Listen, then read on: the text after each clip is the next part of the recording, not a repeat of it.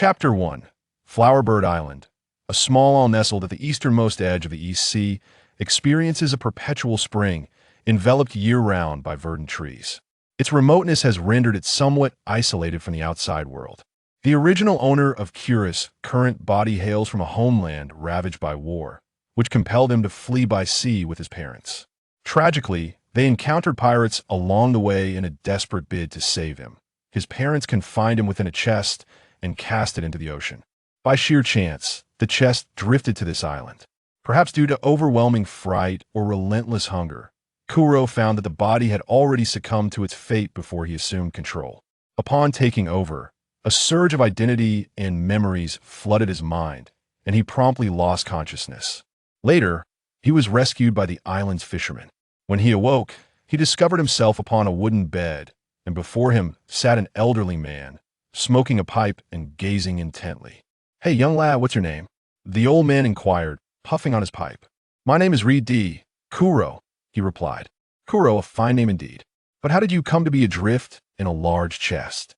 "I was fleeing with my parents from pirates. They placed me in the chest to keep me safe and tossed it into the sea to escape." Kuro spoke, his voice quivering. "Is it true that you became an orphan at the hands of pirates?" The old man's expression turned somber as he set down his pipe, turned his back, and walked towards the door. As he reached the threshold, the old man turned back to Kuro, saying, "There's food on the table, you must be hungry. After you eat, clean the dishes, and for now, you can stay here with me." "Thank you so much, sir," Kuro expressed with heartfelt gratitude. Without further comment, the old man exited through the door. Kuro eagerly approached the table and devoured the food. Hunger gnawed at him relentlessly. He had initially suspected that the previous owner of this body had perished from fright, but now it seemed evident that starvation had claimed him instead. After satisfying his hunger, Kuro lay back on the bed, silently chanting, "System, Golden Finger, activate." He had hoped to possess a system akin to the many protagonists of transmigration tales, but alas, it appeared he was devoid of such fortune. It seems destiny does not favor me. Nonetheless, having watched One Piece for so many years, I am well aware of the treasures that might await me. Yet first, I must ascertain the year. If Luffy hasn't set sail yet, then I'll be in for a long wait of 18 years. With that thought in mind, Kuro leapt from the bed, pushed open the door, and stepped outside. Not far from the door, a cliff loomed, where the old man sat cross-legged, smoking and gazing at the horizon. Kuro approached him. Hearing the sounds of his footsteps, the old man turned. "Have you had your fill?" "Yes, thank you, grandfather, for saving me," Kuro replied. "It was not I who saved you. You were retrieved by the village fishermen who initially believed they had stumbled upon treasure. Upon opening the chest, they discovered a child instead, and thus brought you to me," the old man explained nonchalantly. "So what are your plans now?" "I am uncertain. War has erupted in my homeland, and while fleeing with my parents, we encountered pirates. I now find myself lost," Kuro replied as he sat beside the old man. "If you have nowhere to go, you may stay here for the time being. However, you must fend for yourself when it comes to food, young lad," the old man said, seemingly indifferent. "Really? I'm immensely grateful. I will work hard to find food." Kuro beamed at the old man, and thereafter spent his days accompanying him on fishing ventures. As time passed, Kuro began to piece together a timeline. It was now the year 1508 of the Sea Era, with Luffy expected to set sail around 1520, leaving him 12 years to prepare. Since I have arrived in this world, how can I not indulge in the adventures of the sea? With a newfound purpose, Kuro dedicated most of his time to training, initially running around the island, then gradually incorporating weighted exercises. While Kuro trained, the old man would sit nearby, smoking his pipe. One day, after completing a session of weighted training, the old man approached him. "Hey, young lad, what is the purpose of your daily workouts?" "I seek strength and power to protect myself and to ensure that I am never again a victim of circumstance. I do not wish to see my parents' tragedy repeat itself," Kuro stated earnestly. The old man listened in silence, then retreated into the house. After a short while, he emerged holding a standard-issue Navy sword. With one hand gripping the blade, the old man approached the shore, a surge of dark energy emanating from his arm, and enveloping the sword. Single sword style, tiger's roar. With a swift motion, he unleashed the sword, and a wave of energy manifested as a roaring tiger, hurtling towards a distant sea monster. Boom! The creature exploded upon impact. Oh my! A master of armament hockey. Kira's eyes sparkled with excitement. He had always perceived the old man as a simple fisherman, yet he was, in fact, a swordsman of great renown. The old man sheathed his sword and, releasing the hockey, addressed Kuro. Do you wish to learn? If so, from today forth, wield this sword in practice, swinging it 1,000 times each day. I do wish to learn. I promise I won't slack off. Kuro eagerly accepted the sword and began to practice at the cliff's edge, while the old man observed, occasionally correcting Kira's form. Thus, seasons changed and 10 years passed. On a small island in the East Sea, a bare-chested young man with white hair wielded a long sword. 9,998. 9,999. 10,000. Phew, mission accomplished. Kuro lowered the sword and grabbed a towel to wipe the sweat from his brow. Having spent a decade here, he had mastered the basics of armament hockey, learned to sense attacks with observation hockey, and even attained the level of a swordsman in his swordsmanship just a few days prior. As for his physical capabilities, he had initially assumed the old man was a retired Navy personnel who could impart knowledge on the six powers. However, he soon learned that the old man had once been a pirate who now chose to live in seclusion. The sword given to him was merely an old trophy from the old man's past. Fortunately, the old man later taught Kuro a unique set of martial arts techniques he had developed himself. Observing Kira's training, the old man remarked on his exceptional physical talent and unique constitution. Yet Kuro himself felt no distinct difference. Save for his remarkable recovery during the early days of his training, he would exhaust himself to the point of collapse. However, as long as he had ample food and rest, he would awaken each day refreshed and invigorated. Over the years, both his strength and physique evolved dramatically. Now, he felt confident that he could survive in the new world, and it was time to prepare for his journey at sea. Kuro donned his clothes, hopped into a small boat, and paddled toward home. Upon reaching the shore, he spotted the old man smoking at the water's edge from a distance. "Grandfather, I have returned." "Oh, have you completed your training for today?" "Yes, grandfather, I am ready to set sail." The old man paused, setting down his pipe to regard Kuro. "Are you truly prepared?" "Yes, I have provisions in a boat that should carry me to Logue Town, where I plan to commandeer a pirate ship." Upon hearing this, the old man burst into laughter. "Ha ha ha ha! A young lad of the sea must venture forth. What reason could there be to hinder his steps? Go forth, Kuro, and cause a ruckus upon the ocean." "Ha ha!" With tears in his eyes, Kuro knelt, placing his hands on the ground and bowing his head. "Grandfather, I am eternally grateful for your care over the years. Without you, I would have perished in that wooden chest. Your kindness will forever remain in my heart. Wait for me, grandfather. I shall make a name for myself upon these seas." "Ha ha! Go forth, you rascal. I await the day of your triumph." Kuro bowed once more, rising to glance back at the old man before turning toward the shore where his boat was moored. He leapt onto his vessel, casting one last look at the island where he had lived for a decade. One Piece. Here I come. After a week of sailing, Kuro found himself aboard his ship, consuming the last of his provisions. I should have brought more food. It seems I must find a village to replenish my supplies." Grasping a piece of jerky, he muttered to himself. In truth, he had packed enough food. It was simply that his appetite had grown tremendously. In his youth, he ate slightly more than the average child, but as he began training and fishing daily, his consumption intensified. Once the old man introduced him to sword training and revamped his regimen, Kira's hunger spiraled out of control. The more he trained, the more he needed to eat, and the more he consumed, the more energy he gained, which in turn made training easier, prompting the old man to continuously increase the intensity of Kira's workouts. Initially, he wielded the sword 1,000 times a day, which gradually escalated to 5,000, then 10,000.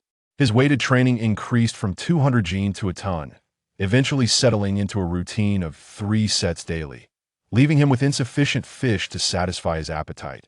There was no alternative. The old man had no choice but to venture out each day to capture wild beasts for sustenance. and on fortunate occasions, he would even manage to bring back sea creatures. Thus, over the course of a decade, with a continuous supply of nourishment, Kuro evolved from a malnourished, emaciated boy into a well-proportioned man standing at a towering height of 2.5 meters, his physique brimming with muscle. As Kuro pondered which nearby village to visit in search of provisions, a series of thunderous booms erupted. Boom, boom, boom. Crash, crash, crash. With a sudden jolt, Kuro sprang to his feet. Someone is bombarding my ship. Emerging from a cabin, he gazed ahead to see a man resembling a grotesque pig standing atop a black pirate ship, a flag emblazoned with a skull and cross cannons fluttering ominously above. The man brandished a cannonball in his hand, laughing boisterously as he directed his gaze towards Kuro, while a throng of pirates nearby cheered and shouted in fervor. "Long live Captain Will!" One shot, and he shattered the mast of that little vessel. Captain Will's aim is impeccable. Ha ha ha. What is this? Watch me fire another shot and obliterate that wretched ship. In an astonishing transformation, the man's arm morphed into a cannon barrel, loading the cannonball within and once more aiming it at Kira's ship. His arm has turned into a cannon? After traversing through time for so long, this was Kira's first encounter with a devil fruit user. Devil fruits, what extraordinary power! Ha ha ha. Seeing the cannon aimed at him, a smile crept onto Kira's face. Just when he was distressed over a lack of food, here came an unexpected supply. He took a few quick steps forward and leaped towards the pirate ship, drawing his long blade midair. One sword style, horizontal slash. The blade sliced through the air, creating a formidable arc that cleaved through the cannonball, the cannon, Will himself, and the two pirates standing behind him. The crew aboard the ship stood frozen in shock. Their captain had been slain in an instant. What manner of monster is this? Kuro was equally taken aback. What sort of being cannot withstand even a single blow? Regardless, he is a devil fruit user. How could he be so weak? As Kuro landed on the pirate ship, the remaining crew members, terrified, huddled together at the edge of the vessel. "Do not fear. I am a good person and shall not harm you." Ha ha ha. The pirates were even more frightened. This creature had just dispatched their devil fruit-empowered captain with a single stroke, and now he stood before them, wielding a blade and laughing, urging them not to be afraid. He must be plotting to lull us into a false sense of security before slaughtering us. Kuro observed the quivering crew, stroking his face. This is unusual. They should not react this way upon seeing my amiable countenance. Noticing their trembling escalating in frequency, Kuro realized that these scoundrels could not discern the kindness conveyed by his smile, leaving him no choice but to resort to intimidation. "Hey, stop quivering. Someone step forward to take charge. Otherwise, I shall slay you all." Kuro glared menacingly. The pirates exchanged anxious glances before pushing forth a towering figure, exceeding 3 meters in height, forcing Kuro to tilt his head back to meet his gaze. "Hey, what is your name?" Kuro inquired. "I am Ryan, Boscotti Ryan," the hulking man replied, scratching his head. That is quite a fine name. How much is the bounty on your captain?" "Our captain has a bounty of 13 million berries." "You must be jesting. A devil fruit user with a mere 13 million? Do you take me for a fool?" Kuro thought to himself, how could this seemingly honest fellow turn out to be such a deceiver? To speak such blatant lies with wide-open eyes. Does he truly believe I am gullible? No. Our captain has only recently consumed the devil fruit. He intended to hone his abilities and happened upon your small vessel today. Ryan hesitated, realizing he could not admit they merely sought to use Kuro as a target for practice, lest he receive a blade of his own. I wonder how he could be so weak. Here I was, taking him seriously, believing he might be a formidable opponent, only to discover he could not withstand even my strike. Kuro lamented silently. Who among my kin can comprehend the effort I expended, only to be met with such utter defeat? What is your position aboard this ship? I have only recently joined and have not yet been assigned a role. Then why were you pushed forth to represent them? Oh, they cannot contend with me. I have been preparing to challenge the captain within the next few days, but unexpectedly, you have slain him today. Then it seems I have inadvertently obstructed your progress? No. In truth, I may not have triumphed regardless. Ha ha ha. Kuro regarded the simpleton before him, who scratched his head in an endearing manner, thinking he appeared rather honest. Kuro surveyed the remaining crew members. "Then you shall join me. I am in the process of forming a pirate crew. You will serve as my helmsman, responsible for steering the ship. You're already familiar with them, so you may manage them as you see fit." Ryan was momentarily taken aback. "Are you not a bounty hunter?" "A bounty hunter? Do I resemble one?" "You came aboard and killed Will, then inquired about his bounty. He fired upon me, so naturally I had to strike him down. With his demise, I can exchange him for a reward from the Navy, thus making efficient use of resources." Within the confines of the modest cabin, Yuan clasped his head with both hands. Despite having traversed this merciless world for several years, the innate ordinariness and fragility within him kept him teetering on the precipice of slaughter and cannibalism. Unable to advance, he reminisced about the various facets of his past life, the quarrels of his parents during his childhood, standing in the periphery at school, observing the brilliance of others, and the subservience he exhibited in the workplace after entering society. Yuan was acutely aware that the shoes he possessed offered him an immense opportunity. Once he embarked upon this path, there would be no turning back. Thus, he resolved to forge ahead relentlessly. To fight, to abandon this endeavor would render years of meticulous planning utterly futile. From that moment forth, he vowed never to let any opportunity slip away, continuously pressing forward, with a visage contorted in determination. Yuan's expression mirrored that of Aaron's father as he prepared to slay the royal family of Rice. Finally summoning the resolve, Yuan trembled as he rose to his feet, retrieving the syringe he had meticulously prepared, and approached the slumbering Reiner, ready to extract his spinal fluid. According to the intelligence he had gathered, only those of royal blood possessed the serum capable of transforming individuals into titans. Yet now, he found himself in a desperate gamble, extracting directly from Reiner. Should he lose this wager, all his preceding efforts would be rendered null and void. In his current state, having transmigrated into the body of an Eldian, he considered himself exceedingly fortunate. Even if Reiner's spinal fluid failed to grant him titan transformation, what could he do but continue to advance? Taking a deep breath, Yuan affirmed his resolve. He was already on this path, and he would not regret his choices, even unto death. The needle, gleaming with a cold glint, pierced his arm, a process he had rehearsed countless times in his mind. A radiant light erupted. Yuan succeeded. The armored titan and the colossal titan were now his. The cabin was almost entirely uprooted by the force of his transformation. The tremendous impact shattered the floorboards, and a titan with a massive head and diminutive body appeared, crawling towards Reiner and Hufwa with an eerie grin. The efficacy of the serum was potent. Both Reiner and Hufwa remained in a deep slumber, and Yuan had no inclination to feign ignorance in front of his adversaries.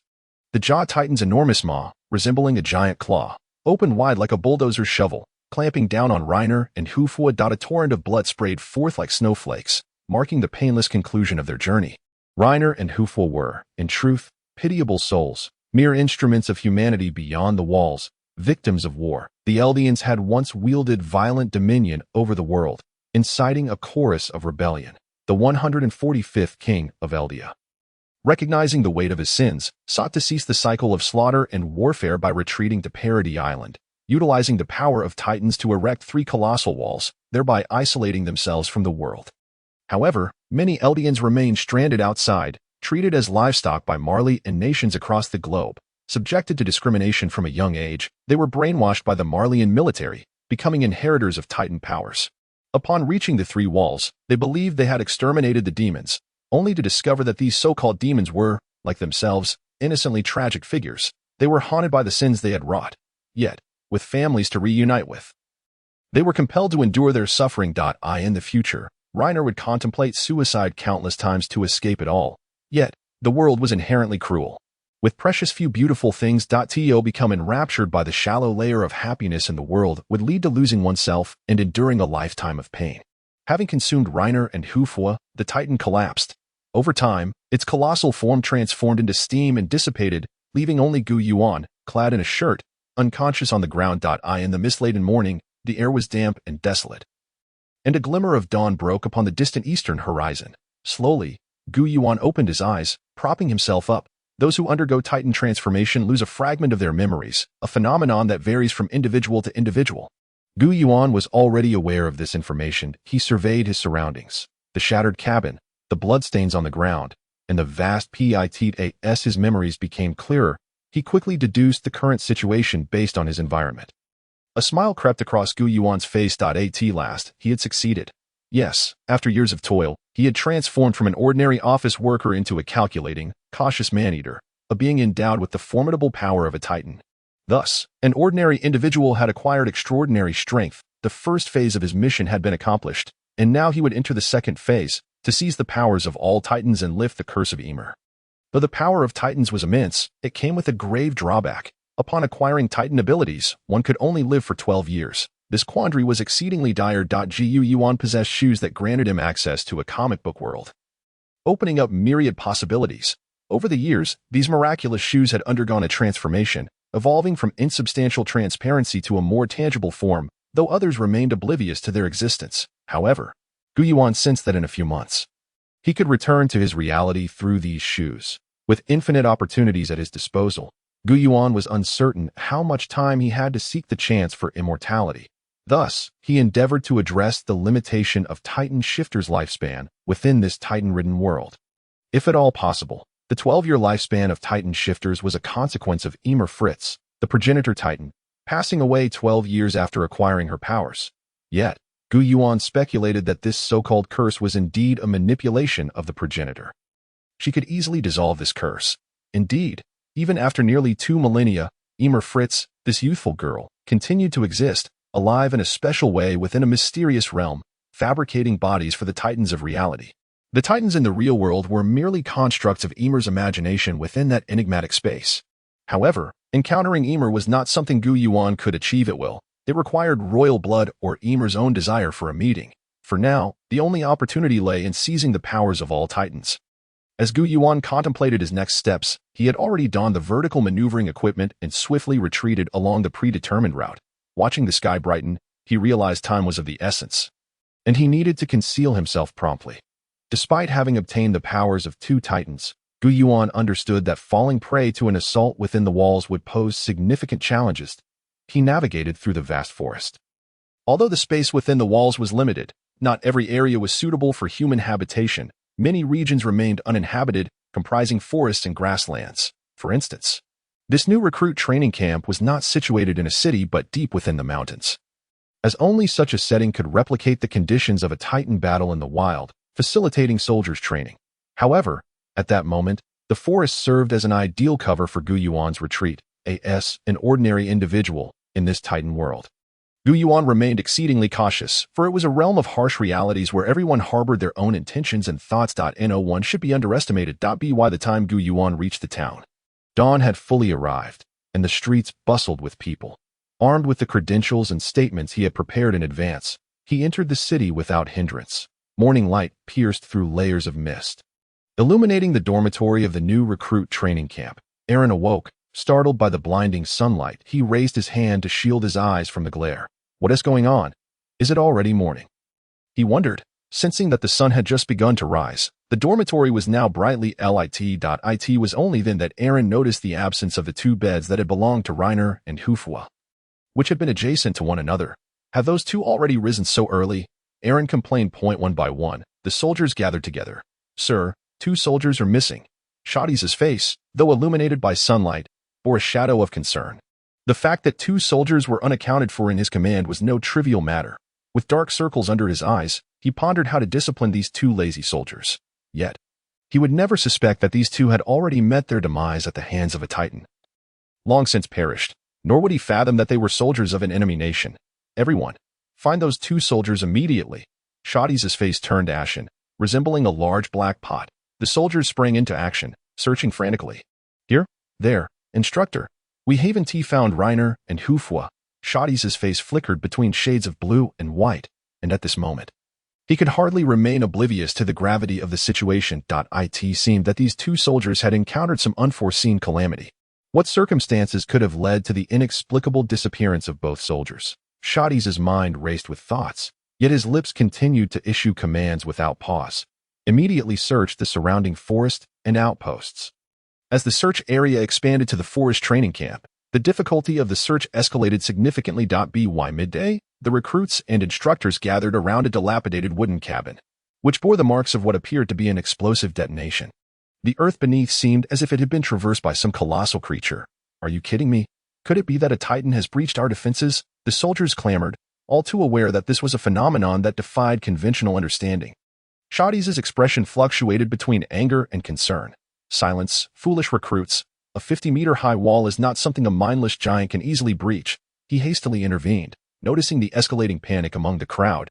Yet, amidst the tumult, two individuals stood apart in their demeanor.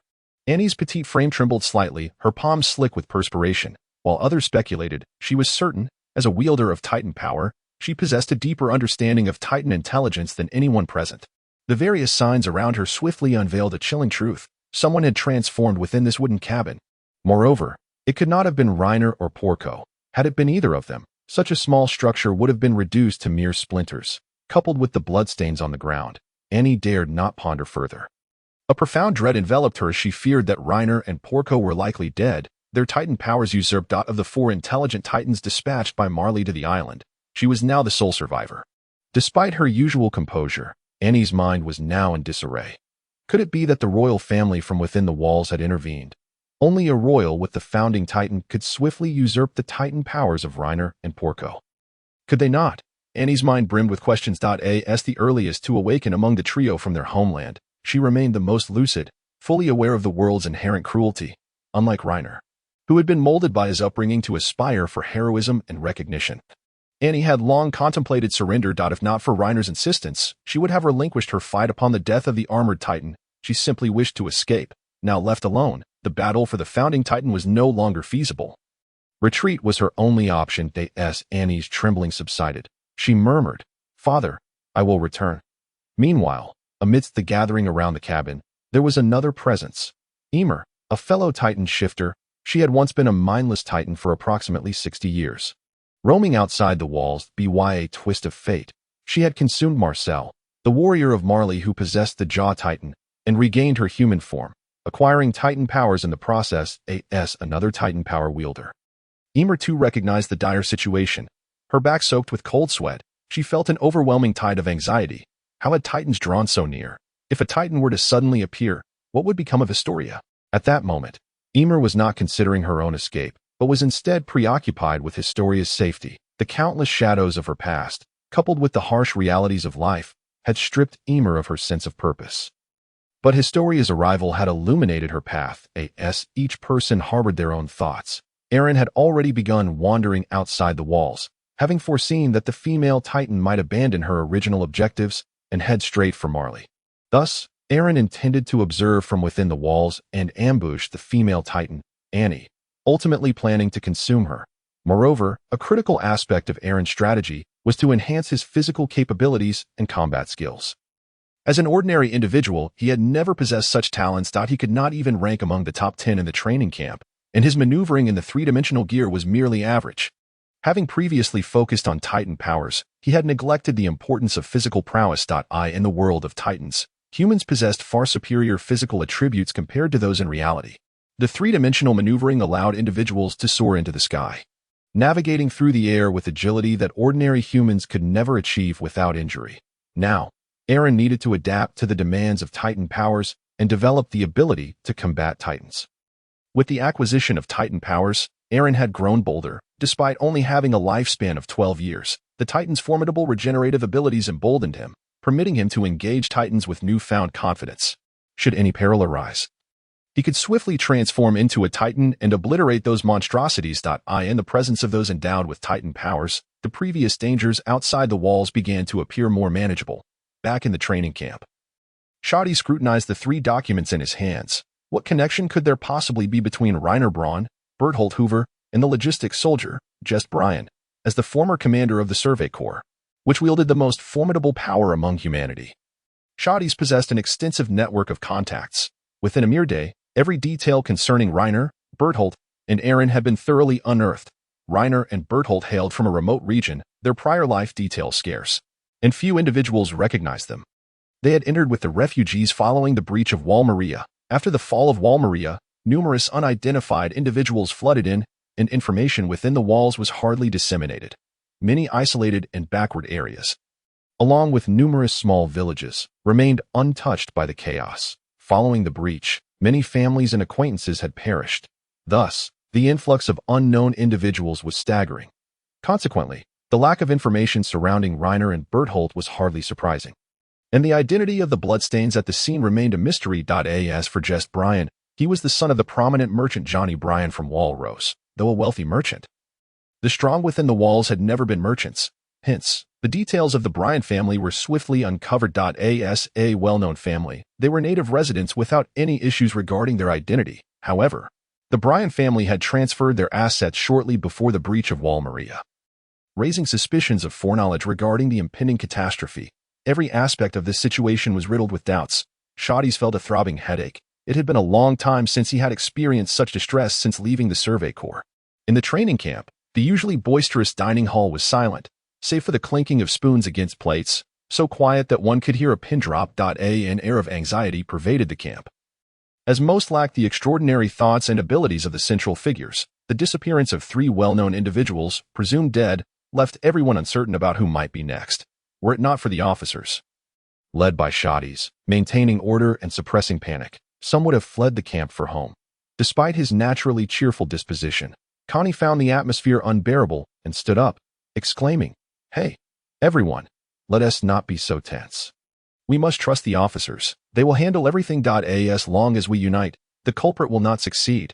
Connie trembled as he summoned his courage to speak. A voice that piqued curiosity interrupted. "What if the culprit is one of the officers? Or perhaps someone among us?" Suddenly, an overwhelming sense of despair enveloped him. Throughout his arduous journey, he had strived diligently, achieving a commendable position within the top 10 of his comprehensive results. Soon, he was poised to leave the training camp, ready to join the garrison in the mainland, evading the grotesque and terrifying giants, and embark upon a life of tranquility. Yet, to his dismay, a murder case had emerged. Aside from the fear of his own demise, his future now hung in the balance. Should he fail to secure his entry into the garrison, it would be a devastating blow. His close friend Mark, noticing Jean's unstable emotions and harsh words, rushed to intervene, grasping Jean's arm. "Jean, do not speak like that," he urged. As they walked back to the dormitory alongside Aaron. That moment, Aaron found himself at a loss, unable to regain his composure. Reiner, Hufwa, and Jess were individuals with whom he shared solid relationships. Reiner and Hufwa were as dependable as comrades, both possessing their own aspirations, qualities that Aaron greatly admired. Jess, as Aaron's senior, wholeheartedly embraced Aaron's free-spirited thoughts, and their conversations often left Aaron enlightened. What was wrong with pursuing one's desires? Yet, the grim reality loomed that such a long-acquainted senior might now be deceased. This thought further darkened Aaron's mood. Another acquaintance lost. Perhaps this was the harsh truth of their world. Meanwhile, Yuan had already departed from the Wall of Rose with the supplies he had meticulously prepared. Unlike the Survey Corps, he had no steeds at his disposal, thus he could only navigate the towering walls into the forest of colossal trees, equipped with his vertical maneuvering gear and substantial baggage. Within the breached Wall Maria lay numerous remnants of human settlements, undoubtedly housing edible provisions and spare vertical maneuvering gear. Yuan mused. It was time to take the next step. He must swiftly find a way to harness the power of the giants. As he traversed the wall, he could swiftly react and counterattack should he encounter any giants. Yet, in nearly 5 years of relative safety, the giants had dispersed significantly. He only spotted a single 6-meter class giant along the way. Such a creature was easily dispatched with a set of established techniques, proving far less formidable against well-equipped soldiers than those towering over 10 meters. The larger the giant, the greater its explosive power and strength, and the more formidable the oppressive aura it exuded. Only a select few, at least squad leaders within the Survey Corps, could hope to fell giants exceeding 10 meters in height. It was only after experiencing true combat that one could appreciate the extraordinary talents of those remaining in the rookie training camp. Countless others would perish on the battlefield, leaving only the elite behind. After several days of travel, Yuan finally arrived at the human settlement within Wall Maria. He ascended to the rooftops, and from his vantage point, he observed that 8 or 9 giants still roamed the urban landscape. This was it. Here, Yuan would initiate his experiment with the power of the giants. Unlike Aaron, who remained unaware of critical intelligence, Yuan was well-versed in the lore of the giants. Transforming into a giant required a fervent will and injury as a catalyst. Perhaps sensing Yuan's presence, the nearby giants began to draw closer. Calmly, Yuan watched them, then deftly maneuvered his vertical gear to take flight. A brilliant golden light erupted in the sky, and a golden bolt of lightning descended. the ground trembled violently, and the fierce winds generated by the transformation shattered the glass of the surrounding dilapidated buildings. As the smoke cleared, a 15-meter giant emerged, adorned with small devilish horns and clad in armor that seemed to stretch like muscle. Yuan opened his eyes. The perspective was utterly transformed.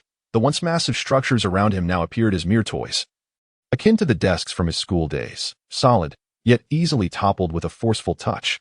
The sensation of power coursing through his giant form was unlike anything he had ever experienced. Was this the essence of the extraordinary? Yuan reveled in the newfound sensation of his giant physique. Though he had never piloted a mecha, he confidently asserted that the experience and intricacies of controlling his giant body surpassed those of operating devices like Gundams. The transformed giant seemed to possess an irresistible allure. The previously lethargic giants now appeared to hone in on their target with uncanny swiftness. Yuan tested his giant limbs beneath the spiked, demonic mask of armor. His entire face was enveloped in a layer of flesh and sinew, akin to neural connections. A grin spread across Yuan's face as he launched himself towards the trio of titans. His 15-meter armored body surged forward, kicking up a gust of wind. The armored giant he controlled collided with one of the mindless giants at a speed that far surpassed its own. With a resounding crash, the 12-meter, mindless giant burst apart like a rag doll, its blood raining down in torrents. Yuan reveled in the sanguine downpour. The steam rising from the evaporating blood of the mindless giant rendered him a veritable demon of destruction. What ecstasy it was to feel such power. As an individual of ordinary aptitude, Yuan could only be considered a frail human even after rigorous training. Yet upon connecting with the armored giant, the overwhelming disparity in strength nearly overwhelmed his emotions. With a swift motion, he lunged toward another giant, delivering a devastating punch. The head of the mindless giant crumpled like a deflated ball, bursting instantly. Its body collapsed to the ground with a thunderous thud. Following this, another simple yet powerful strike sent the remaining giants crashing down. In the span of a mere minute, all three giants exceeding 10 meters in height were vanquished. Yuan was astonished by his own might. Had he relied solely on his human form, the outcome would likely have been a desperate struggle to slay one giant, only to be ensnared by another, leading to a grim fate. Emerging from the nape of the giant, Yuan felt the toll of exertion.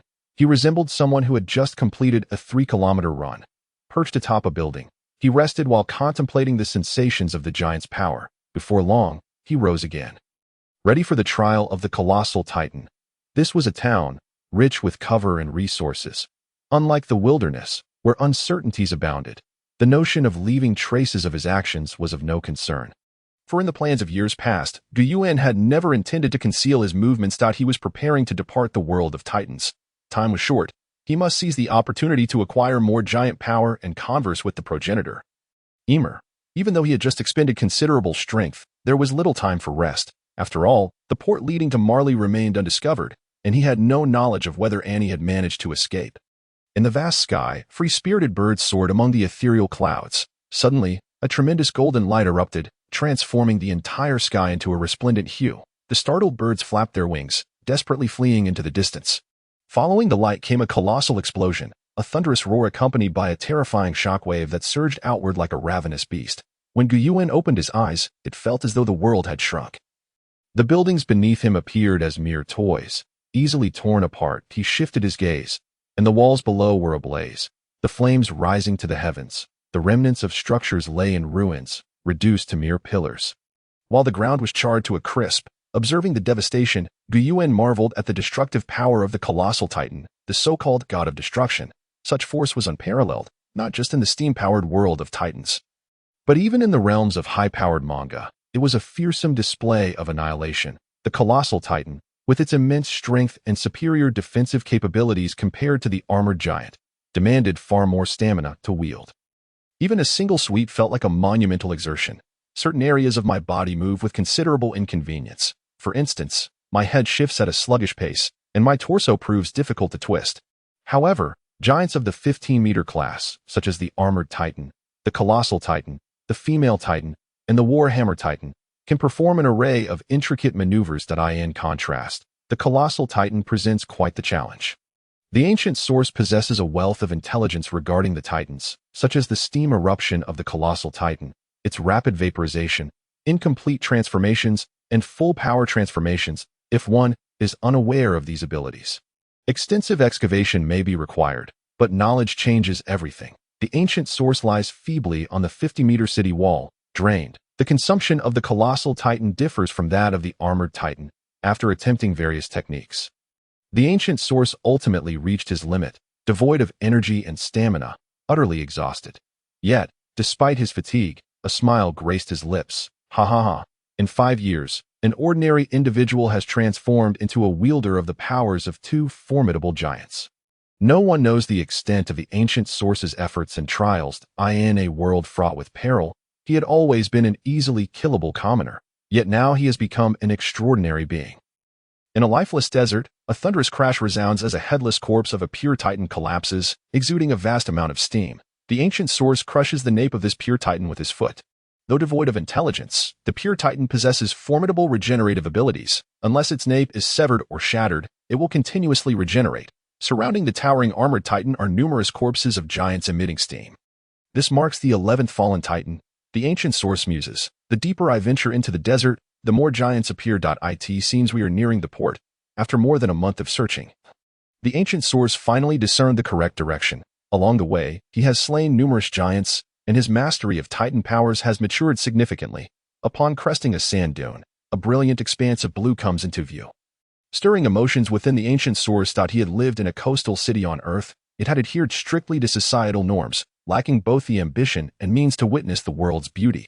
He had seen the ocean only once, and this is his first encounter in this otherworldly realm.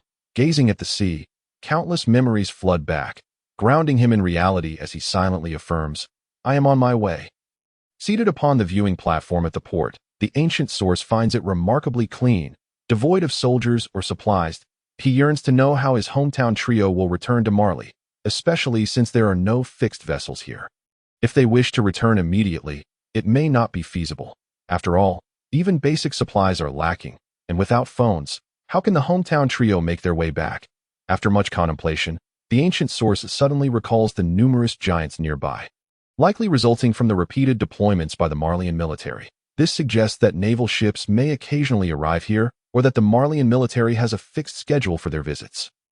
A smile spreads across his face. "Annie, I await you." The Great Tree Forest, a unique landscape on Parody Island, serves as the realm of the Eldian royal family, where many elements are intertwined with the power of the Titans due to their infection. The Great Tree Forest towers approximately 80 meters high, casting a shadow over the land. Standing upon its trunk, one feels as though walking on solid ground. The ancient source sets up a tent on the edge of the Great Tree Forest. Satisfied with his current location, this is a crucial passage to the port. If Annie does not arrive, it is beyond belief. He reasons that Annie must inevitably flee, and now, concealed among the tree trunks, he possesses an advantageous vantage point, able to survey the surroundings while remaining hidden from view. He now waits patiently for Annie's arrival. After enduring a painstaking wait of over 10 days without sight of Annie, the ancient source begins to doubt his judgment. Could it be that she has lost her way? After so many days of silence, a sense of agitation builds within him, prompting a decision to seek out Annie directly. He promptly dons his maneuvering gear, gathering his belongings in preparation for the journey. Just then, a small black dot appears in the distance. The ancient source freezes momentarily, squinting to observe. Golden hair crowns a titan whose muscular exoskeleton, though exposed, lacks bulk. Sprinting across the plains, a surge of joy fills the ancient source. This is undoubtedly the female titan, her traits unmistakably those of one of the 9 intelligent titans, her streamlined form starkly contrasting with the grotesque pure titans. Annie, controlling the titan's form, hastens along, a sense of unease creeping in as she silently laments Shadi's for the disappearance of her trio from the training camp. The training camp is heavily fortified and vigilant.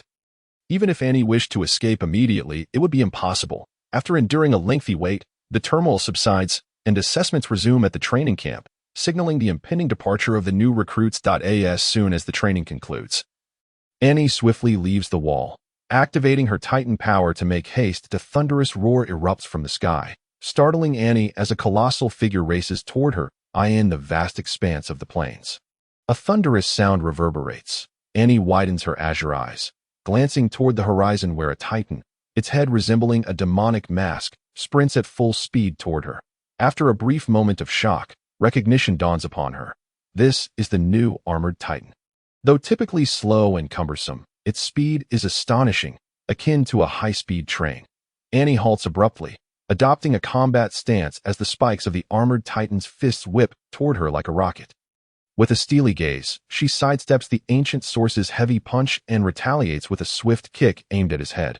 The force of her strike catches the ancient source off guard, sending him stumbling back several paces. Had he not been encumbered by the weight of the armored titan, he might have been sent flying.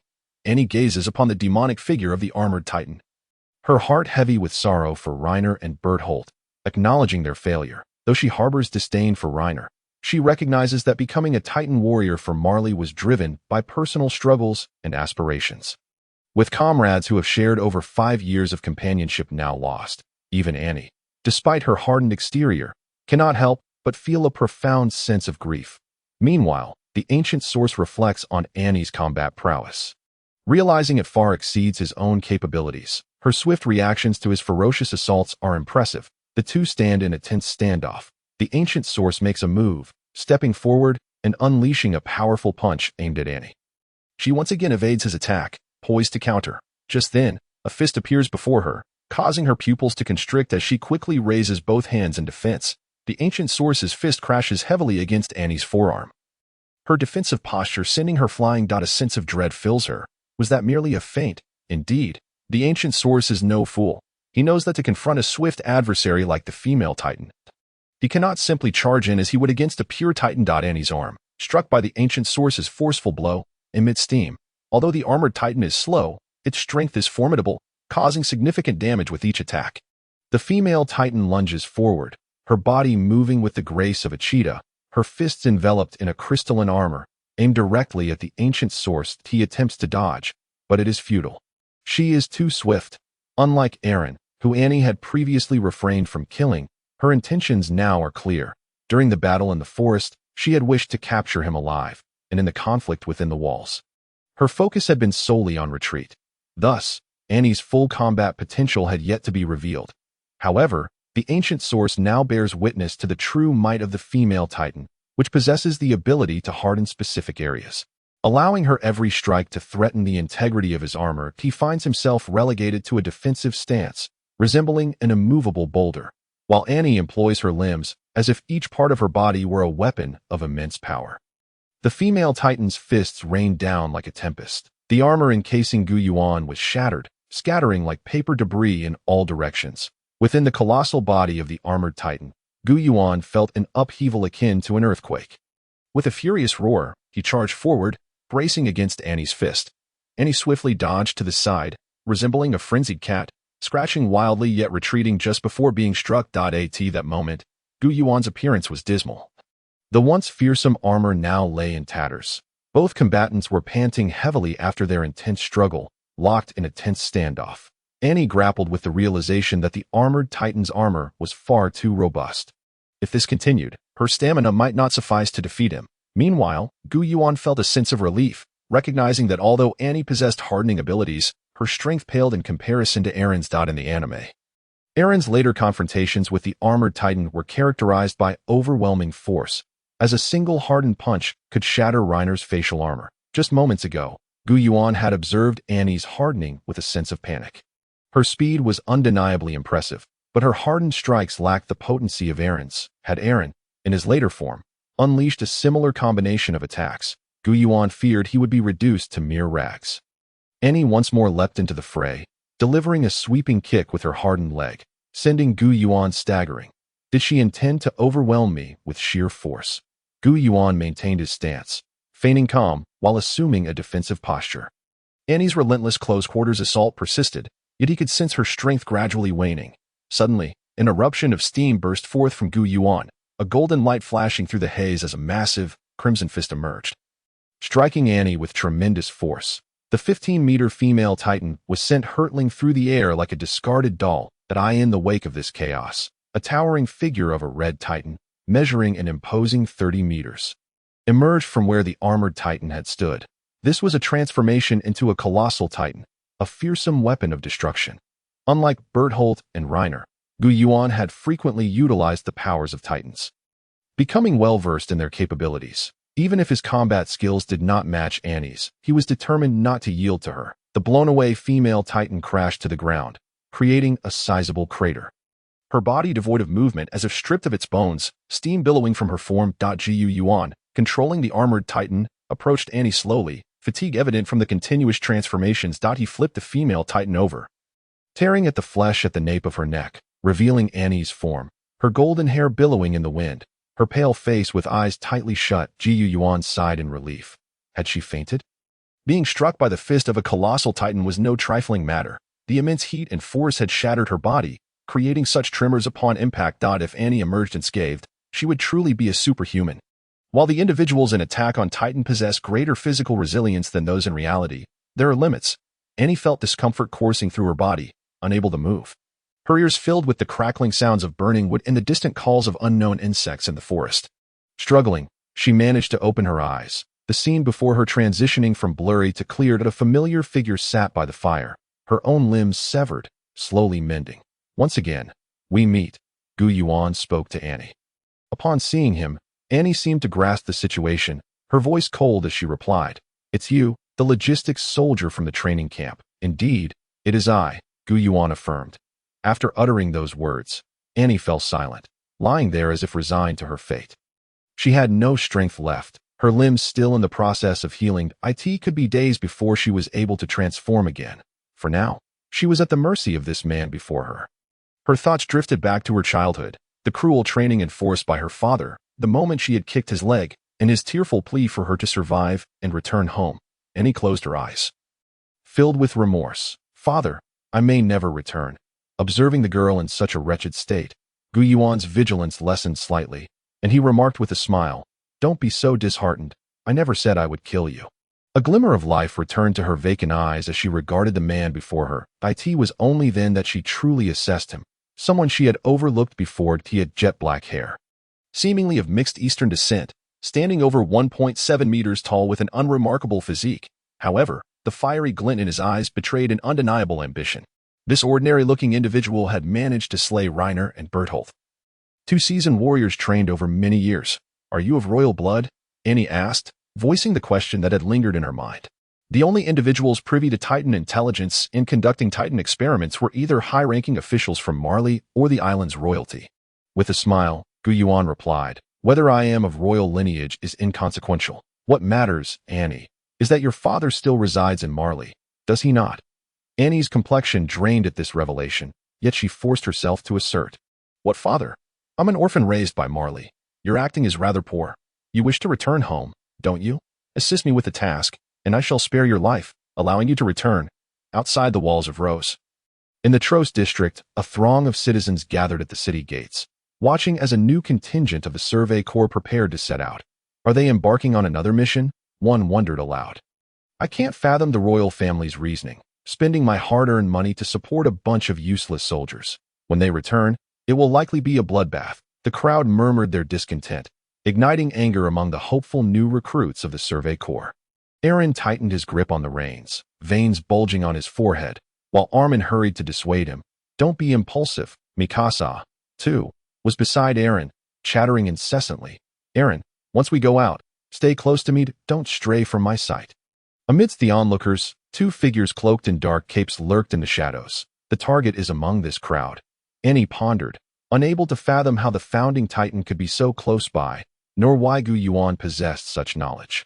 Driven by the desire to return home and reunite with her father, the 16-year-old girl reluctantly agreed to assist Yuan, hoping to gamble on the belief that he would not betray her, enabling her to truly go home to her father. Yuan silently observed the members of the Survey Corps, noting the many newcomers who had joined this season. Many of them were unaware of the horrors of the Titans, having not experienced the Tros district battle depicted in the original story, while those who had were close to forgetting the Titans' oppressive presence. It was likely that many would perish on this expedition. Even he, without the power of a Titan, had faced death numerous times outside the walls. Familiar faces within the crowd were few, yet the trio of Eren, Mikasa, and Armin steadfastly remained with the Survey Corps. Those who should have joined, such as Jean, Connie, and Sasha, had been deterred from enlisting due to Yuan's presence, having not yet faced true battle. They could not be swayed by Eren's words. He was not particularly skilled in persuasion. Yuan's gaze fell upon a familiar girl with dark hair and freckles in the crowd. "Prepare to act," He instructed Annie that I understand, she replied. Emer observed the tense Historia beside her, silently vowing, Historia, I will always protect you. Suddenly, a deafening crash echoed, followed by the sound of collapsing buildings. A 15-meter Titan clad in armor appeared. All those gathered near the city gates stood frozen in shock. Why is there a Titan here? How did it get in? Yuan's demonic red eyes fixated on Emer before he charged toward her. At that moment, the stunned crowd finally reacted. Run! People fled in a frantic rush, while Yuan remained indifferent to the chaos around him. Like a train barreling forward, he charged at Emer, who, at that moment, was acutely aware of her adversary's intentions. With a swift motion, she shoved Historia aside. Out of nowhere, she produced a dagger and plunged it into her palm. A brilliant flash of gold erupted. A colossal head, resembling a giant, emerged from the radiance. Yuan's fist, propelled like a rocket, hurtled toward the giant. But the creature exhibited astonishing speed, evading Yuan's strike in an instant and leaping onto a nearby rooftop. Yuan's powerful assault met yet another setback. Since his debut, he had been contending with such agile, intelligent giants, and the advantages of the armored Titan were rendered ineffective. The two Titans faced off beneath the city walls. With Emer controlling the Jaw Titan at remarkable speed, in just 2 exchanges, the armored Titan's armor had already sustained numerous deep gashes from the Titan's sharp claws. The two stood poised for combat. The Jaw Titan made the first move, leaping forward. Like a high-speed fireball, it lunged at Yuan's face with its claws. However, Yuan was no longer the ordinary person he once was. The control of the armored Titan now bore an almost mystical unity with his swordsmanship. Yuan's fist, encased in heavy armor, struck the Jaw Titan, sending the 7-meter-tall creature flying, as if it were a mere ball, crashing into a distant residential building. Thud. Meanwhile, as the two Titans clashed, many members of the Survey Corps had yet to evacuate, including the trio of Eren, Mikasa, and Armin. Despite undergoing a series of bewildered reactions leading to astonishment, Eren quickly regained his composure. 5 years have passed, you bastard Titan. Did you think I wouldn't recognize you just because you don a new suit of armor? Indeed, due to the lack of information, the soldiers present believed that this Titan, resembling a demon, was the very one that had breached the gates of Wall Maria. Eren prepared to use his vertical maneuvering equipment to attack the armored Titan, the very being responsible for countless lost homes and lives. At that moment, Armin, the strategist, hurriedly intervened. Wait, Eren, hold on a moment. What is there to wait for? The enemy is right before us. Clearly, these two Titans are engaged in infighting. We need to ascertain the situation first and let them battle it out. Let's await the captain's orders. Indeed, Yuan had chosen this location, the site of the strongest forces within the 3 great walls of Eldia, to capture Emer amidst the gathering of the Survey Corps soldiers. Captain Erwin, the current leader of humanity's mightiest force, was portrayed in the manga as a figure of immense charisma, intelligence, and trustworthiness among his subordinates. With his golden locks and a demeanor both upright and distinctively handsome, Erwin's expertise in Titan research and understanding of humanity was unparalleled. Throughout the manga, he had repeatedly devised effective strategies against Titans, garnering commendable results. A formidable character whose untimely demise was a tragic flaw, Armin could discern the internal conflict between the two Titans, and the astute Captain Erwin could certainly not be oblivious to it. Alongside Erwin, humanity's strongest warrior, Captain Levi, and the upper echelon of the Survey Corps were all positioned at a distance from Yuan's armored Titan on the rooftops. When do we strike? Your command is paramount. I shall follow your lead, Captain Levi stated, his expression stoic. A glimmer of resolve shone in Erwin's eyes as he silently observed Yuan's actions. Meanwhile, Hang had descended into a frenzy. Hang Zhou, the Survey Corps squad leader, later became the captain and was a scientific fanatic with an intense obsession for Titan research. At that moment, she was itching to leap at Yuan and unleash her fervor. A few of her subordinates struggled to restrain the enthusiastic scientist. Captain Hang, please, maintain your composure and await Captain Erwin's orders. While the members of the Survey Corps hid and observed the titanic duel, Yuan watched the direction in which the Jaw Titan had fallen. After a brief moment, he realized that the Titan had not reappeared. Yuan felt a twinge of confusion at that moment. The Jaw Titan was swiftly moving under the cover of buildings, while Emer's expression turned a shade of pale. How did they know I am that Titan from back then? Damn it, Historia, wait for me. I will return for you. Having engaged Yuan briefly, Ymir recognized that she was outmatched and utilized the distance created by Yuan's powerful strike to escape, her small stature and remarkable speed aiding her flight. Yuan stood his ground, a smirk playing at the corners of his mouth as he observed the commotion caused by the Jaw Titan's movement. The Jaw Titan, under Ymir's control, possessed razor-sharp claws capable of effortlessly grasping the walls of buildings, allowing it to traverse the landscape with agility. Since Ymir's transformation back into a human, she had scarcely utilized her Titan powers, yet it was undeniable that she was a proficient wielder of such strength. Within mere minutes, she had grown adept with the Jaw Titan. Ymir's speed was astonishing. The scenery around her blurred as she raced forward. Suddenly, a resounding crash erupted nearby. A long leg descended upon the Jaw Titan's head. Annie had fallen from the sky, her legs swinging down like a battle axe. The small form of the Jaw Titan was crushed beneath her foot, the ground caving in dramatically and unleashing a tempest of wind. Annie was a contingency in Yuan's plan, devised to counteract the interference from the Survey Corps and prevent Ymir's escape. Unlike Annie, Ymir's concerns were few, and her will to fight was lacking, which Yuan had anticipated. Hence, a backup was essential. Annie's female Titan was particularly effective against the Jaw Titan. Consequently, the earlier scene unfolded. Annie seized the Jaw Titan, attempting to bite down on its nape. A hand suddenly blocked her path, and Annie was taken aback. Yuan's armored Titan had appeared beside her without her noticing. Annie handed over the limp, steaming Jaw Titan to Yuan. As Yuan controlled the armored Titan, steam billowed from the armor on its face, revealing a serrated MAW.IT sank its teeth into the nape of the Jaw Titan. Blood gushed forth. Yuan felt no tumult within. Life was undeniably fragile, further solidifying his resolve to seek immortality and the path to ultimate strength. Although controlling the Titan body allowed for a transmission of sensations, including pain, Titans did not require sustenance, so Yuan did not experience the taste of blood. He suppressed his discomfort, attuning himself to the changes within his body. He recalled scenes from the later chapters of the manga where Eren devoured the Warhammer Titan.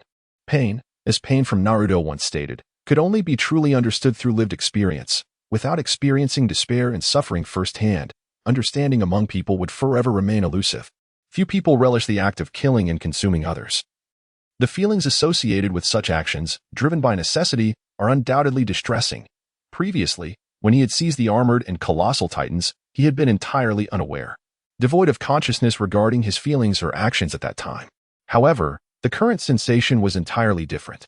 As the Jaw Titan was absorbed into the armored Titan's body, it transmitted a signal to Yuan's mind. It felt akin to suddenly discovering an innate proficiency for swimming. The ability had become a part of him. Fire. Just as Yuan was becoming attuned to the changes within the Titan's body, a booming yet resonant voice of a human officer echoed throughout the city. Countless cannonballs rained down upon Yuan, and Annie's female Titan arm was instantly blasted away. Annie quickly shielded her nape with her remaining arm, retreating beneath Yuan's form. Yuan was taken aback by the swiftness and effectiveness of humanity's strategic deployment. They had swiftly brought forth such heavy artillery, utilizing the cannons mounted on the walls and the stationed soldiers below for indiscriminate bombardment. However, the technology within the walls was woefully outdated. The advanced technology depicted in the manga concerning Marley is conspicuously absent. Although Marley has fallen behind in technological progress due to its reliance on the power of Titans, it still possesses weaponry specifically designed to combat them. However, the current arsenal of the military within the walls is woefully inadequate. The Survey Corps equipment is utterly incapable of penetrating the armor of the armored Titan. The Thunder Spears, which were developed in the later stages of the manga, have yet to be created. The firearms and projectiles wielded by the ordinary soldiers are characterized by their poor accuracy and minimal firepower. Nevertheless, the overwhelming barrage of artillery still poses a considerable nuisance to the armored Titan. Although the shells do not strike him directly, they obliterate the surrounding buildings. This juncture, both he and Annie find themselves fully exposed under the onslaught of humanity's artillery. If the bombardment persists, the armored Titan will inevitably succumb, and he cannot resort to transforming into the colossal Titan, for doing so would surely reduce Annie to ashes beneath him. Gritting his teeth, he curls his body tightly, attempting to minimize the chances of shells penetrating the gaps in his armor, and shouts down to Annie, "Annie, can you hear me? Can you come into my mouth?" The armored Titan is not one who relishes slaughter. He is driven solely by the desire to achieve his objectives and will not engage in unnecessary killing. Perhaps this is a principle he upholds as a human. He opens the mouth of the armored titan and calls out to Annie from within. Despite the cacophony of explosions disorienting both of them inside the titan's massive form, Annie hears his voice. Upon hearing his words, even Annie, with her typically cold demeanor, is rendered speechless. The absurdity of such a request astonishes her.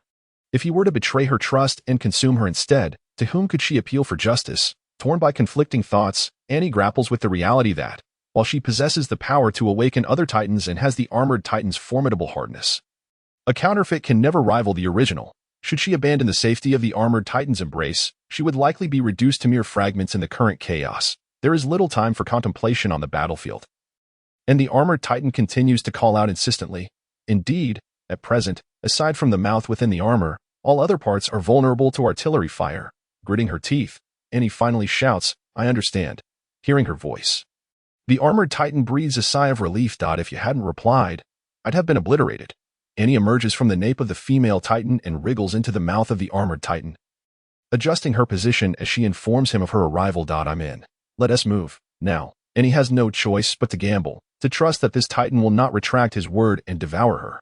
The armored titan roars with laughter, rising to his feet as the bombardment causes his colossal form to sway from side to side. Observing the titan braving the artillery fire, Levi coldly remarks, "That bastard. He has withstood bombardment for nearly 5 minutes and remains unharmed. My blade is ineffective against him." Owen's brow is similarly furrowed. As the armored titan moves through the barrage, gradually distancing himself from the epicenter of the explosions, the surrounding soldiers retreat in fright. Conversely, Eren and the higher-ups of the Survey Corps display a markedly different reaction from the station soldiers.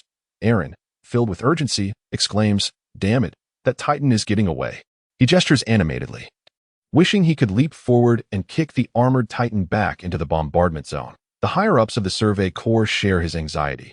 Levi turns to the one person he trusts most. "Give the order, Erwin. I will intercept him." The squad leaders also exhibit unwavering trust in Erwin. "Yes, Commander. Give the order. We must hold this bastard titan at all costs. He has audaciously intruded into our territory, and we must make him pay." This is a significant advancement for humanity in their quest to explore the titans. Erwin gazes at those around him. Despite being the upper echelon of the military, they are filled with fervor, eager to contribute to humanity's cause, even at the risk of death. Silent contemplation fills Erwin's mind. Indeed, if we capture this titan, humanity may unravel the great mysteries of the titans, and the truth may soon emerge. The armored titan's pace quickens, and the number of shells diminishes. When his foot lands in a particular spot, Erwin commands, "Tatakai, soldiers, offer your hearts," with the highest command issued by Erwin. The Survey Corps springs into action. The armored titan perceives a multitude of flying figures encircling him. The sound of the vertical maneuvering equipment fills the air with a flurry of whooshing sounds. Soldiers engage in a tug-of-war around the armored titan, one wave attacking and then retreating while another takes their place. The armored titan feels as though he is ensnared by a whirlwind.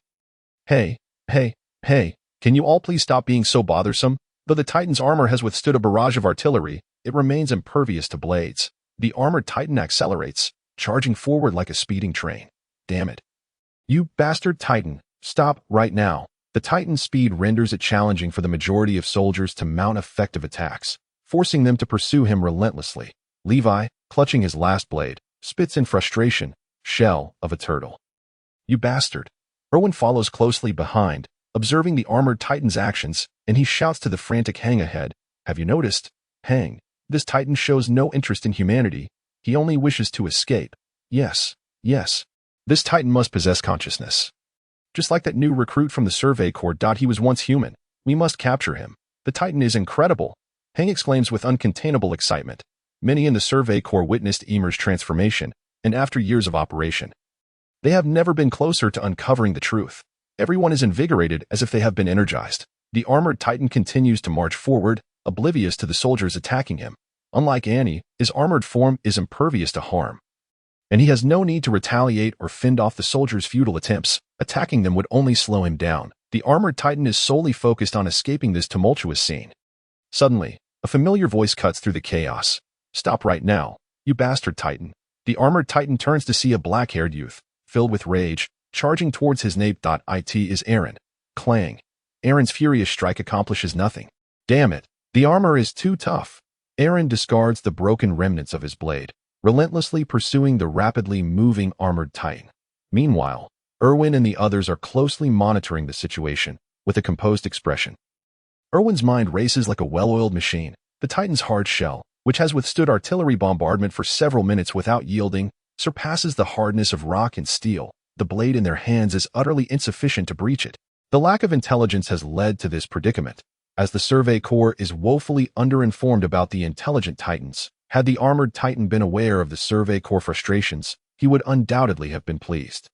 In both the manga and anime, the armored titan's achievements and prowess are rather unremarkable. Aside from breaching the wall, he has not secured any further victories, whether it be the thunder spears later developed within the walls or the anti-titan artillery and sniper rifles employed by humanity outside the walls.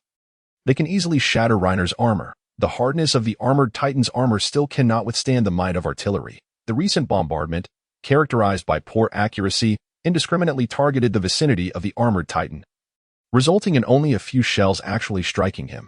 Secondly, the explosive power contained within the city's artillery shells is considerably less potent, especially when compared to the formidable armaments developed within the walls after the reforms.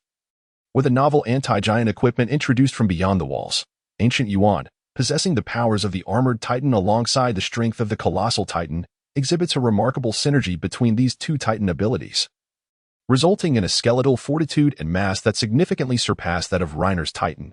The outdated equipment within the walls finds itself at a tremendous disadvantage in breaching his defenses, yet it remains far from invincible. As the Survey Corps and others scrutinize ancient Yuan, he too casts his gaze upon the figures in the rear. His focus rests upon Eren, and due to his affection for Eren's character and Mikasa's unwavering protection, he has refrained from making any hostile moves against him. Anyone who has witnessed Eren's life would feel a profound sense of sorrow for this young man, whose existence is but a fleeting 19 years.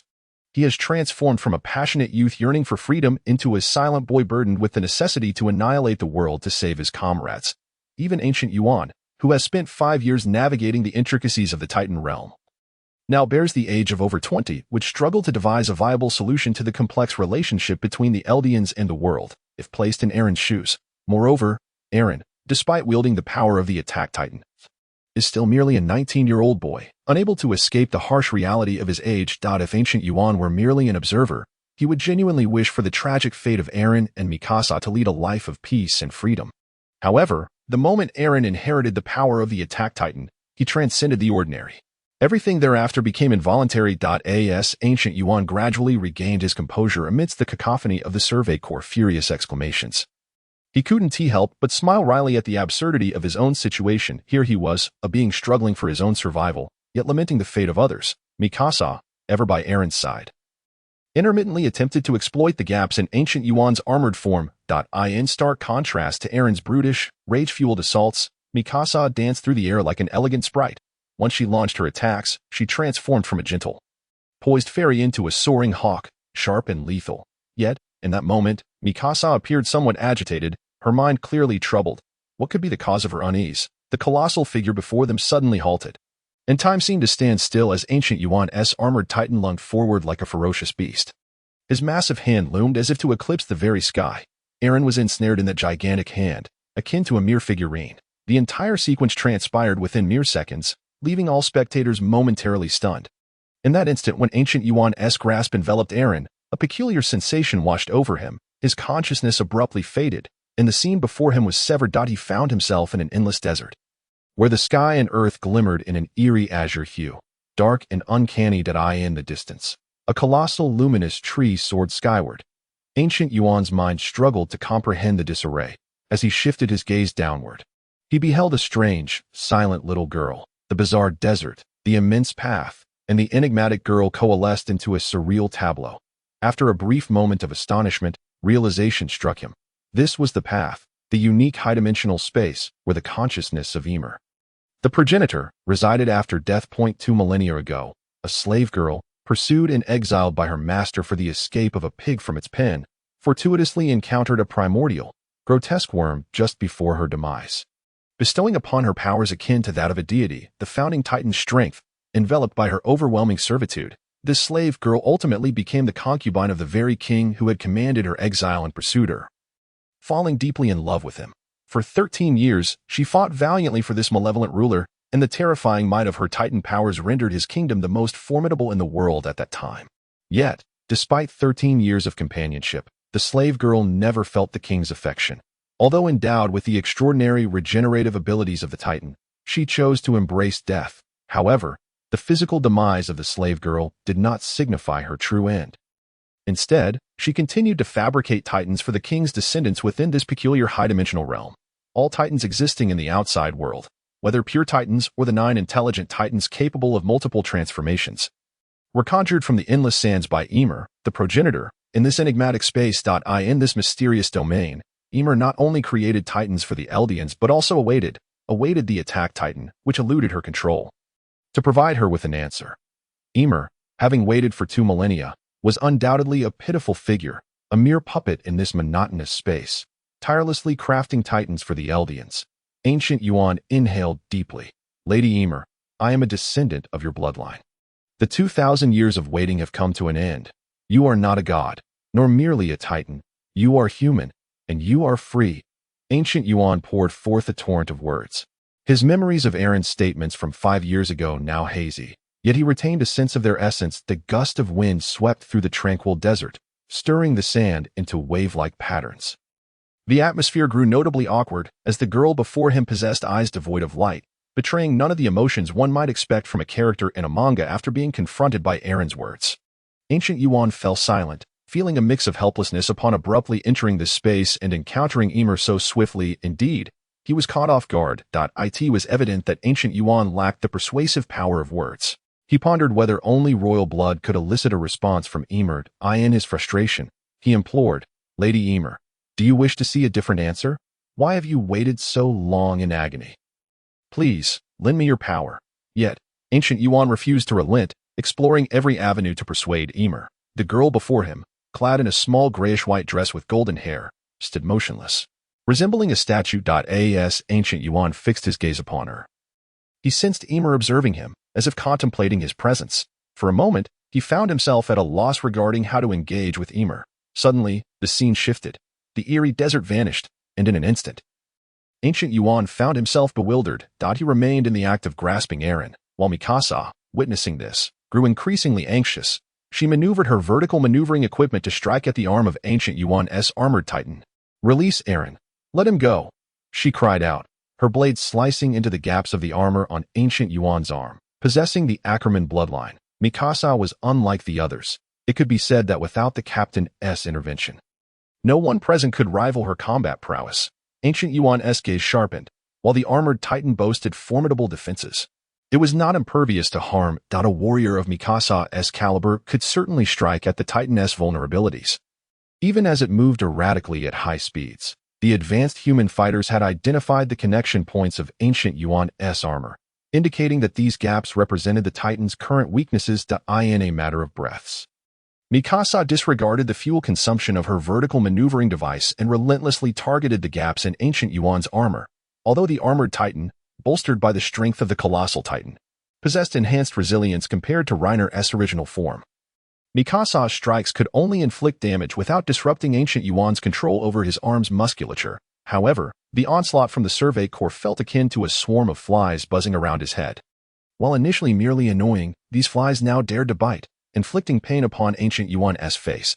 Unable to endure any longer, he abruptly halted, reaching with his other arm toward the rooftop of a nearby building. He crushed the roof into countless fragments that his armored Titan's massive hand seized. Ancient Yuan assumed a throwing posture, preparing to employ the techniques of the Beast Titan, also known as the Monkey Titan.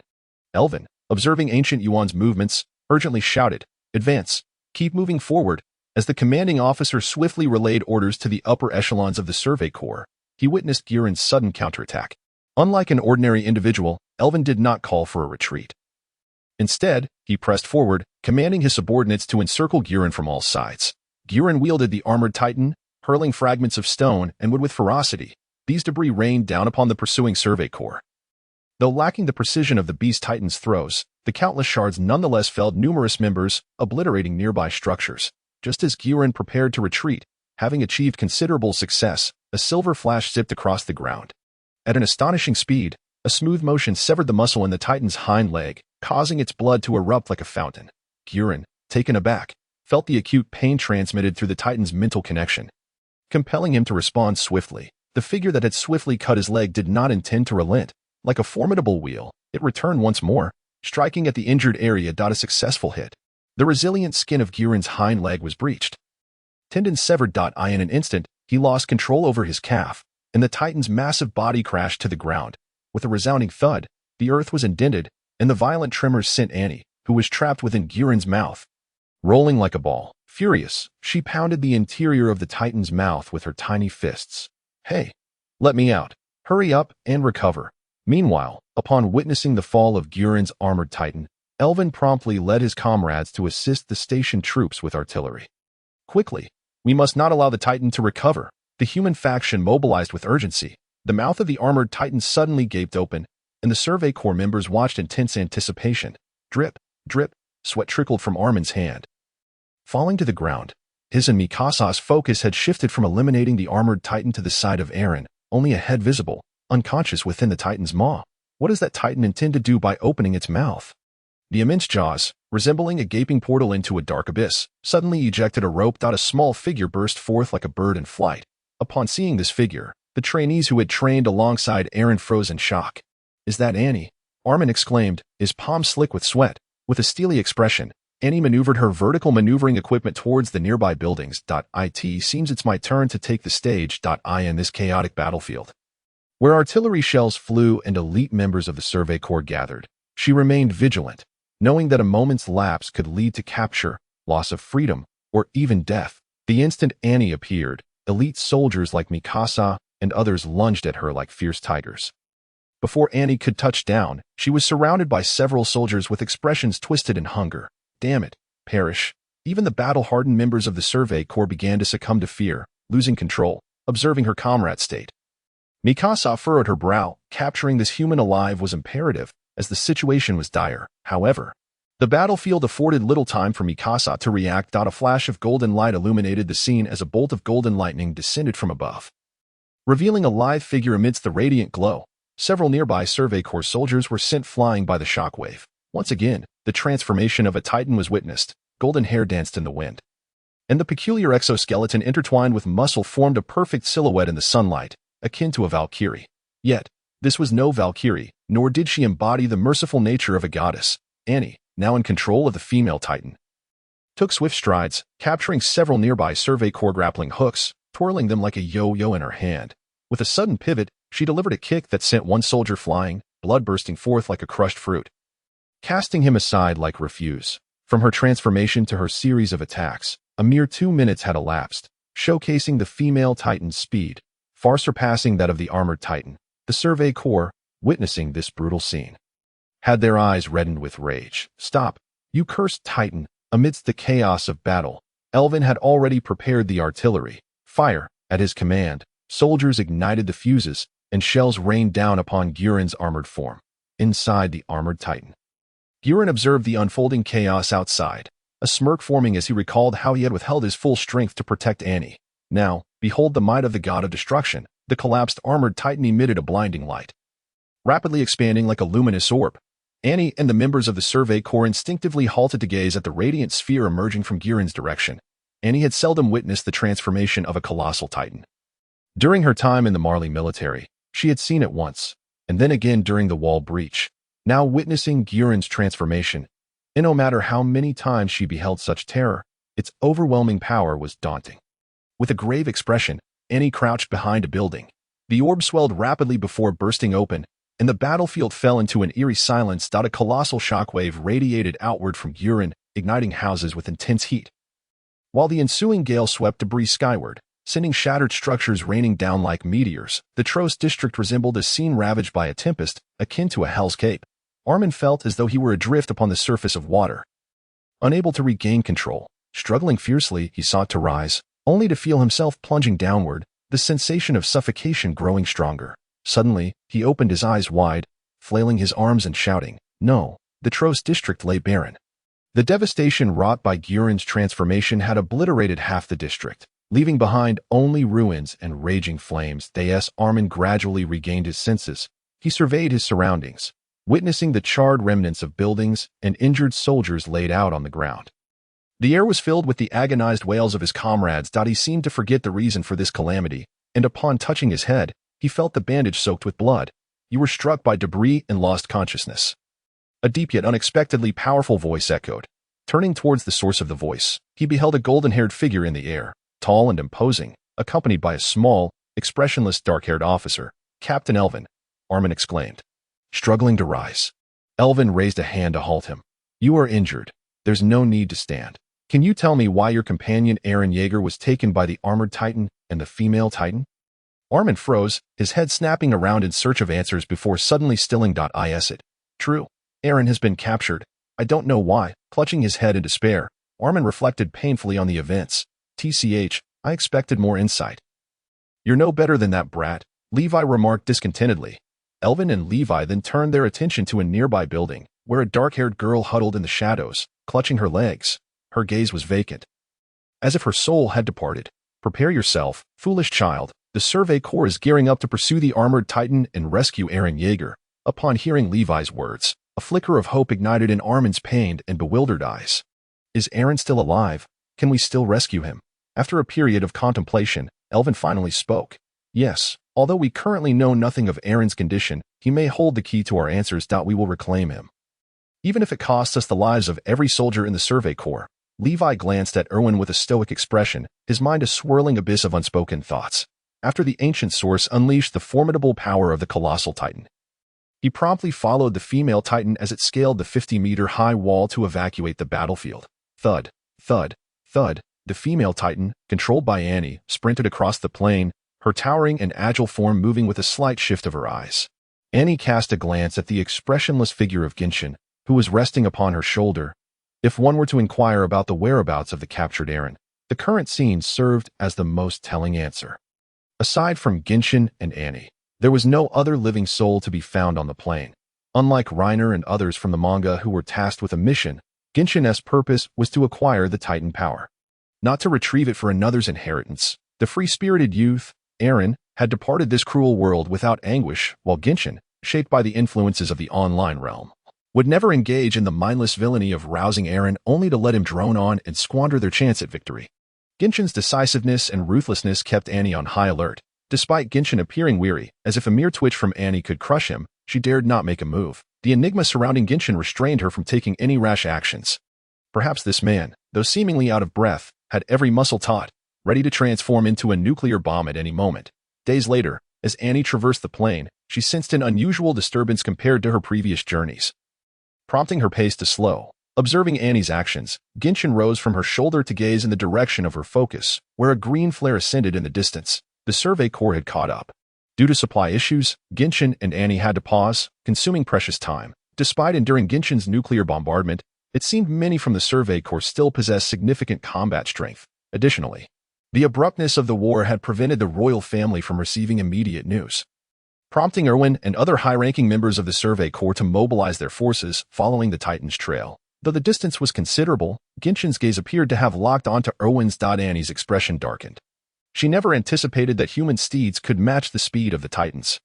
At this moment, Annie was not like the character portrayed in the manga or anime, having witnessed the Survey Corps as the pinnacle of human military might in the field. She glanced at Genshin, who remained expressionless and lost in thought, and then turned away to break into a sprint. On the side of the Survey Corps, an unnamed soldier peered through binoculars, cursing under his breath. Damn it.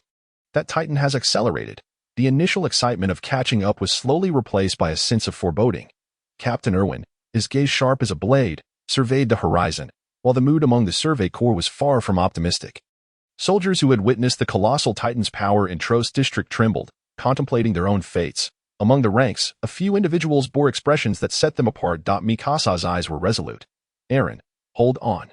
I will bring you back to my side. Armin's gaze was filled with concern. He pondered more than the others. No one knew the purpose behind Eren's abduction, but the majority believed he was still alive. Clinging to this hope, they pursued relentlessly, encountering numerous Titans along the way, with a diminished number of soldiers compared to when they first set out. The current scenario outside the walls differed from the time when the Survey Corps contended with Reiner for Eren. 5 years ago, when Wall Maria was breached, it attracted a majority of the pure Titans near the human walls. Subsequently, Tro's district fell to the colossal Titan's assault, drawing in the roaming Titans, which were later eliminated when Eren successfully sealed the breach made by the colossal Titan at the city gates, significantly reducing the Titans on the island. However, Genshin's emergence disrupted the original narrative.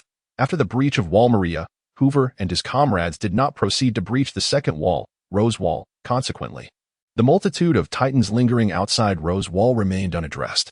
Their ability to reach the plain demonstrated the formidable strength of the Survey Corps.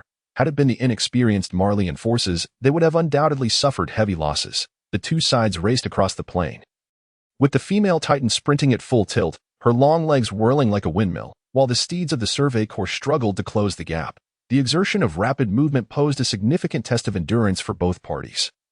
After half an hour of relentless pursuit, Annie was already panting heavily. Genshin, perched atop Annie's shoulder, observed the distant Survey Corps. A hint of helplessness etched on his face. Truth be told, he did not wish to engage in a protracted struggle with the Survey Corps. Among them, Erwin scrutinized the increasingly breathless horses beneath him, his brow furrowed, his eyes, resembling deep-sea black pearls, fixated on the distant horizon where the Titan sprinted, lost in contemplation, with the launch of a signal flare. The Survey Corps regrouped, halting collectively in the open space. Nearby, Captain Levi expressed his frustration. "I wish I could sever those legs. That beast runs faster than a horse." In the rear, Mikasa, observing the exhausted horses, felt an overwhelming urgency. Without any sign of Eren on the Titan in the distance, how could she possibly rest? As one of the few who knew Mikasa well, Armin understood her expression, yet he too found himself at a loss for solutions. The current predicament dictated that unless Genshin and Annie were willing to halt and engage them in battle, they stood no chance of catching up. Without the ability to close the distance, any strategy would be futile. The escape routes for Genshin and Annie had been meticulously planned, leaving no room for shortcuts. As night descended, Annie and Genshin arrived at the giant tree forest, the closest woodland along the route to the port. Parody Island was vast. Based on Genshin's sense of direction, the area within the walls alone dwarfed Japan in size, with the expanse outside the walls being even more substantial. The world map here diverged significantly from that of Earth. For instance, Parody Island, in the original Earth context, would be considered a super-large island.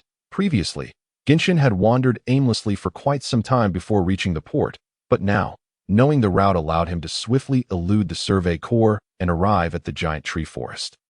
Annie sat by the campfire, hugging her knees. "So, what are your plans upon reaching Marley?" Genshin cast a sidelong glance at Annie, then stood to face the direction of the Survey Corps. "That is not for you to know. Your only task is to take me to Marley, after which you may depart. It pertains to the Titan power, does it not?" A ripple of intrigue coursed through Genshin's mind, though his face remained inscrutable. After 5 years, he was no longer the naive youth entering society, easily manipulated. "What? Speak your mind." Annie lifted her head slightly to meet Genshin's gaze. "I can assist you. Help you capture the remaining Titans." Genshin was taken aback. It was not difficult to deduce Genshin's intentions from his series of actions. He sought to gather the powers of the 9 Titans, and as the female Titan, Annie was one of those 9 Titans. Making her a target for Genshin as well, it was implausible that Genshin, having known Annie for less than a month, would relinquish the Titan power she possessed. Genshin found himself perplexed by Annie's motives. Was she seeking her own demise? "Ha ha ha, what are you planning, Annie?" Genshin's voice resonated through the forest, chilling and demonic. Annie buried her head between her legs, her voice almost inaudible, like a whisper of a mosquito. "I promised my father that I would return." Genshin gazed at the curled-up figure of this young girl. Indeed, a girl. At this moment, Annie was merely a child in her teens. Just a child, was she? Genshin chuckled softly. "Pfft, you fool. You shall perish." A young girl with slightly orange hair gracefully glided past the nape of a mindless giant, akin to flowing clouds, before gently descending to the ground like a dragonfly touching water. The pale golden hairstyle of Yuludo approached directly. "Pet Aura, well done," Mikey observed as the elite members of the Survey Corps assisted the new recruits in slaying the giants. Even Mikey, known as the foremost warrior second only to Captain Levi, displayed a flicker of concern in his eyes. Levi turned to Elvin, who was seated on a wooden crate, deep in thought. "The dawn has arrived. Issue the order, Commander." With the break of day, the giants became more active than during the night. Most mindless giants would enter a dormant state at night, refraining from significant movements, save for a few special abnormal types. The safety during the night was often greater than in the bright light of day. Yet, as soon as daylight broke, the mindless giants commenced their actions in the brief span of an hour. Many giants had already fallen near the Survey Corps encampment. "Commander, please give the order. Soon the giants will surround us." Throughout that night, Elvin had been contemplating, his mind flashing through countless possibilities. However, at that moment, the Survey Corps found themselves unable to advance any further. After days of relentless pursuit, they had already lost several elite captains and a significant portion of their new recruits. The harshness of the wilderness, coupled with countless sacrifices, had led to a growing sense of confusion and despair within the ranks, despite Elvin's fervent desire to pursue Eren and uncover the truth. It was ultimately futile. They had now traveled far from the originally breached Wall Maria, reaching the furthest distance in the history of the Survey Corps, a notion that even Elvin found astonishing. Perhaps it was that faint glimmer of hope to unravel the mysteries and truths of the giants that had propelled them to this point. With a deep sigh, Elvin rose to his feet. All personnel retreat. The elite members of Levi's squad wished to voice their thoughts but ultimately held their tongues. After days of travel, not only were resources dwindling, but the soldiers' morale faced immense strain. As their comrades dwindled day by day, their only goal being to chase the silhouettes of one another, perpetually out of reach, even the few true warriors within the Survey Corps, willing to lay down their lives for humanity, found themselves at a loss for words to continue the pursuit. Even if they managed to catch up, neither their current combat strength nor the full might of the Survey Corps would suffice to capture Eren and Annie. Who wielded the powers of the giants? Elvin gazed into the distance, sensing that Eren would eventually return to the walls, that they would meet again. If Eren were to learn of Elvin's thoughts at that moment, he might very well burst into laughter, for the goal of the powers of the giants had now vanished from the island. This implied that Eren was virtually certain never to return to Parody Island. After 5 years of preparation, Eren had successfully mastered the powers of the 9 Titans, including the Armored Titan, the Colossal Titan, the Jaw Titan, the Attack Titan, and the Founding Titan. Even if Eren was unable to utilize the powers of the Titans at this stage, possessing the strength of 4 Titans rendered him nearly invincible. Eren stood atop the armored vehicle, gazing into the distance. Silence reigned. The noise had dissipated. As a composite of the powers of the 5 Titans, the amalgamation of such abilities seemed to create a transformation that even Eren found remarkable. He could hear the voices of the Eldians. Marley, once a super military power in this world, had been overshadowed by the emergence of the Founding Titan. Ymir and the Eldians, who wielded the power of the Titans, became the strongest force in the world. This led to the devastation of Marley, but after approximately 1,700 years, the violent rule of the Eldians gave rise to much darkness and suffering. The 145th king of Eldia, weary of war, resolved to end the Eldians' transgressions by initiating the rumbling, thereby concluding the conflict and retreating to Parody Island, where a portion of the Eldian populace transformed into colossal titans to erect 3 great walls. Marley, on the other hand, was planned by the Tiber family to control the 7 Titans aside from the Founding Titan and the Attack Titan. With the possession of 7 Titans, Marley became one of the most formidable forces in the last couple of centuries, second only to the royal family of Parody Island. However, due to an over-reliance on the powers of the Titans, they had made enemies with multiple nations and neglected technological advancements, gradually being caught up by industrialized countries. As national strength waned, Marley set its sights on the resources of Parody Island and the power of the Founding Titan.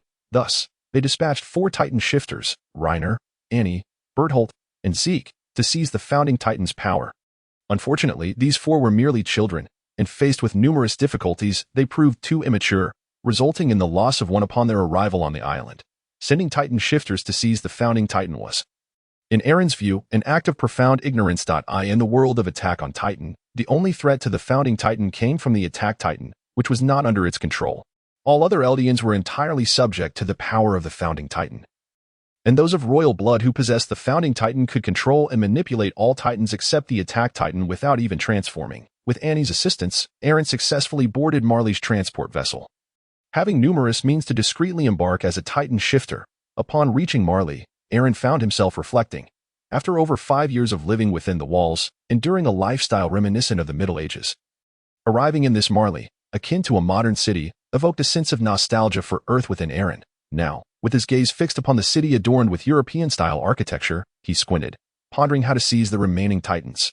Although Marley's technology lagged behind other nations, it remained a formidable power globally, still wielding the strength of 3 Titans, prompting even Eren, who possessed the powers of 5 Titans, to proceed with caution. The might of humanity should never be underestimated. After arriving in Marley, Annie was swiftly taken away by the military. Of the original 4 Titan shifters, only one returned, and Eren could sense that Marley was undoubtedly seething with rage. As Eren predicted. Upon hearing the news, the high-ranking officials of the Marley military were outraged. How could this be? The power of the Titans was seized by a mysterious individual.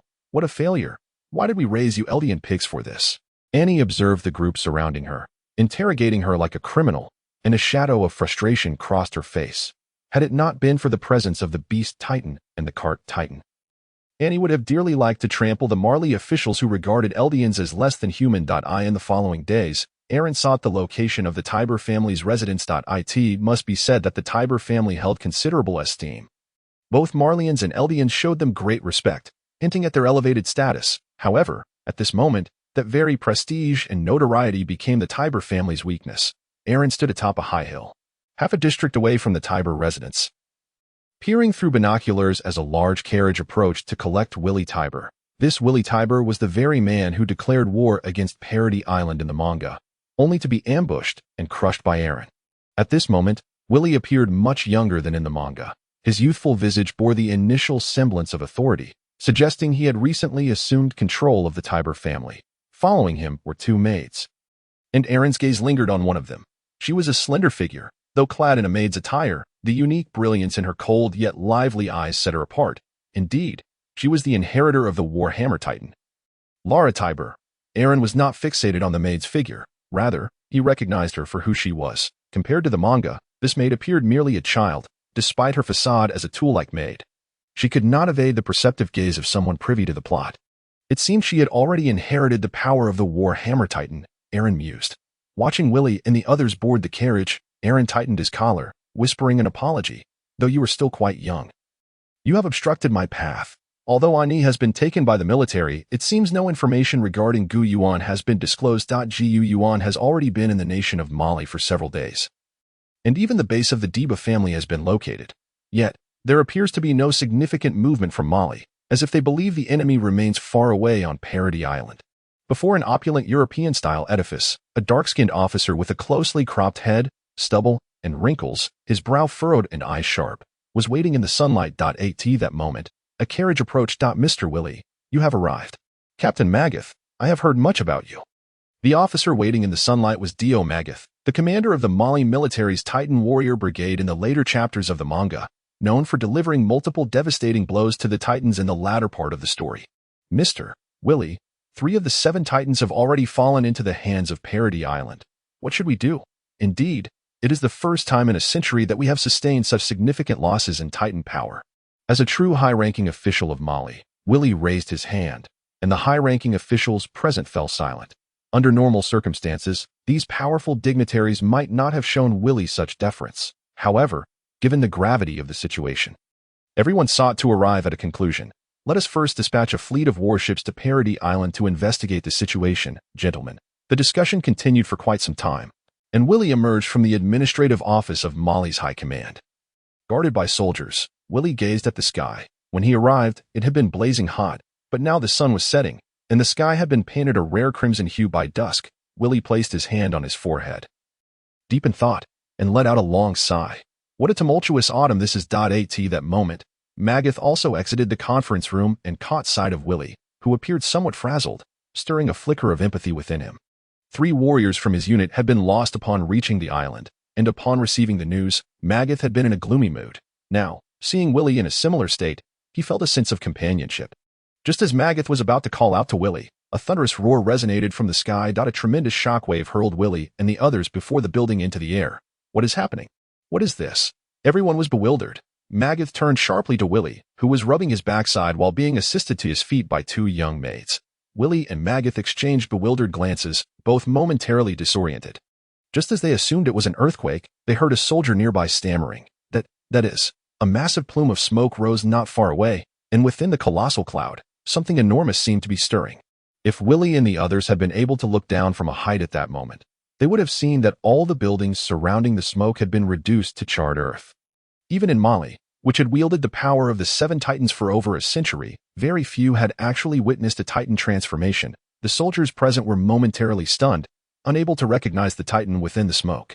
However, Magath, who had trained Titan soldiers for over a decade, could not possibly fail to recognize it.gu. Yuan, shrouded in smoke, was intently watching Willy and the others in the European-style buildings nearby. And the colossal Titan's long, powerful arm plunged into the ground with the ease of piercing tofu. Suddenly, Gu Yuan raised his hand. Titans don't play nice. In an instant, the ground trembled violently, and the upheaved earth shot toward Willy and the others like a massive artillery shell. Magath, seeing the impending disaster, was drenched in cold sweat, but as a former army marshal, he possessed formidable willpower. Everyone, get down. As clods of earth struck the ground, the once magnificent buildings were shattered as if they were mere paper models.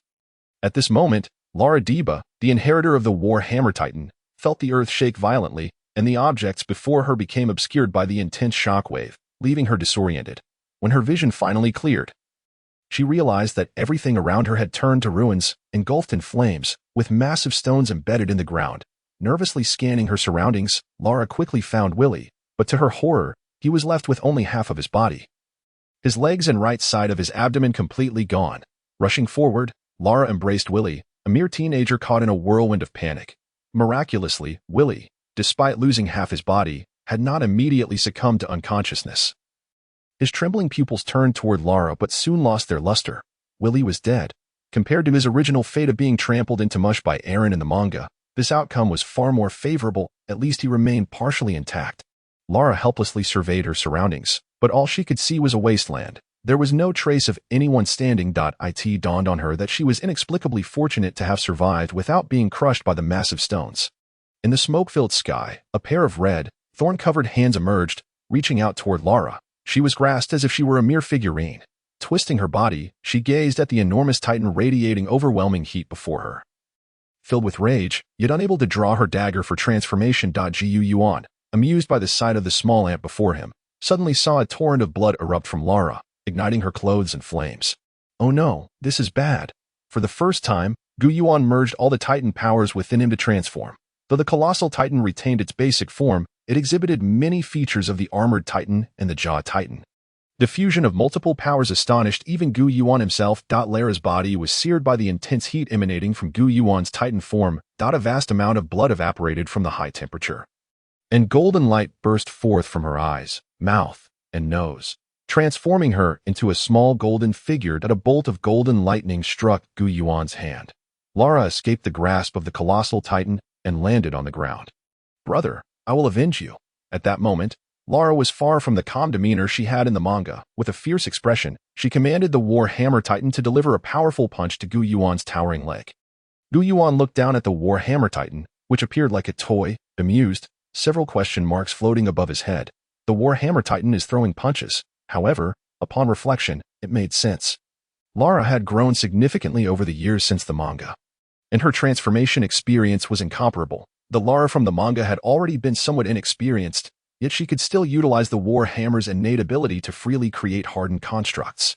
Though her combat experience was lacking, she could still fight. Now, however, Lara was mindlessly throwing punches and kicks at Gu Yuan's leg. Gu Yuan, growing bored, raised both hands and seized the War Hammer Titan entirely, lifting it above his head. With a forceful squeeze, he crushed the struggling Titan's upper body, a deluge of blood pouring into Gu Yuan's mouth. In the attack on Titan manga, aside from Eren's family, there had seemingly been no other significant holders of Titan power throughout its history. Gu Yuan believed that while such individuals existed, they were undoubtedly quite rare. The process of inheriting Titan powers involved consuming the previous bearer. Yet the transition to becoming a pure Titan required the inheritor to ingest the spinal fluid of the Titan power holder, transforming into a pure Titan and consuming the previous inheritor's body. During this process, one would not experience the sensation of cannibalism, and memories would be partially lost, seemingly to protect the host from the unpleasantness of the act. Gu Yuan believed that no one wished to experience the feeling of consuming another.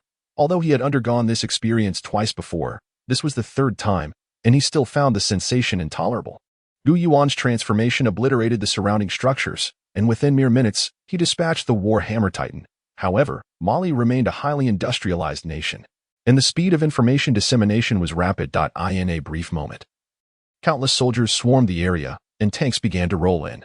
Suddenly, a barrage of flying debris was hurled toward Gu Yuan. A tremendous force pierced through, causing the colossal giant's massive form to topple. How painful. Gu Yuan turned his gaze towards the direction from which the flying stones originated, and there stood a gigantic monkey atop a high wall, accompanied by a horse-like giant burden with immense rocks.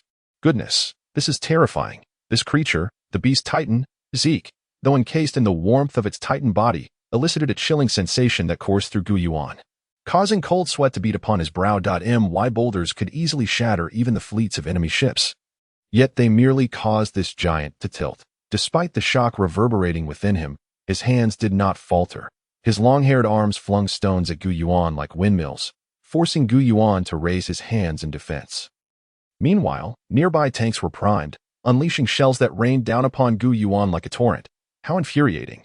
Though the amalgamated powers of the colossal titan rendered it tougher and even larger than its predecessor, it was still vulnerable to such overwhelming bombardment. At this moment, Gu Yuan had undeniably become a gigantic target. The shells assaulted him like a downpour, yet they inflicted little harm. Upon striking the titan's form, they burst apart like water balloons.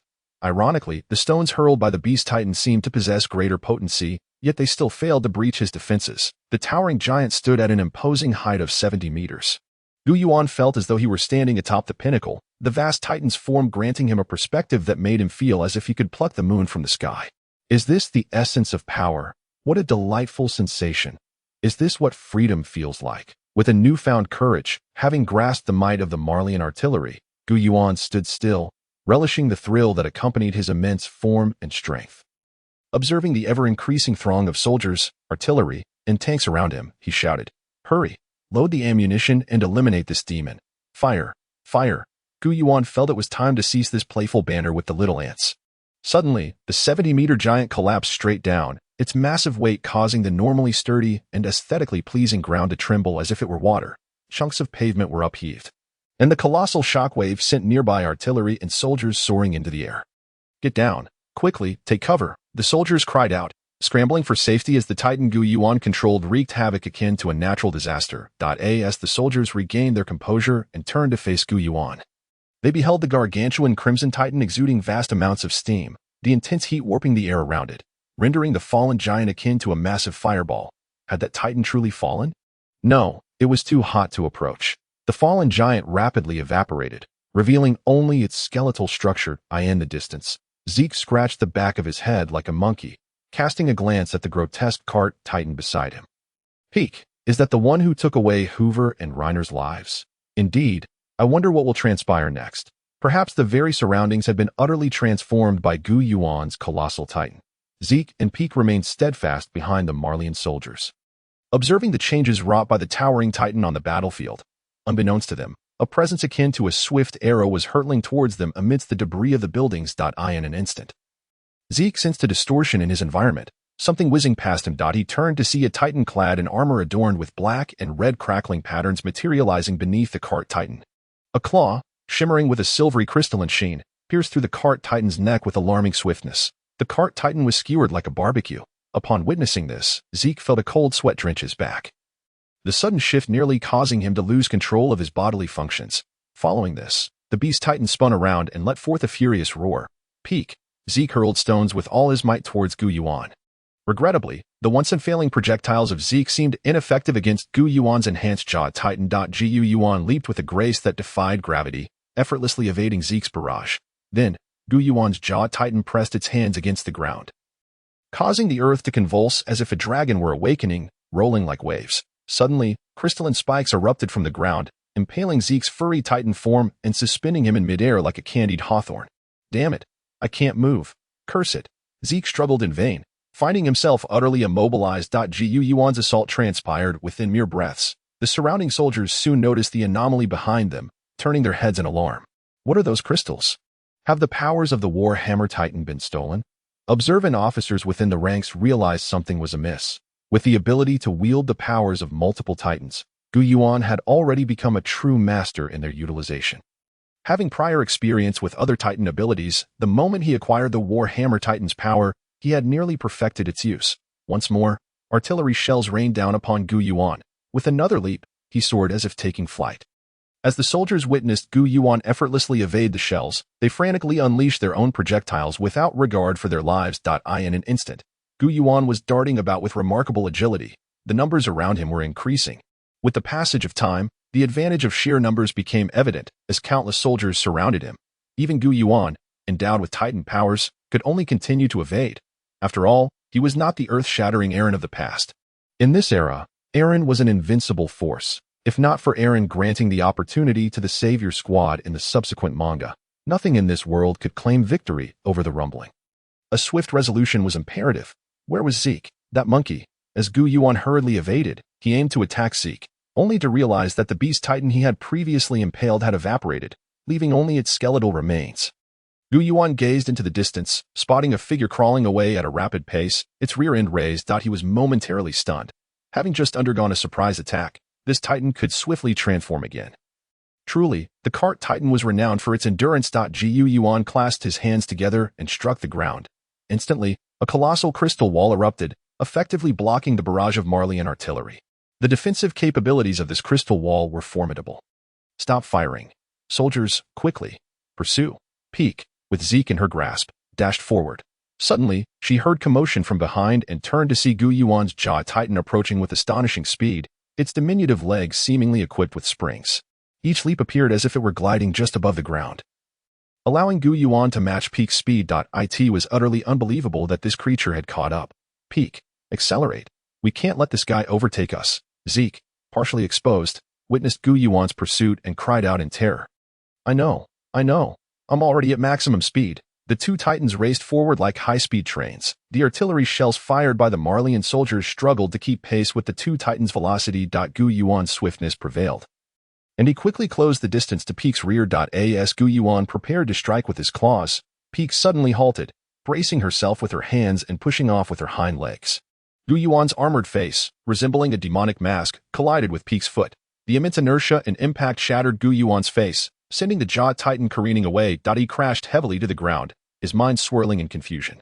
What is that? Who am I? Where am I? The sudden strike from Peak caught Yuan completely off guard. In the comic, every individual who transforms into a Marleyan titan possesses their own unique strengths and highlights. Although the bearer of the colossal titan typically appears passive, lacking strong opinions and refraining from conversation, he is, in fact, a latent powerhouse whose combat potential rivals that of the Ackerman clan, the female titan. Annie is a master of martial arts, calm, formidable, and driven by an unyielding resolve.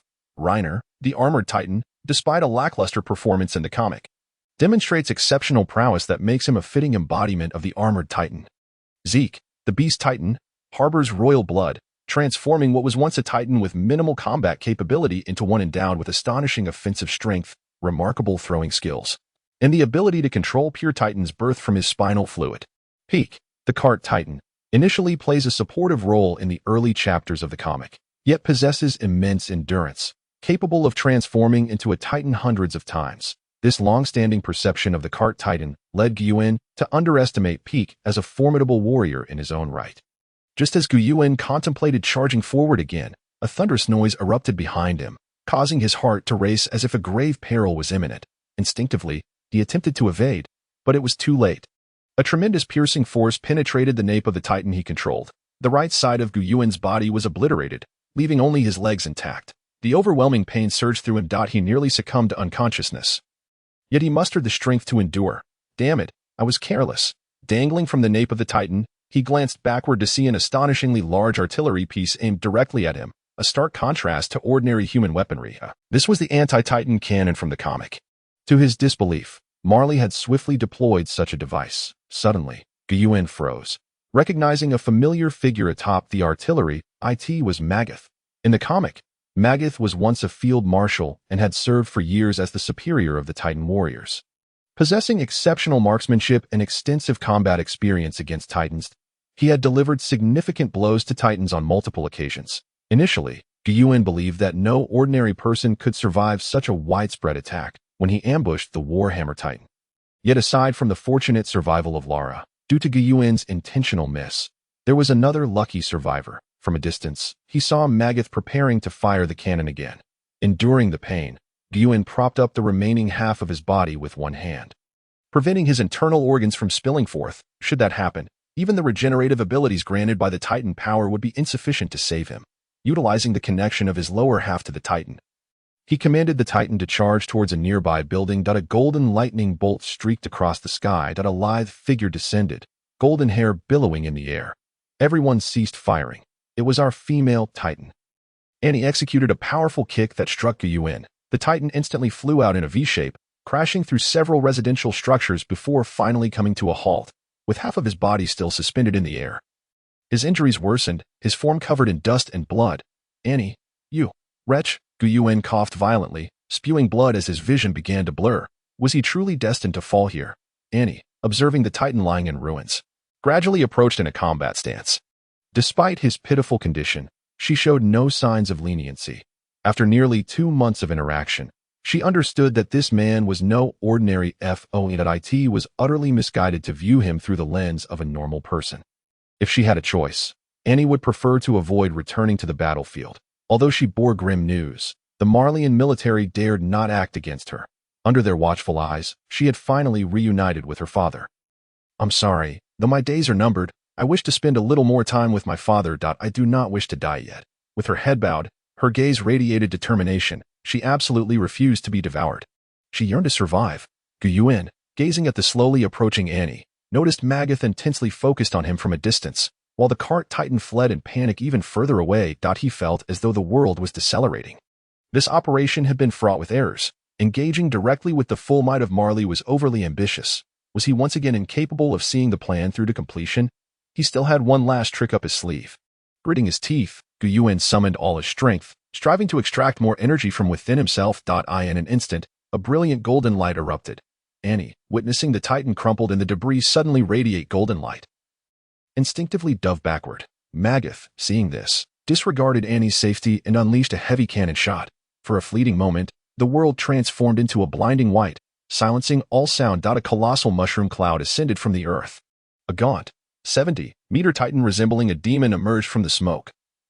Yuan felt an overwhelming fatigue wash over him, as if he would collapse into slumber with the slightest relaxation. He roared, pushing the Titan forward with all his might. The transformation into the colossal Titan under Yuan's full exertion turned everything in sight crimson, igniting all within the vicinity with the intense heat generated by the transformation. The center of the explosion, Annie was reduced to a charred mass, unrecognizable in her destruction. Meanwhile, the cart Titan, lying in the distance, dazed from the blast, paused in its flight upon witnessing the aftermath of Yuan's explosion. A flicker of solace touched Yuan's weary heart. Drawing upon the scant reserves of his strength, he seized the steaming form of the cart Titan and bit down on its nape. Stop, you demon! Yuan's gaze shifted slightly. Nearby, a figure, now reduced to half a body, shouted at him. Zeke, writhing like a worm, grimaced, desperate to halt Yuan. Yet, Zeke lacked the strength to transform again, only able to rage impotently. Don't be hasty. You'll be next. Yuan silently plotted Zeke's fate as he observed Zeke's futile outburst. As for Zeke's label of demon, who among them was not a demon? The Savior Squad had slain former allies in the name of altruism for strangers, while the Marleyan warriors breached the walls under the pretense of the island demon, resulting in the deaths of countless innocents. In Yuan's series of transformations in Marley had wrought immeasurable sins, destroying innumerable properties and structures. Who among them was not a demon? It was merely a matter of differing perspectives. The colossal Titan's gaping maw slowly opened. With a sickening crunch, the nape of the cart Titan was shattered. An indescribable sensation surged through Yuan via the Titan's neural connections, allowing him to absorb the Titan's power. Immediately, Yuan commanded the Titan's massive jaws to snap towards Zeke. With a thunderous crash, the Titan's head collided with the ground, granting Yuan a momentary sense of calm. He gazed at the approaching swarm of airships and balloons with resignation. Ultimately, the plan to collect the 9 Titans had fallen short. As the saying goes, plans cannot keep pace with changes. Annie had been obliterated into ash amidst his transformation, and it was likely that the Titan power had been inherited by a newly born Eldian infant somewhere. Yuan was utterly exhausted. After consuming Peak's cart Titan, his condition had not improved. Not only was he fatigued, but an intense headache and weakness also intensified. Had his body truly reached its limit? From the colossal nape of the ancient Titan, a vast plume of steam erupted, and from within, Yuan emerged. In the distance, soldiers from Marley approached steadily towards him, while a swarm of airships flew swiftly across the sky. Yuan gradually bent down, his hands gliding over his feet, his eyes filled with complexity. At last, he could depart. The once military boots on his feet began to transform. The dark green shoes twisted and, astonishingly, were replaced by a pair of orange shoes that snugly enveloped Gu Yuan's feet. Over the 5 years spent in the world of Attack on Titan, the initially ethereal and transparent shoes had evolved from an intangible presence to something he could manipulate with ease. As he touched the shoes, inexplicable information flooded his mind. How marvelous! It felt as though a gentle leap could send him soaring into the sky. And indeed, that was the case. Gu Yuan leapt lightly, and his entire being floated upright into the air. Hey, what kind of joke is this? Exclaimed a commander aboard an airship, beads of cold sweat trickling down his forehead. Fire quickly. It's no use. He's too far. Sir, the range is insufficient. The soldiers on the ground also spotted Gu Yuan soaring above. Oh my god, that person is actually flying. They gasped. Damn it, the existence of Titans is already outrageous enough. But to think a human could fly out of nowhere. However, Gu Yuan did not remain airborne for long. He sensed his vision distorting, as though he were traversing through a membrane, and the scenery around him transformed dramatically. The familiar sight of his rental apartment came into view. The shoes guided Gu Yuan gently to the ground, and as soon as his feet touched the floor, he collapsed onto his bed, shutting his eyes in deep slumber.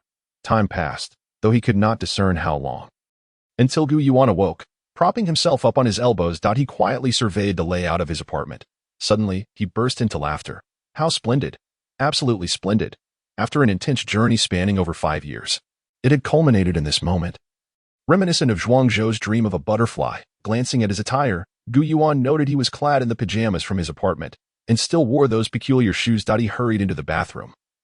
Gazing at his reflection in the mirror, although his appearance 5 years prior had been weary and gaunt due to work and late nights, he still bore the visage of a youthful man.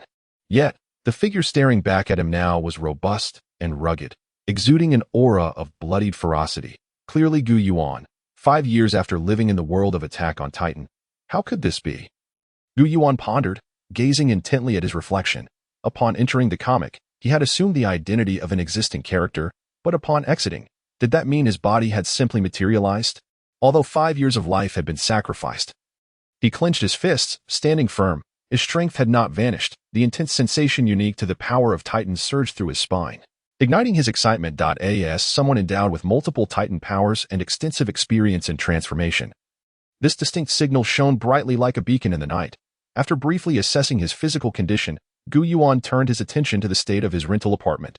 Remarkably, after 5 years, the furnishings, the table, the bookshelf, remained untouched, devoid of any dust. It appeared that time within the comic did not disrupt reality.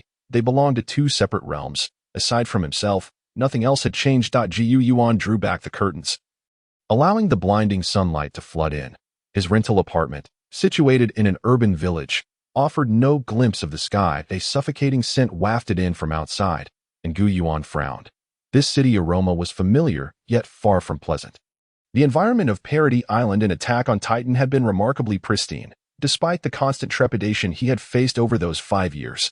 Changing into simple leisurewear, Gu Yuan stepped out of his apartment. Greeted by the familiar streets, he entered a nearby restaurant, where the owner in the kitchen greeted him enthusiastically. Hey there, handsome, what would you like? Gu Yuan cast a glance at the owner. He had frequented this establishment often before his journey into the world of Attack on Titan. Despite the unaltered passage of time in reality, the owner exhibited no suspicion regarding Gu Yuan's aged face, now 5 years older. Ordinary individuals, merely striving to survive in this world, rarely paid attention to him. Gu Yuan averted his gaze. I'll have a large plate of chicken rice. Sure thing. Do you want it spicy? After declining, he sat down to ponder. Once, Gu Yuan had been a young man wishing for a life devoid of tumult. A mere fish out of water resigned to his fate. However, after 5 years in the world of Titans, he had transformed. Life may be but a century long, and the pursuit of power, wealth, and fame is entirely normal. Yet, when given the chance to witness extraordinary experiences, few would willingly relinquish such opportunities. Those shoes that allowed entry into the comic could fulfill Gu Yuan's deepest desires. Initially, he had stumbled into the world of Attack on Titan by accident. But given the choice, he would not choose to return. His true aspiration lay in attaining longevity and immense power. The extraordinary abilities in Attack on Titan came with drawbacks. The Titan power was akin to transforming into a fragile colossus, while the wielder remained vulnerable. Furthermore, possessing Titan powers carried the curse of Ymir, limiting one's lifespan to a mere 13 years, although he was uncertain whether exiting the world of Titans would lift this curse. Gu Yuan believed that within the vast array of comics, solutions surely existed. Thus, Gu Yuan began to contemplate his next comic selection. He had amassed a considerable collection, yet not every comic was suitable. Some posed significant dangers, and he lacked a comprehensive understanding of their intricate details. Consequently, Gu Yuan focused on the currently popular titles, Naruto, One Piece, and Dragon Ball. These three comics excelled in their intricate storytelling, providing ample information, and boasted formidable power levels, particularly Dragon Ball. At present, Gu Yuan held One Piece in the highest regard. In Naruto, bloodlines played a crucial role. Without the ability to seize a bloodline, Gu Yuan would struggle to make a name for himself, at best becoming a mere exceptional individual like the third Hokage. Yet, facing even slightly unconventional adversaries would likely overwhelm him. Dragon Ball possessed immense power and an advanced technological universe, and should Gu Yuan acquire the bloodline of the cosmic powerhouses within, he could ascend rapidly. However, the risks were too great. In the face of star-destroying power, he currently felt too weak, unwilling to place his safety in the hands of others' potential for resurrection. One Piece 2 emphasized bloodlines. Those without innate talent were often overshadowed by the gifted. Yet, the overarching theme of One Piece leaned towards dreams, emphasizing the power of will. If one's intent was strong enough, the impossible could become possible. Moreover, it offered the treasures of the sea, such as the devil fruits, which could transform an ordinary person into a master in an instant. It shall be you, Gu Yuan declared. Gu Yuan made up his mind resolutely. After a simple meal, he returned to his rented apartment. Gazing at the sparsely filled wooden bookshelf, he felt a twinge of difficulty in his heart. Ever since childhood, Gu Yuan had indulged in reading comics. Not with an overwhelming fervor, but he had nonetheless amassed a considerable collection. The remaining comics before him were his absolute favorites, many of which had been discarded over time. Had he possessed the enchanted shoes that allowed entry into comic books earlier, he would undoubtedly have preserved those precious volumes. Gu Yuan reached for a comic, laid it on the floor, and then slipped into those shoes. To his astonishment, the shoes began to turn transparent as they neared the comics. Frowning, he realized that a significant amount of time was still required for the cooling process to conclude. Well, it was an opportune moment to prepare. Gu Yuan promptly opened his computer to search for information related to the One Piece manga. In contrast to Attack on Titan, One Piece boasted a far more extensive narrative and intricate details, with a plethora of character developments. If he could ready himself with the necessary information, it would undoubtedly facilitate his growth. After having secluded himself in his room for several days, Gu Yuan heard a knock at the door. He rose, stretching lazily. After several days at home, his body felt fatigued. Indeed, even with the power of the Titans, his human physique remained unchanged. He opened the door to find a woman standing there, who, upon catching sight of Gu Yuan, immediately froze, her words trailing off. Gu Yuan, momentarily puzzled by the ordinary-looking woman before him, struggled to recall who she was. After a brief moment of surprise, the woman responded, "Gu Yuan, what has happened to you? Are you ill? I haven't seen you at work these past few days."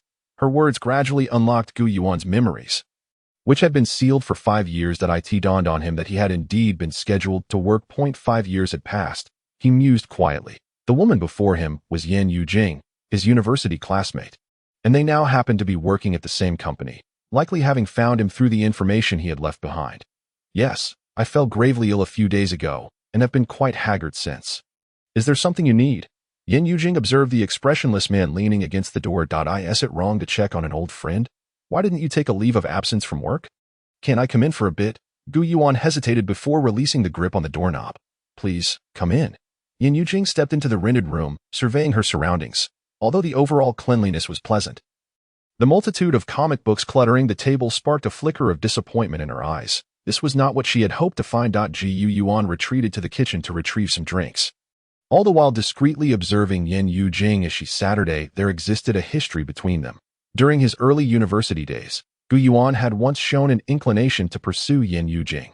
However, after several unsuccessful invitations, he had come to understand her feelings and subsequently abandoned the notion. Throughout their 4 years of university, she had not found a suitable partner, and rumors of her brief romantic encounters suggested they had ended abruptly. By a stroke of coincidence, they both found themselves working at the same company upon graduation. Perhaps after realizing her own ordinariness and after a year or two of working, Yan Yujing began to extend goodwill towards Gu Yuan. However, shortly after, Gu Yuan had found himself whisked away into the world of Attack on Titan. After bringing Yan Yujing her drink, Gu Yuan settled down with a comic book. During this time, she attempted to break the awkward silence with conversation. But Gu Yuan remained dismissive. Gu Yuan, though it has only been a few days, you seem to have transformed entirely, Yan Yujing remarked, observing the man before her, whose features had matured considerably and whose physique had become more robust. Really? It seems so, he replied. Could you do me a favor? He then pulled out some money and handed it to her. Yan Yujing stared at the cash in disbelief. No, it's fine. Just tell me what you need. You don't have to pay me. Please help me resign from my job and assist in packing my things. These matters are quite tedious. You can keep the money. After a while of questioning and persuading, perhaps out of fatigue, she eventually left. Gu Yuan stood at the door, expressionless, watching Yan Yujing walk away. Observing her heavily made-up face and fashionable attire, he felt as though he were looking at a reflection of himself. Compared to those who were exceptional, Yan Yujing seemed painfully average in both appearance and capability, yet she harbored an unwillingness to accept her circumstances, striving for unattainable aspirations, greedily yearning for everything. Yet, her desires could not align with her abilities, ultimately leading her to succumb to her own mediocrity, resigning to her ordinary life, relinquishing her dreams and ambitions. Had Gu Yuan not acquired the enchanted shoes that allowed entry into comic books and the extraordinary powers of a titan, he too might have faced the pressures of life alongside this unremarkable woman, living an ordinary existence. However, now that he had the opportunity, how could he possibly let it slip away at that moment? Gu Yuan's heart burned like a red-hot iron, hammered repeatedly until it became indomitable. Nervously, Gu Yuan stood before the comic book, his feet pressing down upon its pages. I am here. One piece. A sensation of tearing and distortion enveloped him once more. The surroundings instantaneously shifted, and Gu Yuan felt as though he had passed through a membrane. Upon opening his eyes, he found himself staring at a solid wooden ceiling, though his body lay firmly on the bed. He sensed a gentle swaying around him. He sat up and examined himself. His appearance and age remained unchanged, yet his attire had transformed, replacing modern clothing with a coarse shirt and leather boots. Fragments of memories began to surface in his mind. He was aboard the merchant ship of the noble Garland family from the Goa Kingdom in East Blue. Gu Yuan had taken on the identity of the ship's crew member, Feld Guise, a villager from the Mark village of Goa Kingdom. Due to his extensive seafaring experience, he had been recruited by the steward of the noble merchant fleet and brought aboard, surveying his surroundings. He noticed a few crew members scattered about, sleeping on several blankets. With over 80 crew members aboard, the ship could only be considered a small vessel, laden with numerous goods, making it impossible for each person to have their own quarters. As a mere laborer and lowly sailor, Gu Yuan could only sigh at his predicament. The odor of sweat from the nearby burly men was indeed an unpleasant start. Suddenly, a loud crash jolted the ship, sending Gu Yuan crashing against the wooden wall. Several sailors, drooling and snoring thunderously, stirred awake. What is happening? Damn it, you're on top of me. The cabin erupted into chaos. With footsteps pounding overhead, a voice from outside cried out. Pirates! Pirates are attacking! The sailors around Gu Yuan hurriedly donned their clothes and fastened their belts, rushing out. Gu Yuan followed suit, racing up to the deck. On the deck, butler Millman, dressed in a black and yellow aristocratic outfit, clutched a telescope, beads of cold sweat trickling down his forehead. It's the giant hand pirates. We're finished. Gu Yuan's brow furrowed as he watched the sailors hurriedly loading cannonballs, eyes fixed on the pirate ship that had inexplicably approached their merchant vessel. On board the giant hand pirate ship, a towering giant, his hand resting against a massive statue of a monstrous hand, bellowed with laughter. Look at those fools, running around like idiots.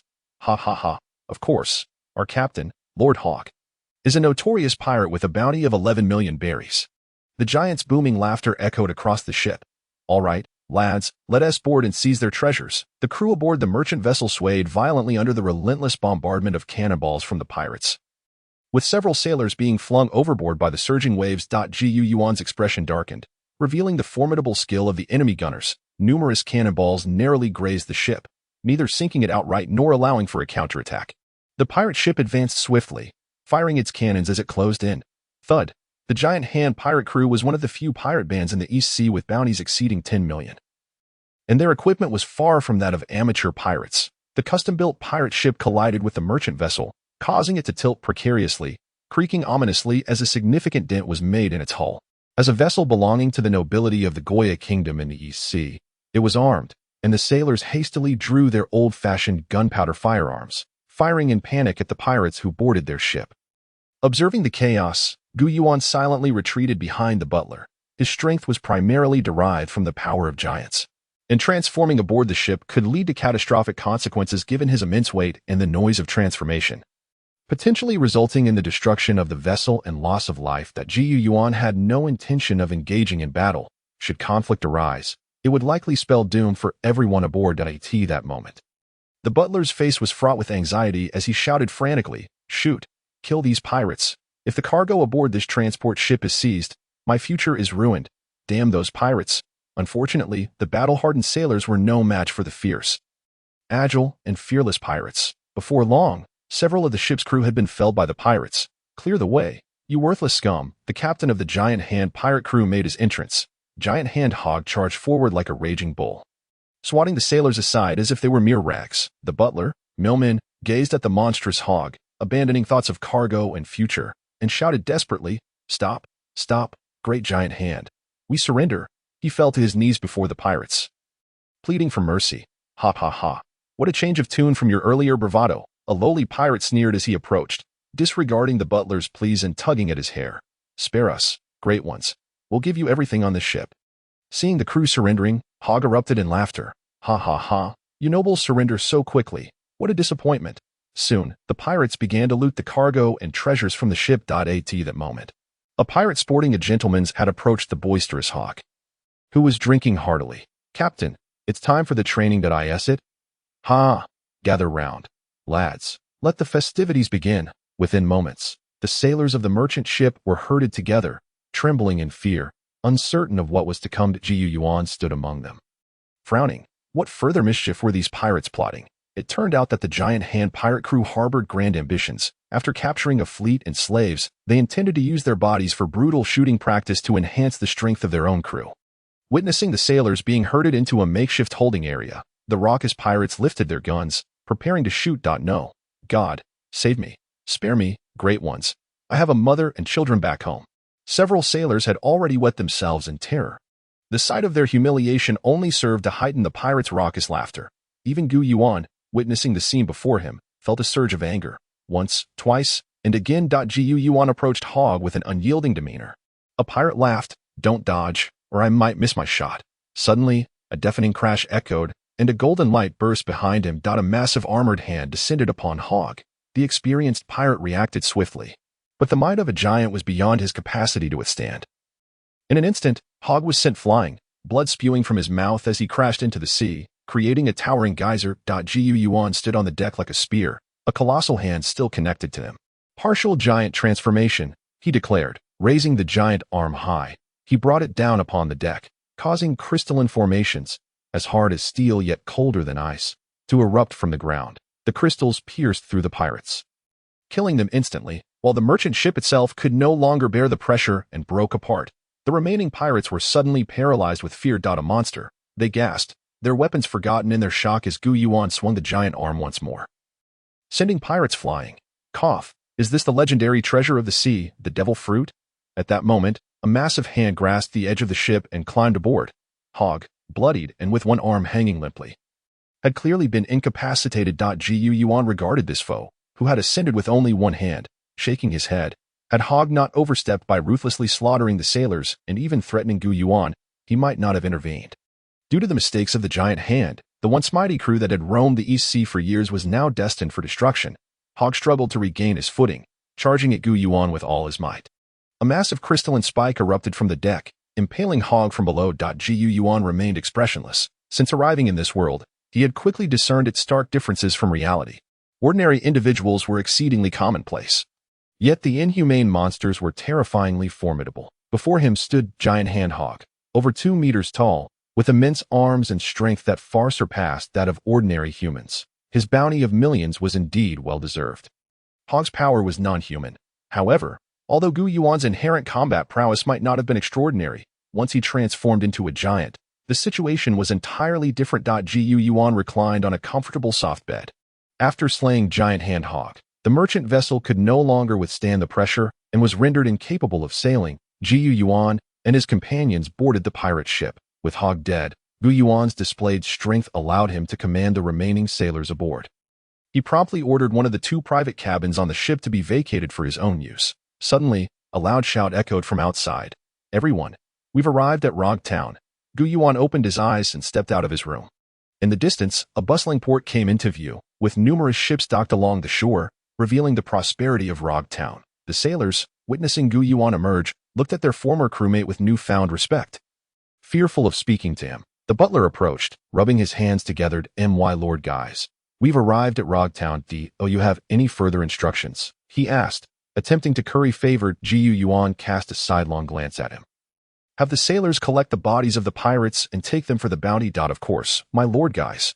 I will arrange that immediately," the butler replied eagerly before turning to leave. He made his way to the ship's hold, where the corpses of the giant hand pirates were stored, his face dark with anger as he kicked at the debris in frustration. "Damn those lowly peasants for not acting sooner. Just wait until I get my hands on you." At the edge of Rogue Town, the strolling citizens observed the slowly approaching pirate ship with a sense of nonchalance. Situated near the entrance to the Grand Line, Rogue Town annually attracts a multitude of pirates. The town boasts a plethora of pirate enterprises, and the Navy's presence here is formidable, deterring most pirates from causing disturbances. Under the watchful eyes of the apprehensive sailors, Yuan disembarked from the vessel. As he gazed upon the grand town before him, his heart brimmed with anticipation for the future, the thought of growing stronger, seizing opportunities, and becoming a force capable of shattering mountains with a punch or cleaving the sea with a sword filled him with exhilaration. The path to strength, the path to transcendence lay right beneath his feet. As Yuan walked through the streets, it marked his first encounter with the town in the pirate world, and the experience was strikingly different from that depicted in the manga. Although the overall atmosphere was still populated by numerous ordinary individuals, these common folk were alarmingly mundane. A single misfire from a rudimentary flintlock could spell doom, and a fall from a high building would be fatal. Yet, the presence of extraordinary individuals among the pirates set them apart from the average populace, showcasing a variety of peculiar attire, bizarre faces, and exaggerated body proportions. While such sights were novel in the manga, their manifestation in reality was overwhelmingly impactful. Had it not been for his prior experiences in the world of giants, Yuan's mental resilience might have faltered at the sight of those fearsome pirates. As he strolled along the street, a sudden commotion erupted as a group of Navy personnel burst forth from the crowd, led by a man bearing unmistakable emblematic features. Could it be Smoker? Yuan remained composed, observing the figure clad in a long coat, a hefty cigar dangling from his mouth, and a peculiar polearm slung across his back as he approached. "Feld Gages, is it?" Smoker's deep voice resonated. "To this day, there have been no reports of your nefarious deeds, but I have received information that you intend to venture forth as a pirate. Is that true?" Despite the words tumbling from his mouth, the cigar remained firmly in place. As Smoker concluded his statement, the surrounding soldiers tightened their grips on their weapons. Yuan noted the intimidating presence they exuded and mused. With such pressure, who would openly admit to aspiring to be a pirate? Unless, of course, one were a man destined to become the Pirate King. Naturally, these thoughts were kept to himself. However, Smoker's unexpected inquiry suggested that certain individuals were orchestrating events from behind the scenes. A detail Yuan quietly noted. "Of course not. Commander Smoker. I look like someone who could become a pirate." He waved dismissively. While Yuan had served as a soldier in Eldia for 5 years, he was merely a healthy adult male by physical standards. However, such criteria differed vastly in the realm of pirates. Smoker, robust as an ox, Yuan appeared nothing more than a scrawny pup. Yet, Smoker, armed with knowledge of Yuan's background, was not easily deceived. "Is that so? You may seem weak, but I have intel suggesting you possess the powers of a devil fruit user. Otherwise, you wouldn't have decimated the notorious giant hand hog pirate crew with a bounty of 11 million berries." The Navy personnel, upon hearing this revelation, were thrown into a state of alarm, exclaiming, "Nanny, a pirate with a bounty of 11 million berries was defeated. Such a pirate was vanquished by a single individual." Yuan pondered this turn of events and considered using the notion of being a devil fruit user as a ruse. It could serve as a valuable trump card. "Indeed, Commander Smoker, I have consumed the giant fruit, granting me the ability to alter my size at will. Is that so? Gages, would you be interested in joining the Navy to uphold peace?" Yuan fell into contemplation. To be frank, without a lineage or background, the Navy presented a commendable option. If afforded the opportunity to enter the headquarters and receive focused training, one could swiftly ascend to power. Perhaps the Navy could assist Yuan in achieving feats unattainable alone. After a brief moment, he sighed. "I appreciate your invitation, Commander Smoker, and I hold a favorable view of the Navy. Were it not for my own aspirations, joining would be a splendid choice. However, I must decline. Smoker fixed his gaze upon Gu Yuan, and a silence enveloped the scene. Is that so? It would be prudent for you not to pursue a path of piracy. Otherwise, I shall personally see to your apprehension. Having been a disciple under an admiral at the headquarters, Smoker carried an air of pride. Even in light of Gu Yuan's refusal, he could not force the matter, as extending an invitation to a mere figure from the East Blue would seem beneath him. He possessed unwavering confidence that should Gu Yuan choose the path of piracy, he would undoubtedly capture him and deliver him to prison. Were Gu Yuan aware of Smoker's thoughts, he would likely find it amusing. Although he lacked a systematic understanding of the power dynamics among pirates, possessing the strength of the 8 giants would enable him to contend with even some of the weaker warlords of the sea. While this might suffice in the Grand Line, in the East Blue, few could eliminate him before he transformed. Smoker would inevitably regret underestimating Gu Yuan in the days to come. Soon after, Smoker and his Navy comrades handed over the bounty for the giant hand-hog pirate crew to Gu Yuan before departing. In the following days, Gu Yuan sought to gather information concerning significant events unfolding across the seas. Though he had not delved deeply into the timeline of the Pirate King, he was aware that, akin to the world of giants, upon his arrival, the narrative was just beginning. Luffy had set sail, though his current whereabouts remained unknown. After all, Luffy's first bounty had been 30 million berries, awarded after his defeat of the Fishman Arlong pirates. The absence of information regarding Luffy suggested he had yet to confront Arlong or had already moved on. Thus, it was imperative for Gu Yuan to swiftly organize himself to head to Orange Town, Nami's hometown, to intercept Luffy. Indeed, Gu Yuan's subsequent strategy was to align himself with Luffy, capitalizing on the opportunities that arose in the wake of the protagonist, the main character. Luffy was undeniably a master of stirring trouble. Being in close proximity to him would present countless opportunities. Moreover, Gu Yuan's understanding of the world of One Piece was largely framed from the protagonist's perspective. Following Luffy was the best way to secure information. Straying from the main storyline and wandering alone would equate to relinquishing his informational advantage. Gu Yuan lacked any akin to a system that could drop rewards from the sky, due to Smoker's public inquiry. Gu Yuan had garnered a modest degree of notoriety in Rogue Town, earning the title of Bounty Hunter Gajess the Giant. You intend to go to Cocoa Village? A burly captain with a bushy beard inquired. Puzzled. Is there a problem with that? Gu Yuan replied nonchalantly. As far as I know, Cocoa Village is home to a formidable pirate faction, affiliated with the warlords of the sea. The danger posed to incoming vessels is considerable, and the interests of Cocoa Village are tightly controlled by that pirate crew, leaving little opportunity for profit. The burly captain stroked his grease-laden beard, squinting as he spoke. So you can't go? I'll find another ship, Gu Yuan remarked. Sensing the captain's desire for gain, he turned away, prepared to leave. Wait, there are ways to make this work, the captain hastily interjected, realizing Gu Yuan's determination to depart. Generally, people did not exhibit such blatant disregard for decorum. Gu Yuan halted, turning to face the captain in silence. If we were to organize a ship specifically for Cocoa Village, first, as we generally do not venture there, we would need to cover the costs of the unnecessary voyage. Furthermore, that pirate crew's strength is not something a mere ship can contend with. We would require a formidable bounty hunter crew to accompany us, which would necessitate substantial funds. Seeing the captain ramble on, Gu Yuan quickly interrupted. Stop. How much is it going to cost in the end? The captain stroked his beard, his head nodding as his eyes darted about. Well, that would be 10 million berries. Gu Yuan furrowed his brow.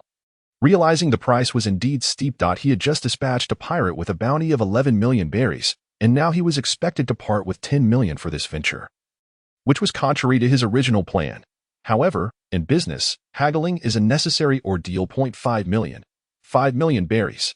How could that be possible? After some back and forth, they ultimately settled on 7 million berries, and preparations to set sail commenced. With a swift motion, Gu Yuan wielded his wooden sword upon the deck. He strolled to the bow of the ship, gazing into the distance as the sea breeze tousled his damp, dark hair. Notably, unlike the previous merchant vessel that transported goods, this dedicated passenger ship had been procured at great expense solely for his service, boasting commendable stability and delectable provisions. During his time in Rogue Town, Gu Yuan had visited numerous martial arts and weapon shops, attempting to learn swordsmanship and various combat skills. However, he discovered that most dojos were merely candlelit establishments, with mediocre instructors and apprentices who resembled ruffians. Left with no other choice, he purchased some introductory texts on swordsmanship, along with a few training tools and a quality blade. and embarked on fundamental physical conditioning and basic sword training. After several days of practice, he found himself more adept at wielding the sword. Though little else had changed, nevertheless, Yuan remained undeterred. If mastering swordsmanship were that easy, the streets would be teeming with masters. One must understand that within the vast world of One Piece, there are likely fewer than 100 true experts. The captain, a burly man with a grand beard, puffed on a large pipe, releasing wisps of pale purple smoke. He glanced sideways at the man swinging the wooden sword on the deck. No wonder he can defeat a pirate worth 11 million berries. Such tenacity is rare. If Yuan were to hear this, he would merely chuckle. At this stage, his combat prowess primarily relied on the strength of giants. In truth, he was little more than a robust ordinary man. Of course, the captain had never faced a true pirate of such caliber. Those individuals possess unique strengths that can easily overpower the average person. Suddenly, a sailor on the crow's nest shouted, "Captain, there is a small boat ahead." Hearing this, the captain rushed to the bow, and Yuan, upon hearing the call, instinctively followed. Not far ahead lay a small craft, where 3 individuals could be seen aboard. Joseph, who stood beside Luffy, shaped his hands into a makeshift telescope and looked toward Yuan. Upon realizing it was not a pirate ship, Joseph let out a long sigh of relief. "Thank goodness, it's not pirates. A ship of this size would easily capsize our small boat." Sanji, leaning against the side with a cigarette in his mouth, remained unfazed as he observed the approaching vessel. Even if it were a pirate ship, he was confident in his ability to handle a crew of low-tier pirates, having been a chef in the East Blue for so long. Luffy, exuberant, waved his hands. "Hey, you there, do you have any meat?" Sanji, enraged, delivered a swift punch to Luffy's head. "Idiot, haven't you had enough to eat at noon?" Yuan couldn't help but laugh at the antics of the lively crew. He never anticipated encountering the protagonist, Luffy, amidst the vast ocean. The captain relaxed upon seeing that the other boat held only 3 ordinary individuals, but his expression soon turned serious as he addressed Yuan.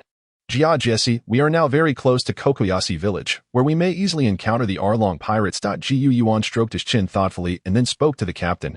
"How about this? Take me over to that small boat, and your mission will be considered complete."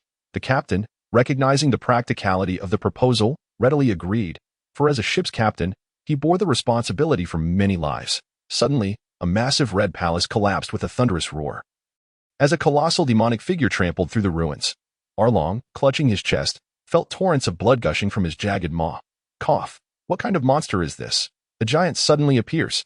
Arlong had encountered many terrifying sea creatures in the depths of the ocean, but they were often slow and cumbersome despite their size. Today, however, he faced a giant controlled by Yuan, one that approached the stature of the giant race in One Piece.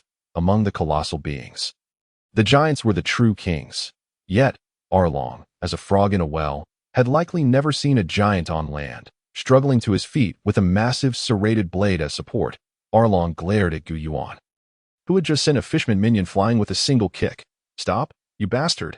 How dare you lay a hand on a noble fishman?" Time pressed forward. Captain Uzi maneuvered the ship alongside Luffy's small boat. Yuan leaped across the gap. "Greetings. I am the bounty hunter Jesse. I heard that the fishman pirate crew is oppressing the common folk in Kokoyasi village, and I have come to exterminate them." "Who are you?" "I'm Luffy. I'm going to be the pirate king. Have you seen my navigator, Nami?"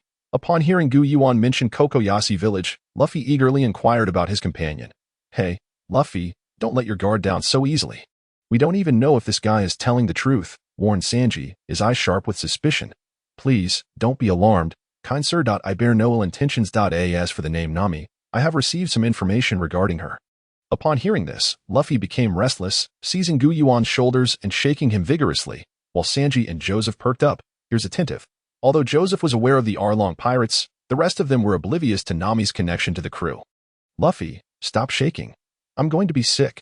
Yuan felt dizzy. While Luffy appeared weak at sea, he was in fact an extraordinary being capable of sending a person flying with a single blow. And Yuan, of ordinary human constitution, struggled to withstand it. "I'm sorry."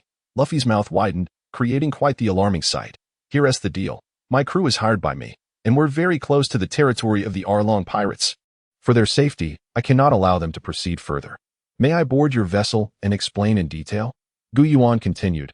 "From what I understand, Nami is a member of the Arlong pirates." Luffy's expression turned grave as he rose to his feet, fists clenched. "All right, I'm going to take down the Arlong pirates and rescue my navigator. Nami, Joseph, sweating profusely, exclaimed, Captain Luffy. But Arlong is a notorious pirate with a bounty of 20 million berries. Sanji, ignoring Joseph's chatter, took a deep drag from his cigarette. Nami, I knew you weren't the kind to abandon your friends. Just wait for me. I will definitely come to rescue you. Sanji's determination to find Nami solidified as he turned his expressionless gaze toward Yuan. Your information doesn't seem like something easily obtainable. How did you come by these secrets? Believing in Nami's circumstances, Sanji accepted much of what Yuan said but felt the need for confirmation. The information about Nami was gathered in advance by my contacts in Kokoyashi village. Most residents are aware of her situation. Sanji nodded slightly. Several individuals swiftly made their way towards Kokosha village. Following Luffy and the others, it wasn't long before they spotted Nami. She was large and robust, her skin gleaming and reflecting light, her complexion distinctly inhuman. Perhaps it was the uncanny valley effect, witnessing these fishmen, whom he had never encountered in the real world, made Yuan feel a wave of nausea and discomfort. If these fishmen were captured in reality, it would undoubtedly cause a significant uproar. Soon, the members of the Straw Hat Pirates had gathered. Luffy, who is this guy? Zoro inquired. Knowing Luffy intended to invite Sanji aboard, he glanced at the unfamiliar Yuan. He's Jessamine, a bounty hunter. Upon hearing Luffy's introduction, Yuan's lips twitched slightly. He never anticipated that even he could earn a nickname from Luffy. Lowly human, Nami, come here. We fishmen are a noble race, possessing 10 times the strength of humans. Observing Arlong's pre-battle boasts, Yuan remained expressionless, though he secretly held disdain. Arlong, originally a fishman from Fishman Island in the Grand Line, had witnessed the oppression of fishmen by humans and the enslavement of fishmen or mermaids, yet he still chose to delude himself into believing that fishmen were the strongest as the battle commenced. The 3 main combatants of the Straw Hat Pirates swiftly engaged the cadres of the Fishman Pirates. Yuan watched as fishmen henchmen approached with sinister smiles, rubbing their hands together. Let this puny human know our might. Tear him apart. He should taste delicious. Boom. A flash of golden light enveloped Arlong's fishman paradise, transforming it into a golden hue. Amidst the smoke, a pair of scarlet eyes opened. One fishman henchman collapsed to the ground. What is happening? Why is there a giant? What kind of monster is this? Several henchmen, clearly lacking both combat prowess and intellect, were already terrified and lost their will to fight upon witnessing Yuan's transformation. Arlong and his cadre paused, glancing warily at the giant not far away. Skull One. Luffy's eyes sparkled like stars. Sanji set down his legs and lit a cigarette. Is this just ability? Zoro, filled with fighting spirit, smirked. Fighting such a monster is interesting. Haha. Yuan raised his leg and kicked a fishman, sending several flying like balls, crashing through multiple walls before coming to a halt. However, after being kicked away, they remained silent. Yuan waited for a moment, gaining an understanding of the fishmen's physical strength. Although they claimed to be 10 times stronger than humans, it seemed to be mere boasting. Perhaps they were only 10 times stronger under certain conditions, or in specific aspects. Regardless, it was evident that fishmen were not a particularly formidable race. Seeing their companions being sent flying, the remaining fishman henchmen seemed to forget their fear and charged forward, brandishing swords and attempting to strike at Yuan's calves. Unfortunately, their hard armor was akin to steel. Even the fishmen, who were not martial arts experts, failed to even scratch Yuan's skin. The fishmen were instantly reduced to fragments, crimson blood splattering everywhere. Arlong and several fishmen experts watched in horror. Stop! Arlong shouted, breaking free from Luffy's rubber fist, careening towards Yuan recklessly.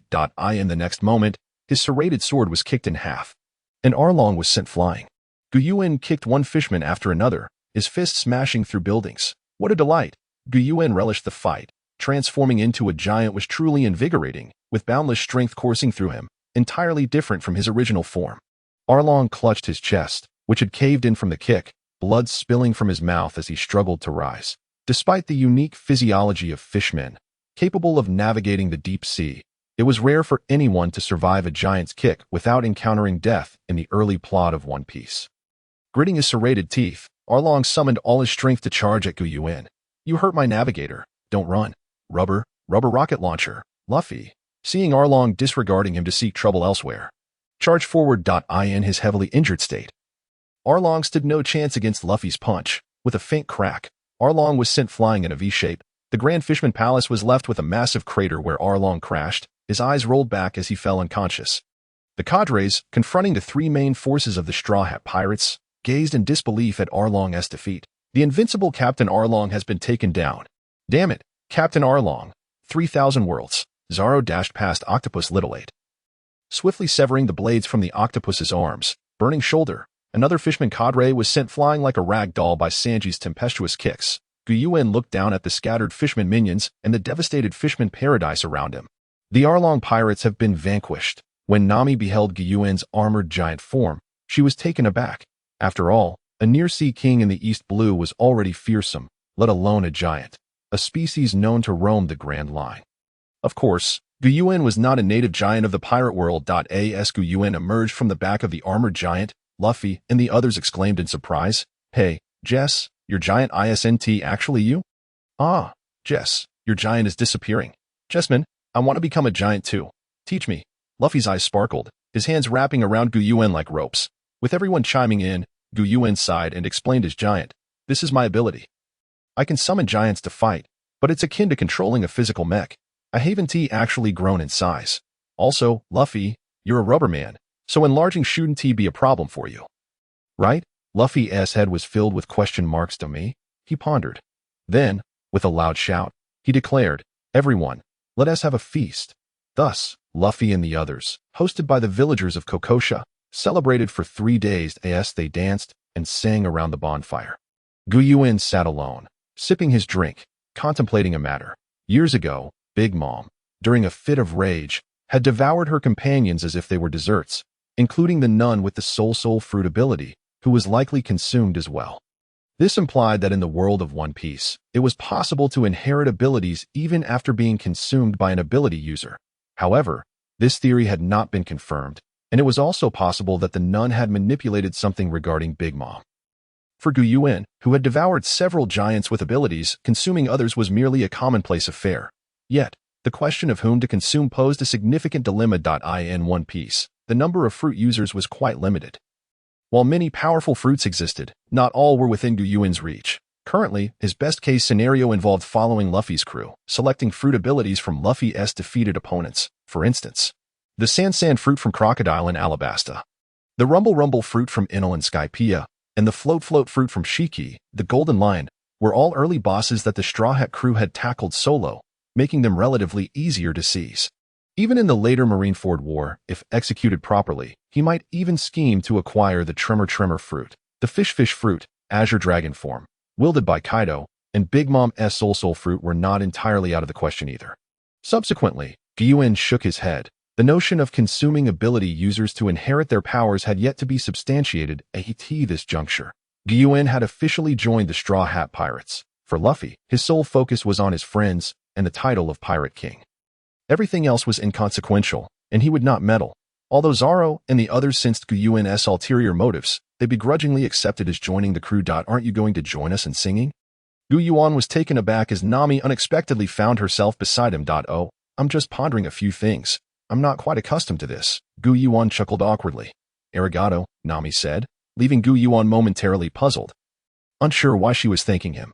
"You should express your gratitude to Luffy and the others. Once they learned of your situation, they grew concerned for you and helped you defeat Arlong and his crew." Nami shook her head. For so many years, no matter the bounty hunter that arrived in Kokasia village, they were easily vanquished by Arlong and his men. But you were different, even without Luffy and the others. You could have single-handedly defeated Arlong and his crew. Yuan fell silent. Empathizing with Nami's burdens. It was evident that she lived under immense pressure, bearing the weight of saving her village alone. Her childhood likely consumed by worries of how to earn money, how to steal, and how to liberate her village. However, at that moment, Yuan understood Nami's perspective. She believed that he had no ties to her as Luffy and the others did, making his act of defeating the fishman Arlong and rescuing Kokasia village a great favor. A smile crept upon Yuan's lips. If thanks are in order, then let us take our captain to the final island.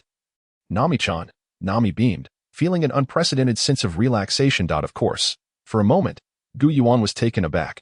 Despite spending years at sea under the sun, Nami showed no signs of sunburn. Her skin as flawless as snow, illuminated by the golden glow of the campfire, exuding unmatched beauty.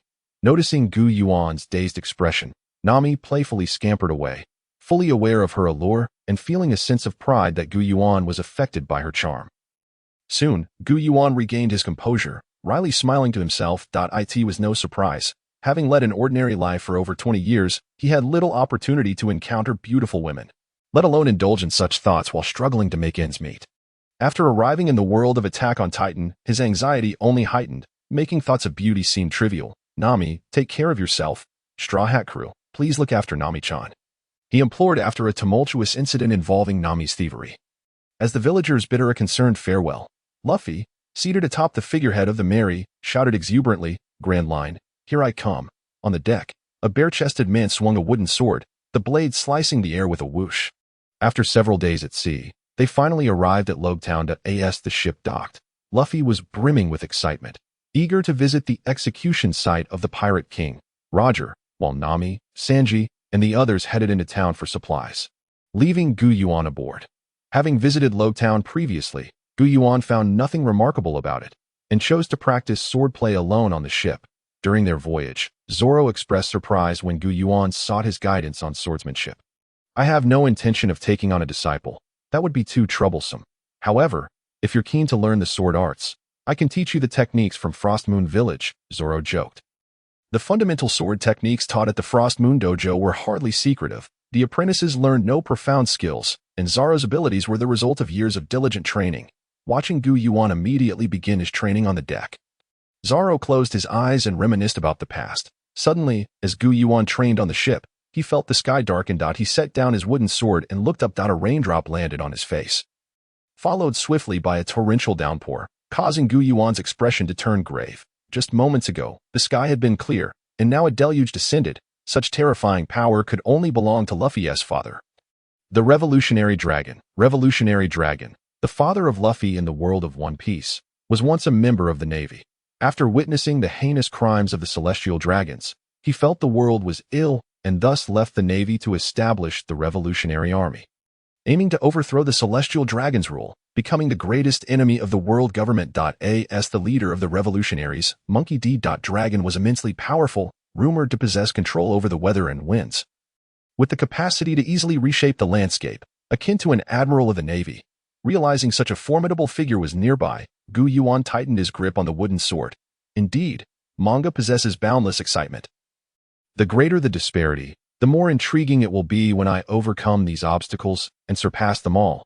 That is what makes life truly exhilarating. Soon, Luffy and the others returned to the Mary amidst the storm. "Everyone, set sail," they called, facing the tempest, yet each face was alight with anticipation and tension. Gu Yuan looked up at the towering reverse mountain, its peak piercing the clouds, while the surrounding waves violently crashed against the Mary, producing a deafening roar. It was genuinely concerning whether the Mary could withstand such a ferocious current. As the massive tide inexplicably flowed upward, Nami stood on the second deck of the Mary.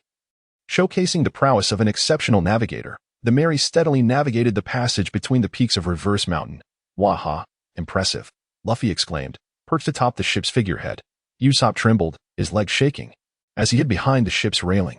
"Hey, everyone, I think I've caught a disease that prevents me from going to the Grand Line. We should turn back." Yet, no one paid him any mind. The crew gazed up at the towering mountain. In that moment, Gu Yuan felt a profound sense of insignificance. Amidst the vastness of the sea, an individual's strength appeared so feeble, contrary to the manga's depiction, although the current flowed rapidly. Gu Yuan and his companions took nearly an hour to reach the summit of Reverse Mountain. "Whoa, so high," Luffy shouted. After cresting Reverse Mountain, the descent was noticeably quicker, the powerful air currents causing the Mary's bow to rise precariously. Several times, it seemed they might be capsized by the force of the wind. "Hey, Luffy, look. What is that?" "It's a wall. We're going to crash." "Zoro, think of something." The Mary plummeted downward, the roar of the crashing waves drowning out their voices. Hearing someone call for him, Zoro placed his hand to his ear. Below the Reverse Mountain, the sea exit revealed a massive, dark, arched mountain that perfectly blocked their path. Given the current speed of the Mary's descent, a collision would spell disaster for all aboard. Luffy, Zoro, and the others scrambled to slow the ship. "Everyone, hold on tight. I'm going to transform," Gu Yuan shouted, biting into his thumb. With a flash of golden light, a muscular giant, standing 15 meters tall with elfin ears and demonic red eyes, appeared. The giant's feet gripped the Mary like sturdy trees, while Gu Yuan extended his arms, swiftly conjuring a blue crystal that transformed into a spear. He positioned the spear across his chest, and it elongated like a golden rod, piercing the walls on either side. With a deafening crash, the walls of Reverse Mountain crumbled, plunging into the sea. Amidst the screeching friction, the Mary's speed rapidly diminished. Yuan strained to hold onto the spear and called out, "Nami, Luffy, the ship is slowing down. It's your turn now." Luffy clenched his fists and grinned. "Yash, leave it to me." Nami quickly issued commands. "Usopp, you." After a series of thrilling and perilous journeys, the crew learned from Coloccus, who resided at Twin Cape, about the past of Laboon, the whale blocking their path and banging against Red Line to prevent Laboon from further harming itself. Luffy made a pact with the whale. Throughout this, Yuan quietly observed Coloccus, the former ship doctor of the Pirate King, contemplating various matters in silence. As he witnessed Laboon return to normal under Luffy's influence, no longer ramming against the Red Line. Yuan reflected, "Truly the protagonist. When I tried to persuade Emer, I also appealed to her emotions and reason, yet it proved futile." Observing the crowd persuading Labu and engaging with Coloccus while capturing 2 agents from Barot Studio, Yuan could no longer contain himself. He approached Coloccus and said, "Senior, I have come across some information suggesting that you have ventured into the latter half of the Grand Line, known as the New World. I have heard that the masters in those waters possess a power referred to as Haki. Might you be willing to offer some guidance?" Upon hearing this, Coloccus's naturally serious expression shifted slightly. It is noteworthy that information about the Pirate King was not easily accessible in the early stages. The economic and technological disparities between islands were significant in such an underdeveloped information landscape. Very few were aware of Coloccus's identity as the former ship's doctor of the Pirate King. However, Coloccus quickly regained his composure, his momentary unease settling. He understood clearly that his existence was an undeniable fact, and being discovered was entirely normal. Coloccus accepted that Yuan was aware of his true identity with grace. Young one, it is remarkable that as a newly initiated pirate in the Grand Line, you have heard of Haki.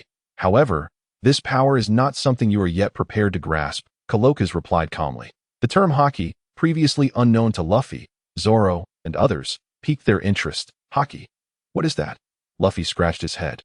Intrigued. Is it a new power? How exciting. Zoro grinned, his eyes brimming with curiosity and fighting spirit. Haki is a latent power inherent in all humans. This ability, when coupled with a robust physical constitution, enables one to manipulate these intangible sensations, presence, murderous intent, and fighting spirit, transforming willpower into a weapon. This formidable force is known as Haki. Haki is classified into 3 types: Kenbunshoku, observation; Busashoku, armament; and Haushoku, conquerors. While the latter 2, alongside the highest tier of Kenbunshoku, are innate abilities that cannot be acquired through training. The average person can attain the power through diligent practice, continually honing their skills until they reach a limit, at which point they can elevate their capabilities in extreme combat situations. Perhaps influenced by the Straw Hats, Luffy, Coloccus, the former ship's doctor of the Pirate King, was surprisingly willing to impart the secrets of Haki to Luffy and his companions. Aboard the Mary, the crew busied themselves with their respective tasks. The disguised Princess Vivi, masquerading as an agent from Barot Studio, was playfully engaging with Luffy and the others, exhibiting a bold demeanor that starkly contrasted with her later gentle and understanding personality. Her acting skills were exceptional. To convincingly impersonate an agent, she had transformed into someone entirely different from her true self. Princess Vivi's natural talent was already extraordinary. After all, how many ordinary girls could become capable agents? Having successfully integrated into Barot Studio, Vivi had developed strength surpassing that of an average person. Undoubtedly the result of immense effort. Yuan watched the lively Princess Vivi on the deck of the Mary with quiet admiration. Yet he had no intention of revealing her true identity. Seated on the ship with a wooden sword beside him, Yuan contemplated the training of Haki. In the later stages of the One Piece world, Haki was described by the Yonko Kaido as a power that surpasses swordsmanship, martial arts, and devil fruit abilities, indicating that mastering it is no simple feat. In the manga, Luffy, under the tutelage of the former Pirate King's first mate, Rayleigh, transitioned from ignorance to proficient mastery of Haki. Nonetheless, even with such guidance, Luffy's remarkable talent as a member of the monkey family and his extensive experience in life-or-death battles propelled his rapid growth in both physique and skill. For an ordinary individual, the journey from mediocrity to extraordinary prowess through Haki is arduous. At this moment, Yuan found himself perplexed by the insights Coloccus had offered regarding Haki training, feeling utterly lost. Not only hockey, but the 6 powers of the Navy also require formidable physical prowess to be executed. Without such physicality, knowledge alone is insufficient. Gu Yuan sighed in resignation, unbeknownst to him. Delicate snowflakes began to fall from the sky. Sitting on the deck, Gu Yuan was unfazed. After leaving the vicinity of Reverse Mountain, Princess Vivi had already explained the unpredictable weather of the Grand Line to the crew. Suddenly, the sound of a crunching noise reached Gu Yuan's ears. Reminiscent of a hard object being crushed, an unsettling sound echoing across the tranquil sea, capturing the crew's attention. Gu Yuan turned towards the source of the sound. Before him stood a rotund figure adorned with a hippopotamus hat and a fluffy cape. Its mouth grotesquely agape as it gnawed at the whole of the Mary. Usopp and the others quickly rushed over, frozen in shock at the bizarre and terrifying sight. "You scoundrel! How dare you harm the Mary?" Luffy shouted, launching a rubber fist at the creature. The creature, known as Walpo, was sent flying and crashed onto the central cabin of the Mary. "You filthy peasants! I, Walpo, merely desired to sample your ship, and yet you treat me with such disrespect. You shall pay dearly for your insolence," the peculiar figure with the hippopotamus had exclaimed, clutching its wound as it rose to its feet. Gu Yuan observed Walpo with confusion. Prior to entering the pirate world, he had conducted thorough research. Walpo was supposed to be encountered after the crew left Cactus Island. How could he be here? Could it be the butterfly effect? Gu Yuan pondered. However, a sudden realization struck him, leaving him momentarily stunned. The swallow fruit. Throughout Luffy and his crew's adventures in One Piece, they had encountered numerous devil fruit users, including powerful figures like Kaido, Big Mom, Akainu, Akiji, and Fujitora, as well as many weaker individuals with immense potential. The swallow fruit was among them. Many fans speculated that it could steal the abilities of others based on its portrayal in the series. Unfortunately, this fruit with tremendous potential had chosen Walpo as its incompetent master. Some devil fruits in One Piece seemingly select their owners, with certain individuals destined to wield specific fruits. Furthermore, many bizarre and overpowered abilities often manifest in foolish characters rather than the exceptionally talented. The swallow fruit before him was a classic example. Immense potential squandered on a dim-witted owner. Gu Yuan trembled at this thought. Quickening his pace, Gu Yuan raised his hand and shouted, "Luffy, leave him to me. Those who harm the Mary shall not be forgiven." With that, Gu Yuan stepped forward, his thumb bitten off in the process. A colossal giant, towering at 15 meters, emerged, its legs crushing down on the Mary, causing the ship to sink significantly. The Mary, in the presence of the giant, resembled a massive skateboard. The giant's hand moved with the speed of a serpent, swiftly seizing Walpo. Sensing the peril, Walpo opened his mouth to bite the giant's enormous body. Gu Yuan quickly clapped his hands together, and Walpo was forcefully knocked unconscious by the tremendous strength. Just as Gu Yuan was about to relax, he noticed Walpo's body expanding, transforming into a gigantic fortress. "You thought you could ambush me, the king? Ha! What a joke!" Walpo laughed, as the fortress doors swung open, revealing numerous cannons aimed directly at Gu Yuan, firing several shots in rapid succession. Walpo then leaped onto the deck of the Mary. But the ship could not withstand his immense weight and shattered instantly, sending Walpo tumbling into the sea. Gu Yuan's giant form was battered, his body bruised and leaning backward, causing the Mary to tilt dangerously. "This is bad. The ship is going to capsize. Guys, stabilize it," Gu Yuan exclaimed as he witnessed the impending disaster, promptly leaping into the sea, creating a massive splash. Gu Yuan watched as Walpo's eyes rolled back, his mouth agape as he sank beneath the waves. Without hesitation, Gu Yuan pursued him, commanding the giant to open its mouth wide and, like a great white shark, swallow the unconscious Walpo whole. The giant erupted with immense heat as Gu Yuan detached himself from its neck, striving to swim upward. Just as his feet were about to leave the giant's body, a peculiar energy enveloped him. In an instant, Gu Yuan felt his strength being siphoned away, rendering him exceedingly weak and adrift in the water.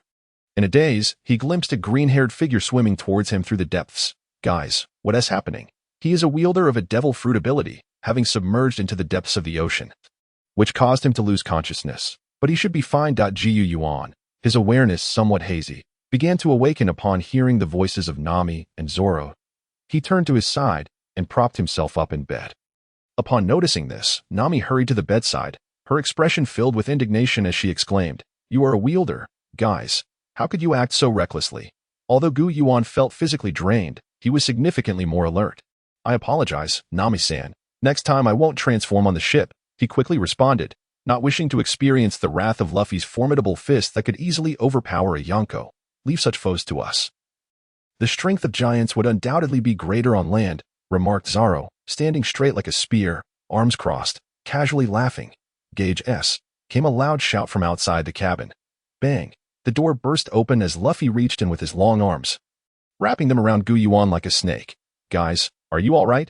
Yuan wriggled free from Luffy's enthusiastic embrace. I'm fine now, though it seems there have been some changes in my body. Changes? Luffy and the others inquired. Puzzled. Yes, Yuan replied, and suddenly, his mouth began to expand to an enormous size, resembling Luffy's rubbery form. Ha! Luffy and the others' eyes widened in shock, their mouths agape as if they might hit the floor. What is happening? Usopp, who had entered the cabin carrying ship repair tools, was so startled that he seemed to lose his senses, his mouth hanging open in disbelief. Zoro, the calmest among them, quickly deduced. This is the ability of that hippo from before. Isn't it?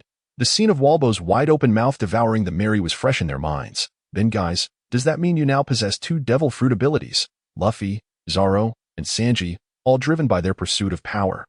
Listened intently. Of course not. The original me did not have a devil fruit ability, Yuan clarified. Then what about transforming into a giant? He had no intention of hiding the truth. His plan was to ride the coattails of the main characters and attract enemies while benefiting from their luck, making it impossible to conceal many things. Transforming into a giant is not a power derived from a devil fruit, but rather a latent ability of my bloodline that I believe my current power is known as the Gulp Gulp fruit. Upon hearing this revelation, everyone nodded in understanding. However, Zoro soon posed another question. Isn't the Gulp Gulp fruit the ability of that hippo? How did you acquire it? The group turned their curious gazes towards Yuan, who, unfazed, replied, I obtained this ability after capturing that creature in the sea and having my giant consume it. Wait, you ate it? Usopp exclaimed, his eyes glazed over, still processing the shock. Huh. Guys, do you eat people? Is it tasty? Only Luffy remained unperturbed, curiously questioning Yuan. It has no flavor. Transforming into a giant doesn't mean I physically grow. Rather, I instantaneously create a physical mech, controlling it from the nape of the giant's neck.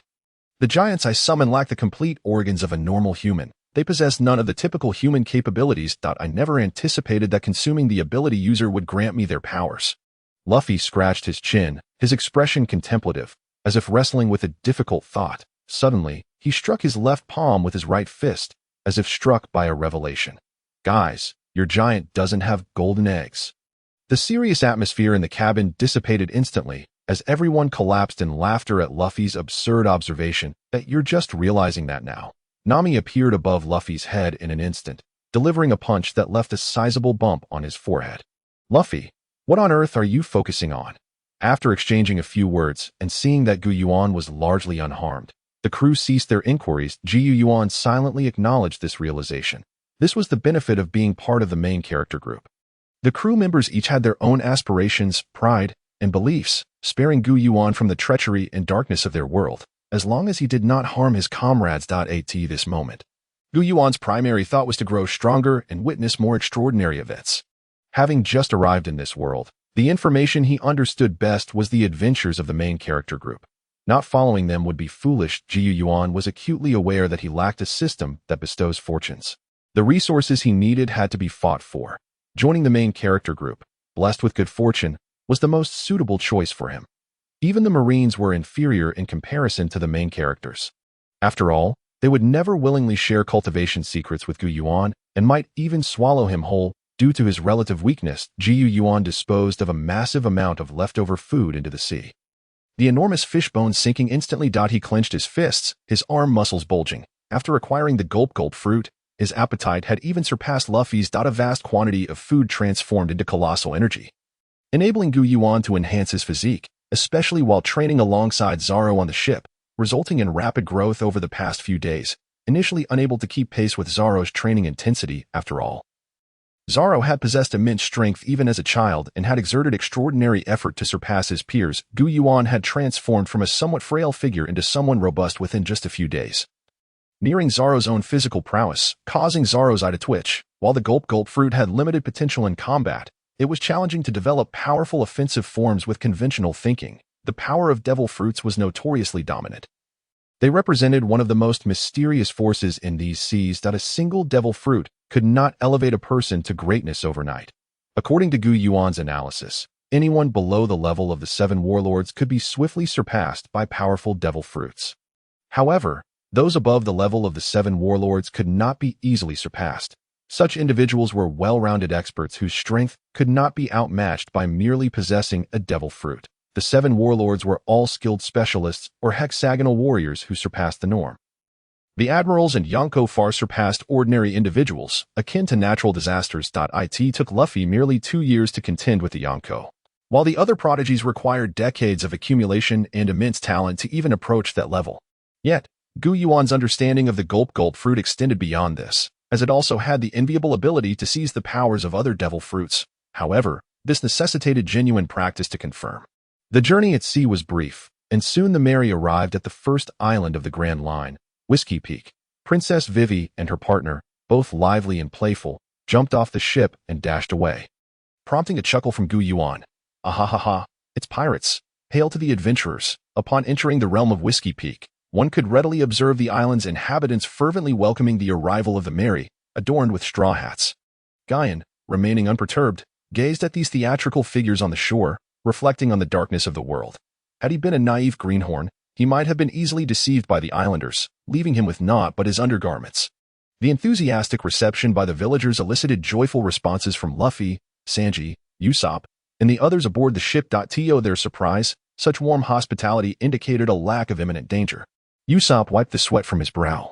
Having initially feared that the islanders might launch an attack due to the overwhelming commotion he had just heard, Guyan glanced at his companions aboard the vessel as expected, aside from the seasoned veterans Nami and Zoro. The others were wholly captivated by the island's atmosphere. The residents of the island extended a hearty welcome to Luffy and his crew, providing an array of delectable dishes for their enjoyment.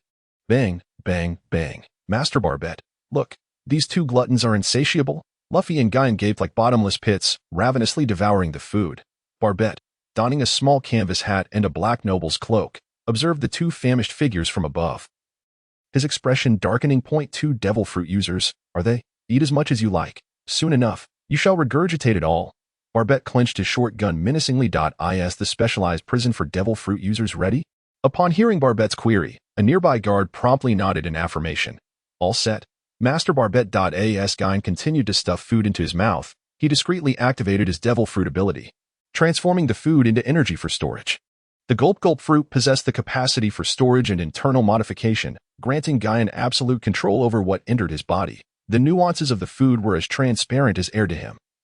He could effortlessly neutralize any toxins or sedatives present. Delicious, delicious, Luffy mumbled indistinctly between bites. Guyan concurred, having previously faced shortages on the ship, and this feast was a much-needed replenishment. Nearby, Nami and Zoro exchanged furtive glances at Guyan and Luffy's gluttony, inwardly cursing their lack of caution. While Luffy's behavior could be excused, they were concerned about Guy's recklessness. If any enemies lurked nearby, handling them alone would be problematic. Yet, despite their worries, neither Nami nor Zoro intended to alert anyone prematurely. As night deepened, Luffy collapsed beside Guyan, mouth agape in slumber. Sanji, Usopp, and the others had also succumbed to unconsciousness. Although Guyan's eyes were closed, his devil fruit ability was quietly enhancing his physique, utilizing his power. He perceived the condition of his body. His skin and organs were fortifying under his control. The manifestation of a devil fruit varies among individuals, but generally, those in the realm of One Piece who possess great physical strength exhibit greater capabilities upon acquiring a devil fruit compared to mere children. A child wielding a Logia-type devil fruit, such as the flame fruit, might merely ignite their palm, producing small fireballs. Conversely, Sabo, the revolutionary second-in-command and a master of the dual hockey technique, could unleash a vast inferno immediately upon obtaining the same fruit. Many individuals in the world of One Piece remain oblivious to the potential of their devil fruits. Some even harbor disdain or indifference toward their abilities, thus neglecting their development. Consequently, many powerful fruits have been overlooked. The gulp fruit was no exception. After being consumed by the weakling Walpole, it transformed into a comical ability. However, in Guyan's hands, it transcended even the darkness fruit in its prowess. Fear not. He is but one. Let us all attack together. Guyan opened his eyes, hearing a cacophony of shouts from outside. Has it begun? He recalled that this was the moment when Zoro would awaken to single-handedly face 100 bounty hunters. Earning the title of 100-Man Slayer. Zoro effortlessly dispatched the lackeys and the curly-haired mayor, a woman with an umbrella and a smug smile, accompanied by a man with an explosive hairstyle, entered the scene. You are not our target. Our aim is the spy within the studio, Miss Wednesday. You are Princess Vivi of Alabasta, infiltrating Baroque works to gather intelligence, aren't you? Ahahaha, per Princess Vivi, you shall meet your demise here. Alongside those who perished in this pirate grave known as Whiskey Peak, the blue-haired Vivi and her curly-haired butler were struck with shock upon hearing the words of the two high-ranking Baroque works agents. Panic surged within them. Impossible. How could they have discovered us? We left no trace. Despite Vivi's confusion, reality remained unchanged. The curly-haired butler swiftly revealed a concealed firearm hidden within his hair, aiming directly at the two agents and firing. However, this conventional tactic failed to astonish the high-ranking agents. The projectile was effortlessly neutralized. The explosive-haired agent casually inserted his finger into his nostril and flicked the resulting booger toward the curly-haired butler. The onlookers were left bewildered. A booger projectile. The booger did not fall to the ground but flew straight toward the butler. With a resounding explosion, the butler was sent hurtling backward. What on earth just happened? Zoro observed the bizarre occurrence, his mind swirling in confusion. A booger, followed by an explosion. What kind of world was this?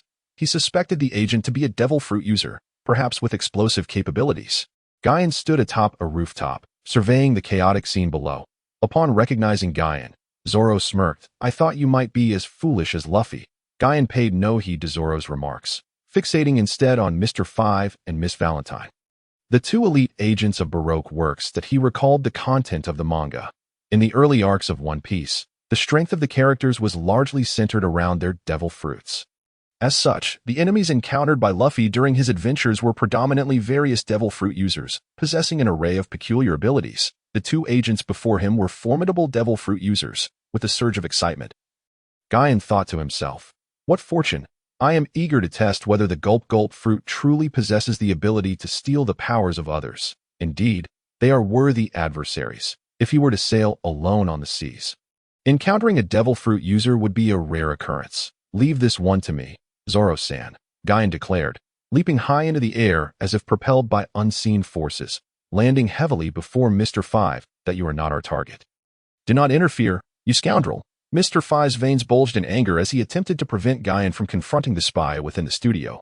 Taking a deep breath, Mr. Five leaned back, inflating his chest. Yet before he could unleash his ultimate attack, a hard blue crystalline fist struck him in the abdomen. Huh? Mr. Five's eyes bulged as he felt the force of an indescribable power propelling him away. The wall bore the imprint of his body, creating a spiderweb-like indentation as he remained firmly embedded within it. Guyan stood in his original stance, his fist enveloped in blue crystal. That he gazed at his fist, then waved it in the air, secretly reveling in his newfound strength. His astonishment. The transformation wrought by the gulp-gulp fruit had significantly enhanced his physical abilities. At present, I believe I have surpassed warriors like Spider-Man and Captain America, who have undergone enhancements or mutations. I contemplated the superhuman strength coursing through my body. Mr. Five broke free from the wall, collapsing to the ground while sputtering blood. Damn you! I will kill you! I will kill you! His eyes, concealed behind sunglasses, burned with rage. Ever since he obtained the bomb fruit, he had never sustained such severe injuries. The foes he typically encountered were merely slightly stronger pirates. While they might have been unruly among ordinary people due to their marksmanship or swordsmanship, they were utterly insignificant against his bomb fruit abilities. However, today, this invincible figure found himself bested by an unknown adversary, overwhelming shame igniting a furious wrath within him. Hey, how dare you!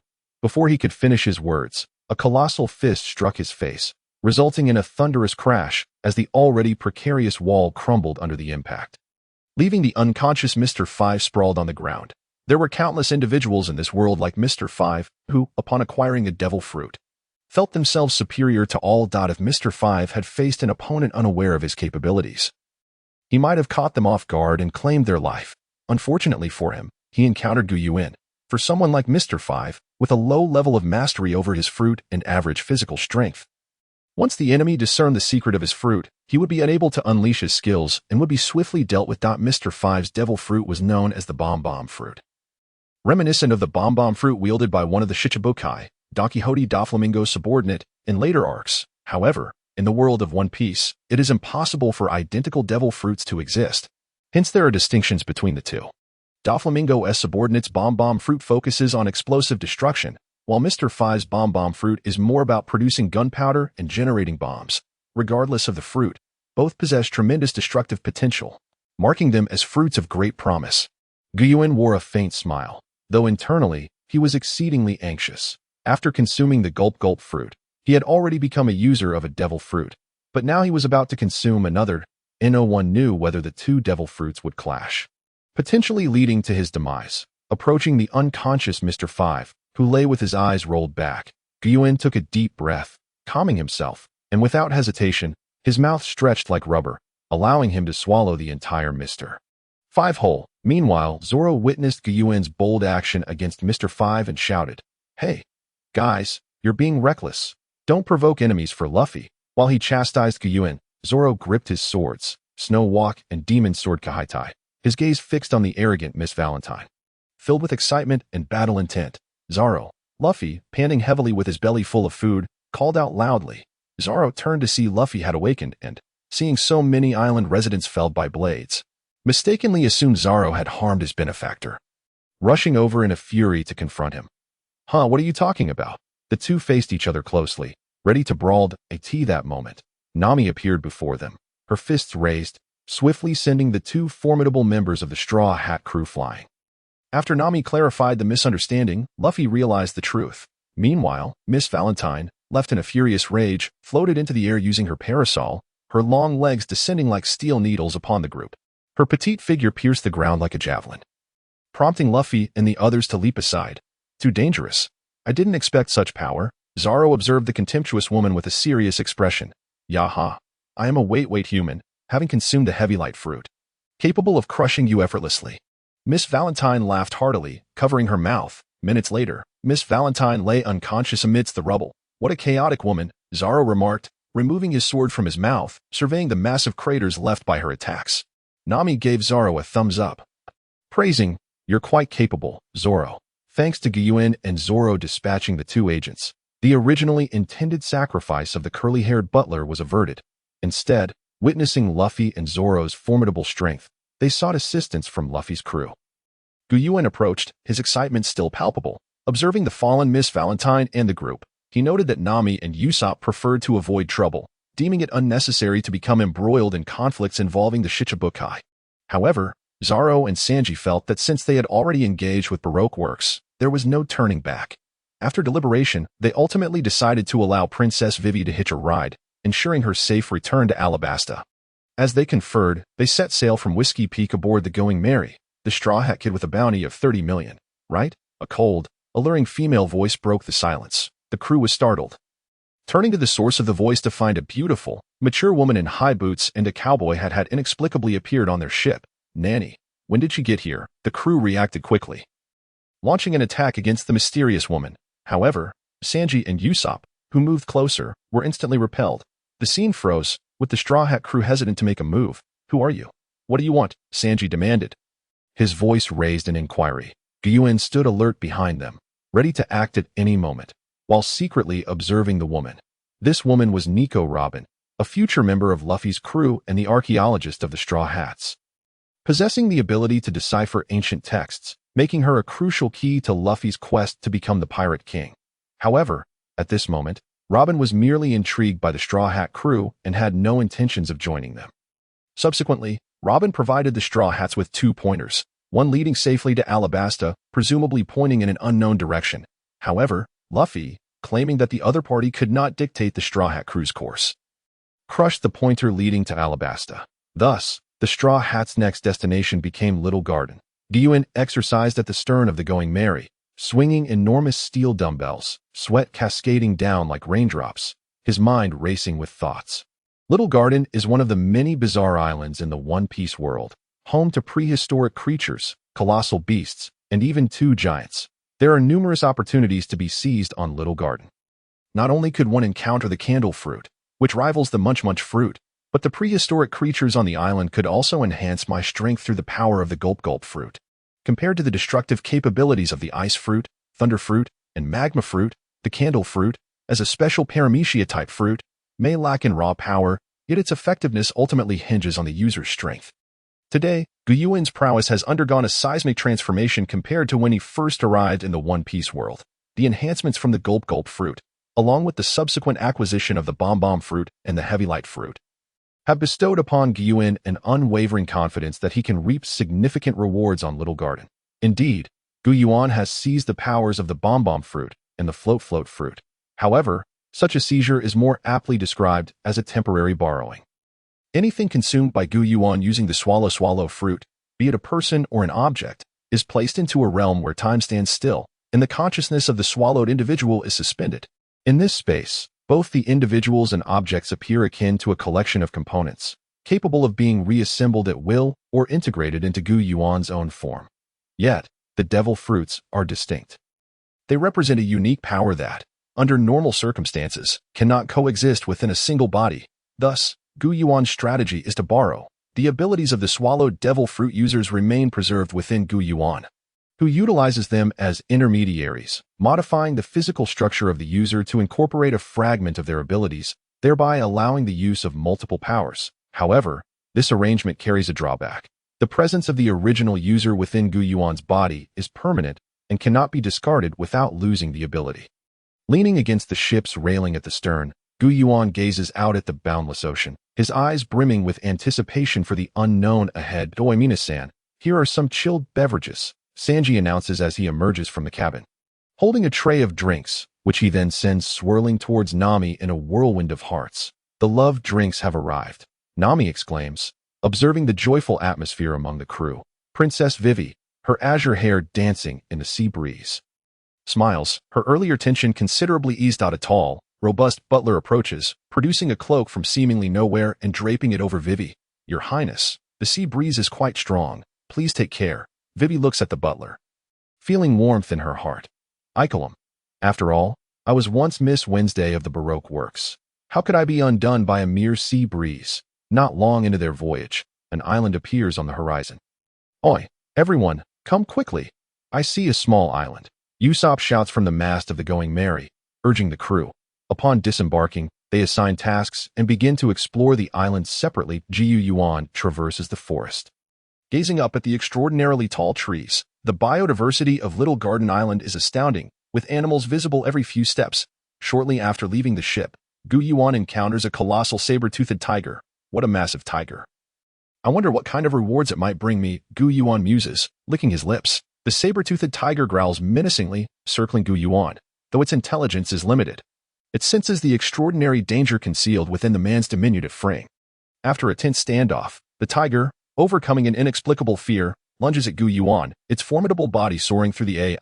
Yuan swings his fist, delivering a powerful blow to the tiger's head with a resounding crash. In an instant, the tiger's skull caves in, eliciting a pained roar, its eyes ablaze with fury. Surprised at the blood covering his hand, Yuan reflects on his strength. He had believed he could withstand the impact of a train. Yet he had not obliterated the saber-toothed tiger with a single punch. Indeed, this is the world of One Piece, where every creature resembles a monster. Before the tiger can react, Yuan conjures a sky-blue crystal that elongates into a spear. He hurls the crystal spear with great force, which effortlessly pierces the tiger's body. The embedded spear suddenly detonates, obliterating half of the tiger's form in a shower of gore. Truly, the Bomb Bomb fruit lives up to its name. Though my current mastery is akin to that of Mr. 5, allowing only a portion of my body to transform into explosives, it is far more convenient than the revolting nosebleed. The power of the Bomb Bomb fruit is sufficient to injure the vast majority of foes, aside from a few elite warriors. Yet, the gruesome sight renders any thoughts of consumption unappealing. Perhaps I shall seek my next target instead. I wonder what a dinosaur might taste like. Yuan gazes at the saber-toothed tiger's carcass, his appetite for using the swallow fruit to consume it waning. He then begins to voraciously feast, hunting down every sizable creature in the forest. Anything he spots cannot escape. The forest is soon filled with the frantic flight of birds and beasts.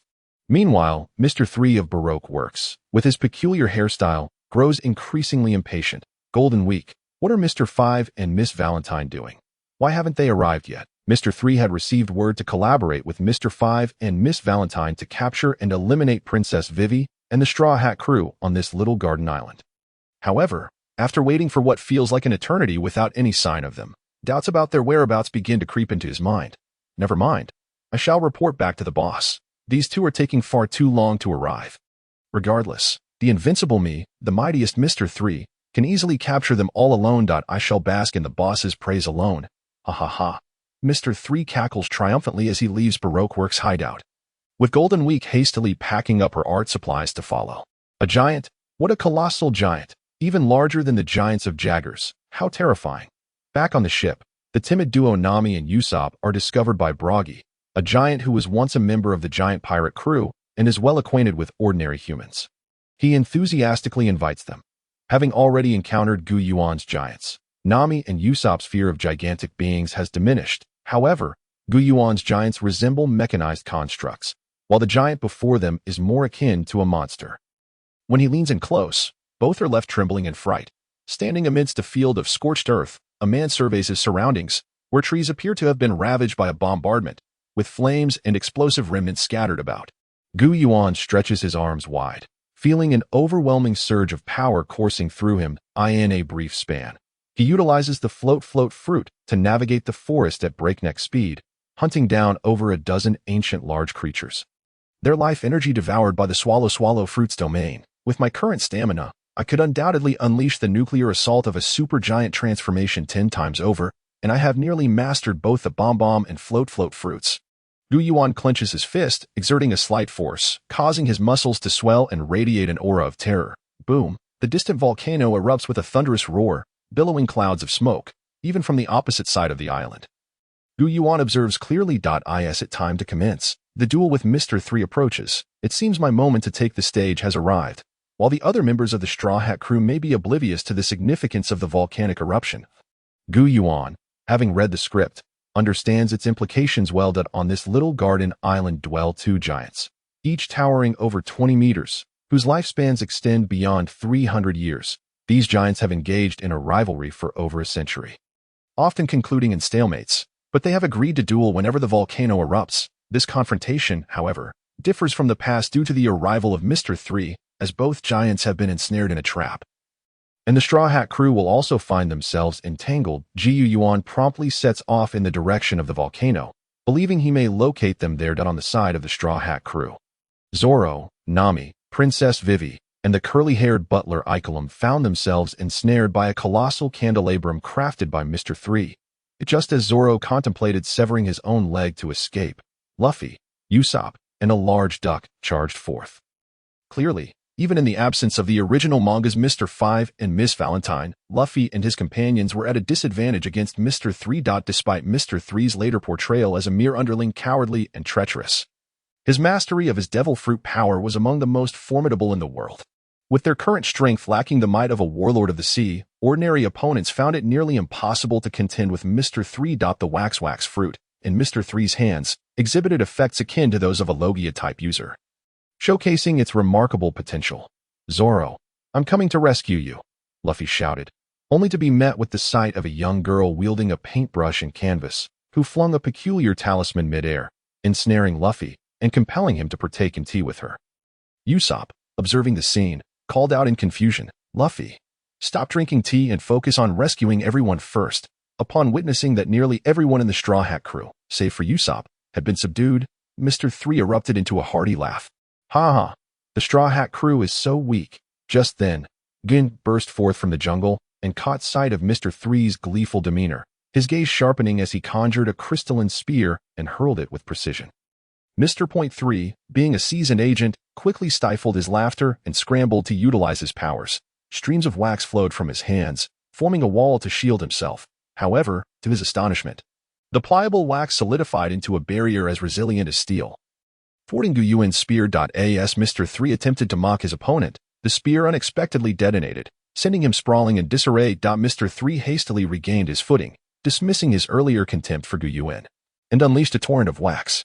Gu Yuan, meanwhile, conjured several crystalline orbs, leaning forward in a throwing posture, channeling the might reminiscent of a giant beast's stone-throwing prowess. The orbs shot forth like shrapnel, while Mr. 3 erected a wax fortress for defense. The resultant explosions kicked up dirt and uprooted trees, as Mr. 3 watched helplessly as the fortress, which he thought could easily withstand bullets, was obliterated. What is this explosion, this sensation? Mr. 3 questioned, increasingly uneasy, before shouting at Gu Yuan. Why? How do you possess Mr. Five's abilities? The members of the Straw Hat crew, who had been watching the fierce exchange, were equally intrigued by Yuan's newfound techniques. The explosive capabilities akin to the bomb fruit became evident. All eyes turned to him. With a smirk, Yuan replied, "There are many things you are still unaware of." Following that, he exerted force through his legs, donning crystalline gauntlets, and charged at M.3. In response, Mr. 3 flailed his arms, releasing a deluge of wax that swiftly enveloped his body, solidifying into a towering suit of wax armor. Curse this guy.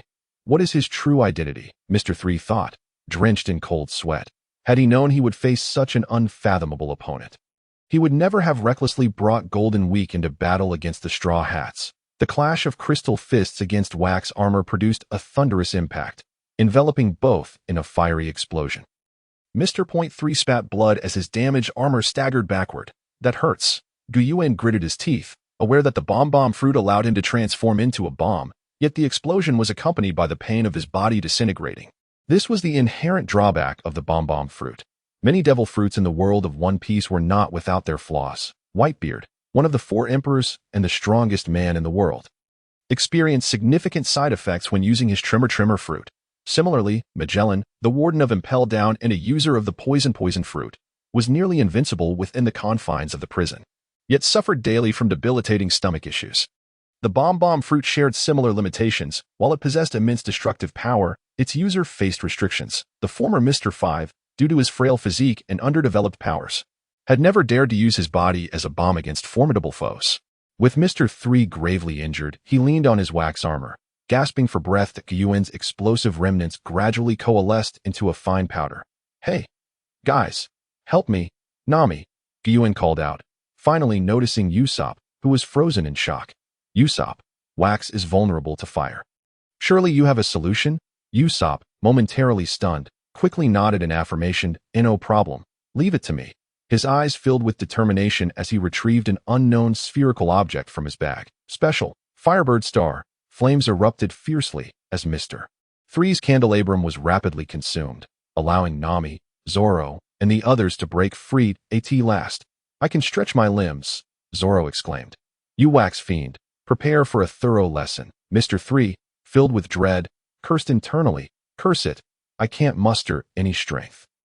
I must flee." As he observed Zoro subduing Golden Week, he mustered his remaining energy to conjure a wax wall, attempting to shield his injured body as he sought refuge in the forest.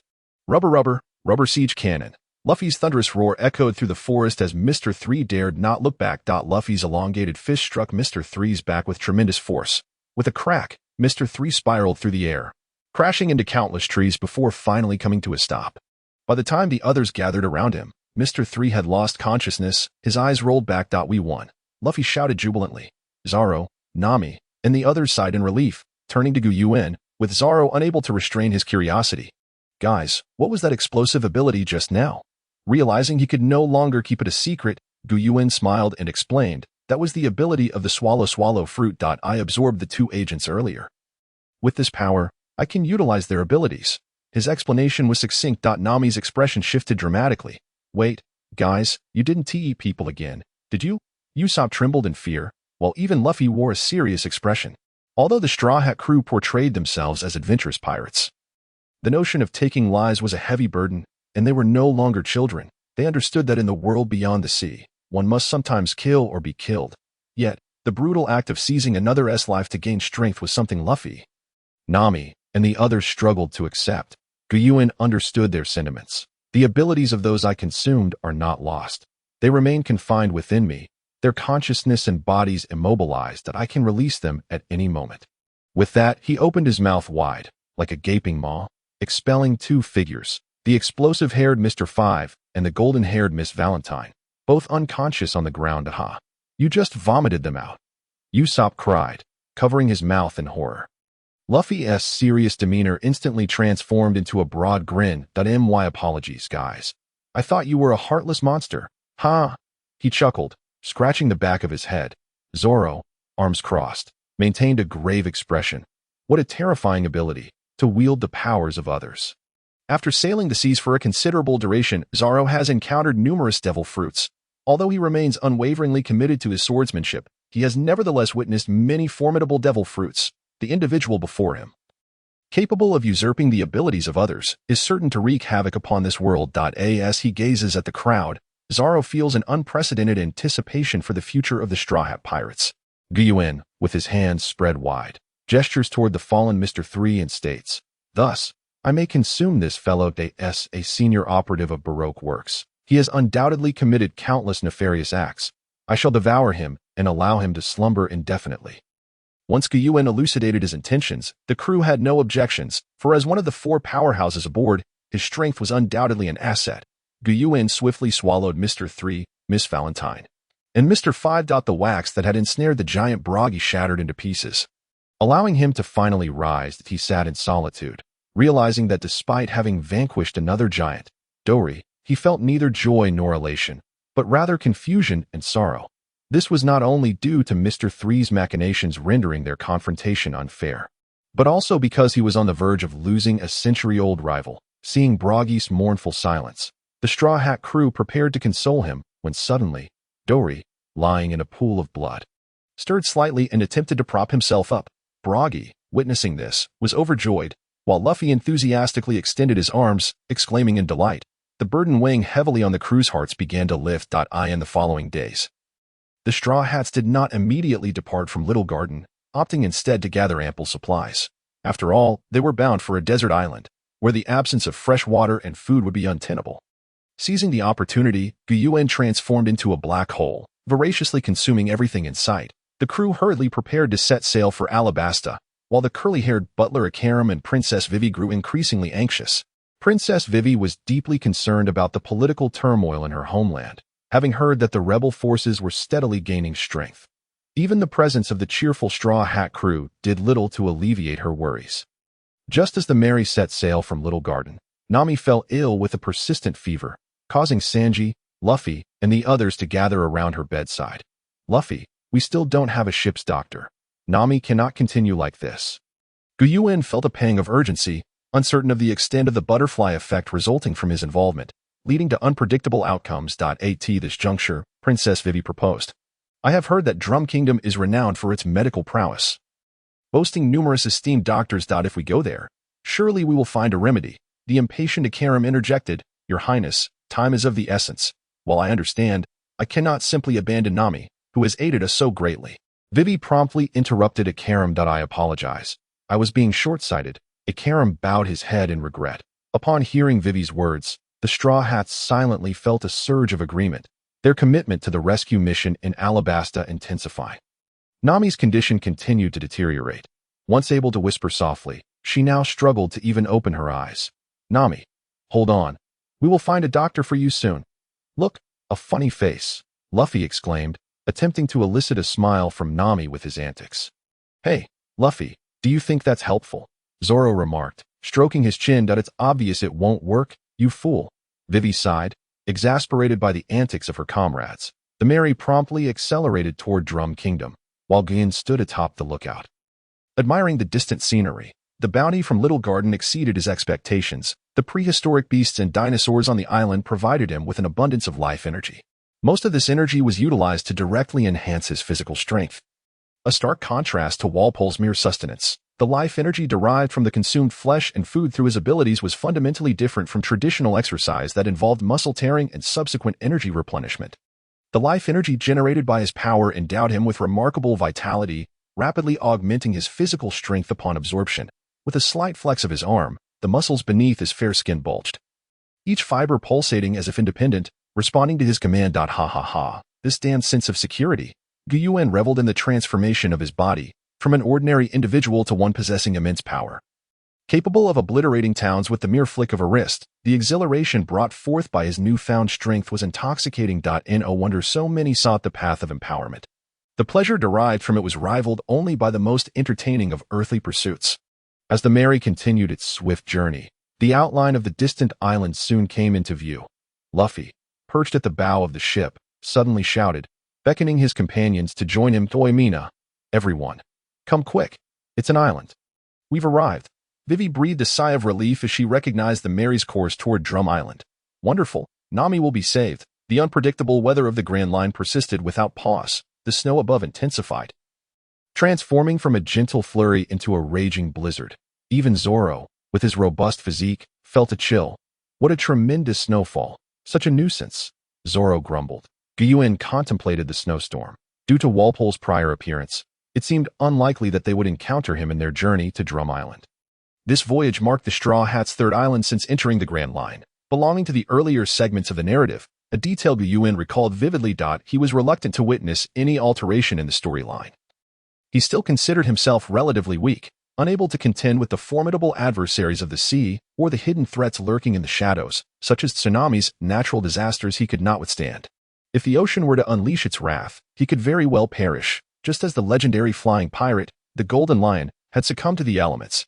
Any deviation in the plot could lead to unforeseen changes in the experiences of Luffy and his crew, potentially resulting in missed opportunities against adversaries they could have defeated or the absence of certain events altogether. Yuan's decision to accompany the crew was also motivated by a desire for information. As a well-known manga, One Piece not only presented the protagonist's story, but also fleshed out the narratives of other characters, albeit to a lesser extent. The alterations brought about by his presence could render crucial plot information obsolete, a consequence Yuan was most eager to avoid. Having lived in a warm climate for years, this was his first encounter with a sky filled with snow. The breathtaking scene captivated him like tea that moment. Luffy had already emerged from the cabin, carrying Nami on his back, anxiously calling out to the others, "Doctor, doctor, where's the doctor?" Vivi hastily approached. "Luffy, don't fret. We will disembark and search for a doctor immediately. Drum Island is famous for its medical expertise, and there are many renowned physicians who can surely cure Nami. Set sail, everyone. Green Algae Head, you stay behind to guard the ship," Sanji proclaimed, a cigarette dangling from his mouth as he addressed Zoro. Enraged by Sanji's words, Zoro retorted, "Why me, you lousy cook?" "Because you're directionally challenged, Zoro," Usopp chimed in, appearing like a ghost. The group quickly located a village upon reaching Drum Island. "What? No doctors? How is that possible? Drum Kingdom is world-renowned for its medical facilities," Vivi exclaimed in shock. The villagers of Drum Island, equally helpless, replied, "Your information is outdated. This country is no longer a medical powerhouse." A deep, resonant voice emanated from not far behind the Straw Hat crew. A tall, robust man appeared behind them. Sanji immediately grew wary. This brawny figure clad in armor could indeed pose a threat if he decided to turn violent. Luffy, bewildered, turned to the square-faced giant and inquired, "Excuse me, sir with the square face, what did you mean when you said this is no longer a great medical nation? My companion is ill, and we need to find a doctor." Upon hearing Luffy's address, Dalton's mouth twitched slightly, but he paid it no mind. He then beckoned everyone to enter the house. "This matter is quite lengthy," he began. "I am the chief guardian of this nation, tasked with its protection. Many years ago, this country was renowned worldwide as a medical powerhouse. The doctors on this island were exceptionally skilled, and their medical traditions were well established. However, everything changed when Prince Warble ascended to the throne. Warble is a selfish tyrant, focused solely on exploiting his subjects, and he has systematically framed and expelled the island's doctors, leaving only 20 of the most skilled and compliant individuals to serve as his personal medical team. The illustrious medical nation has ceased to exist." A shadow of sorrow clouded Dalton's eyes as he spoke, his words laced with profound melancholy. Vivi and her guards felt a pang of empathy. As her own country was on the brink of collapse, then, can't we simply appeal to King Warble for help in treating our companion? Surely this country still has those 20 doctors, Usopp asked urgently, arms outstretched, standing before Dalton. Unlike Vivi, the Straw Hat crew, while sympathetic to the plight of this nation, could not afford to ignore Nami's deteriorating condition for even a moment. "I would very much like to assist your companion. But not long ago, a notorious pirate from the latter half of the Grand Line came to this country. That time, Warble abandoned his people, fleeing to the seas with his riches and followers, taking the 20 doctors with him," Dalton explained. The group felt a heavy despair settle over them. Nami could not hold on much longer. Was there truly no hope left? Seeing their despondence, Dalton suddenly recalled something. There may still be a doctor on this island, known as the Witch. Though her temperament is eccentric, she possesses remarkable medical skills. I believe someone spotted her at the castle atop the mountain. You might seek her out." The group erupted in anger. "Why didn't you mention this sooner?" Luffy exclaimed, swiftly hoisting Nami onto his back and turning to Sanji and Goiwan. "Sanji, Goiwan, there's no time to lose. Let's hurry and find a doctor for Nami." With that, he dashed out in a frenzy. Sanji, exasperated, rubbed his temples and, after inquiring about the direction to the mountaintop, hurried after him. The weather on Drum Island was exceedingly harsh, with biting winds and snow swirling like blades against their skin. Yuan reflected on how such conditions were rare in the original world, yet here they were a commonplace occurrence. The group pushed their legs, exerting all their strength to ascend the mountain. Suddenly, amidst the snowy forest, a pair of blood-red eyes flickered, followed by a claw wielding a wind blade, slashing towards them. "Minna, watch out," Sanji shouted. Luffy barely dodged as his winter coat was torn with 3 gashes. "What in the world is that?" he exclaimed, noticing the deep claw marks carved into the snow. Sanji, taken aback, remarked, "What immense power. That would be devastating if it struck a person." They turned to face their assailant, a stout white rabbit with crimson eyes. Standing upright and glaring at them menacingly, Yuan remained outwardly calm, though internally astonished. "I asked this Arabian. What a peculiar creature in the original world." Yuan had been of the lowest status, with little opportunity for leisure. Having never even seen a real panda, let alone such a unique being, Raven, a species endemic to Drum Island, was a highly intelligent, social animal, large and robust, with fierce aggression but a deep sense of loyalty and admiration for the strong. A unique being born from the island's harsh environment. As one Raven appeared, more and more white figures emerged behind it. "This is bad. There are too many. Run, Luffy," Sanji yelled, kicking a Raven aside but unable to withstand the overwhelming numbers, prompting a hasty retreat. Yuan, enhanced by the powers of the Gomu Gomu fruit, deftly evaded the Raven's attacks and quickly caught up with Luffy at the forefront. Perhaps the noise of the skirmish had been too loud, for suddenly a violent tremor shook the ground. "Thunderous rumbling," Sanji exclaimed, looking up in horror as he nearly popped his eyes out. Avalanche, the trio swiftly turned back, dodging as several Ravens used tree trunks as makeshift sleds to pursue them. Sensing the dire situation, Yuan placed a finger to his lips. In an instant, a brilliant flash of gold illuminated the sky, and a bolt of lightning struck the ground, sending a flurry of snowflakes into the air. From the white haze emerged a colossal figure, a giant wolf-headed creature clad in spiked armor, breaking through the snowdrifts. With a massive hand, it seized Luffy and Sanji. "Ha ha ha. Yuan, this is fantastic," Luffy exclaimed, scrambling onto the giant's wolf head, one hand clutching his hat and the other waving forward. Sanji, eyes closed, lit a cigarette at a giant. How convenient. Each beast titan possesses a unique form. Previously, there had been a deer form, a crocodile, and even the long-armed form of Aaron's brother. Zeke. Yuan's beast titan took the form of a wolf, featuring remarkable speed and terrifying biting power. While in some respects, these abilities may not seem overwhelmingly powerful, Yuan secretly wished for a bird form that could soar through the skies. Though sadly, he had not transformed into a flying creature. The giant, with its high-speed mobility, had no trouble navigating the avalanche. The avalanche swept through, scattering many of the clustered Ravens, sending them flying in all directions. Yuan found a sheltered corner away from the avalanche's fury and waited for it to pass. Fortunately, it was not a large avalanche. Otherwise, they would have struggled to proceed, with Yuan's beast titan strength aiding them. The group soon reached the castle atop the snow-capped mountain. As Luffy prepared to enter the castle to search for the doctor known as the Witch, a peculiar creature emerged from behind a tree. Half its face concealed, the other half exposed. Yuan noted that this figure resembled their reserve food supply, Chopper. Hey, you over there, reindeer, you're hiding incorrectly," Sanji remarked, amused. "Oh, really?" Chopper exclaimed, switching his hiding position behind the tree to observe Yuan and the others. That raccoon, we have a patient here. My companion is gravely ill and needs a doctor. Do you know where we can find one?" Luffy inquired eagerly, his eyes shining as he approached Chopper, yet mindful of Nami's condition.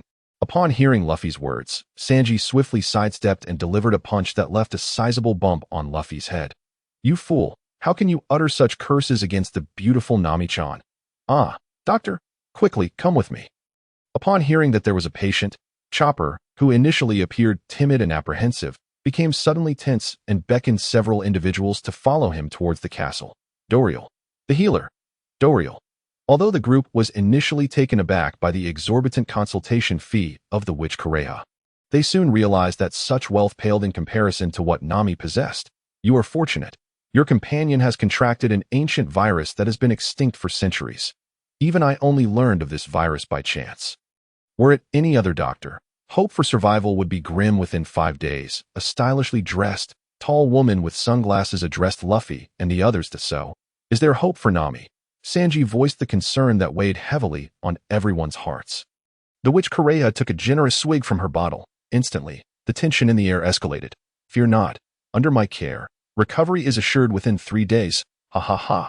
Observing the expressions of Luffy and the others, Kureha couldn't help but feel amused. It was no wonder Doriel was renowned. Your companion is not in grave danger. Hearing Kureha's words, Chopper felt a wave of relief wash over him. Just then, Luffy suddenly extended an invitation for partnership to Chopper. Nanny. I, partner. No, I cannot. I am a monster. I have no partners. With that, he dashed out of the room. Yuan silently observed the unfolding events. Realizing that if Chopper were unable to join the Straw Hat crew due to Walpole's premature disappearance, it would spell disaster. Should the situation escalate to that point, Yuan would have to intervene to ensure Chopper joined the Straw Hat Pirates. Witnessing Chopper's reaction, Sanji and Luffy exchanged glances. Days earlier, in the waters near Drum Island, aboard the ship White Iron King, an eccentric man clad in a blue clown suit spoke to another man whose hands were matted with hair. Damn it. Ever since Prince Walpole left the ship, hungry, we have been unable to locate him. At this rate, Prince Walpole may truly. Jess, it has been several days since Prince Walpole departed, and we have scoured the nearby waters without finding any trace of his ship. Perhaps he has already perished at sea, the blue clown Jess replied, his face pale. Unlike the arrogant Walpole, he was acutely aware of his own limitations. Although the White Iron King could still navigate without Walpole, he and his companion Cromalaman lacked the strength to confront the pirates of the Grand Line. At that moment, Cromalaman suggested, why don't we return to Drum Island? Perhaps Prince Walpole has already returned and is waiting for us. Jess, upon hearing this, was struck with an idea. Leveraging their status and the wealth and influence aboard the White Iron King, they could dominate Drum Island even in Walpole's absence. Without hesitation, Jess shared his thoughts with Cromalaman, the gluttonous and lecherous head of the Riceball crew, who saw the prospect of profit and was disinclined to oppose Jess. As for whether Walpole was on Drum Island, they paid it no mind. The unpredictable climate of the Grand Line and the ocean's unfathomable depths rendered the chances of Walpole's survival extremely slim. But on the shores of Drum Island, a villager gathering firewood suddenly spotted a familiar pirate ship approaching. Panic-stricken, he hurried back to the village, shouting, Walpole is back! Walpole is back! Moments later, the brawny Dalton arrived, leading a group of young men armed with farm tools and clubs. Jess, in his clown suit, and Cromalaman swaggered into the village with a throng of followers. Dalton, his expression stern, declared, White Iron Pirates, what brings you to Drum Island? If you intend to harm these people, I shall not allow it. What pirate crew? We are the Royal Guard of King Walpole. We have returned to the Grand Kingdom to prepare for the imminent return of our Lord Walpole. Jess realized from the villagers' reactions that Walpole was not present on the island. You have forsaken these villagers. You are no longer the rulers of this land. Dalton bellowed, his voice booming. What? Shouting so loudly. Do you intend to attack the Royal Guard? Prince Walpole's throne is a legacy passed down through generations. Dalton, will you defy the will of our ancestors? As a parasite of the state, the shameless Jess reveled in his audacity. Dalton, though frustrated, dared not act rashly. Ha ha ha. Truly the most loyal captain of this kingdom. Dalton, should you be wise, you will let us pass to our palace. With that, they boldly strode towards the mountain's peak. Captain Dalton, how infuriating. Give the order, attack them. The youths behind Dalton were filled with righteous indignation, eager to confront Jess and his ilk. Dalton's expression darkened. He too wished to thwart Jess, but even with the power of the bulbul fruit, he could not contend with both Jess and Cromalaman simultaneously. These two, as Walpole's right and left hands, were formidable combatants, and with their subordinates being the elite soldiers of Drum Island, Dalton's young followers stood no chance. Now is not the time for reckless action. Chopper, where are you? Luffy called out in the castle atop the snowy mountain, searching for Chopper, who had just dashed out of the room. After shouting for a while without receiving a response, he mused, not here. Huh? Chopper, come be my partner. Meanwhile, in a corner of the nearby room, Chopper crouched on the ground, hands clasped over his head. I am a monster. I have no partners. Chopper had consumed a peculiar fruit in his youth, resulting in his distinct appearance, setting him apart from the other reindeer. Consequently, he faced ostracism from his kin and was driven out by hunters upon entering the human world. Had he not encountered the man who changed his life, he would likely still be a bewildered monster. His long-standing insecurities prevented him from accepting Luffy's invitation, fearing further rejection due to his uniqueness. In the world of One Piece, beyond the pirates roaming the seas, many economically backward islands lacked information, with numerous inhabitants unaware of the existence of devil fruits. Hence, many islands witnessed incidents where individuals with devil fruit abilities were treated as outcasts, and both Chopper and Robin, who had yet to board the ship, experienced such ostracism in their youth. Jess, clad in blue clown attire, led his entourage outside the castle, fortuitously encountering Luffy in search of Chopper. "Hey, who are you? What are you doing in front of the castle?" Jess regarded the scrawny Luffy with disdain. "Have you seen Chopper? He's a little reindeer, about this big, wearing a hat." Luffy greeted Jess and his companions enthusiastically. "What, a reindeer? What nonsense! You better get out of this esteemed castle." Jess, while recognizing the description, remained focused on his goal to expel everyone from the castle and seize it for himself. Hearing the commotion, Chopper peeked out curiously, hiding his head behind the door to observe. Upon seeing Jess, his eyes bulged with shock. "It's you." Chopper rushed forward, transforming into his robust humanoid form. "Damn it, from whence do these monsters arise?" Beside him, the rice ball-headed Crocodile hurriedly stepped forward to thwart Chopper's assault. Yuan, hearing the commotion, glanced at Nami, who lay in bed, her complexion gradually regaining its rosy hue. Addressing Sanji, he said, "Sanji, I shall go take a look." With an impassive demeanor, Sanji exited the room and lit a cigarette. "No worries. Leave this to me. I shall protect the beautiful Nami-chan." Yuan left the castle, only to find Jace and Crocodile momentarily taken aback. He had not anticipated that after Walbo's demise, they would return to the castle. Was there something akin to a world correction force at play? What could their intentions be?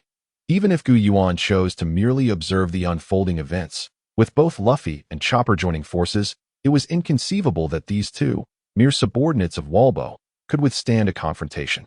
After fighting alongside them and being fervently invited by Luffy, Chopper finally took his rightful place as a member of the Straw Hat Pirates. Observing this scene, Yuan nodded silently. It appeared that the narrative's progression had not deviated too drastically. A fortunate outcome attributed to his habitual laziness. In the midst of her slumber, Vivi was jolted awake by visions of war ravaging the nation, citizens suffering in despair. Suddenly, she heard Luffy's exclamation, "We've caught a person with a strange appearance." It turned out Luffy had been fishing using Vivi's duck mount, reeling in a tall, slender figure clad in bizarre swan attire with hairy legs. Yuan nearly found his eyes scorched by the sight. After all, even in the previous world, he had never encountered such an eye-watering, repulsive creature. Nevertheless, he quickly composed himself. This individual was none other than the later ally of Luffy and impelled down, the valiant and friendship-valuing transgender figure. Xiao Feng. Yuan silently watched as Xiao Feng entertained Luffy, showcasing his devil fruit powers. That he understood that, at this moment, they would not engage in battle. "Anyone I touch, with just a clap of my left hand, will transform into my likeness, even down to the physique." "Ha ha ha," Xiao Feng exclaimed, slapping his face with his left hand, his features shifting continuously. Suddenly, when he morphed into the visage of an older man, Vivi froze. "Is that father?" Yuan also noted Vivi's reaction, realizing one of the faces must have resembled her father. However, he refrained from speaking, quietly observing the developments.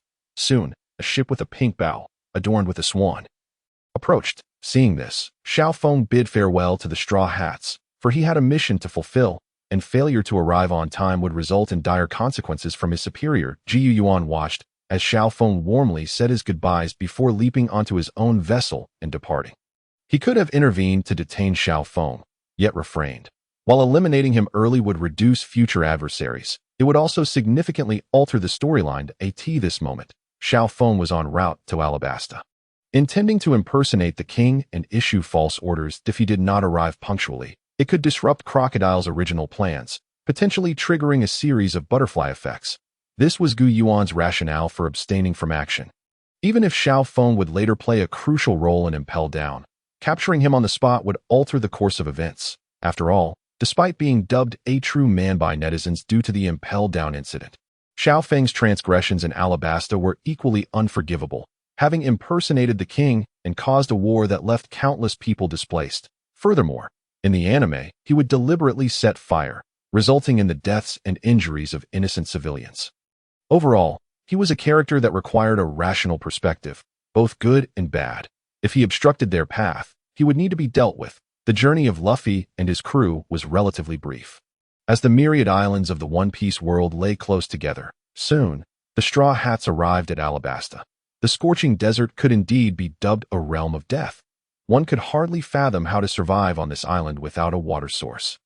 Yuan, having lived in a city until now, initially felt out of place. However, bolstered by the formidable physical enhancements granted by the Gomu Gomu fruit, he managed to endure it. He cast a glance at Vivi and Nami, who were both riding camels, and marveled at the sight.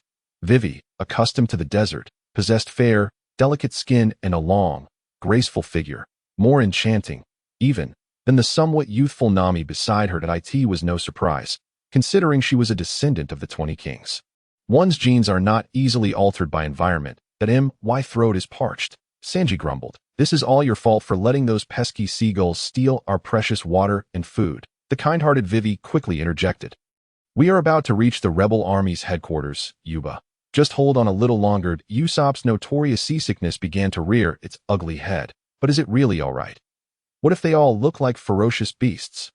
Vivi paused, momentarily taken aback. Nonsense. I know their leader. Soon, they arrived at Yuba, revealing a city buried beneath the sands. The city is engulfed in sand, Luffy exclaimed, his mouth agape. That wasn't this place once an oasis. How did it come to this? In the quiet desert city, the sudden sound of a shovel digging into the earth echoed. There are people. Really? The group hurried toward the source of the noise, discovering a frail old man wrapped in burlap. Forgive me, you must be quite thirsty. This city is rather dry at the moment. The old man wiped the sweat from his brow. Vivi stepped forward to inquire. Excuse me, I heard the rebel army is in this town. She seemed to remember something, hastily covering her face with her clothing. She did not wish for the townsfolk to recognize her. The elderly man might be a member of the resistance, and she sought to avoid unnecessary complications. You lot, the old man's gaze sharpened, fixing on them intensely. You aren't thinking of joining the rebel army, are you? They are no longer in town. Vivi appeared dazed. How could that be? At that moment, Luffy interjected with an ill-timed remark. What's wrong, Vivi? The old man, startled by Luffy's words, lifted his head to scrutinize the figures before him. Familiar memories began to merge with the tall figure in front of him. Did you just call her Vivi? Suddenly, Luffy's intellect seemed to surge. He rushed to shield Vivi, nervously shouting, Mister, Vivi is not a princess. Upon hearing Luffy's clumsy attempt to divert attention, Zoro and Sanji from the Straw Hats rushed forward, each delivering a swift blow to Luffy's head. Is that you, Vivi? You're alive. How wonderful. Do you remember me? The old man exclaimed with excitement. Dodo, is it truly you? How have you become so thin? Vivi gasped in astonishment. The elderly Dodo was the father of her childhood friend Kusha, who was now the leader of the rebellion. Compared to the Dodo of her memories, the man before her appeared frail and emaciated. The old man, filled with emotion, spoke to Vivi. Listen to me, Vivi. I have always trusted the king. I believe someone like him would never betray the country. That it is entirely my fault for not dissuading Kusha from joining that foolish rebellion. Thanks to the information provided by the elder, Vivi and her companions learned the whereabouts of the rebel army and immediately set off for the capital of Alabasta the next day to thwart the insurrection. However, midway through their journey, Luffy suddenly halted and turned to Vivi, declaring, Vivi, I'm quitting. The others exchanged puzzled glances, and Yuan, observing from the sidelines, found himself intrigued. Although he had perused the manga before arriving in the pirate world, he clearly did not recall every detail. If Luffy was now abandoning their mission, did that mean they would not confront Crocodile? The chaos of war inevitably leads to loss of life, although one may fervently wish to avoid any sacrifices. Such optimism is profoundly naive. Upon hearing this, Vivi became instantly agitated, launching herself at Luffy and delivering a punch that sent him flying. Is there anything wrong with not wanting anyone to die? You must not utter such words again. If you do, I shall not show you mercy. Vivi's body trembled with anger as she glared fiercely at Luffy. Then why do you fight so desperately? Luffy retaliated with a punch of his own. Vivi immediately jumped on Luffy, straddling his waist and furiously raining down punches upon him. Yuan observed this scene, acknowledging that while Princess Vivi was indeed beautiful, her innocence bordered on foolishness. The essence of humanity lies in the complexities of struggle. The desire to avoid sacrifice is, in fact, quite naive. Moreover, her audacity to strike the captain of the Straw Hat Pirates, their greatest ally at this moment, stems from her belief that Luffy is inherently good. The captain of Vivi's guards rushed forward to restrain her. Unlike the sheltered Vivi, he understood the gravity of the situation. Yet Luffy remained unfazed, having already regarded Vivi as a comrade. If we thwart the rebel forces now, will that truly resolve the issues plaguing this nation? I must defeat Crocodile to bring about a definitive end to it all. Luffy declared with unwavering resolve, to Yuan's surprise. Luffy had pinpointed the crux of the matter. Usopp marveled from the sidelines. Vivi, we are allies, are we not? Listening to the exchange between Luffy and Vivi, Yuan grasped that the current atmosphere was charged with the fervor and determination typical of a heated narrative. Having understood the plot, Yuan began to yawn. After an earnest exchange of feelings, the camaraderie within the group deepened. The team soon captured a large crab from the desert, their speed surging, and they were quickly approaching the capital. Suddenly, a violent sandstorm erupted from nowhere. The howling winds whipped up the sand. Greetings, Straw Hat Brat. Vivi, who had been beside Luffy, was suddenly captured by Crocodile. Vivi, Luffy shouted. Rubber Rocket. With a swift motion, Crocodile raised his hand, summoning a wall of sand that swept Luffy away. Just then, a figure shot through the sky like an arrow, piercing Crocodile and swiftly carrying Vivi away. After enduring a series of tumultuous events, Vivi's face turned pale with fright as she looked up at her rescuer and exclaimed joyfully, Belle, what brings you here? Belle, a guard of the Alabasta Kingdom, possessed the bird fruit, falcon form, one of the 5 most recognized flying abilities in the world. Suddenly, numerous arms sprouted from Belle's body in midair. Encircling him, a sharp sound rang out as Belle let out a cry of agony, plummeting like a broken kite. Seeing this, Luffy extended his arm, grasped Vivi, and flung her back to her companions. Everyone, listen closely. I'll handle this, while you take Vivi to stop the rebel forces. Luffy, that's impossible. Crocodile is one of the 7 warlords of the sea. Upon hearing Vivi's words, Luffy turned back with a grin. It's fine. I won't perish. Vivi believed in Luffy. Let us go. Luffy will not fail. Usopp urged urgently. Vivi looked at Luffy with concern. At that moment, Yuan stood up, his eyes sparkling with intensity. Crocodile, wielder of the sand fruit, one of the 7 warlords of the sea, is a formidable opponent heavily reliant on his devil fruit powers. Despite his muscular and towering physique, he is outmatched in hand-to-hand combat and stamina, having been knocked away by Luffy's punches multiple times, revealing his average physical condition. Yet, this individual has ascended to the rank of a warlord, boasting a record of battling evenly with Barrett, a member of the 2nd tier of strength aboard the Pirate King's ship. Most of his achievements stem from the prowess granted by the sand fruit. Some may question the fruit's strength. However, it is rare for a devil fruit to reach such a peak unless wielded by a truly powerful individual. For instance, the float fruit and the quake fruit might yield lackluster results in the hands of a weaker user. The sand fruit, as a rare elemental type, offers a significant enhancement to raw power, enabling its consumer to become a formidable force almost instantly, in the absence of top-tier elemental fruits like the magma fruit, light fruit, or thunder fruit. The sand fruit, representing the earth element, possesses innate destructive capability, far surpassing that of the smoke fruit or mud fruit. Furthermore, the sand fruit stands on par with the blaze fruit, a powerful fruit that, upon consumption, renders the user nearly invincible. Only the most exceptional hockey masters can contend against it, aside from a select few unparalleled powerhouses in the world. For instance, Ace has proven capable of holding his own against Jinbei and Yamato, who are renowned hockey users. It is reasonable to expect that those possessing top-tier elemental devil fruits would not need to invest significantly in hockey training. For example, individuals like Kizaru, Crocodile, and Smoker initially relied heavily on their devil fruit powers without mastering hockey.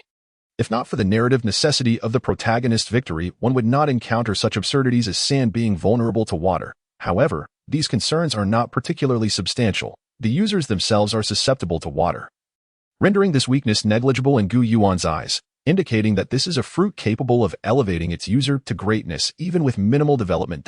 Yuan's objective is precisely this fruit. Rest assured, I will remain here to support Luffy. Vivi gazed up at this man, somewhat puzzled. Since boarding the Straw Hat Crew's ship, she had seldom seen him, aside from his involvement in the battle at Little Garden, where his presence was barely felt. Don't worry, Vivi, though I am reluctant to admit it, Gajisu is among the strongest in our group, Zoro explained.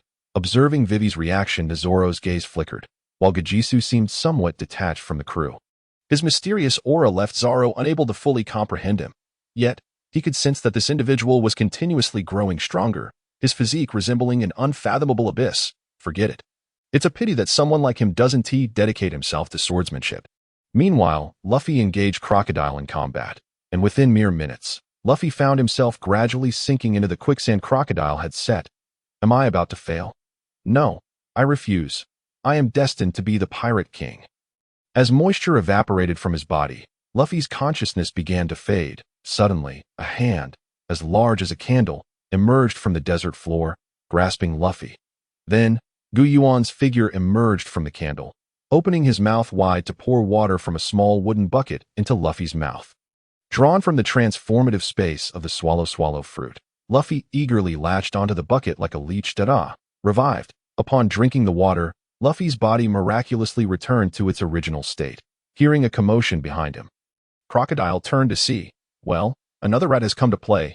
At that moment, Nico Robin, a future crew member of the Straw Hats, stood beside Crocodile, her eyes widening in surprise as the candle hand appeared. Information about this potential Straw Hat crew member surfaced in her mind. Gajisu, a combatant of the Straw Hat Pirates, possesses the ability to transform into a giant and has maintained an air of mystery. His presence was noted during Mr. Three's defeat on Little Garden. With the emergence of the candle fruit, it seems Mr. Three has met his end, allowing the fruit to fortuitously fall into this man's hands. But what of his ability to transform into a giant? Just a fleeting glance allowed Robin to piece together a wealth of information. Yuan's expression grew serious.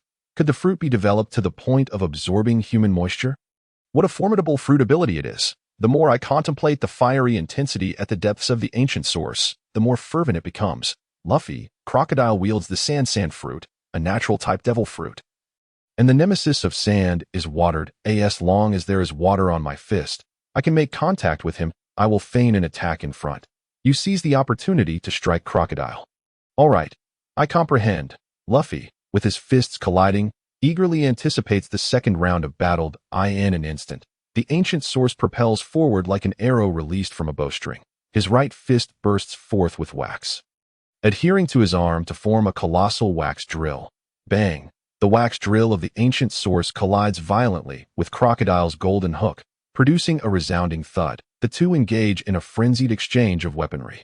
Clash. They trade blows for several exchanges, and the flaws in the ancient source's combat technique begin to manifest. Crocodile seizes the opportunity, closing in with reckless abandon, wildly swinging his golden hook, conjuring a small sandstorm in his hand, and sweeping it toward the ancient source. Sandstorm. A crescent-shaped blade of sand slices through the air, sending the ancient source flying.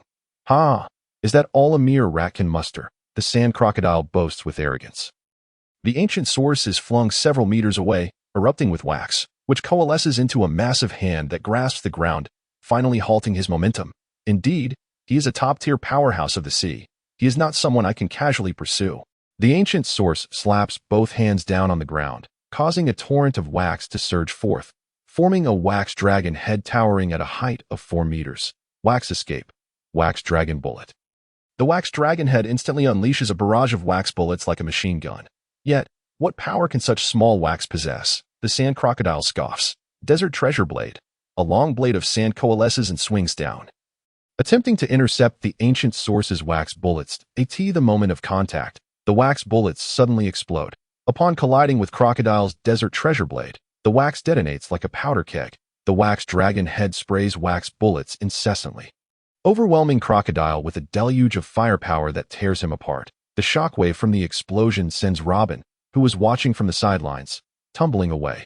Though the explosion lasted less than a minute, it felt as though a century had passed. Gradually, the sand coalesces to form Crocodile's body. This is the fundamental ability of most natural-type devil fruits, elementalization. In the realm of ordinary people, such power is virtually invincible.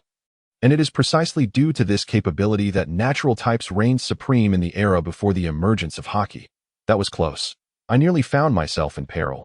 Beads of sweat begin to form on Crocodile's forehead. It is known that even natural-type fruits, if not entirely invincible, often possess peculiar, unreasonable weaknesses, such as his sand fruit, which is vulnerable to water. Had liquid been present in the recent explosion, he would have reverted to his physical form. Moreover, the future Yonko Blackbeard's dark fruit, despite being a natural type, lacks elementalization ability and incurs double the pain when harmed. The sand from the spot where he stood has completely vanished, leaving only a deep pit, even exposing the dark soil layer beneath. Robin, having been blown away, pushes herself up to stand.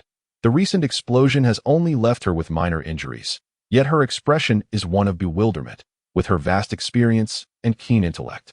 She deduces something extraordinary from the ancient source's single strike. If I am not mistaken, that explosion resembled the abilities of Mr. 5 and M or .3. Is it an illusion? No, it cannot be mistaken. Guys, who exactly are you? A glimmer of intrigue flickers in Robin's eyes. What kind of tumultuous storm does this man bring? Crocodile's body gradually takes shape from the sand. His pride does not permit him to show weakness to anyone, not even to the Yonko Whitebeard, who once defeated him. However, such is the case. My power is beyond your imagination. Crocodile exerts force with both hands, swinging them outward, the veins on his forehead bulging as if he is utilizing immense strength. Erosion cycle. The once solid layer of sand swiftly transforms into a flowing mass akin to water, swirling like a vortex, generating tremendous suction. Glistening sand ascends into the sky, and a fierce wind rages, obscuring the heavens with yellow sand. Little brat, what is your name? I acknowledge your strength. My name is Guys, the man destined to defeat you. A mere child, go play house in hell. But the ancient source merely made a light attack. As a member of the 7 warlords of the sea, one of the few pinnacle experts of the ocean, Crocodile is perceptive enough to recognize the formidable strength of his opponent from a distance. Robin observes the overwhelming yellow sand, realizing that Crocodile is taking this seriously. She has never witnessed him engage in such a grand display of offense, even among the countless pirates at sea. Many lack the strength to match their bounties. They are merely robust individuals with some martial prowess, incapable of contending with the might of natural-type fruits. The ancient source gazes at the swirling yellow sand, his lips twitching. Indeed, the 7 warlords remain the 7 warlords. Were it not for underestimating Luffy and being careless, failing to fully unleash his fruit's abilities, the outcome of the battle with Luffy would have been unpredictable. Such a large-scale attack, with a slight nudge, could unleash a true calamity, capable of obliterating a city. Without mastery of observation hockey, Luffy's fists, even if smoking, would likely never touch Crocodile's corporeal form. However, the ancient source observes through the sandstorm that Crocodile's body is tense, his arms seemingly exerting force. This terrifying technique must require substantial charging time. The ancient source cannot allow him to succeed. Stepping onto the candlelit platform formed from wax, he brings his hands together. Wax escape. Technique of the wax dragon. The wax on the surface of the platform softens and surges forward, subsequently unleashing a torrent of wax that forms a wax dragon. The ancient source rides atop the dragon's head, charging toward Crocodile. Sand Crocodile. Suddenly, multiple arms sprout from the ancient source's body, several twisting to grasp him. The ancient source's seemingly frail muscles rapidly bulge, causing his body to quake. A surge of heat creating a small shockwave that disperses the encroaching arms. These arms transform into petal-like motes of light, vanishing into the air. The ancient source turns his gaze toward a figure in the distance, arms crossed before his chest, emotionless as he continues his charge toward Crocodile. Suddenly, a hand grasps the horn atop the wax dragon's head. Whoosh, guys. That was close.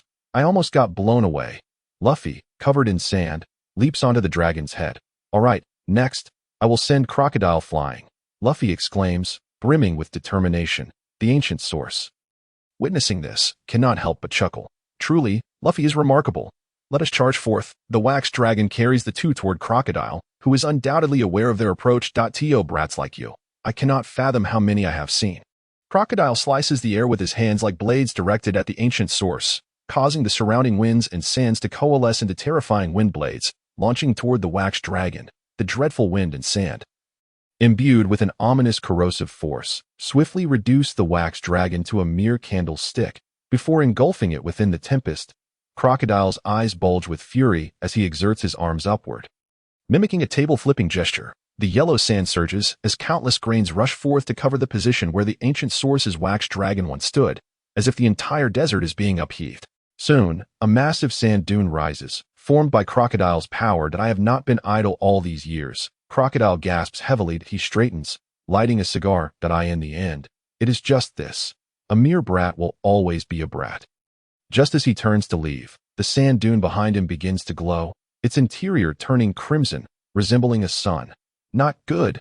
Boom. A mushroom cloud erupts from the ground. Crocodile is swept away like a rag doll by the blast.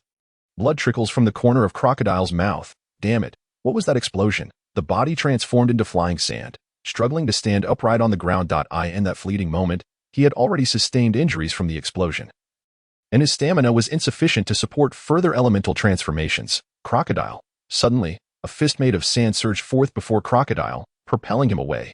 With a heavy punch from Luffy, Crocodile's cheek was indented, sending him flying several dozen meters and creating a large crater in the sand dune. Old Sand. Luffy shouted angrily at Crocodile, who lay in the sand pit. The combination of the two formidable powers from the Straw Hat crew was too much for even the warlord of the sea. Crocodile, to withstand.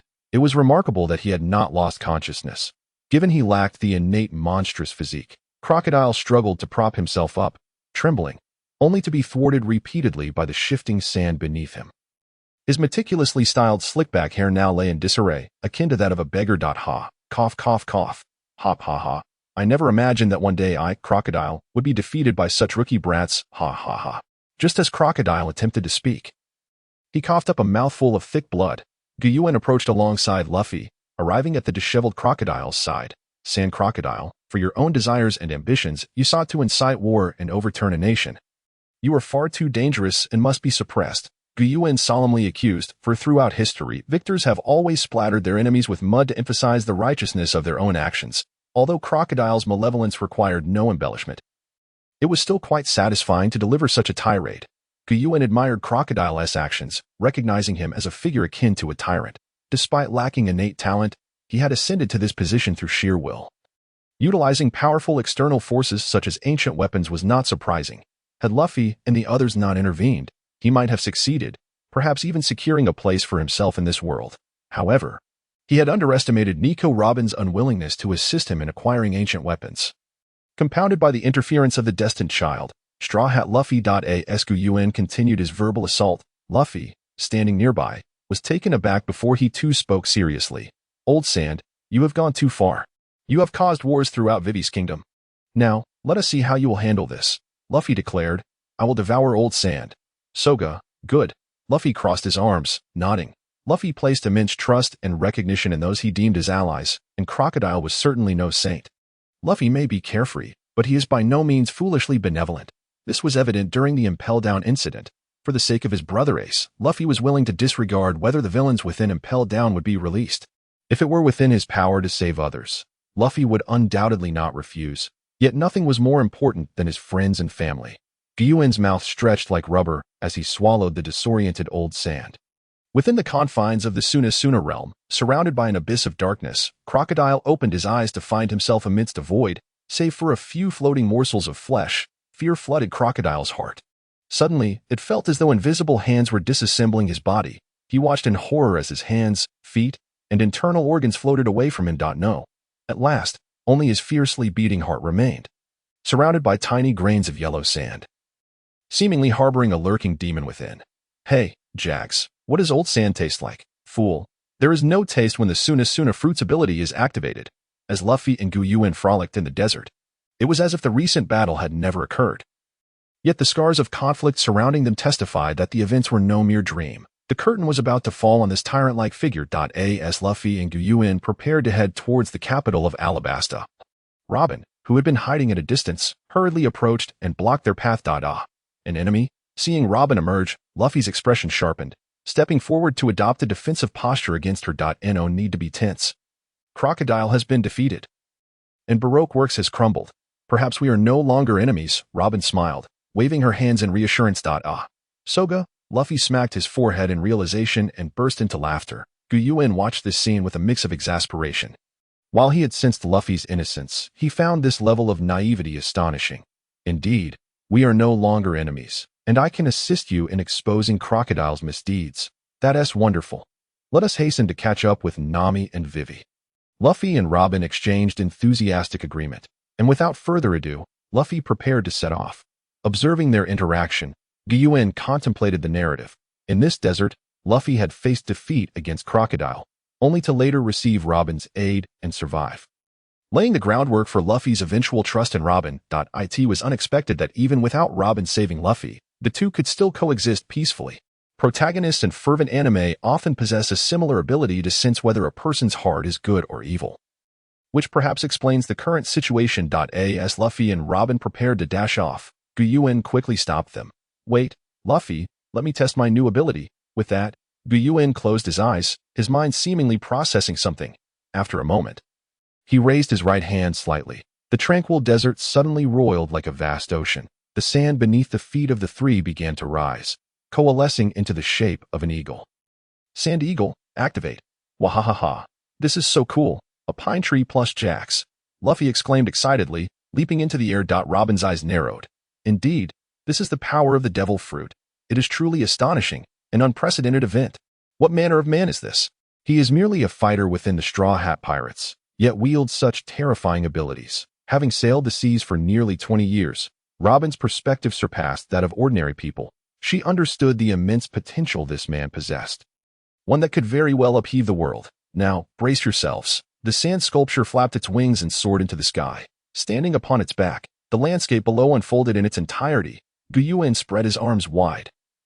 Flying had always been humanity's dream. Even though he had never ridden in an airplane, he could confidently say that nothing compared to the sand sculpture beneath his feet. The sand sculpture ascended high into the air, soon revealing in the distance the city of Alabasta's capital, Alubarna, standing majestically in the heart of the desert. Alubarna, shaped like a disc, required one to ascend long staircases to enter from the desert. The steps, usually kept spotless by guards, now lay strewn with corpses, blood streaming down the steps. From above, one could see numerous crimson lines, a testament to the brutality of war, coupled with the sweltering heat. An indescribable stench hung over the city. "Where are Vivi and the others?"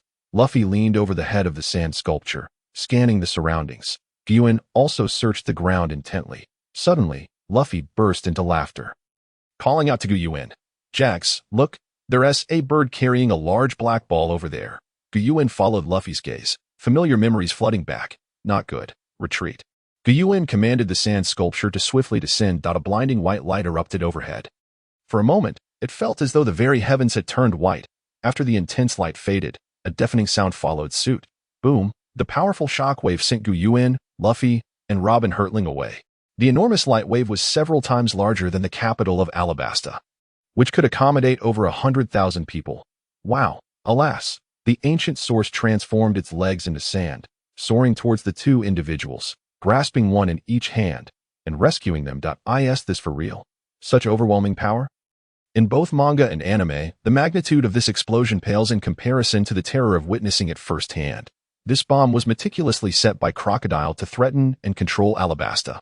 Without his explicit command, this preset device would not cease, detonating the moment the timer expired. In the past, while watching the anime and reading the manga, I believed that Crocodile was merely trying to intimidate, deploying a bomb capable of obliterating a 5-kilometer radius. Although this power is still significantly inferior to the ultimate weapon of nuclear bombs in our world, it is nonetheless astonishing. The city beneath our feet could certainly not withstand such an explosion. Genshin felt a tinge of fear. He had not anticipated that after their prolonged battle with Crocodile, Nami had already succeeded in averting the explosion. If the bomb detonated due to his failure, it would drastically alter the course of the narrative. Simultaneously, he grew wary of the technological advancements possessed by the pirates. Previously, due to the protagonist's perspective, he had been unable to personally experience the infamous demon-slaying order of the Navy. This terrifying weapon capable of annihilating an entire island had initially not concerned him. But now the threat level of the demon-slaying order had surged. The technological elements within the pirate power structure emerged later in the storyline. It is well known that newly introduced game characters typically surpass their predecessors in strength, and pirate technology follows suit. With the backing of the world's most formidable scientist, Vegapunk, the scientific prowess of the Navy is undeniably formidable. Once the explosive turmoil subsided, Genshin transformed into a miniature sandstorm, carrying Luffy and Robin towards Vivi, who stood atop the tallest clock tower. "Vivi, Crocodile has been decapitated. Let everyone cease hostilities." A young man beside Vivi, donning sunglasses and bearing scars on his face, was momentarily speechless upon witnessing Crocodile's severed head, which Genshin had produced from seemingly nowhere. "This is wonderful. Thank you, guys. Luffy, Alabasta is saved," Vivi exclaimed joyfully. Luffy grinned widely. "No problem, Vivi. We are comrades." After all that moment, The young man beside Vivi interjected, "Apologies, Vivi. I did not believe in the king or you when you initiated the rebellion. It's all right. Kusha, you acted for the future of this country." Even I was unaware that Crocodile had an agent capable of mimicking others' appearances. We were all deceived, seeing that the leader of the rebel army had abandoned the notion of continuing the fight. Vivi breathed a sigh of relief and hastily introduced the young man to Luffy and Genshin. "This is Kusha, the leader of the rebel army, and my childhood friend." "Wait, Vivi, my identity is insignificant. I am merely a minor character. The priority now is to swiftly halt the soldiers from fighting." After witnessing Crocodile, the root of all evil, being subdued, Vivi momentarily forgot the most crucial matter. As the agents of Baroque Works were defeated by the Straw Hat crew, the conspiracy sweeping across Alabasta was laid bare. The soldiers, bewildered, dropped their weapons and stood in place. Rain began to pour from the heavens, as if celebrating the arrival of victory. Observing the downpour, the people of the city erupted in cheers. They had not seen rain in a long time. Thanks to Genshin joining the battle, Luffy was not gravely injured by Crocodile and took the opportunity to search for food within the palace. Ostensibly under Sanji's pretext of gathering supplies, the servants of the castle were exasperated. "Princess Vivi, Luffy has devoured all the food in the castle again," a small maid said, pouting as she addressed the radiant Vivi. Adorned in her princess gown, Vivi covered her mouth, chuckling softly. "It's all right.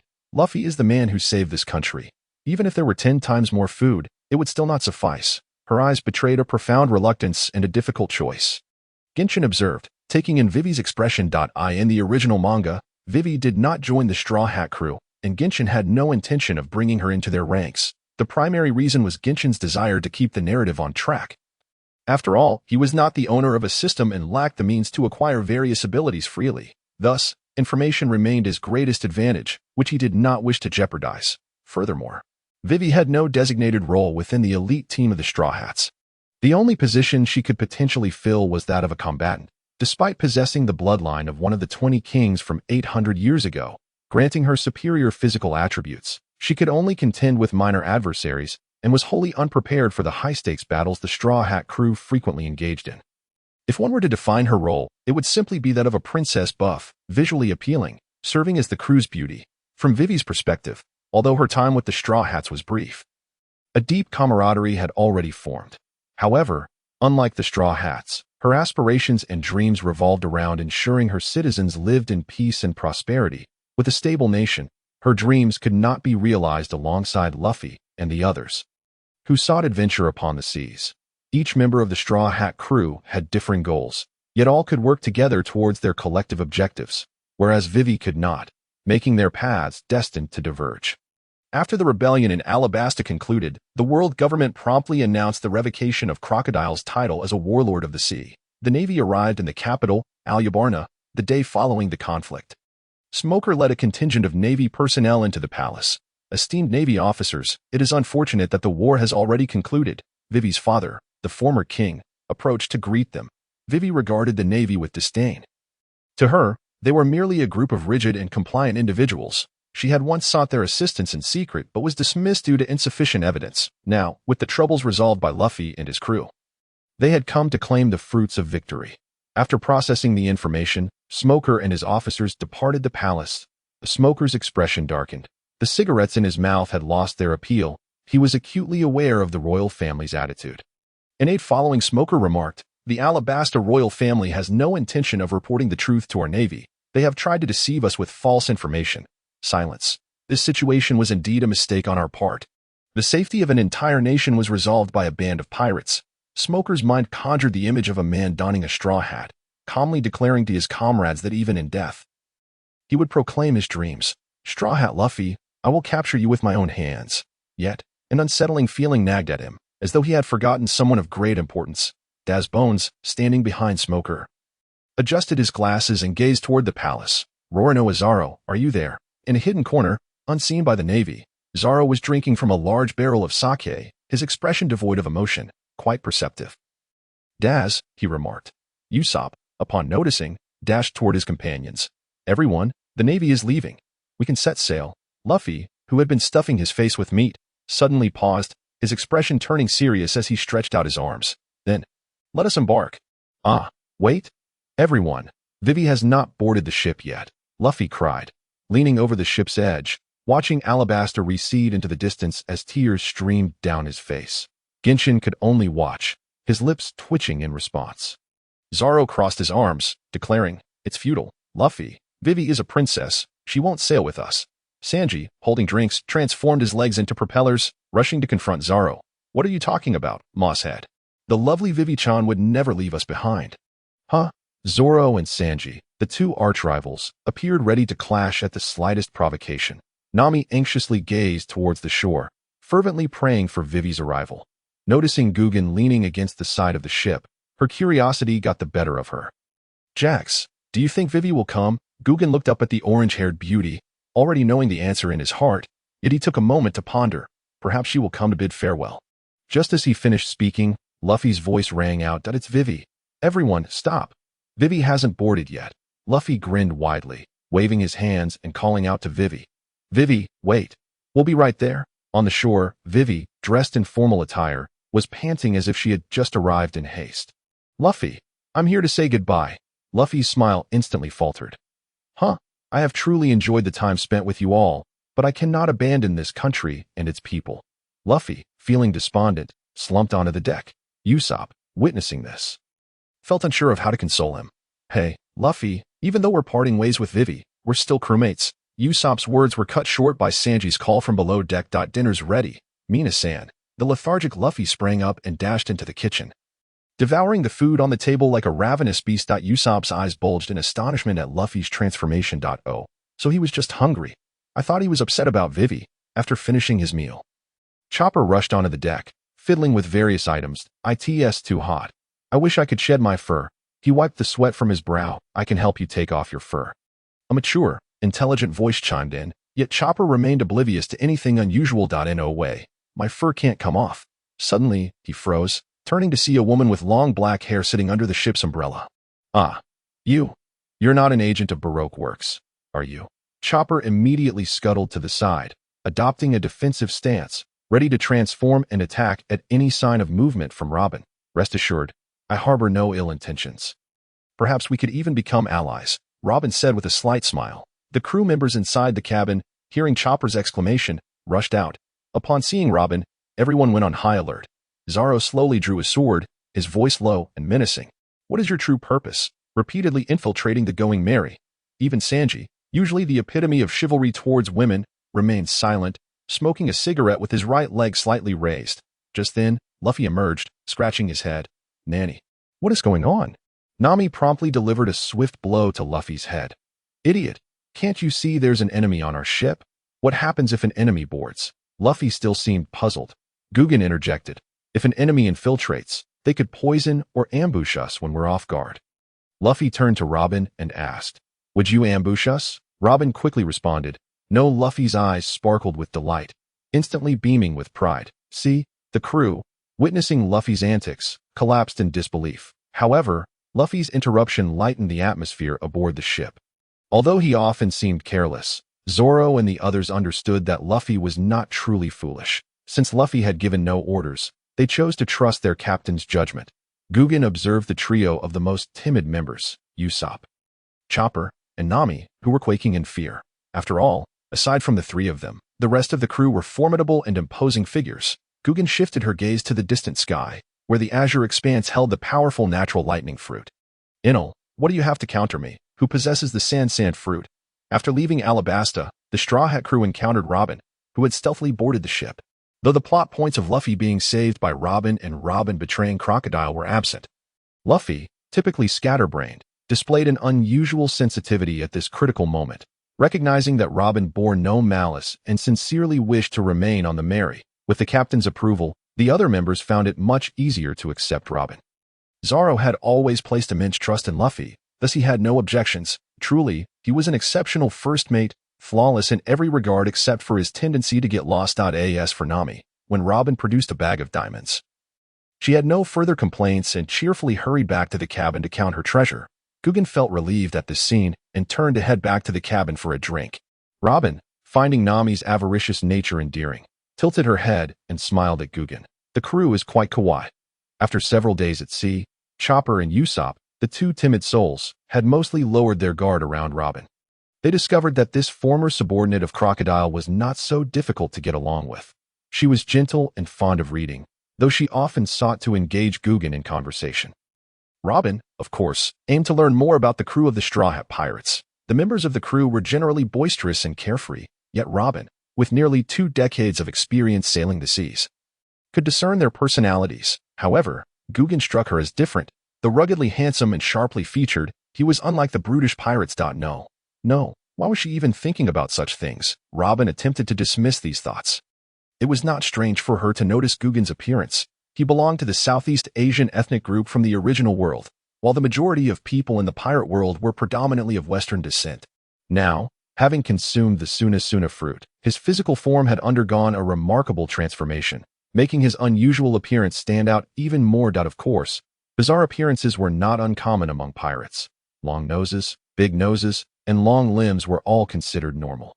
While Robin's interest in Guggen's look stemmed from her unique preferences, the most significant factor was that, unlike others, Guggen had a relatively low presence, yet exuded an air of mastery and an unfathomable strength that made her yearn to uncover more. What's wrong with this compass? It's been malfunctioning, pointing towards the sky. Just as Nami walked out of the cabin in distress, fragments began to fall from the heavens. What's happening? Zoro, sleeping on deck, was abruptly awakened as dust and wood splinters fell into his mouth. What is this? A ship is falling from the sky. Usopp trembled on the deck, cold sweat pouring down his face. The others were equally startled.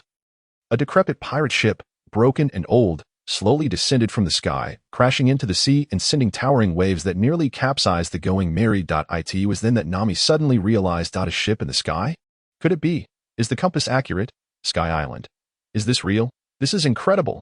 Usopp exclaimed in shock. Upon hearing this, Luffy's eyes sparkled with excitement, mirroring Usopp's astonishment. I've made up my mind. Let us go on an adventure to Sky Island. Nami slapped her forehead. Honestly, I knew it would turn out like this. Robin stifled a laugh, covering her mouth. Sky Island. Even the all-knowing records contain very little about it. What an intriguing adventure awaits, in pursuit of a way to reach the Sky Island. Nami sought information on a small isle nearby known as Gaia Island. Historically, taverns and inns have always been the prime venues for gathering intelligence. The Straw Hat crew split up to probe for news on the island, while Luffy, Zoro, and Nami accompanied Yuan to a local tavern. Upon hearing the mention of Sky Island, the patrons erupted into laughter. Ha ha ha, Sky Island. Ha ha ha. Who would believe in such nonsense? Are you here to play pirates? Bellamy, a hyena-like figure seated nearby, stood up and unleashed a powerful punch at the straw hat-clad Luffy. Nami, witnessing Luffy being struck, rushed over angrily and demanded, "What's going on? Why are you attacking someone for no reason?" Zoro, with a slight lift of his thumb, revealed that his sword was already partially unsheathed. Inherited from Shanks, Luffy's spirit compelled Zoro and Yuan to refrain from intervening. Though Yuan remained unscathed, Luffy and Zoro were besieged by several pirates. Nami, furious at Luffy and Zoro's inaction, effortlessly lifted both hefty men with one hand each. Yuan observed in astonishment, wondering how Nami could manage such a feat with her slender arms. At that moment, an unpleasantly rotund man wearing a black headscarf, seated at the tavern's entrance, proclaimed, "Sky Island truly exists." Nami paused, intrigued, and Yuan turned to look as well. Seeing Nami's reaction, Blackbeard, Teach, continued, "That previous duel was won by this young man. For a person's dreams never truly end. It was unclear whether this statement was directed at Luffy and his companions or if it was merely a self-reflection for Blackbeard, despite his outward calm. Yuan's mind churned with tumultuous thoughts. The man before him was a figure from the second division of the infamous Whitebeard pirates, the future Emperor of the Sea. Blackbeard thought it appeared he had just escaped from Whitebeard's crew and was now recruiting pirates to embark on a grand venture. Blackbeard, having aligned himself with the formidable Whitebeard from a young age, had concealed his true strength and ambitions, patiently awaiting the emergence of his coveted dark fruit. After decades of yearning, that very fruit fortuitously appeared among the spoils of his comrades, prompting him to ruthlessly seize it and flee from the Whitebeard pirates. Overall, he resembled a ruthless figure grounded in the more authentic aspects of the pirate world. At this moment, Blackbeard was at his weakest. He lacked the powerful allies he would later amass and had yet to consume the Trimmer fruit. Yuan grappled internally with the decision of whether to strike down Blackbeard and claim the feared dark fruit for himself. Should he seize the opportunity to obtain the dark fruit? Yuan's mind whirled like a spinning top, not doubting his ability to defeat Blackbeard. Thus far, He had collected the light fruit, blast fruit, wax fruit, and the advanced Logia-type sand fruit through the powers of his munch fruit. The potential strength of a composite fruit user was unfathomable. The mere combination of the blast and sand fruits would render Blackbeard powerless against Yuan. In the early days of the Pirate King's journey, most foes in the Grand Line derived their might from devil fruits, and it was fair to say that before the War of the Best, it was a realm dominated by these fruits. Even now, Blackbeard's proficiency in hockey was considerably lacking. Official data consistently portrayed Blackbeard as a character relying on multiple devil fruits for his power. And at this stage, he had yet to fully mature, merely boasting the capabilities of a prominent warlord of the sea. Conversely, Yuan's current strength suggested that as long as the admirals were not in play, he was virtually untouchable, a testament to the confidence bred from being a multi-fruit user. The dark fruit possessed a similar ability to steal devil fruits, yet the essence of multiple fruit users did not stem from the dark fruit itself. Speculation surrounding the manga's narrative suggested that Blackbeard might be a composite being created by the munch fruit, a puzzle of merged individuals, thus allowing him to consume multiple devil fruits. During his brief interactions with Blackbeard, Yuan had observed him multiple times without discerning any anomalies. After all, devil fruits lacked any sensing capabilities, leaving him unable to ascertain whether Blackbeard was indeed a creation of the munch fruit. Nevertheless, the likelihood of Blackbeard being a product of the munch fruit was substantial, especially since Yuan himself could create permanent alterations through his own fruit, such as the Valpo metal crafted by Valpo in the manga, which remained unchanged even after the death of the munch user. The Straw Hat crew observed Blackbeard leisurely departing with a bottle and cherry pie. Each member's thoughts diverged as Luffy's resolve to become the Pirate King grew stronger, while Zoro remained silent. Yet his heart burned with the ambition of becoming the world's greatest swordsman. Nami, on the other hand, pondered the matter of Sky Island. Watching Blackbeard retreat into the distance, Yuan refrained from attacking. He sought a larger prize. Should Blackbeard be eliminated now, the ensuing War of the Best might never transpire, rendering the plot for the Trimmer fruit moot. After all, the crew of the Whitebeard pirates would never allow Yuan to lay claim to the deceased Whitebeard's remains. But amidst the chaos of war, everything would become far more negotiable. The Straw Hat crew's divided efforts bore fruit, as the information-savvy Robin uncovered a lead. Legend has it that centuries ago, a man named Rolando discovered this island, befriending its inhabitants and uncovering vast treasures of gold. However, due to geographical circumstances, the island was torn asunder by unique undersea currents, with one half swept up to the heights of Sky Island, along with its residents and gold.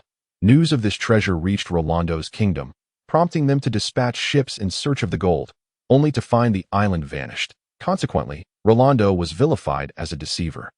Yet his descendants steadfastly believed in their ancestors' truth and tirelessly sought news of the gold.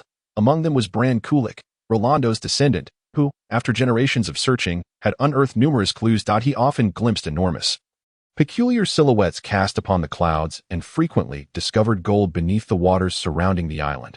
Occasionally, pirate ships appeared to fall from the sky, and the area was marked by spectacular surges of current. It was impossible not to believe that the Sky Island might indeed exist, despite the decades and centuries it took to compile such evidence. Rolando shared this knowledge without reservation with the Straw Hat crew. Surging currents. Is this for real? How terrifying. I must have contracted a disease preventing me from reaching Sky Island.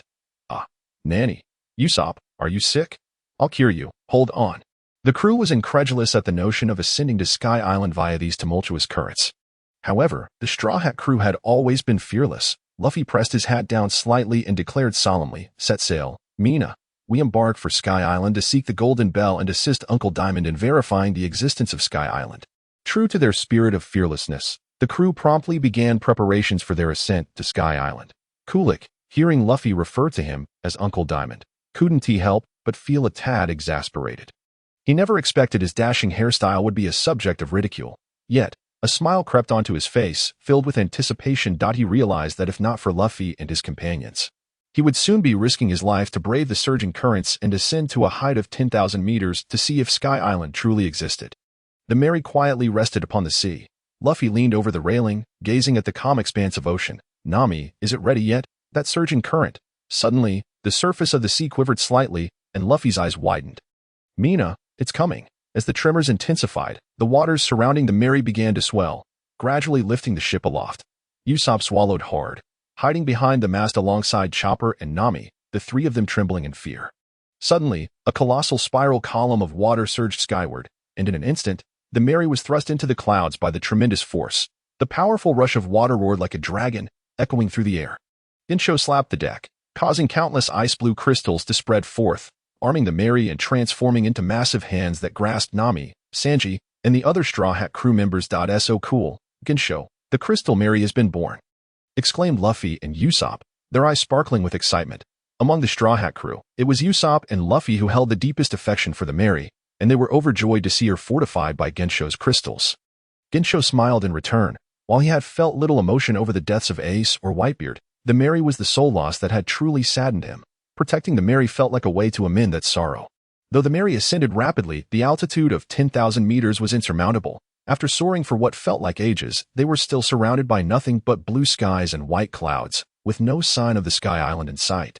What gives? Are we not there yet? Luffy grumbled, leaning over the railing to peer at the surrounding clouds. The diminished cover of clouds made the sunlight more blinding, and Gensho shielded his eyes, beginning to question their prolonged flight. Usopp, peering through his telescope, suddenly exclaimed, "Minasan, look, something seems to be moving in those clouds. Am I seeing things?" Luffy, who had been on the verge of dozing off, instantly perked up and stretched his arm to Usopp's side. Where? What is it? It's a fish in the sky. Chopper, possessing keen animal vision, quickly identified the creature among the clouds as a manta ray-like being gliding effortlessly through the air as if it were swimming in the sea. Gensho was equally astonished. Witnessing something like this firsthand was a stark contrast to what he had seen in anime. The endless sky and the intangible white clouds were sights he had never encountered in his original world. It must be a specialty of the Sky Island. Flying fish that swim through the clouds, Robin speculated, her wealth of knowledge shining through. Upon hearing the word specialty, Luffy and Chopper immediately lost their composure. Their eyes morphing into starry orbs, drool cascading like a waterfall. Sanji smiled and remarked, "No problem. Filling my crew's bellies is my favorite thing to do." Upon hearing this, Luffy began to whirl his arms, preparing to launch a rubber fist to catch a flying fish for a meal. However, before he could act, the ship suddenly began to rock violently as a massive fish resembling a sunfish burst from the clouds, crashing into the Mary. Soon, more enormous creatures emerged from the cloud sea, resembling octopuses and sunfish, thrashing about wildly. The Mary began to veer off course, on the verge of tumbling out of the sea lane. A man on a peculiar skateboard and donning a mysterious mask suddenly burst forth from the cloud sea, preparing to launch an attack on the Straw Hats. "Everyone, be careful. We have enemies," Zoro quickly reacted, drawing his sword. However, the ship's wild rocking made it impossible for Zoro to steady himself and exert power. In a moment of desperation, Gensho waved his left hand, releasing a sand blade. Just then, an elderly man clad in medieval armor rode in on a winged horse, driving away the mysterious assailant. The sea beast seemed to recognize this knight, retreating into the depths upon his arrival. The old man approached the Straw Hat ship, his eyes widening in astonishment as he regarded Gensho. The recent sand attack had nearly struck down that Scipion. Had he not arrived in time, that Scipion would have surely perished. "You must be from the Blue Sea. It has been ages since I have seen anyone from there." The Straw Hats realized that the old man must be a resident of the Sky Island, given his ability to fly alongside his horse. "Hey, old man, do you know about the Sky Island? Can you take us there?" Luffy eagerly inquired. Gonfor stared at Luffy's beaming smile, suddenly struck by a memory of an old friend. Gensho observed the old man, noting that the benefits of the munch-munch fruit were still significant. As he could now faintly sense certain things, the old man appeared frail, and despite once being revered as a god on the Sky Island, his strength was now diminished, roughly comparable to the Blue Sea. Akin to pirates with bounties between 30 and 70 million berries. He was a robust human with some peculiar abilities, but facing a pirate with a bounty exceeding 100 million would be a daunting challenge, let alone contending with the new god of the Sky Island, Enel. After pondering for a moment, Gonfor shared some basic information about the Sky Island with the crew. Once he finished speaking, he took off without another word. "Hey, old man, we still have some questions," Nami complained as she watched Gonfor swiftly depart. If this were merely the White Sea at 7,000 meters, they still had a considerable distance to the 10,000-meter Sky Island. With no other options, they could only press onward. The crew sailed through the cloud sea, buoyed by the clouds that could lift their ship, and though they were navigating blindly, they soon arrived at the Kingdom of Heaven. "Nanny, 1 billion. Is that for real?" Nami, the Straw Hat crew's treasurer, became visibly agitated. It turned out that to enter the Sky Island, there were two options. One could either pay an entrance fee of 1 billionaire coins per person or enter for free. Even if they sold Luffy, the one with the highest bounty, they could not gather 10 billion. And that was per person. What do we do now, Nami? Usopp and the others began to feel the weight of the situation. At this juncture, Gensho approached the gatekeeper stationed at the entrance to the Sky Island. Is the 1 billionaire coins referring to the currency of the Sky Island? How much would it be in berries? The gatekeeper was an elderly woman who had shown no change in expression since the Straw Hats arrived, which struck them as quite eerie. If it's blue sea berries, it's 10,000 berries per person. Upon hearing this, the Straw Hats collectively sighed in relief, their tension easing. After all, they were not your average pirates. They understood that nothing free came without a price. Indeed, Gensho is reliable. How did we miss that? Nami laughed heartily, giving Gensho a friendly pat on the shoulder. The figure of 1 billion was indeed staggering, startling everyone. Robin, covering her mouth in amusement, felt genuine happiness watching the Straw Hats overcome this hurdle. Strangely, ever since joining the crew, her mood had noticeably brightened. At that moment, the Straw Hat pirates had not yet acquired the golden treasures of the Sky Island nor the wealth of Moria's castle. However, through a series of adventures, they had received supplies from various individuals, whether it was the villagers of Orange Town or Princess Vivi, and they could still muster a decent sum of berries. After everyone paid the fee, the old woman produced a shell and murmured something into it. Suddenly, a giant shrimp emerged from below the Mary, lifting the ship and swiftly navigating through the cloud passage. Gensho glanced back at the gate of heaven. In the manga, Nami and the others chose not to pay for entry to the Sky Island, thus becoming illegal intruders, constantly targeted by the residents of the Sky Island. It was likely that the old woman's inaction had inadvertently led to the Straw Hats' predicament. Had he not been following the crew with a policy of non-aggression, Gensho might have felt compelled to teach that old woman a lesson. This truly feels like a heavenly realm, Gensho thought, overwhelmed by a sense of wonder that was difficult to articulate. At this moment, he began to understand Luffy a little more. Perhaps witnessing the beauty along the journey was the true essence of travel. The Mary, carried by the swift shrimp, was set down on a beach, and the Straw Hat members eagerly leaped off the ship to frolic by the shore. As Gensho strolled along the beach, a gentle voice called out from behind him. Excuse me, what does it mean to be from the blue sea? Gomu turned his head and was momentarily taken aback by the sight before him, a figure with golden hair and azure eyes. Skin as fair as jade. Are you all right? He asked. Regaining his composure, he felt a flush of embarrassment. After years of living in the world of comics, he had believed his self-control to be formidable. Yet upon encountering Princess Vivi, Nami, and Robin, he had managed to remain unfazed. However, upon meeting Konis, he found his resolve crumbling. While Nami and Robin also possessed striking beauty and long legs, Konis exuded an aura of pure, ethereal grace, a characteristic unique to the inhabitants of Sky Island, who were detached from worldly affairs. Truly, she deserved the title of Angelic Maiden. In comparison to Konis, the women Gomu had encountered on his journey, such as Nami, Robin, and Vivi, were all seasoned adventurers who had long since shed the innocence of youth. They had become embodiments of strength, wisdom, and remarkable skills. Indeed, Gomu often preferred to keep his distance from Nami and Robin, as they could effortlessly navigate the complexities of interpersonal relationships, unlike himself, who had yet to experience the subtleties of romance. Contemplating this, he dismissed his earlier lapse into awkwardness. My sincerest apologies. I was momentarily distracted. Yes, we journeyed from the Grand Line to Sky Island, which you referred to as Qinghai. Upon hearing that they hailed from Qinghai, Konis' interest piqued, yet her shy disposition prevented her from inquiring further about it. As unfamiliar faces approached, Nami, Luffy, and the others quickly gathered. What? You arrived through the knock-up stream. Such a wondrous natural phenomenon. Konis expressed her astonishment at the Straw Hat crew's tale, revealing many things she had never before heard. Unlike the original storyline, where Luffy and his friends were wrongfully accused of illegal intrusion due to their free entry, they now accompanied Konis around Sky Island, marveling at the myriad of novel sights.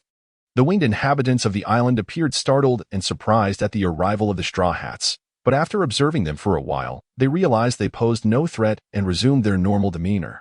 Occasionally casting curious glances, the angelic girl Konis warmly invited the Straw Hat crew to her home. Oh, how splendid. Konis, had it not been for you, we would have had to find shelter on our ship tonight, Nami said, gazing gently at the innocent girl. Hearing Nami's words, Konis smiled sweetly. No worries, these matters are hardly burdensome. In fact, I owe my gratitude to you, Nami. Without you, I wouldn't have learned of so many fascinating things. After dinner, Usopp, Luffy, and Chopper began their playful antics while Sanji busied himself preparing dessert. Zoro, meanwhile, lay sprawled on the floor, fast asleep, having spilled the specially crafted Sky Island beverage onto the carpet. Within a resplendent, Greek-style temple, a robust man with 4 large wings and elongated earlobes looked surprised upon hearing the words of the kneeling priest. People from Qinghai have arrived. Ha ha ha. I never imagined such an entertaining event would transpire during my slumber. Lord God, I hesitated to disturb your rest, which is why I report now, said the subordinate nervously. Ha ha ha. What do you think about having them participate in the trial of the gods? Of course, that poses no problem. My lord, the subordinate replied. Inaru's laughter echoed throughout the temple. The following day, after a hearty meal, the group decided to split up and explore the sights of Sky Island. Suddenly, a cacophony of footsteps echoed outside Koni's home. And Guyu stepped out, his expression grave. It seemed that what was destined to occur was finally upon them. After all, Luffy and his crew had arrived just as Inaru's ship was nearing completion. And the battle between the Scythians and the Shandians was about to erupt. What is happening? Usopp exclaimed, rushing out to find a throng of Sky Island soldiers before him, drenched in cold sweat. The Straw Hats and Koni's family hurried outside as well. Koni's father approached, attempting to inquire about the situation. Lord Priest, what is the meaning of this? Luffy and his friends are legitimate adventurers. Is there some misunderstanding? The leading soldier bore a serious expression, a flicker of unease in his eyes, yet he disregarded Koni's father's questions. Suddenly, as if sensing something, he looked up to see a rotund figure descending from the sky. Seated upon a floating cloud, the Sky Island soldiers quickly bowed in respect, and the lead soldier nervously stepped forward. Lord Priest, I have located the Qinghai people as you commanded. Very good. I appreciate your efforts. The god is pleased with you, the rotund priest replied, visibly relaxing the soldier. Observing the pomp surrounding the figure, Luffy and the others sensed that this was likely not a friendly visit. Guyu, having never encountered such a person before, scrutinized the rotund figure, realizing that despite the chaos he would soon bring, this mysterious individual was indeed formidable, with a bounty that would easily reach tens of millions on the Grand Line. Yet, sensing the life energy emanating from him, Guyu noted it was still somewhat lacking. Upon seeing the figure, Koni's father turned pale. How can this be? The priest has come in person. Priests seldom make appearances. The portly priest surveyed the varied expressions of those before him, relishing the sight of their trepidation. You must be the Qinghai people. The god has decreed that you participate in the trial of the gods. Proceed swiftly to the Appiato altar and await the commencement of the trial, he declared leisurely. The Straw Hats were left bewildered. The trial of the gods? What on earth is that? To become a god? No way. I want to be the Pirate King. As the crew pondered this perplexing situation, the rotund priest, uninterested in elaborating, ascended into the sky atop his floating cloud and drifted away. Koni's and her father were visibly shaken, while Nami and the others were eager to understand the mysterious trial of the gods. After Koni's explained, they learned that the supreme ruler of Sky Island was a being referred to as God. However, the current god was a recently appointed tyrant, more ruthless yet powerful than his predecessor. Since his ascension, he had issued many strange decrees, including the trial of the gods. How strong is the so-called god that he dares to call himself such? Usopp asked, arms crossed, voicing the crew's collective concern. Indeed, it's rather arrogant. I assent it. My sincerest apologies, everyone. The power of the god is far too formidable. Even we have seldom laid eyes on him. Koni's replied. Leaning against the wall, Guyu listened to their conversation, already aware of the god's identity. However, witnessing the fear radiating from Koni's family made it evident that Inaru's grip on the island remained strong. Upon hearing Koni's family's description, the Straw Hats could not help but feel anxious. Considering the ominous reputation of this so-called god to avoid dragging Koni's family into danger, Nami and the others resolved to accept the so-called trial of the gods and venture to Appiato. Just as they boarded the Going Merry, an express shrimp emerged from below to transport the Straw Hat crew to the sacred Appiato altar. By the way, why are you, Koni's, coming along for the trial of the gods?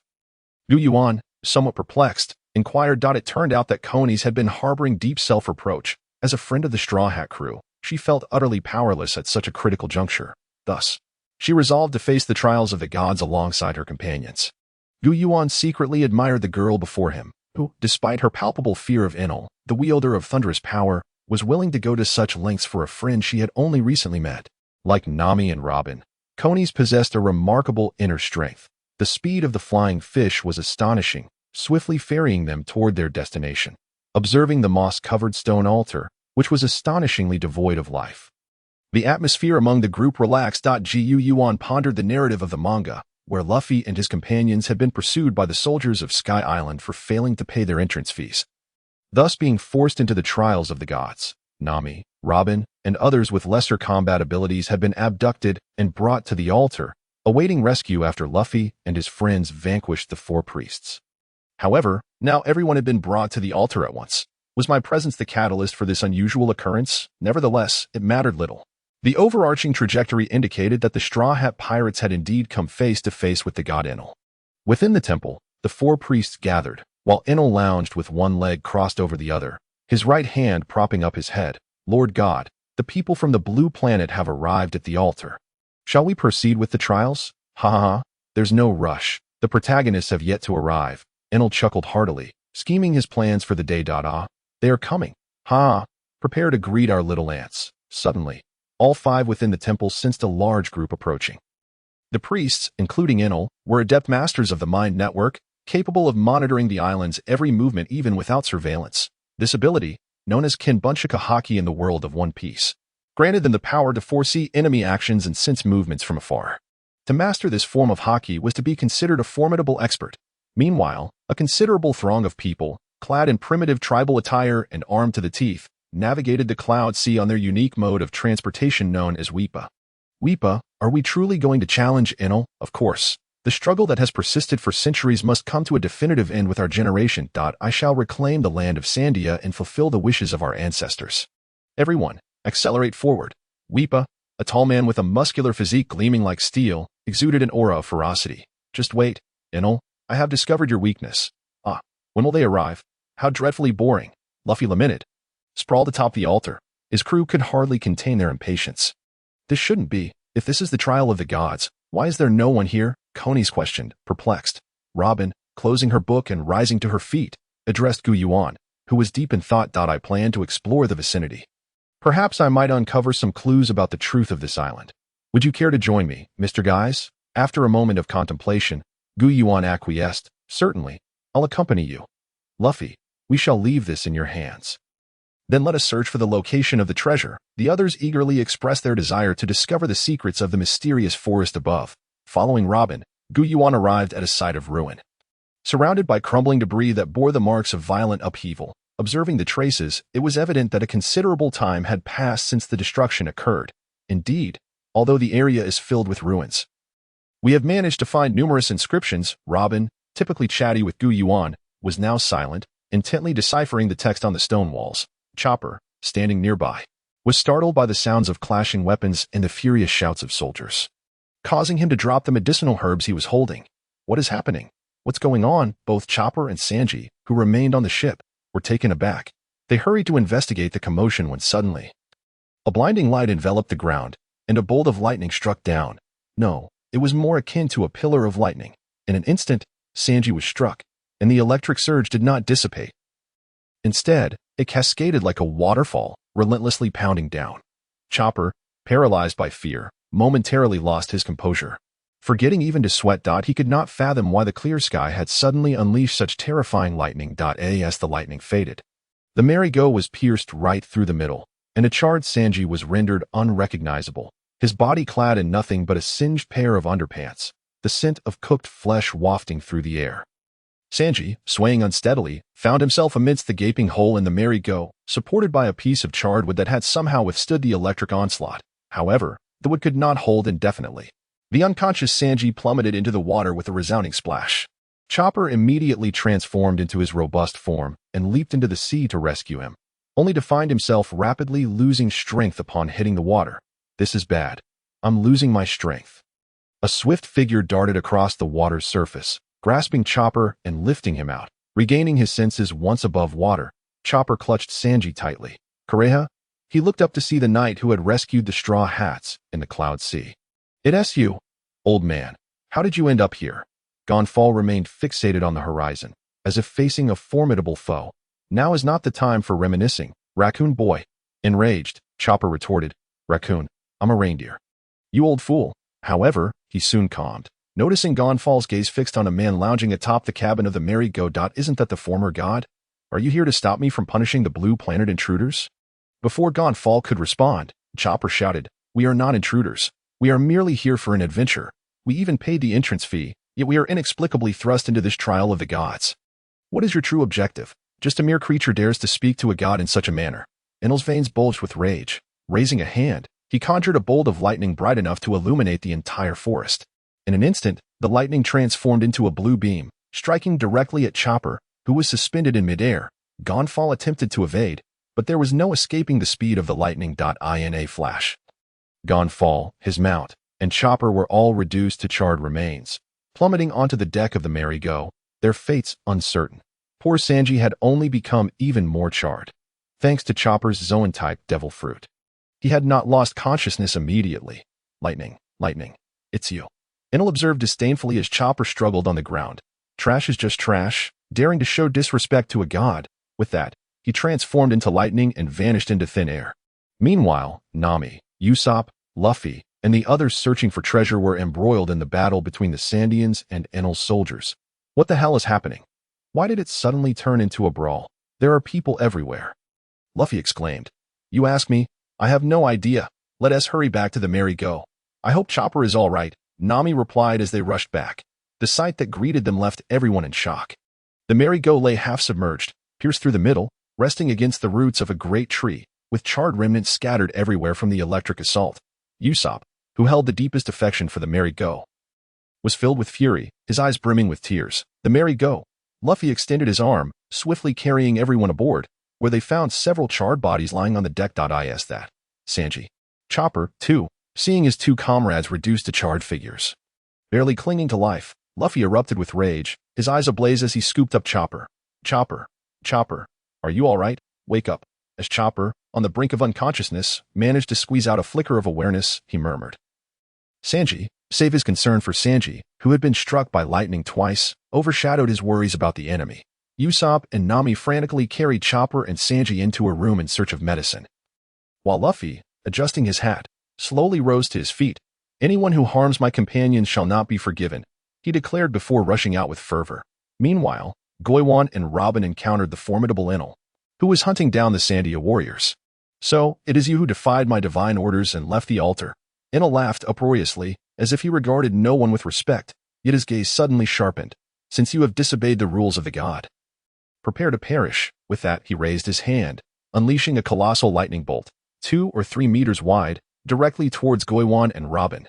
Boom! The sky was illuminated by the blinding flash of lightning, revealing Enel's face, his laughter echoing with unrestrained delight. Reveling in the thrill of unbridled slaughter, as the lightning began to fade, Enel's laughter abruptly ceased, as though an invisible hand had gripped his throat. What is happening? He wondered, sensing that the auras of the two adversaries remained utterly undisturbed. Before Yuan stood a wall of scorching red sand, impervious to the onslaught of lightning. Enel was taken aback. Sand? Sand exists in the Sky Island as well. I should not have failed to recognize it. Realization washed over him. So you possess the same powers as I do. How fascinating. Observing Enel's expression and hearing his melodramatic proclamation, Yuan replied, unamused, "You, a mere scrawny monkey, dare to call yourself a god? If those legendary figures from the latter half of the Grand Line were to hear this, they would easily put you in your place. Scrawny monkey, no one dares to insult me. And no one can rival me, even if you wield the same powers."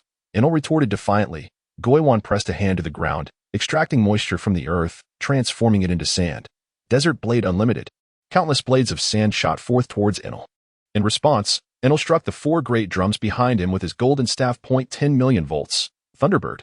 The collision of sand and lightning unleashed a massive gust, lifting the surrounding earth skyward. Robin, witnessing the fierce clash between the two, hurriedly took refuge behind a large rock, peeking out cautiously. Is that the legendary thunder fruit? She pondered, astonished that a fruit thought to have vanished for centuries had resurfaced here. Yet, she remained unperturbed, for she knew a creature far more terrifying than Enel lurked nearby. After more than half an hour of intense combat between Yuan and Enel, the ground was littered with crystalline remnants formed from the high temperatures of the lightning. Yuan manipulated the sand to clash violently with the bolts of electricity. Robin, watching from the sidelines, felt a twinge of worry. Truly, the thunder fruit lives up to its title as the most powerful of the natural types. Its extreme heat can melt sand into crystals upon contact. and the force of its lightning can easily disperse the cohesion of sand. What will you do now, Goiwan? Goiwan remained unflustered, recognizing that without utilizing Haki, Enel posed little threat to him. Moreover, the sand fruit was indeed inferior compared to the thunder fruit. Yet, Enel, who could only perceive through observation Haki, found himself equally stymied by Goiwan. The two were locked in a stalemate, initially harboring concerns that his abilities might be countered. Enel now felt a surge of confidence as he began to gain the upper hand. How could mere sand possibly contend with the thunder from above? My power is invincible. I admire you. What is your name? I can appoint you as my high priest, second only to me. Goiwan, observing Enel's smug demeanor, felt somewhat exasperated that he still had other abilities yet to be revealed, but revealing them would not guarantee a victory over Enel, so he chose to conceal them. Enel, seeing that Goiwan was not intimidated, began to play the role of a self-proclaimed deity. The battle in the forest subsided, the sounds gradually fading. Enel's ears perked up. Through his heart network, he sensed that those remaining in the forest were few. Suddenly, Enel's veins bulged, his expression darkening in his heart network's perception. All four of his priests had been defeated. The Straw Hat crew, bolstered by Chopper and Usopp, could typically take on most mid-tier monsters of the Grand Line alone. Especially with the strongest Sandia warrior, the combat demon Weepa, opposing Enel. Without warning, a massive hand made of sand enveloped Enel, coalescing into an ever-growing sandball. To be distracted during battle. You truly underestimate your opponents. Goiwan clasped his hands together. The interior of the colossal sandball turned crimson, blue lightning seeping through the cracks. Boom. Do you truly believe such trivial grains of sand can withstand me? Shadows emerged from the jungle. Zoro and Usopp had arrived. Zoro's expression was grave. He had heard the monumental clash between Goiwan and Enel, recognizing the explosive blue lightning and ear-splitting detonations even from a distance. Usopp, confronted with the deadly atmosphere, felt a surge of fear but resisted the urge to collapse. Had I known, I would have stayed with Nami on the ship to care for Sanji. This guy is clearly not to be trifled with. Zoro and Usopp recognized Enel as the user of the Thunder Fruit, an opponent against whom conventional tactics would be futile. Robin, wielding the powers of her Devil Fruit, approached Zoro. Upon hearing Robin, Zoro's interest peaked. Previously, during the battle against Crocodile, Luffy had handled everything, leaving Zoro eager to test his mettle against such a formidable natural user. He gripped his sword, a slight tremor of anticipation coursing through him. Once more, Enel and Goiwan clashed, sand and lightning colliding violently, the tremendous force of the electric surge scattering the sand. Zoro leapt into action. Three-sword style, demon slash, his figure darted through the air like a hunting leopard, aiming for Enel. Yet, as his blade struck, Enel's form shifted to a vibrant blue, transforming into intangible lightning. Nanny? Zoro's eyes widened. Compared to his previous encounter with Smoker, his speed and strength had augmented significantly, allowing him to exploit Enel's momentary lapse in reaction. Yet, to his astonishment, the strike was effortlessly evaded. Enel erupted in maniacal laughter. Ha ha ha. Did you see that? This is what it means to be a god. This is the power of a god. I intend to recruit you as my priests. If you surrender now, you may become my esteemed subordinates. Zoro, taken aback by Enel's absurdity, retorted, no matter who you claim to be, I only aspire to become the world's greatest swordsman. He assumed his stance once more, seeing that neither Goiwan nor Zoro were inclined to submit.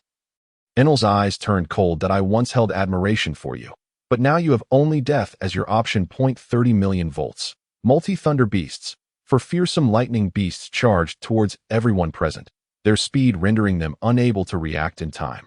Watch out. Quickly, take cover. Before Zoro could finish his warning, he was reduced to a charred mass, smoke billowing from his form, the scent of scorched flesh wafting through the air. All present fell within the range of the thunderous assault. Usopp and Robin also succumbed to the onslaught, turning to ash. Meanwhile, Goiwan was shattered by the lightning, scattering into a tempest of sand, only to coalesce back into human form moments later, observing the grim fates of his companions. Goiwan's eyes reflected regret. His power was insufficient to safeguard them all, and he couldn't help but marvel at the overwhelming strength of the Thunder Fruit, unrivaled in both speed and power. Had he not possessed the elemental nature of the Sand Fruit, he would surely have been reduced to mere charcoal. Despite having gained physical enhancement through the Swallow Fruit, he now found himself utterly powerless against Enel. It is evident that there exists a disparity among the fruits. While his mastery of the Sand Fruit may not rival that of Enel, the distinctions between natural type users can only be fully appreciated by those who experience it firsthand. had it not been for Oda's sudden bestowal of rubber immunity to lightning upon Luffy. It is likely that no one could have bested Enel. Even the formidable Zoro and Sanji of the Straw Hat crew would scarcely endure a few seconds before Enel's might. Such a powerful devil fruit is more than capable of overshadowing deficiencies in martial arts and technique, exerting overwhelming pressure upon any defiance. Although he may not compare to an admiral, he certainly poses no threat to a top-tier warlord of the sea. It is imperative that he swiftly masters Haki, having set sail without facing life-and-death adversaries, and with barely a month or two of experience, the mastery of Haki remains an arduous task. Currently, the sole method for Yuan to vanquish Enel is to exhaust him to death. However, this too is a daunting prospect, as Enel could easily evade capture. In the midst of Yuan's distress, a series of rhythmic thuds echoed through the shadowy forest. Luffy, battered and fuming, charged forward, launching himself into the air with a single foot. Rubber rocket. Upon spotting Yuan engaged in fierce battle with Enel, an instinctual urge compelled him to act. This bare-chested man with prominent earlobes was the villain harming his comrades. Enel, witnessing Yuan's ally attempting to strike him, smirked disdainfully, convinced that such an attack was utterly futile. Luffy, that man with the large earlobes, is a natural type user, the lightning man of the rumble fruit. Yuan shouted urgently to warn Luffy. Yet, Luffy paid no heed. Consumed by a singular focus, to fight, the sight of his comrades turned to ash ignited a fury within him. Memories of Sanji lying in agony surged to the forefront of his mind. Amplifying his rage, with a powerful punch directed at Enel, the latter stood confidently, unyielding. Such an attack was expected to yield no results. Yet, to Enel's astonishment, his elemental transformation failed to activate, and Luffy's heavy strike connected with his abdomen. Enel instantly contorted into a C shape, his eyes bulging from their sockets as he expelled blood, propelled like a cannonball, crashing through several trees before finally halting. You shall not bully my friends. With a successful strike, Enel became wedged into a massive tree, unable to extricate himself. Yuan watched in astonishment. While some regarded Luffy as weak 2 years prior, it was clear that, devoid of the advantages of his fruit, the enemies faced during the Summit War were all benefiting from their devil fruit capabilities, primarily relying on their powers. In terms of martial prowess and strength alone, Luffy was comparable to a slightly weaker Vice Admiral of the Navy.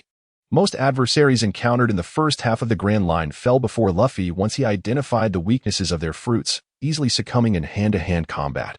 Following Luffy's furious blow, Enel lay still. Embedded in the tree, Luffy assumed a fighting stance, eagerly anticipating Enel's next move. As the atmosphere grew eerily silent, Luffy's expression momentarily dulled. Has he already passed out? Yuan too was taken aback. He had expected Enel to at least rise again. But it seemed the divine entity's stamina was rather lacking, likely having been sustained by sheer will during their earlier confrontation. Now that Luffy had arrived, Enel's reign of terror had come to an end. Yuan gathered his comrades using his sand, and upon observing their charred forms, Luffy was overwhelmed with emotion, vigorously shaking Zoro's shoulder. Luffy, stop! This is amazing! Zoro, you're still alive. Luffy embraced Zoro tightly, delivering a heavy thump to the newly awakened swordsman. Yuan silently nodded beside them. Indeed, every member of the main cast possessed monstrous physical capabilities, and he could already smell the aroma of victory, as if life had returned to them in an instant. After Luffy's fervent shaking and calls, Usopp and Robin gradually regained consciousness one after the other. Ouch, what the hell happened? Usopp exclaimed, bewildered. It seems we were defeated by the enemy.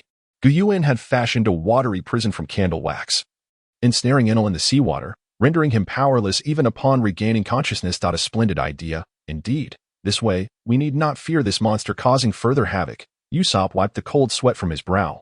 Suddenly, an unusual sound of footsteps drew near. A lean man, clad in primitive garb and charred black, staggered toward them. Recognizing the distinctive attire, Yuan recalled that this individual was a descendant of the Sandia tribe, from Skypiea, who had been swept into the sky by the knock-up stream. He had long sought to reclaim the land usurped by Enel and uncover the ancient relic, the Golden Bell. Strangely, he had not been present during the battle against Enel. Had he already been struck by Enel's lightning punishment? Truly, a formidable physique, Yuan mused. Without the enhancement from the swallow fruit, he too would have succumbed to the lightning strike. The notion of a monster-like physique among the infamous figures of One Piece implies that those with names and reputations possess such advantages, while ordinary adult males are merely stronger than their counterparts in the real world. For those struck by lightning, standing again would be a miracle, let alone surviving.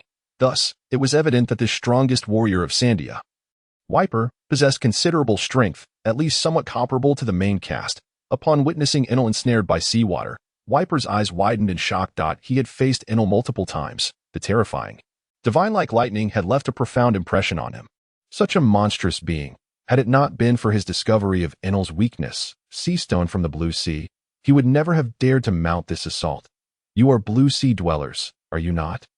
Enel is our enemy here in Skypiea. Allow me to handle this from here. Amid his astonishment, Wiper scrutinized the Straw Hat crew, noting that they did not appear capable of defeating Enel and surmising that they had merely seized an opportunity, thus attempting to assert his claim over Enel. Upon hearing his words, Yuan furrowed his brow. Was this fellow truly so blind to the disparity in strength between them? Luffy, however, remained unfazed. For him, dealing with such matters was tedious. He was singularly focused on recovering his companions and continuing their journey. Luffy grinned and was about to respond when suddenly a hand emerged from his face, covering his mouth. According to the rules, we defeated Enel, and as the victors, he should be entrusted to us, Robin interjected, crossing her arms. Being one of the most observant members aboard, she was acutely aware of Yuan's formidable abilities, should Enel's rumble fruit be claimed. The crew would possess a foundation capable of contending with an admiral. Having spent time with Luffy and the others, Robin felt a genuine sense of relaxation and joy, wishing to remain with the Straw Hat Pirates. Thus, she deemed it necessary to safeguard the crew's interests. Zoro remained silent, his gaze fixed intently on Wiper, while Usopp, sensing the tension in the air, broke into a cold sweat. Observing his comrade's reactions, Luffy understood the gravity of the situation. Clapping his hands with a serious expression, we won't be handing over the big-eared guy to you. Just then, a knight riding a flying horse galloped into view.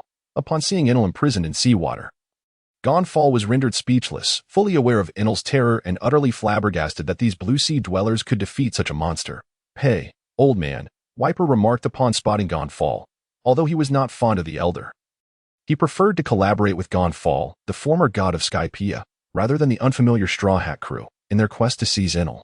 Gonfall, being seasoned and experienced through countless significant events, was far more diplomatic than the impulsive Wiper. It was clear that those capable of defeating Enel were no ordinary foes, considering they were now down to just the two of them.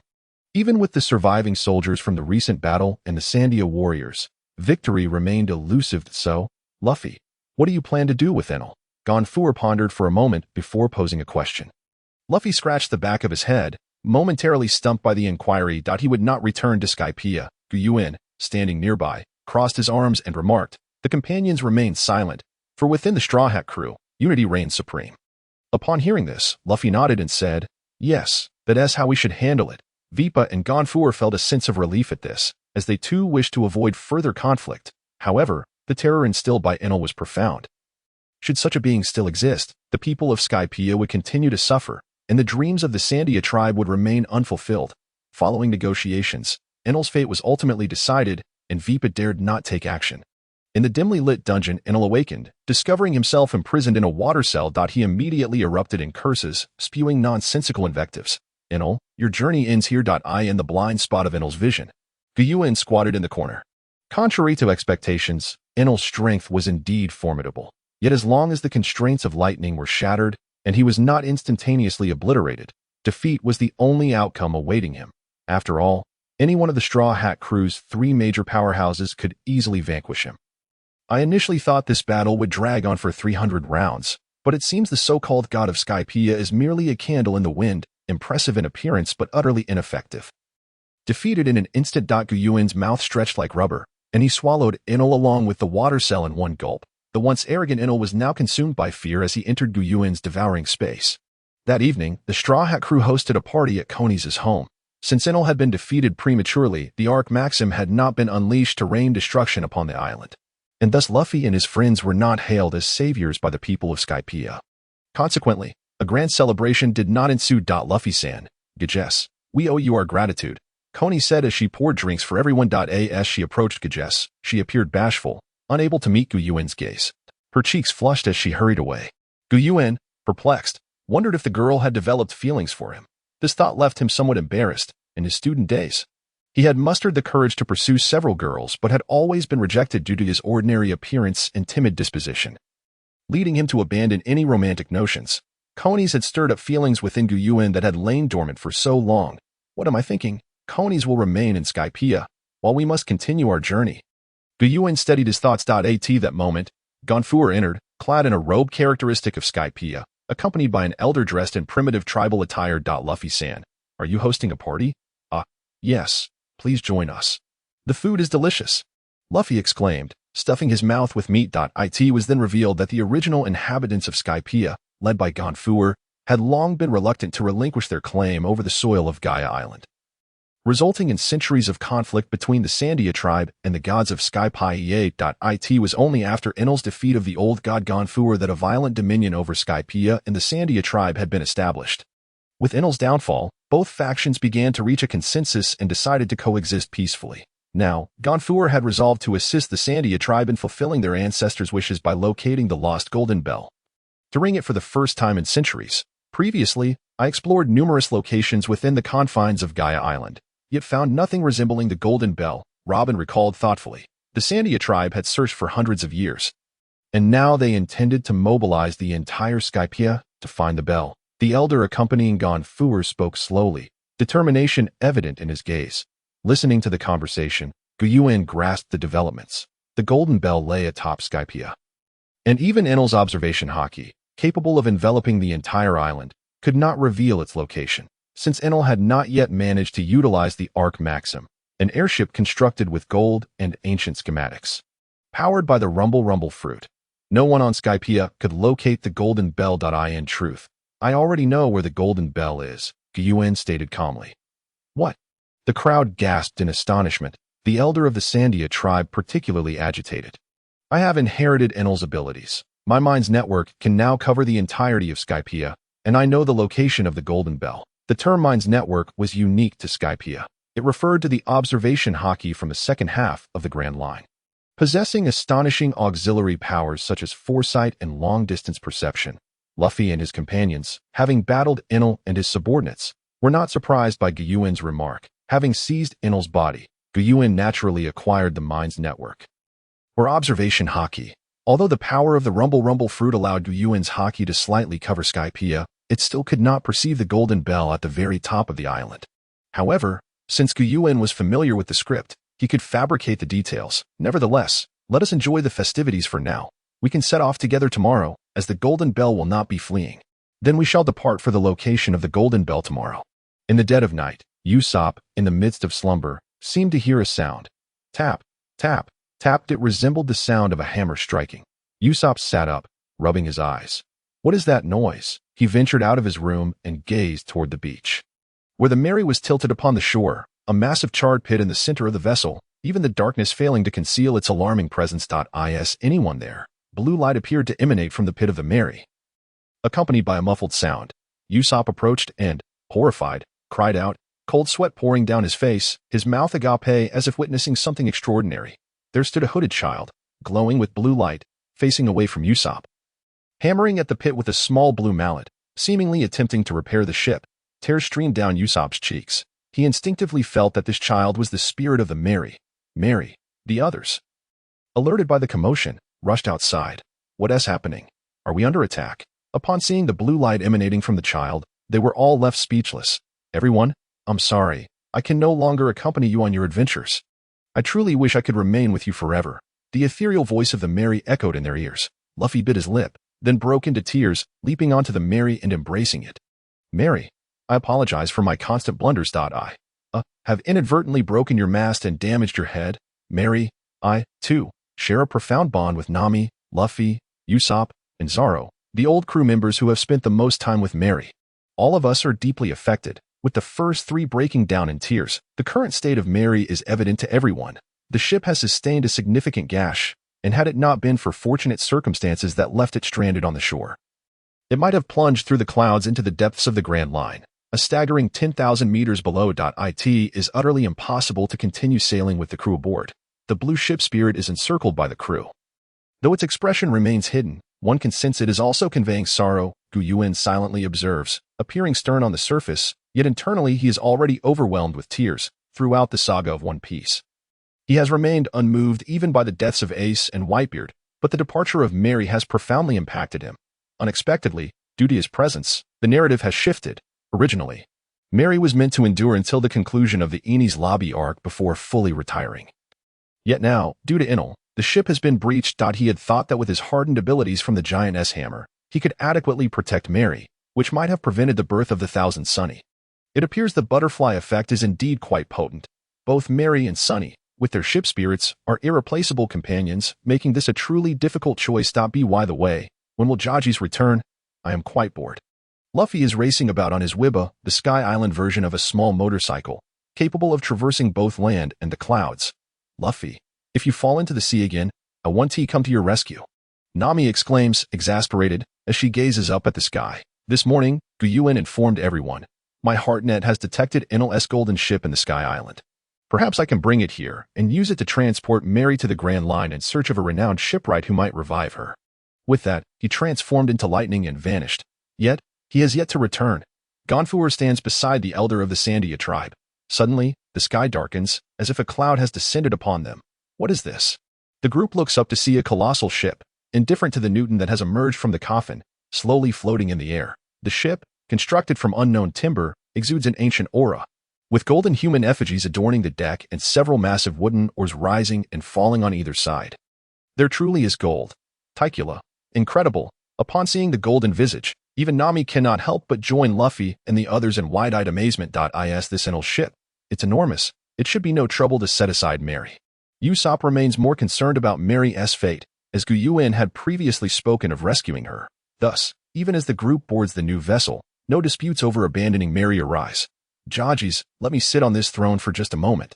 Chopper, Usopp, and Luffy gaze longingly at the throne, their 6 eyes sparkling like stars. Unfortunately, the Arc Maxim is powered by the Rumble fruit. If I were to leave the Arc, it would come to a swift halt. The group watches as Yuan sits upon the throne beneath the golden effigy, piloting the Arc Maxim. Although they yearn to take his place, they understand that this is a ship powered by the Rumble fruit. Several warriors and the chief of the Sandia tribe stand anxiously on the Ark's deck, wondering if their long-held wish will finally be fulfilled. Yuan steers the Ark upwards along the Sky Island's vine-like tendrils. Look! As the Ark ascends, the clouds part, allowing sunlight to pour over the vessel, illuminating the golden bell hidden at the top of the vines, making it appear like a golden sun, with Enel's reign over Sky Island. Much of the gold has already been confiscated. Now, upon witnessing such a magnificent golden bell, the Sandia tribe's people are left speechless. The elder of the Sandia tribe weeps with joy. Great ancestors, your wishes have been fulfilled by your descendants. Let us commence. With the resounding chime echoing through the sky, centuries of conflict come to an end. 1,000 meters below, a burly man with a chestnut head bursts from the water, clutching a gold nugget. Instantly, he is stunned by the ringing chime that cascades from the heavens. In disbelief, he looks up, seemingly spotting a joyous figure adorned with a straw hat that a smile spreads across his face.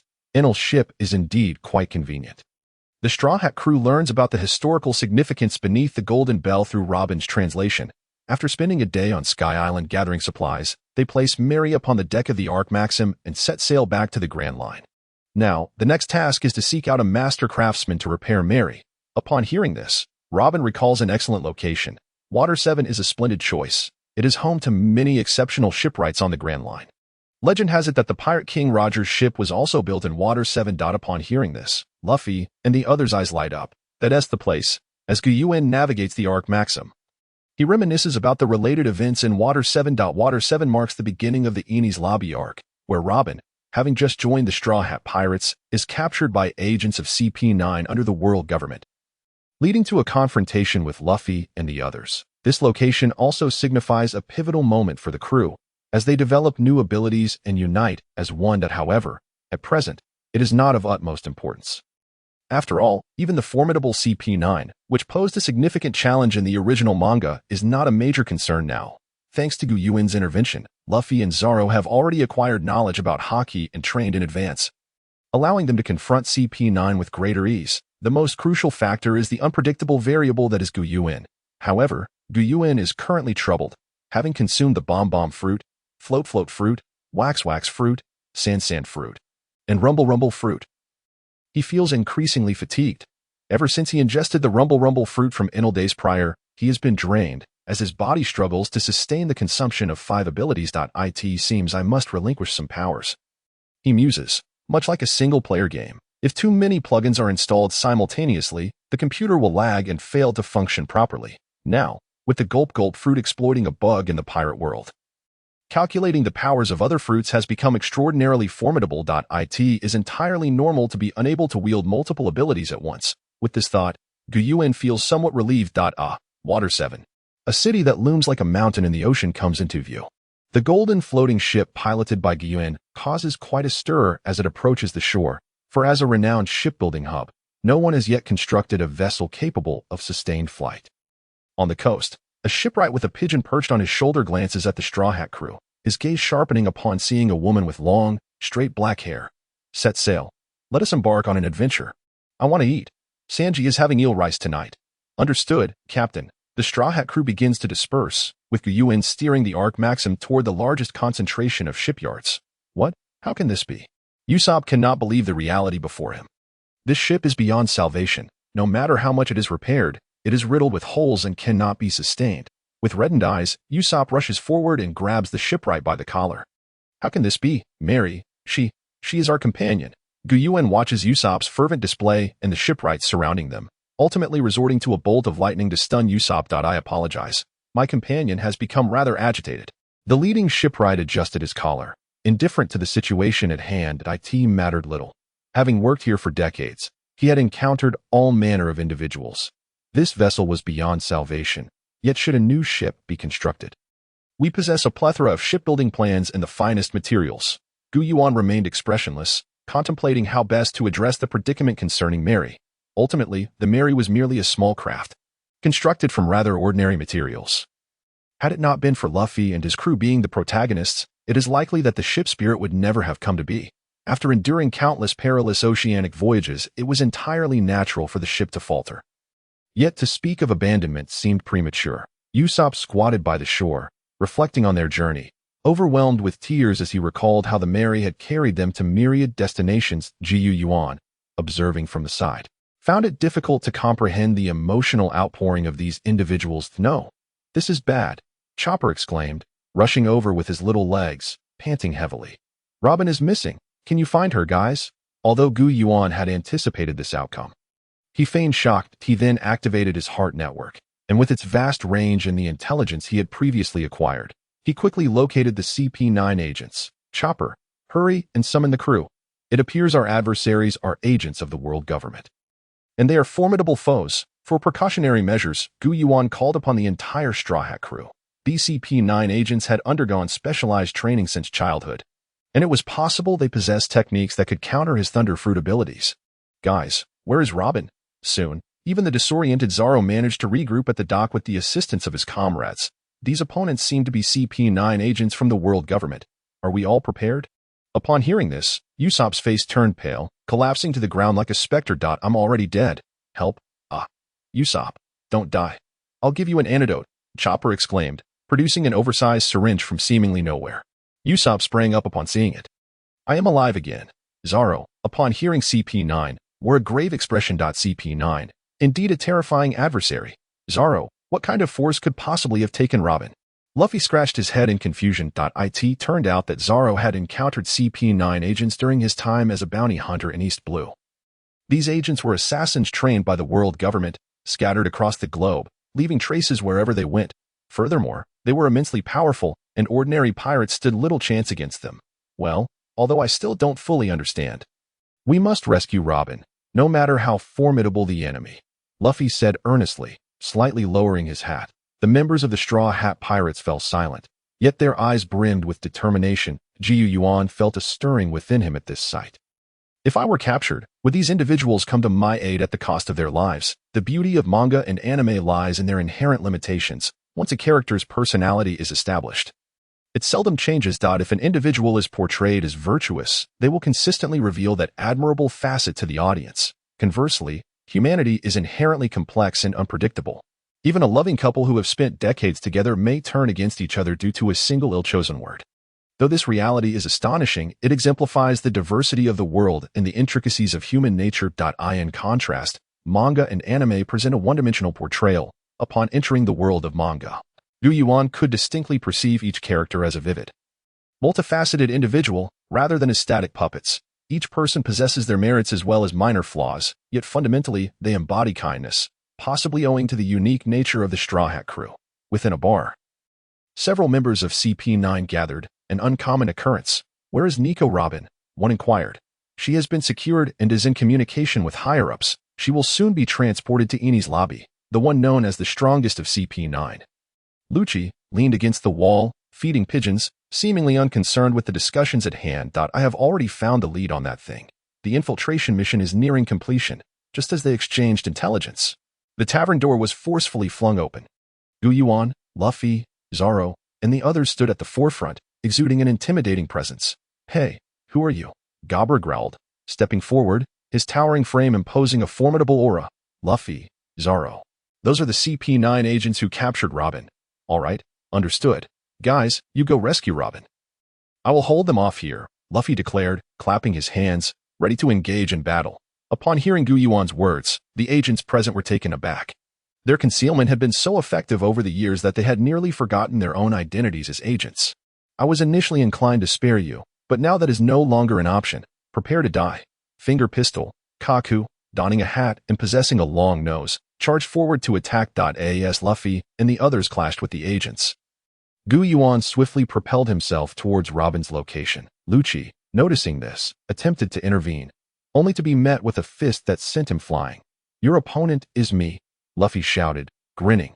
Lucci, now somewhat enraged, moved with a speed imperceptible to the naked eye, appearing before Luffy and delivering a punch that sent him soaring. Glancing around, Lucci discovered that Yuan had vanished. As he prepared to pursue, a long arm ensnared his leg. "I told you, your opponent is me." In a dimly lit room, a creature with an oversized head and a mouth resembling a zipper stood silently guard beside Robin. Her gaze was dim, resigned to the fact that she might soon join her mother and Dr. Clover in the afterlife. Having spent less than a month with Luffy and the others, she held no expectations of them coming to her rescue, considering their adversary was the world government. Reflecting on the countless betrayals she had experienced, and those who had betrayed her, she felt that such an ending might not be so bad after all. Yet, thoughts of her time with Luffy and Yuan surged forth. She did not wish to perish so soon. She yearned to continue adventuring with them and to unravel the mysteries of the Void Century. Suddenly, a blinding flash of lightning melted through the heavy steel door. "Who goes there?" The owl, drenched in sweat, felt a sense of dread. "Where are Lucci and the others? How did the enemy breach this place?" Yuan approached slowly. Despite the fear of the unknown within him, years of assassin training kicked in as the owl executed a shave. Darting towards Yuan. Upon seeing Yuan's impassive expression, the owl felt a surge of hope. Could this guy be a novice? How fortunate. Blue lightning filled the small room, and the owl was reduced to a charred heap on the floor. His life extinguished. Yuan cast a sidelong glance at the figure resembling a large-headed doll. Though he had only mastered the Navy's 6 powers, such agents already possessed extraordinary capabilities. And upon entering the Grand Line as pirates, they could easily become billionaires, given that the later members of the supernovas were roughly of this caliber. However, before the might of the Thunder Fruit, they were mere mortals, destined to be annihilated. A small bolt of lightning surged forth, severing the ropes binding Robin, leaving her feeling tingling and numb from the electric shock. My apologies. I didn't control it well, Yuan remarked, startled that his small lightning bolt could have such an effect. "It's all right, guys. I can still manage." Fortunately, Robin, having traversed the world for many years, possesses a robust constitution and remains on her feet. Outside, the fierce battle has left the tavern in shambles, with the surrounding residents fleeing in terror. The 6 styles of the Navy are unique combat techniques comprising moonwalk, treading upon air to ascend, gale kick, executing rapid kicks that unleash slicing air blades, shave, a swift footwork technique achieving instantaneous movement, iron body, consolidating blood to render the body impervious to blades and bullets, finger pistol, a rapid punch that grants piercing power to the fingers, and paper drawing rendering the body supple to evade attacks. Mastery of these 6 techniques essentially qualifies one as a diminutive superhuman, capable of destruction on a monumental scale. Countless buildings have crumbled. Luffy is frantically dodging Lucci's strikes. How infuriating. His speed is astounding. If only I could match it. At this moment, Luffy appears to have an epiphany, beginning to inhale and exhale fervently. Lucci, perplexed, observes, "What's this?" Straw Hat Luffy, feeling as though you're on the brink of death. "Are you trying to gulp in some more air?" Soon, Luffy grasps the technique, his body turning crimson and emitting steam. Gear second. Here I come. With this newfound form, Luffy engages Lucci in a fierce melee. What is happening? Just a moment ago, I had him completely suppressed, and now he matches my speed. Lucci is taken aback. If Yuan were present, he would surely note that Lucci has yet to experience the protagonist's sudden bursts of power and remains rather inexperienced. At this juncture, Yuan emerges alongside Robin. The Straw Hat crew is filled with elation. Robin-chan, they exclaim. Robin, are you all right? The CP9 members, upon witnessing this, darken in countenance. Fully aware that the owl has been vanquished. It is astonishing that this seemingly unremarkable man could defeat the owl in such a short span of time. He is not to be underestimated. Zoro and Sanji seize the opportunity to launch their adversary into the air with a single strike. Upon seeing his comrades, Luffy loses all desire to continue fighting. Minna, everyone, let us retreat. Lucci attempts to pursue. But suddenly, a bolt of lightning strikes towards him and the CP9 behind him. Boom! The thunderous crash continues for several seconds before finally subsiding. The original CP9 members have vanished, leaving only a few charred remains on the ground. With only the strongest genius of CP9 in 800 years, Lucci and Kaku, of the four-sword style, still standing, the thunder, rumbling. After mumbling a few incoherent words, Lucci collapses to the ground, utterly incapacitated, with the power of the rumble fruit. Victory was assured. Yuan states flatly, fully confident in the strength of the rumble fruit. Had his physique and haki been on par, he would have already possessed the power to contend with an admiral. Incredible, the Straw Hats exclaim in awe. Zoro, with an envious expression, remarks, so this is the power of the rumble fruit. Zoro does not desire a devil fruit but contemplates when he might achieve such attacking prowess. Sanji, however, quickly redirects his focus to Robin. Robin, are you all right? Back to the ship. I'll prepare some healing drinks immediately. Seeing her comrades safe, tears of relief well up in Robin's eyes, and she can't help but sob. Thank you all for coming to rescue me. What are you talking about, Robin? Haven't we become partners? Unlike in the original manga, during the Enies lobby arc, Robin did not wish for her friends to come to her aid. As she understood that even though Luffy's strength was commendable, capable of defeating Crocodile, confronting the world government was an insurmountable task. Just the dispatch of an admiral would make escape impossible. And she did not wish for Luffy and the others' journey to end there. However, things are different now. With Yuan aboard, a being capable of wielding multiple devil fruit powers, a feat unheard of in centuries, perhaps he can genuinely contend with the world government. Although Yuan did not specifically intervene, his presence has, to some extent, bolstered the Straw Hat crew's strength beyond that depicted in the original manga. For various reasons, Robin now feels a profound sense of security. Now, it's time to deal with the spoils. Yuan declares, swallowing Bruno, who had earlier consumed the door fruit, a fruit with terrifying spatial teleportation abilities that confers exceptional mobility. After consuming Bruno, an overwhelming fatigue washes over Yuan, nearly causing him to stumble. Gajisu, Daijibuka, are you all right? The crew gathers around, expressing concern. The Gomu Gomu fruit cannot bear too many devil fruits at once. It now requires several times the usual stamina to maintain. Zoro, standing aside, furrows his brow. There are indeed limitations. He has always believed the power of the Gomu Gomu fruit to be overly exaggerated, and now it seems to conform to the laws of the world. Yuan ponders for a moment. Minna, our opponents are from the world government. Rescuing Robin equates to declaring war on them. The crew solemnly nods. They are certainly not fools. Yet, when pitted against formidable foes, their comrades remain paramount. Gajisu, do you have any ideas? Usopp inquires hastily, having long struggled with feelings of inadequacy regarding his strength, and sensing something from Yuan's words. My Gomu Gomu fruit possesses an ability called the Gomu Gomu space, which allows me to swallow individuals, robbing them of their devil fruit powers, while also granting the ability to modify or transfer those powers. Therefore, I intend to transfer the abilities of the feather fruit, the wax fruit, and the sand fruit. As it stands, we still have crew members who have yet to consume a devil fruit, correct? The crew is utterly astonished by Yuan's declaration. What an extraordinary ability. However, they quickly regain their composure. Zoro remarks nonchalantly, I'm a swordsman. I don't need a devil fruit. The others then turn to Sanji, one of the crew's 4 primary combatants. As for me, I'd actually prefer the transparent fruit. But for now, I'll pass. I don't want to become a helpless swimmer so soon, especially considering how worrisome Luffy can be. Yuan then glances at Nami. I'm still unsure as a navigator. If I consume a devil fruit, I want to be able to touch the ocean, and swimming is something I adore. Yuan is somewhat puzzled as to why none seem to favor the devil fruits. Chopper adds, for me, It's best to leave it be.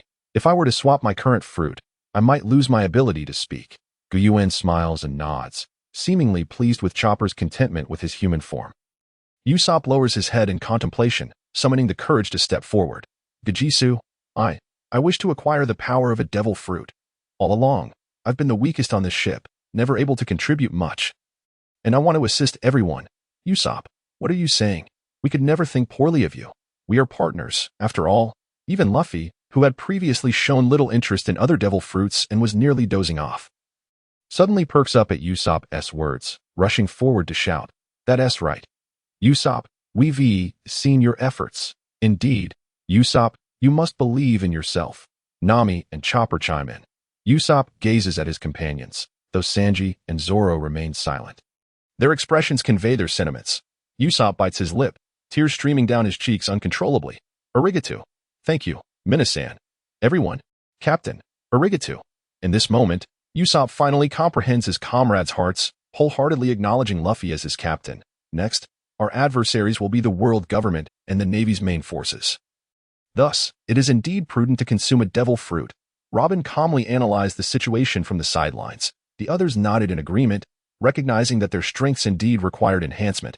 They had all felt the strain during their recent encounter with CP9. What about the sand fruit? Usopp, the sand crocodile's fruit, is a natural-type devil fruit, inherently possessing formidable lethality that I am not adept at developing this fruit, so I entrust it to you. Usopp was momentarily taken aback. That monster's warlord fruit? No problem, leave it to me. Usopp's gaze was resolute. With the possibility of a large marine force approaching, he felt compelled to take action. Yuan swallowed Usopp whole, within the void space.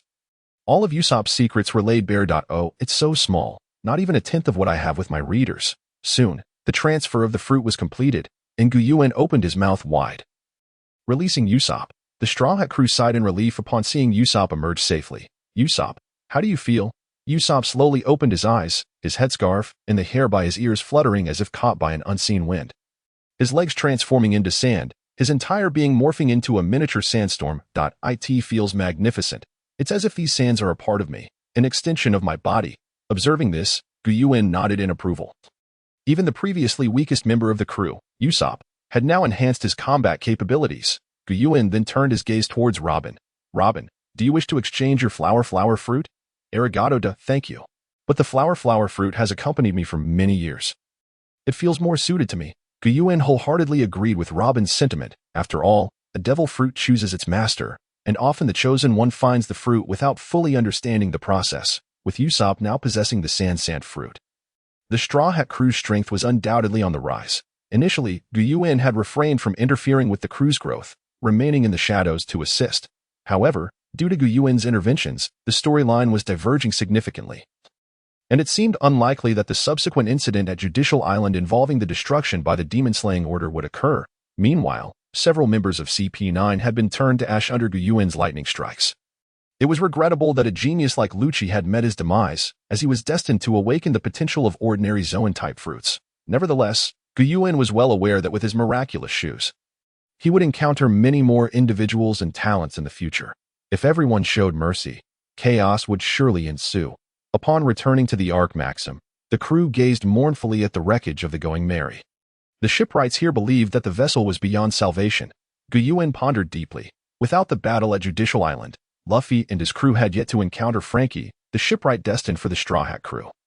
And the upcoming journey would be challenging without the necessary bonds. After all, Frankie had previously rejected an invitation to join the crew of the former Pirate King. Should they seek another shipwright? That would not do, for Frankie was the apprentice of Tom, the creator of the Oro Jackson, and held the blueprints for the ancient weapon Pluton. The new ship, Thousand Sunny, also utilized some of Pluton's technology and possessed formidable craftsmanship.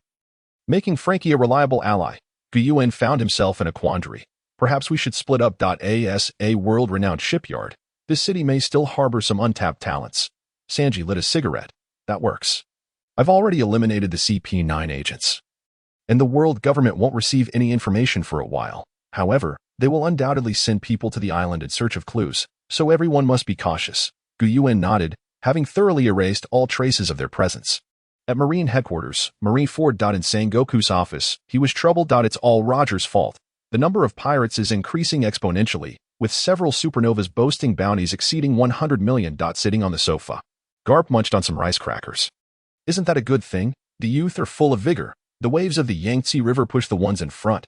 Hearing Garp's words, Sengoku's veins bulged, his expression darkening. Be quiet, Garp. Your grandson is one of them.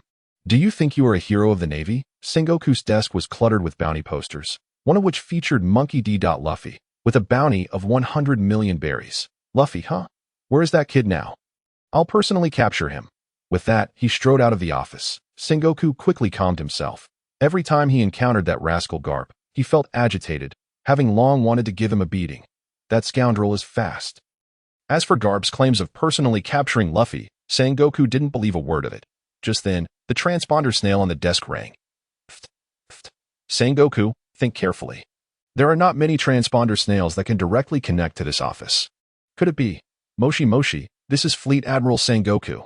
Sengoku, not long ago CP9 reported that they captured the devil child Nico Robin, but she has since gone missing. There are reports of a battle in Water 7. And it is suspected that someone has taken Nico Robin. You must dispatch someone to capture her. She must not escape this time. No problem, leave it to me. Sengoku hung up the transponder snail. His expression complexed. He was aware that the current Marine Admiral Akiji had secretly aided Nico Robin multiple times. Deep down, Sengoku did not wish for the last survivor of O'Hara to vanish. But with her whereabouts now known, there was no alternative. Soon, Sengoku dialed the transponder snail again. Several large warships departed from Marine headquarters like colossal beasts. The Straw Hat crew, laden with funds, scoured the city in search of a shipwright and gathered information. Money was not an issue. This could save the Going Merry. Usopp held up a picture of the Merry, speaking anxiously. The elderly man before them examined the photo, his expression unperturbed. This ship has reached such a state. And you still refuse to replace it? Even if repaired, it will never be the same vessel. Aside from this great hole, the rest of the ship is in tatters. Are you certain you wish to proceed with the repairs? Usopp and Chopper exchanged glances, feeling quite helpless. Throughout their journey, the shipwrights had all declared that such a vessel had long since lost its significance, most recommending they seek a new ship. Noticing the bond the two shared with the Merry, the old man felt a pang of empathy. In the perilous Grand Line, the importance of a ship was self-evident. The ever-changing weather necessitated frequent replacements of civilian vessels. So few developed the deep emotional attachments that Usopp and his crew had towards their ship. The old man spoke slowly. You are pirates, aren't you? The journey after leaving Water 7 will be even more arduous. This civilian-grade small ship, even if restored, will not endure. I know someone. Perhaps you can seek him out. Chopper and Usopp wandered through a dilapidated factory, vast and forsaken. Usopp, is that person named Frankie really here? I don't know. It's so dark and eerie. At that moment, a voice echoed from behind them. Are you looking for me? Ah. Chopper and Usopp jumped in fright, clutching each other. The towering figure behind them, over 2 meters tall, exuded an intimidating presence, clad in an open beach shirt and only wearing a pair of underpants. What the heck? Just a weirdo. Usopp's eyes resembled those of a dead fish. Huh. What weirdo? This is super. He immediately struck a pose. Usopp and Chopper's eyes sparkled with excitement. As if destined, Usopp and Chopper found a kindred spirit in Frankie. Frankie, with his crew of little brothers, arrived at the Ark Maxim. Instantly captivated by the grand vessel before him, he marveled at its immense size, noting that its design seemed ill-suited for the sea. This is... Frankie dashed onto the Ark, glancing around with curiosity. Upon spotting him, the ancient source aboard the vessel was taken aback, astonished to see Frankie had indeed aligned himself with the Straw Hat crew. Such is the capriciousness of fate. As one who has mastered a portion of the Pluton technology, Frankie possessed knowledge far exceeding that of an ordinary shipwright. The Ark of the Covenant before him was unlike any vessel he had encountered previously. Yet it emanated a sense of familiarity. Turning to Usopp, Frankie exclaimed, "This magnificent golden ship must belong to you all. Why not utilize this vessel directly?" "It is simply splendid," Chopper stepped forward to clarify. "This ship is actually the enemy's, a trophy of our conquest. Our true vessel lies on the deck, the Going Merry, our steadfast companion throughout our journey, utterly irreplaceable." As Frankie gazed at the Going Merry, which lay quietly on the deck, a realization washed over him. He approached the Going Merry, meticulously examining her, his expression darkening with concern. Suddenly, he seemed to catch sight of a small blue figure perched at the ship's edge. A diminutive figure, cloaked and faceless, sat by the ship, exuding an aura of sorrow. Initially, Frankie thought he had encountered a ghost, but rather than instilling fear, this little spirit imparted a profound sense of warmth. Reminiscent of ships he had often seen, accompanied by the fragrant scent of aged wood. Could it be? Frankie pondered in disbelief. The existence of ship spirits was exceedingly rare, something he had only heard of from his master. Just then, the ancient source approached him. You see it, don't you? He is the spirit of the Going Merry. Regaining his composure, Frankie marveled. This is truly astonishing. Though it must be said, this ship is beyond saving. To abandon her now would be a lamentable loss. Usopp eagerly inquired, do you have a plan? Frankie's lips curled into a smile as he struck a pose, declaring, no problem at all. The ancient source added, I have a proposal. Why not merge the Going Merry with this arc? You could oversee the transformation. Initially taken aback, Frankie soon felt exhilarated. What a brilliant idea. How did I not think of that? Leave it to me. The ancient source, already aware of Frankie's remarkable abilities, was willing to entrust the arc to him. Under normal circumstances, Frankie might have doubted the ancient source's intentions, as he had not crafted a ship in ages, his skills having gone unrecognized. Yet now, his mind was ablaze with the desire to commence work. Upon learning the news, the Straw Hat crew hurried back. That's fantastic, Frankie. Incredible. Luffy's eyes sparkled with excitement. To him, Frankie was akin to a savior who could resurrect the Going Merry. Meanwhile, not far from Water 7, on Judicial Island, Spandam, the head of CP9, furiously hung up the Din Mushi. Damn that Lucci. What a so-called genius after 800 years. I see nothing but a crab who is utterly useless. He couldn't even capture Nico Robin without a hitch. Fortunately, the trove of information gathered over the years was nearing completion, and the details regarding Pluton were becoming clearer. Once I submit the information on Pluton, I shall ascend to new heights. Ha ha ha. His office resonated with his maniacal laughter. Bring them in. Countless agents clad in white coats and black hats surged forth from Judicial Island. Outside Water 7, several warships sliced through the towering waves like blades. Admiral, we will arrive at Water 7 in half an hour. Standing at the bow, Vice Admirals Ghost Spider and Dalmesia towered like colossi among the naval ranks. Nico Robin, the Demon Child, the remnants of O'Hara. Warrant the deployment of 2 Vice Admirals. What kind of adversary could she possibly be? Defeating the CP9, honed by the world government, would surely not be a trivial matter. Dalmesia, do not let your guard down. The 2 Vice Admirals, en route to Water 7, had already clarified the intelligence in their possession. The reconstruction of the new ship was proceeding fervently. The arc was vastly larger than the Going Merry and even exceeded the 1,000 Sunny from the manga. Days passed, yet the transformation remained incomplete. After all, it took Enel years to build his ship in the manga. The Straw Hat crew assisted Frankie, hastening the process. Just then, a man in a suit rushed over. Frankie, it's bad news. Iceberg has been forcibly taken by a group of agents, Nanny. How could this happen? Frankie leaped from the ship, seizing the man, his voice laced with urgency. The suited man, panting heavily, replied, this morning, a group of agents stormed the mayor's office and abducted Mayor Iceberg. Frankie's eyes reddened. He had witnessed a similar scenario before. Following the execution of the Pirate King, Tom, his master and the architect of the Pirate King's vessel, had been forced to his demise by the world government.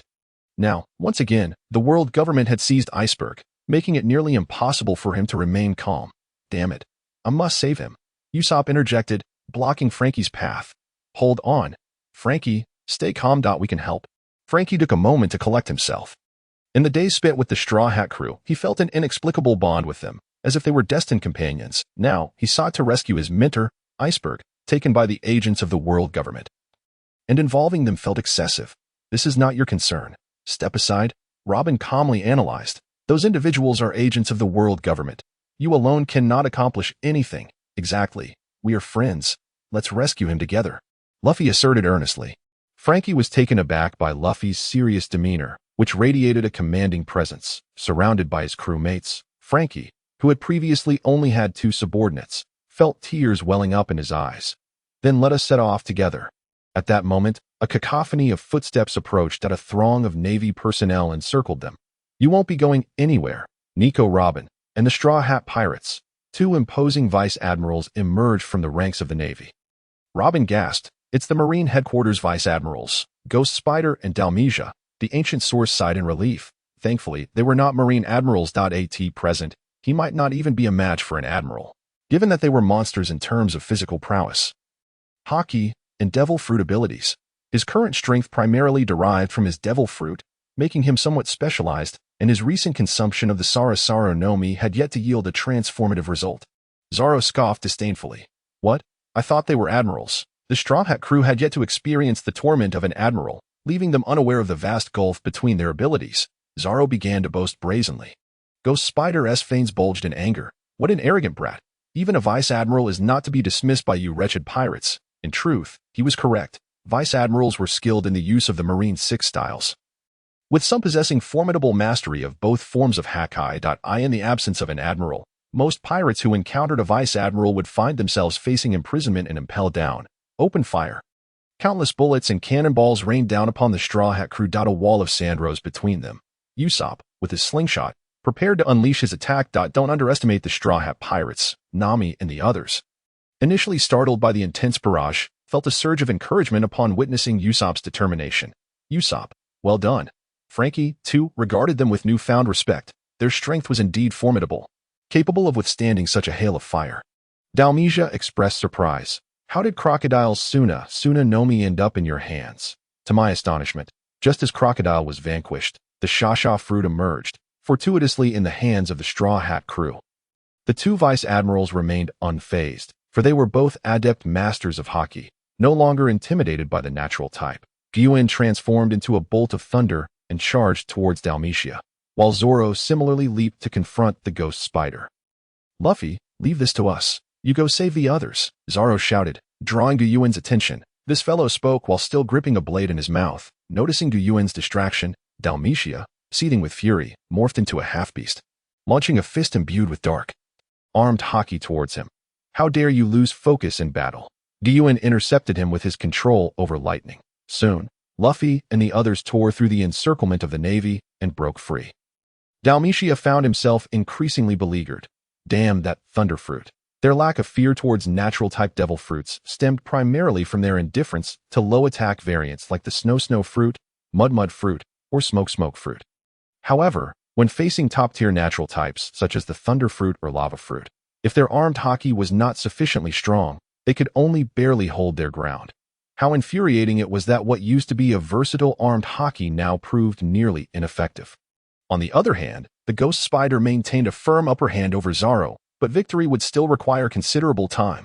Yet, he observed Dalmetia's struggles. It was unexpected that the thunder fruit, which had not appeared for centuries, had resurfaced, and in the possession of pirates no less. The value of a top-tier natural-type devil fruit was on par with the rarest mythical Zoan fruits. Gland assessed his current capabilities amidst the fray. He realized he could easily contend with Navy vice admirals and would have no qualms escaping from an admiral, as he still had many trump cards up his sleeve. He felt a wave of relief wash over him. Nevertheless, he had to acknowledge the limitations of his physical constitution during his battle with Dalmetia. His ability to siphon life energy was akin to cheating, yet this vice admiral managed to keep pace through sheer physical talent. In essence, his current ease in dispatching vice admirals was largely due to the advantage granted by the fruit. This was also the beauty of the pirate world, unlike the Naruto realm, where one had to be born into the Uchiha clan to thrive. The pirate world offered devil fruits that could drastically alter one's fate. Consuming a mythical Zoan could transform a mere weakling into a formidable figure, at the very least allowing them to become a person of significance. Even if they could not rival those who were top tier in every aspect, such as Kaido, though he mishandled the abilities of the eight-headed serpent fruit, it could not be denied that he had become a being not easily slain by just anyone. Meanwhile, the ghost spider, wielding dual swords alongside the six forms and proficient Haki, exerted tremendous pressure on Zoro. At this moment, Zoro had only just grasped the art of cutting steel, making it exceedingly challenging to face a vice admiral capable of navigating the new world. However, the dark-armed Haki provided him with numerous insights. The ghost spider had to remain cautious of Yuan. Any slip in his thunderfruit technique could cost many soldiers their lives, preventing him from fully concentrating on defeating Zoro. On a civilian merchant ship, Frankie gripped the helm tightly. This time, it absolutely cannot go wrong. His eyes brimmed with determination. Meanwhile, Luffy and the others surveyed the vessel. The ship, styled in a steampunk fashion, was adorned with various contraptions made from scrap materials and featured several large smokestacks belching out thick black smoke. It's splendid. This ship was crafted by our shipwright from leftover materials, and it's our first venture onto the seas. One of Frankie's underlings proudly introduced the vessel. Upon seeing it, Luffy's eyes lit up, and he promptly claimed the bow as his prime seat. Nami stood at the bow, her expression tinged with worry. Are you concerned for them? Don't worry, as long as no admiral appears. Everything should be fine. Robin approached, her years of drifting at sea offering her insights into the peak combat capabilities on the ocean. Individuals of the vice admiral rank were no match for monster-level contenders. Dalmatia and the ghost spider lay battered and bruised on the ground. Zoro, panting heavily, set down the blade he had been gripping. This battle had proven exceedingly arduous for him. The armed Haki and observation Haki wielded by the Navy Vice Admiral were formidable adversaries. The enhancement brought by the powerful armed Haki seemed to multiply the opponent's strength severalfold, and with the ability to foresee attacks through observation Haki, had he not previously battled a foe with such perceptive capabilities, he would have surely been defeated.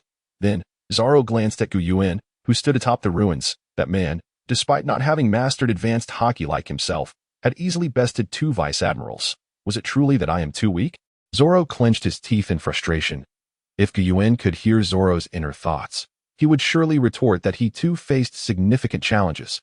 Those 2 vice admirals were as strong as bulls, enduring his relentless lightning strikes for hours like 2 cockroaches that refused to die. His own stamina was waning, though he maintained a facade of composure. Simultaneously, Yuan's yearning for Haki surged anew. The enhancements brought by possessing Haki were monumental. The ghost spider struggled to rise. All present had been defeated. Dalmatia lay unconscious on the ground, and the Navy grunts were charred and sprawled about. Even the large warships along the coast had been struck down by lightning. Guys, you cannot escape. You shall be sent to impel down. Yuan scoffed at the ghost spider's words, as the customary bravado resurfaced. However, he chose not to deal with the Navy as he had with CP9, opting instead to spare their lives. After all, he was allied with Luffy, a pirate with ties within the Navy, and it was wiser to maintain a neutral stance. Though it appeared that the Navy forces had been crushed by Yuan, none had actually perished. This was a testament to Yuan's newfound strength following the development of the Thunder Fruit. As Zoro and Yuan swaggered away, Dalmatia gradually regained consciousness. Damn it, that accursed Straw Hat crew. The ghost spider and Dalmatia exchanged glances, silently resolving to relay information about Yuan to their higher-ups. Meanwhile, in a spacious interrogation room on Judicial Island, a man was bound to a chair, his once meticulously styled hair now disheveled and chaotic. I know nothing. Iceberg stubbornly maintained his silence. He was aware of his master's secret, yet he was resolute in keeping it under wraps. Spandam seethed with rage, his mind racing with doubts. Could it be that the data those useless fools gathered was erroneous? No, they wouldn't dare betray the world government. Another blow struck Iceberg, sending him and the chair flying. Blood gushed from his mouth. I know nothing, Iceberg gasped, his strength waning, yet he held firm. Could it truly be a mistake? As Spandam's anger gradually subsided, he realized that the long-awaited promotion opportunity was slipping away. A frustration that would vex anyone. Suddenly, a soldier burst into the room. Sir, it's bad. The Straw Hat pirates have invaded the island. Nanny? How is that possible? Spandam fumed as he rushed out of the interrogation room, climbing to the rooftop to survey the scene through binoculars. Indeed, he saw the giant at the entrance of Judicial Island swinging open the gates, with the diminutive boy wearing a straw hat wreaking havoc, and a pervert clad only in his underpants firing cannonballs and causing destruction, sending soldiers who attempted to intervene flying. Spandam fumed with rage. Impudent little brat. Just a rookie pirate, and he dares to be so arrogant. Once I capture you, I will have you dismembered, and you will face severe punishment. Gather all CP9 agents on the island and apprehend them at once. However, it wasn't long before the island's minions were swiftly dispatched by Luffy and his allies, Sanji, Chopper, and Usopp. Luffy smashed through the door of the interrogation room, and Frankie rushed over to free the bloodied Iceberg. Wake up, Uncle Iceberg. Awaken swiftly. We are on the verge of departing from this place. Iceberg struggled to open his eyes. Frankie, it's me. Hold on. Meanwhile, Spandam, with the assistance of several soldiers, managed to board the escape vessel. Damn it. What manner of creatures are these that they have so swiftly vanquished the agents and Navy personnel on this island? A chill ran down Spandam's spine as he retrieved a golden-looking transponder snail and prepared to make a call. A colossal bolt of lightning, resembling a waterfall, struck him squarely on the head. The entire ship vanished into the ocean. The screams too late to escape their lips. Above, a massive ship, only partially completed in its exterior, defied Newton's laws, floating effortlessly in the air. Yuan remained impassive, as if the recent thunder and lightning bore no relation to him. Even Zoro beside him seemed oblivious to Yuan's intervention. Amidst the commotion instigated by Luffy and his companions, the already chaotic judicial island was in utter disarray, completely unaware of Yuan's colossal vessel making its way inland. "Look, it's the Argo, it's Gages." Frankie, supporting Iceberg, heard the exclamations from Luffy's group and looked up, an inexplicable emotion welling within him. It was as if, while venturing into battle, he had a reliable cadre of companions steadfastly supporting him from behind. Suddenly, a thought crossed his mind. Perhaps embarking on an adventure at sea with this group would not be such a bad idea after all. What? A Thunderfruit user. Sangoku, upon receiving the information over the transponder, was visibly unsettled. What? A Thunderfruit user? Sangoku reiterated, his demeanor darkening. Vice Admiral Tsuru, seated in her office, savored her tea, equally astonished by Sangoku's words. Could it be the Thunderfruit, which has not appeared for centuries? As resurfaced, Sangoku's expression turned grim. The power of the Thunderfruit was not something to be underestimated, far superior to any mere caramel. Presently, the Navy's mightiest forces, the admirals, had all consumed the top-tier natural-type devil fruits. Their innate capacity for wide-ranging destruction and formidable physiques made them the powerful admirals they were today. The Thunderfruit, standing shoulder to shoulder with the Magma Fruit, the Garo Garo Nomi, and the Hai Hai Nomi, had long been regarded as the strongest of the natural types. Its emergence would undoubtedly herald a formidable adversary. The fact that such power had manifested in a pirate was most distressing. The potential of such a fruit in the hands of pirates was indeed a lamentable situation. Vice Admiral Tsuru, however, held a differing perspective. Kapu's grandson is not a traditional pirate. He resembles Roger and his peculiar band of pirates. If the Thunderfruit does not fall into the hands of the Navy, then having it with them is already a fortuitous outcome. Sangoku was well aware of this, yet as the fleet admiral, the pressure he faced was beyond anyone's comprehension. In Water 7, Iceberg and a throng of shipbuilders expressed their gratitude once more for the Straw Hat crew's assistance. "Your ship is far too massive. I intend to mobilize everyone for its construction." "Really? That is fantastic, Uncle," Luffy exclaimed, brimming with joy. "Sanji, I want meat. I'm starving. Let us celebrate." Nami and the others erupted in laughter. Although they had not endured a fierce battle, the scene still inspired a desire to celebrate. Clang, clatter, Luffy unleashed a flurry of attacks on the feast laid out upon the table with his gum-gum fruit abilities. Yuan, utilizing the powers of the gulp-gulp fruit, kept pace effortlessly. Zoro was heartily indulging in wine. Nami shook her head in exasperation. "These guys are monsters. At this rate, we'll be devoured." Iceberg hurriedly reassured. "No worries, this party is entirely on me. You need not spend a dime, ahaha." At that moment, Frankie's little brother burst in, rolling in panic. "Not good. Kapu, Vice Admiral Kapu is here. Luffy, Chopper, Usopp, and Nami." The timid trio immediately panicked. "What should we do? The Vice Admiral is coming." Zoro, who had just engaged in combat with a Vice Admiral, remained notably calm, a hint of excitement flickering in his eyes. A burly man wearing a dog-headed hat smashed through the wall with a single punch. Zoro unsheathed his sword in an instant. "Everyone, be alert. The enemy is formidable. Luffy, I've heard you've been causing quite the ruckus on Judicial Island." Luffy, mouth stuffed with food, instantly spat it out upon hearing that voice. "Gee, Gramps," Kapu appeared above Luffy, delivering a hefty punch that flipped Luffy and the entire table. "What are you doing, Gramps? That is such a waste." Suddenly, the two combatants, still engaged in their struggle, fell asleep, bubbles emerging from their noses. "Huh." The onlookers stared in shock at the uncanny resemblance between the grandfather and grandson. Is this our new ship? Towering and magnificent, with a lion's head at the prow. The ship bore a striking resemblance to the original Thousand Sunny as it loomed on the shore. "Incredible," Frankie exclaimed. "It's massive. It can easily accommodate hundreds of people." The group hurried aboard, Usopp and Luffy surveying their surroundings. "Mary, are you there?" After a prolonged silence, Nami and Robin exchanged anxious glances, sweat beading on their brows. What's going on? Could it be? The atmosphere grew tense. Frankie, aware of Mary's existence during the shipbuilding process, was particularly taken aback by her absence. Yuan too was puzzled. Could it be that Mary has vanished due to merging with the new ship? Suddenly, an ethereal voice resonated.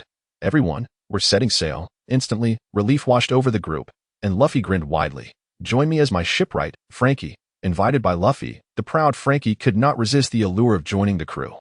Yuan stepped inside the ship, astonished. No wonder he is the apprentice of a top-tier shipwright. The new Thousand Sunny's interior design drew heavily from the Argo schematics, yet it also incorporated numerous updates. For instance, The ship featured many charming golden devices adorned with whimsical patterns, allowing Yuan to replenish energy and maneuver the vessel from virtually anywhere on board. Additionally, it was equipped with several new batteries, enabling the ship to continue its journey even if he were to let go. Following Frankie's introduction of the ship, the crew immediately embarked on their next adventure. As for Vice Admiral Kapu, he dozed off on the shore while preparing to apprehend Luffy and the others. His two disciples, Kobe and Helmeppo, due to their friendship with Luffy, allowed the Straw Hat crew to escape without interference. Yuan, witnessing this, was left speechless. Is this entire family truly so scatterbrained? Are they all so unhinged? The new Thousand Sunny glided through the low skies over the ocean, as per Luffy's request to fish at sea, thus refraining from ascending to great heights. A few small airships accompanied them. This is amazing, Frankie. This little Sunny is fantastic. Of course, it's super. Yuan, observing the joy among the group, felt a surge of happiness. He had not anticipated that the technology from the Sky Island would enable Frankie to advance his own, even creating airships. However, after several days of sailing, they had yet to encounter the ghost ship or the mist. What could be the matter? Yuan felt a twinge of anxiety, for if they could not locate the ship, that comical skeleton would be unable to board.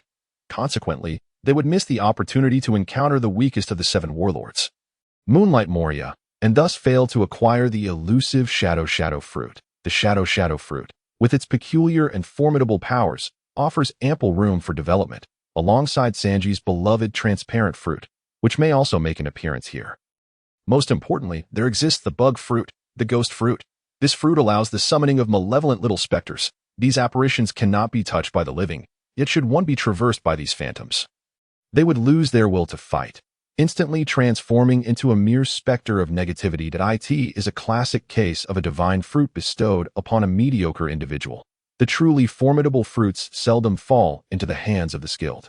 Should this fruit fall into Yuan's possession, he is confident that, under the veil of secrecy, he could launch a surprise attack and defeat an admiral of the Navy. After all, even the mightiest of warriors cannot maintain their haki at all times. Can they? Woohoo, marvelous. Nami is darting about on her airship. Nami, the airship's battery lasts for 6 hours. Do not wander too far, Frankie called out. Noticing Nami drifting further away, Nami soared through the sky aboard the airship. But suddenly, darkness enveloped her. What is happening? Nami wondered, her keen navigational instincts clearly indicating that this darkness was not a sign of an impending storm. She squinted her eyes, scrutinizing the scene. It was fog. Strangely, rather than feeling fear, she was compelled to uncover the nature of this mist. A rush of exhilaration surged within her, but suddenly, Nami began to regret her curiosity, for she discovered numerous shipwrecks and ghostly vessels, their ancient remnants bearing witness to a bygone era. What on earth is this? Nami, where are you? Yuan exclaimed, astonished that no one could be found aboard the ship. He immediately activated his mind network, sending forth an invisible wave. His observation haki, derived from the thunder fruit, differs somewhat from that of an ordinary individual. Oddly, there was a direction that eluded his senses, akin to a foggy abyss. The others aboard the ship soon realized Nami's absence. How could this happen? Nami must have lost her way. We must hurry to rescue her, Chopper said nervously, clutching his medicine jar. As the ship advanced, the inky darkness and fog materialized before them. Oh, what is this? Countless shipwrecks emerged through the mist. Thankfully, the Sunny could fly. Otherwise, they would surely sink upon encountering these derelict vessels. Usopp wiped the cold sweat from his brow. Fear not, for our Thousand Sunny is constructed of exceptional materials. These decayed remnants cannot harm her, Frankie declared with utmost confidence. Suddenly, a violin's melody resonated through the fog. Huh, what is that sound? An old pirate ship glided slowly through the sea of wreckage. A flamboyant skeleton in a suit played the violin aboard the ship. What is that? What is that? Frankie urged. Let us investigate. Luffy leapt from the ship without hesitation. Hey, Luffy, be cautious. We do not know what it is. At that moment, the skeleton noticed Yuan and the others. Having lingered in the mist for decades, he was startled to see the massive flying ship, causing his bones to rattle. A flying ship? Luffy landed on the pirate vessel and waved. What are you? A moving skeleton? Yo-ho-ho. Can you defecate? I can.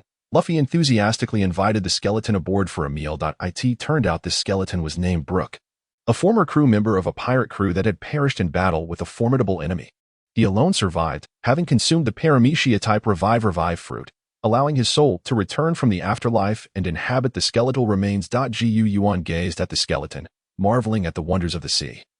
The world of One Piece truly is a remarkable place, and this fellow had effectively achieved a glitch of immortality. Now, let us not forget that we are here to search for Nami. Sanji reminded them. Upon hearing this, Brook spoke, "Has your companion gone missing? If all goes well, she should be here." Zoro, clutching his 3 swords, added, "There is a powerful figure here known as Moonlight Moria, a shadow user who can steal other shadows. My own shadow was taken, and those who lose their shadows perish under sunlight. Your companion may have been captured and had her shadow stolen." "What? Then Nami is in grave danger. We must hurry to save her." Luffy exclaimed. "Wait, Brook, if you appear in sunlight, will you perish? I was hoping to invite you to join my crew as a musician," Luffy lamented. The crew was furious. "Is that what you were thinking about now?" Brook, observing the formidable flying ship's crew, contemplated his next move. Initially reluctant to involve these newfound friends in his quest to reclaim his shadow, he sensed their strength and proposed, "How about I assist you in rescuing your companion first?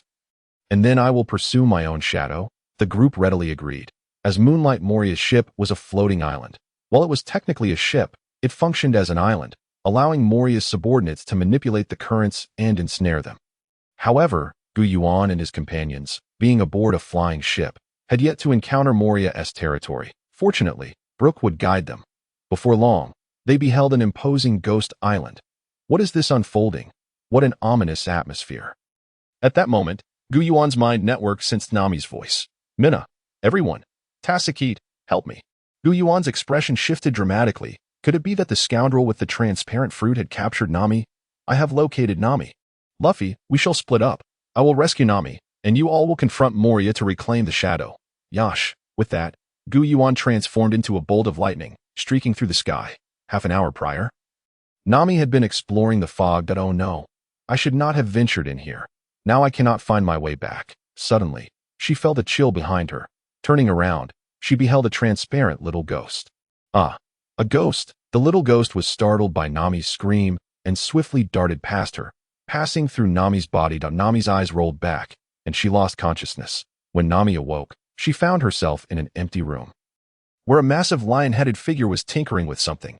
"You were awake." Upon turning, the lion-headed being saw Nami and she fainted once more.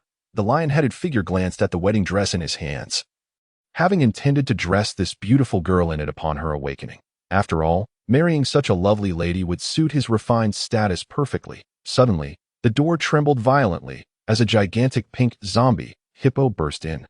Disregarding the guards, "Absalom, I heard you brought back a girl," the lion-headed figure declared without hesitation.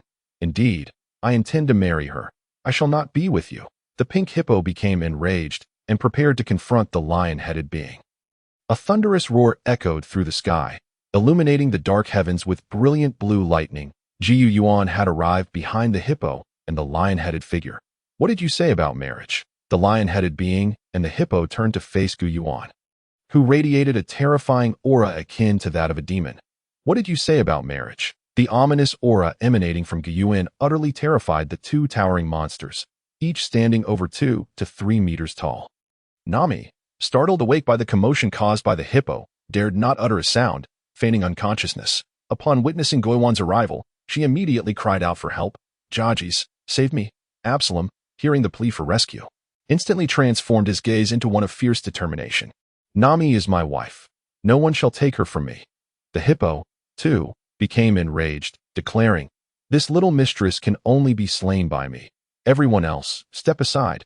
Yuan, with a smirk playing upon his lips, regarded the 2 monsters, reflecting on how, in his past, the mere sight of such grotesque creatures would have sent him into a panic. But now, a bolt of lightning cascaded from the heavens like a waterfall, incinerating all the zombies and stitched monstrosities present, reducing them to charred remains. Nami, witnessing Yuan's formidable display of power, felt a wave of relief wash over her.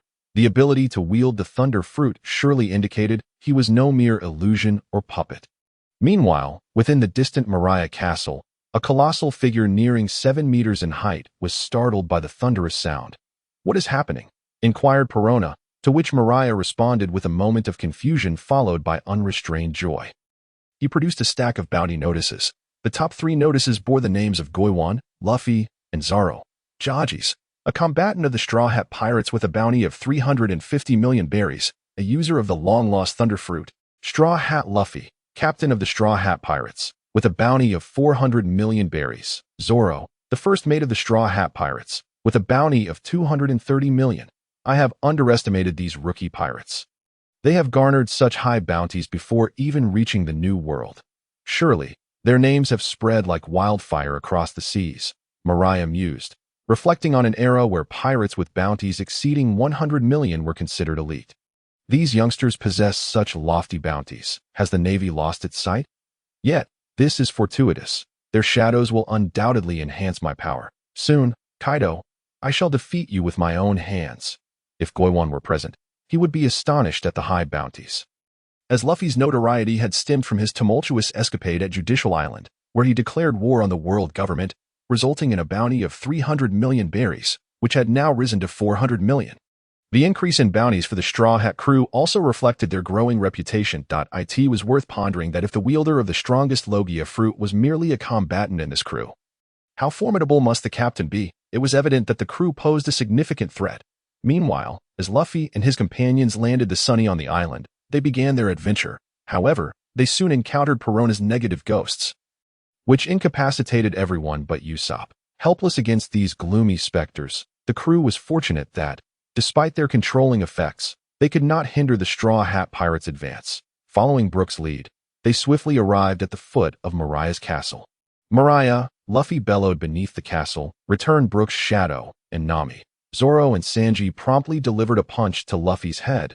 Is this your way of calling for help? They retorted, exasperated by Luffy's recklessness, in response to their commotion. A horde of bizarre zombies rushed forth to attack the crew. Medieval silver-armored zombies, golden axe-wielding zombies, bandaged beast zombies, and a myriad of stitched monstrosities emerged, causing panic among the Straw Hats. Zoro and Sanji's attacks merely dirted the zombies, inflicting no actual damage. What is this? They seem impervious to harm. Are they truly immortal? At that moment, Brook leaped forward, his cane sword transforming into a blade of energy as he swiftly felled several zombies. Seizing the opportunity while they were down, he sprinkled something into their mouths. Upon consuming the substance Brook provided, the zombies became motionless, a dark shadow escaping their mouths and vanishing into thin air. What is happening? Why are these zombies not immortal? Luffy exclaimed, astonished. Brook hurriedly tossed several bags of salt to his companions, Minas and everyone. Listen, although these zombies were granted immortality by Mariah through shadows, they are still creations of devil fruits. Only by feeding them salt will the power of the sea cause their shadows to return to their rightful owners. That simplifies things. Armed with the knowledge of the zombies' weakness, the Straw Hats swiftly dispatched the remaining undead foes. They charged through the castle, easily overcoming teacup zombies, mural zombies, and beast zombies. Are Mariah's subordinates merely fodder? They pose no challenge, Zoro remarked, his interest waning. Suddenly, a warrior clad in traditional kimono emerged. Dragon Slayer swordsman Ryuma. Zoro halted, confronting the swordsman. Brook, too, braced himself, seriousness etched on his face. This was the zombie that possessed a shadow, the one he had previously been unable to defeat. Zoro, Brook, the crew felt a twinge of tension. Could this be a top-tier adversary? Leave this to me. Luffy, this zombie possesses my shadow. We will handle this. All right, you can do it. Zoro. Luffy trusted Zoro implicitly, knowing he was the strongest ally they had. Meanwhile, Mariah stood beneath a colossal corpse of a giant, admiring his creation, standing at an astounding height of 67 meters. This giant surpassed even the previously known giants. Goiwan would undoubtedly be astounded by such stature. Even the former giants could not compare. Though now they surely could, as Mariah had fused the powers of multiple giants. If Goiwan transformed into an enormous giant, he would undoubtedly be a more powerful version, enhanced by the strength of other giants. As Mariah spotted Luffy and the others, Robin, Chopper, and the rest, he remained unmoving. Usopp had separated from the group to confront the ghost fruit user, Perona. Hey, Mariah, returned Nami and Brook's shadows at once. Mariah smirked, displaying utter disdain. What right does such a foolish brat have to a bounty of 400 million berries? It surpasses even mine. With a wave of his hand, a shadow resembling Mariah lunged at Luffy, engaging him in a fierce battle. The 7-meter-tall shadow delivered a punch that shattered the floor, forcing Luffy to evade. What? This is infuriating. I can't seem to land a hit.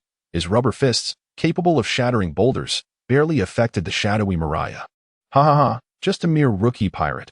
Luffy quickly leaped back, preparing his stance that gum Gatling. His fists rained down like a tempest, but as he attempted to pass the shadowy Mariah, the shadow transformed into a barrage of small black bats that struck at Luffy and his crew. Luffy found himself grasped by Mariah, feeling like a mere toy in the grip of the towering figure. Let go of Luffy. Chopper and Robin could no longer remain calm upon witnessing Luffy's predicament. Rumble Ball. Chopper bit into a blue pill, his muscles exploding as he sprang towards Mariah.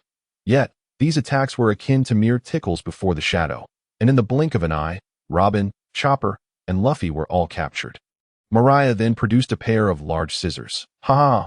I can now create powerful zombie warriors. Luffy's shadow was carelessly stretched like a rice cake. Sanji, having triumphed over the castle's zombie soldiers after a fierce battle, rushed forward. The sheer number of zombies on the road left them oblivious to how long Moria had been setting up his undead army on the island, which had transformed into a veritable zombie domain. These zombies not only possessed intelligence but also retained the special abilities they had in life. Consequently, Luffy and his companions had no choice but to dispatch Sanji to temporarily hold them off. While they confronted Moria directly, however, by the time Sanji reached Moria's location, Moria had already drawn his scissors, poised to sever the shadows. Luffy. Sanji shouted with fervor. If the shadow were to be taken, the situation would be dire.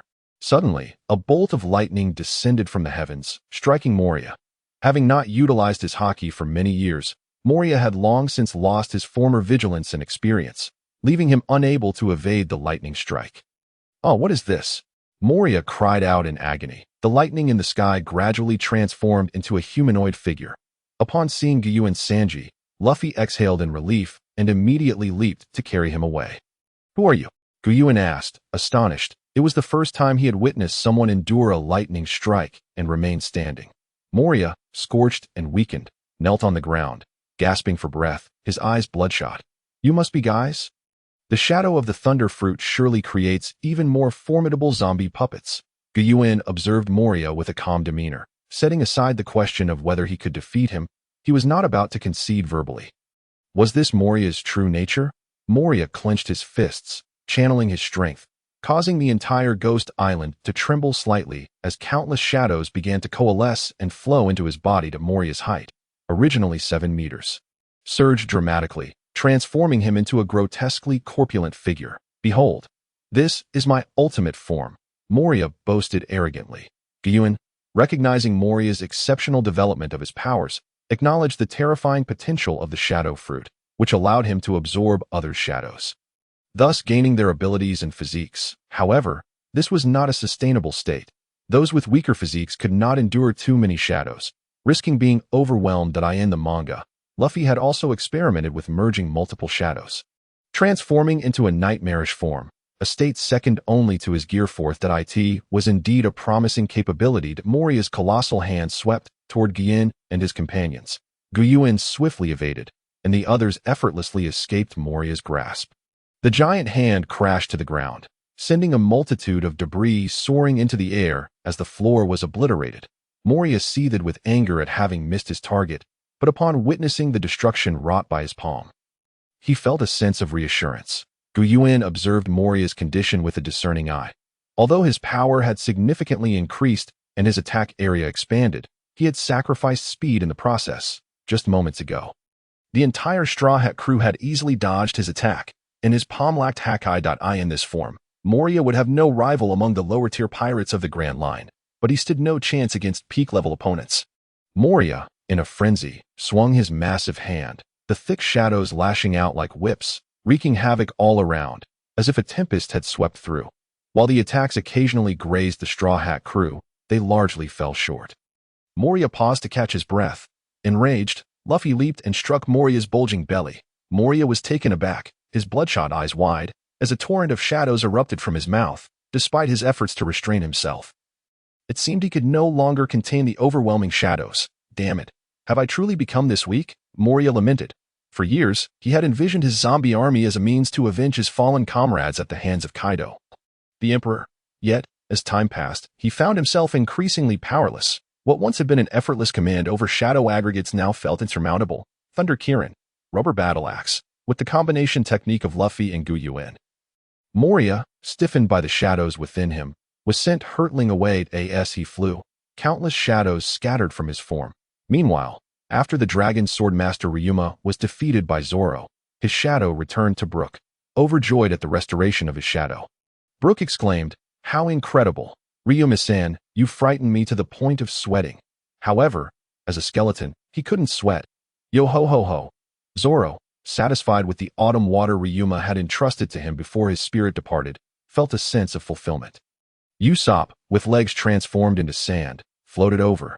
"Zoro, are you all right?" A gigantic monster suddenly appeared and sent that ghost girl flying. It was terrifying. Zoro furrowed his brow upon seeing Usopp's bloodstains. "You, a Logia user, were injured?" "Yes, I didn't see him with any water on his hands, yet he could still hit me to it hurts so much. This is bad." Zoro was taken aback. Could it be Haki? Suddenly, a mountain-like figure materialized before Zoro. Yuan, observing the unconscious Moria, felt a surge of elation. He had not anticipated defeating Moria so effortlessly. With Moria's defeat, many living beings whose shadows had been stolen began to cheer, and the atmosphere on the island transformed into one of unparalleled joy. The ghost island, long hidden in mist, began to reveal itself as the fog slowly dissipated, allowing sunlight to stream through. Yuan felt a pang of concern regarding Moria's enormous body, a towering 7 meters. His mouth could not open wide enough. His much fruit could only rely on crushing for now, unable to undergo the physical transformation required to grow immensely. What should I do? I can't just bite Moria. Not to mention whether I could even obtain the fruit's power afterward. The gruesomeness of such an act would be hard to justify. This isn't a situation of desperation or an overwhelming benefit that would compel me to resort to such an extreme measure. As he glanced at Luffy, who lay beside him, complaining of hunger, an idea sparked in Gian's mind. "Luffy, I want to eat you." Upon hearing this, Luffy's head went rigid, and he screamed in terror, his eyes bulging and tongue extending long, coiling into a spiral. After a thorough explanation from Yuan, Luffy crossed his arms, closed his eyes, and nodded. Although he couldn't fully comprehend, he ultimately concluded that it was of no consequence. "Bring it on. I won't poop inside." Yuan's lips twitched. He intended to swallow Luffy, utilizing his rubbery abilities from the mythical Zoan Nika form to consume Moria. In one swift motion, he gulped down the reluctant Luffy. Luffy felt his consciousness fading. "Phew, I want to sleep." Yuan's head swelled like a balloon as he devoured the fallen Moria. Almost immediately, he began to disassemble Moria, a surge of immense energy flooding through him. What a powerful physique. 2 to 3 times stronger than Enel. It is truly an unexpected delight that Enel has developed the Thunder Fruit to a level that nearly approaches island destruction. This feat is supported by his inherently powerful physique, rendering him stronger than many of the lesser pirates in the Grand Line, marking him as a prodigy, albeit not a monster. On the other hand, Moria, who once grappled with a formidable opponent like Kaido, has made significant advancements in skill, physique, and intellect. Though his prowess has diminished considerably, he remains a force to be reckoned with, as evidenced by the zombies spread across the entire island, while his individual combat strength may be lacking. The ability to marshal an army single-handedly is not a feat that just anyone can achieve. Gian expelled the snot-nosed Luffy with a single exhale. If one were to ask whether he was tempted by the Nika fruit, Gian would honestly claim indifference. Lacking the powers of the system, he is incapable of manifesting something from nothing. Forcibly seizing the Nika fruit raises questions not only of awakening potential but also of whether he could even wield its ordinary form as effectively as Luffy. This fruit is inherently Luffy's, and any attempt to claim it would be futile. Thus, Gian has never entertained such thoughts. However, Moria's surprises do not end there. His formidable physical enhancements now allow him to withstand the powers of at least 7 devil fruits. Presently, he possesses the Thunder Fruit, the Bomb Fruit, the Shadow Fruit, the Wax Fruit, the Float Fruit, the Transparent Fruit, and the Door Fruit. The combined strength of these 7 fruits grants Gian a significant sense of security. Even a Marine Admiral might struggle to defeat him now, regrettably, due to Bartholomew Kuma, one of the 7 warlords, having whisked Perona away. Gian missed the opportunity to acquire a ghost fruit. Kuma's premature appearance is understandable. Many plotlines have altered since Gian's emergence. For instance, Walpole's early arrival and the slow fruit user, Foxy, not encountering Luffy and his companions. Additionally, they did not cross paths with Admiral Akiji ahead of schedule. In reality, countless variables can alter the future, and Usopp, who possesses the sand fruit, might lose his capacity for counterattacking due to this newfound power. Robin and the others soon arrived, rousing Luffy, only to discover that Kuma had incapacitated Zoro, Sanji, and Usopp. Kuma was advancing towards Luffy and Guyan. Upon awakening and witnessing his comrades downed, Luffy's fury ignited, prompting him to rise. "Hey, why did you suddenly attack my friends?" Despite his anger, Luffy refrained from striking. He was not a fool, and the defeat of Zoro and Sanji indicated that their adversary was no ordinary foe. Kuma remained silent, contemplating. The son of Dragon. Is he? Luffy, full name Monkey D. Luffy, grandson of marine hero Garp, son of revolutionary leader Dragon, and friend to the Yonko Shanks. His connections are quite remarkable. As he observed the vibrant Luffy, Kuma turned to face Guyan, whose eyes brimmed with combat spirit. As one of the 7 warlords, Kuma was historically deemed to possess the most extraordinary paramecia-type devil fruit. Though it is called the pawpaw fruit, he has developed abilities such as rebound attacks, air compression, teleportation, and pain transference, all of which border on the realm of the absurd. Had he not voluntarily become a test subject for Vegapunk, a slave to the celestial dragons, his reputation would likely have remained untarnished. As the adage holds, the more mysterious, the stronger, the later one appears, the more likely they will benefit from a new version's advantages. Take Whitebeard, for instance. His early entrance diminished his stature compared to Kaido with hockey enhancements, and even the audience must concede that Whitebeard has aged. To this day, I have yet to unleash my full power. I cannot recall the last time I fully tapped into the strength of a giant. I wonder if Kuma can compel me to unleash it. Guyan felt a surge of excitement as the thunderous light erupted, transforming Ghost Island into what resembled daylight. Kuma pondered, this guy, despite being stronger than Luffy, remains aboard the ship. What is his true intention? I must capture him and interrogate him. In an instant, he appeared before Guyan, his arm imbued with armament hockey seemingly transcending distance, ready to deliver a crushing blow. Guyan immediately countered, vanishing in a flash of lightning, and unleashed a colossal lightning dragon towards Kuma. Kuma raised both hands, and the thunderous dragon, capable of flattening a small hill, struck an invisible barrier, halting its advance. It rebounded, altering course towards Luffy. No. This is bad.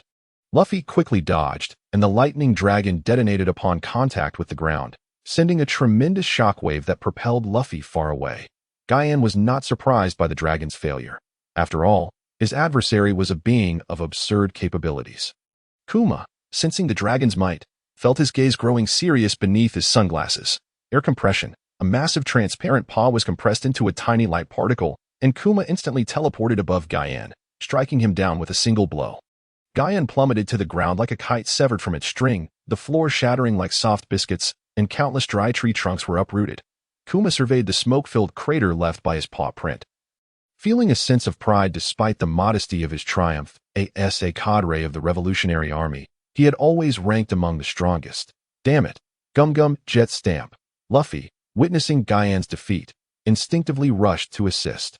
However, with a mere lift of Kuma's paw, Luffy was sent flying like a rubber ball. As the smoke dissipated from the crater, Guyan lay twisted and motionless, his eyes rolled back in his head, firmly embedded in the ground. Kuma was taken aback. His attack should not have left Guyan in such a state. He had calibrated his power based on his opponent's strength, and it seemed implausible that Guyan could be so thoroughly incapacitated. Suddenly, Kuma's observation haki sensed an alarming disturbance. This is bad. In his peripheral vision, a bolt of lightning pierced through Kuma's side, erupting in sparks that revealed not flesh, but a mechanical body. Kuma was astonished that he had been caught off guard. But fortunately, having undergone partial technological modifications, he did not experience overwhelming pain. As they witnessed Guyan standing upright, everyone rushed to the crater to see. The figure that had previously been down in the pit transformed into a shadow, dissipating as a result of his shadow fruit abilities. Why would someone like you associate with such a small pirate crew? What is your true objective? Kuma inquired, his face calm despite his injuries. Guyan observed Kuma, pondering. Has he lost much of his emotion and pain sensation? As for my goal, helping Luffy become the Pirate King might count. Truthfully, regardless of the reason, it mattered little to Guyan. Such words were merely superficial.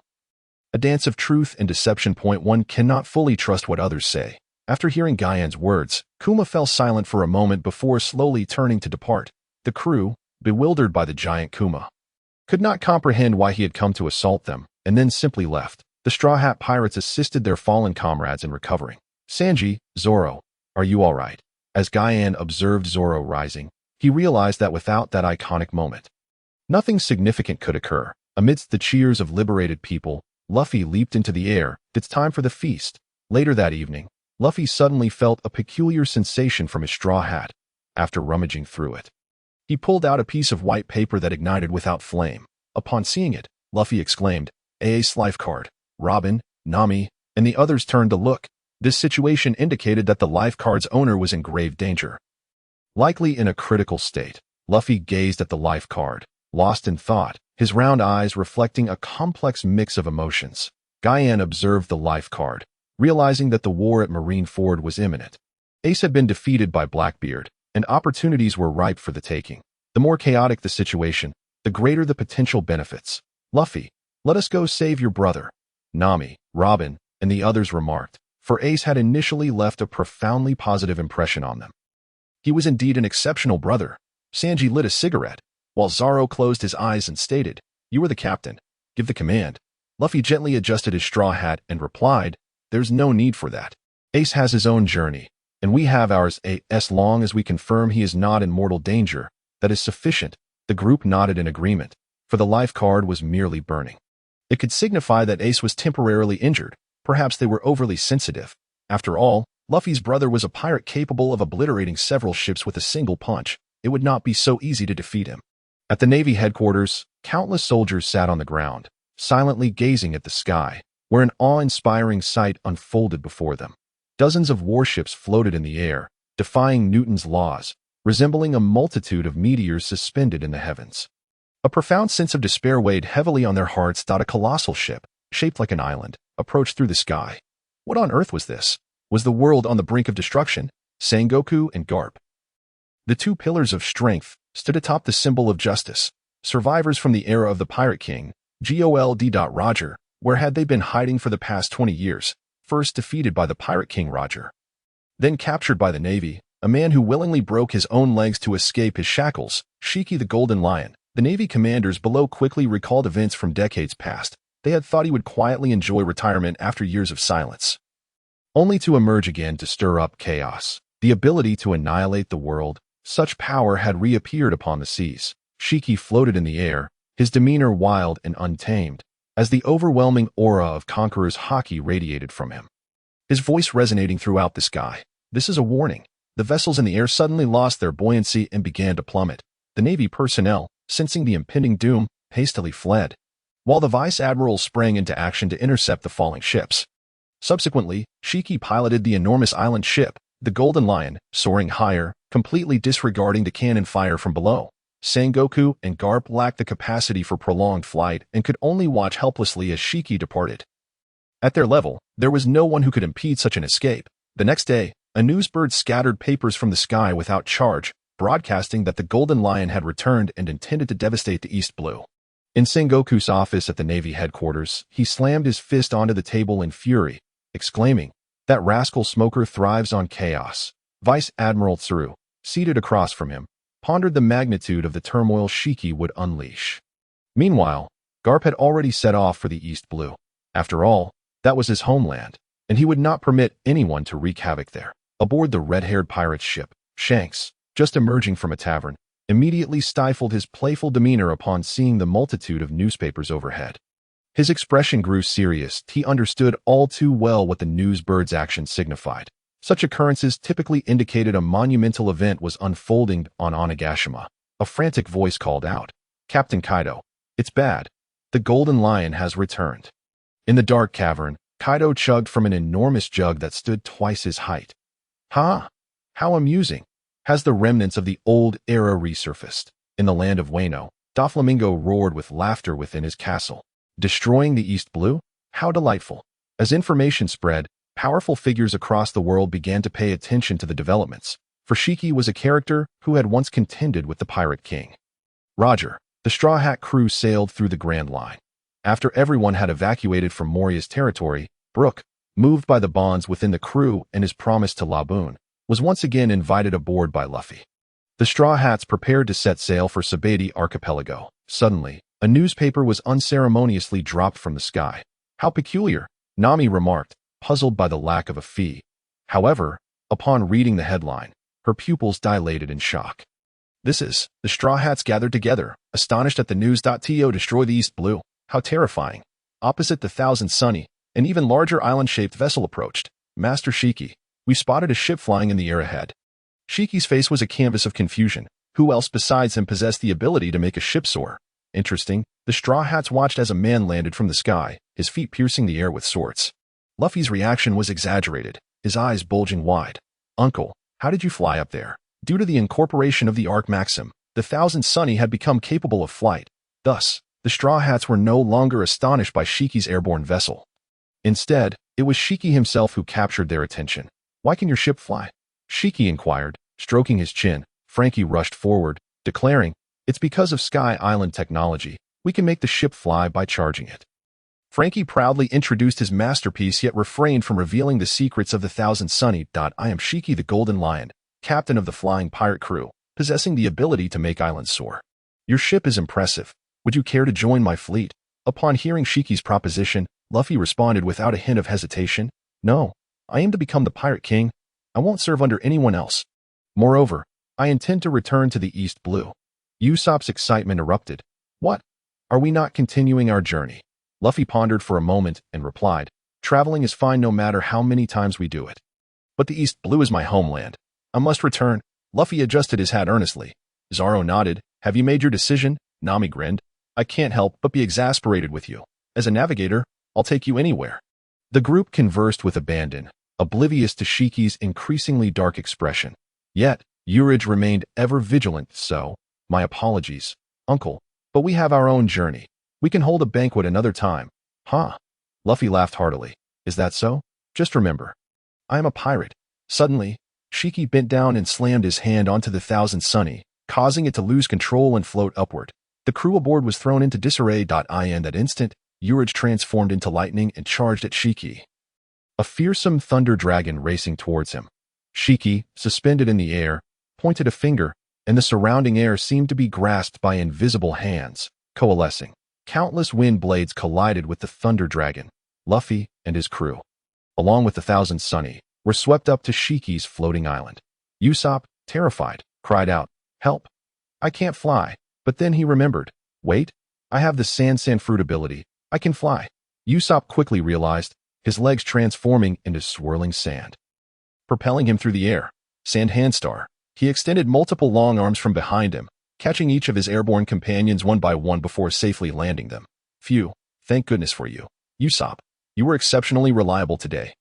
Nami said, patting her chest. Usopp shouted back, am I not usually reliable? Luffy gazed at the distant storm of lightning and straightened his hat. Minna, we need to help Jageus. The Straw Hat crew had regained their composure, lining up with resolute determination. Tread, tread, tread. A cacophony of footsteps echoed through the I in the distance. A throng of pirates inhabiting the Sky Island of the Golden Lion charged toward Luffy and his companions. Armed with cannons and firearms, the exchanges between the Golden Lion and Yuan had not escaped the watchful eyes of his subordinates. Upon witnessing the confrontation, the crew immediately surged forward. It appeared that without dealing with these adversaries, passage would not be easily attainable. One could only hope that Jage-san could hold his ground. Yuan's fruit abilities tormented the Golden Lion, who found himself in considerable distress. 2 decades of hiding had sapped his vigor, rendering him incapable of sustaining haki for prolonged periods. The devastating might of the Thunder Fruit was simply insurmountable. The Golden Lion unleashed a kick aimed at Yuan, but the famed blade, Kumu, collided violently with thunder, resulting in a fierce clash. Have you given it any thought? You still lack mastery over haki, I presume. If you are willing to divulge the secrets of your fruit, I shall impart the knowledge of haki to you. The Golden Lion, after nearly 10 minutes of combat with Yuan, began to feel the strain. Reluctantly, he acknowledged that after 20 years, his vitality had waned significantly. Engaging in full combat for merely 10 minutes had already begun to wear him down. Fortunately, his iron will had long since been forged, allowing him to withstand fatigue and pain without revealing his weakness. With brute force proving ineffective, a more cunning approach was necessary. The overpowering nature of Yuan's fruit abilities which could rival his former peak, posed a formidable challenge. Moreover, the possibility of acquiring a fruit that could restore his youth was not beyond reach, should he uncover the secret behind Gu Yuan's ability. Regaining his former glory and perhaps even surpassing it, thereby fulfilling his ambition of world domination, could indeed become reality. Meanwhile, Gu Yuan's spirits began to sink. He was acutely aware of the Golden Lion's formidable reputation. Despite Luffy's prowess as the protagonist, he fell short when compared to legendary pirates. The depictions in anime were utterly unreliable. If the Golden Lion merely mirrored his animated counterpart, Gu Yuan would have easily overpowered him. However, in reality, the combined might of the Thunder Fruit, Shadow Fruit, and Bomb Fruit found no way through the Golden Lion's Haki defenses. Was Haki truly superior to the powers of Devil Fruits? The Golden Lion's legs emanated a swirling, smoke-like dark Haki. Gu Yuan recognized it as a high-level technique from the later chapters of the manga, the Haki flowing cherry blossom form. This advanced version enhanced internal destruction, capable of effortlessly vanquishing even the most robust of foes. The revelation that the Golden Lion could wield such power caught Gu Yuan off guard. You are merely a relic of a bygone era. Golden Lion, how dare you emerge to wreak havoc? Prepare to meet your end. Thunderstrike. The might of the Thunder Fruit was overwhelming. Even a fraction of its generated lightning was beyond the endurance of an ordinary individual, let alone the titanic force unleashed by Gu Yuan. This level of electricity required no form to possess the capacity to turn everything to ash. The Golden Lion hastily evaded, manipulating the surrounding earth and air to collide with the lightning. Damn it, this ability is absurd. At this rate, I can't get close. The multitude of fruit abilities at Gu Yuan's disposal made it nearly impossible for the Golden Lion to approach him. The clash of two powerful fruits had already toppled several islands in the sky. The tumult of battle even reached the ears of the Navy headquarters. What? The Golden Lion has appeared, a mysterious figure in combat. Sengoku's expression hardened. There were few who could contend with the Golden Lion in this world. Who could this old coot be? He promptly dispatched two admirals, Admiral Akainu and Admiral Akiji, to the Grand Line. Unfortunately, Sengoku had miscalculated. Even with his fruit abilities still at his disposal, the Golden Lion had significantly diminished from his peak, now squaring off against a mere 20-something youth. Golden Lion, two figures propelled themselves through the air. Propelled by floating debris, the Golden Lion, noticing the commotion, grinned widely. Surviving at such heights, quite impressive. The battle with Gu Yuan invigorated him, rekindling the thrill of youth after 2 decades of stagnation. Gu Yuan furrowed his brow in concentration. The Golden Lion was formidable. His ability to manipulate terrain rendered him impervious to the physical damage of the Thunder Fruit, while the high mobility granted by the Float Fruit was equally terrifying. Coupled with his formidable swordsmanship, a single slash could cleave lightning asunder. Had he not been unable to utilize Haki later in the battle, Gu Yuan would have already been defeated. For now, he merely clung to survival through the combination of his various fruit abilities. Was the Golden Lion truly a victim of the film adaptations?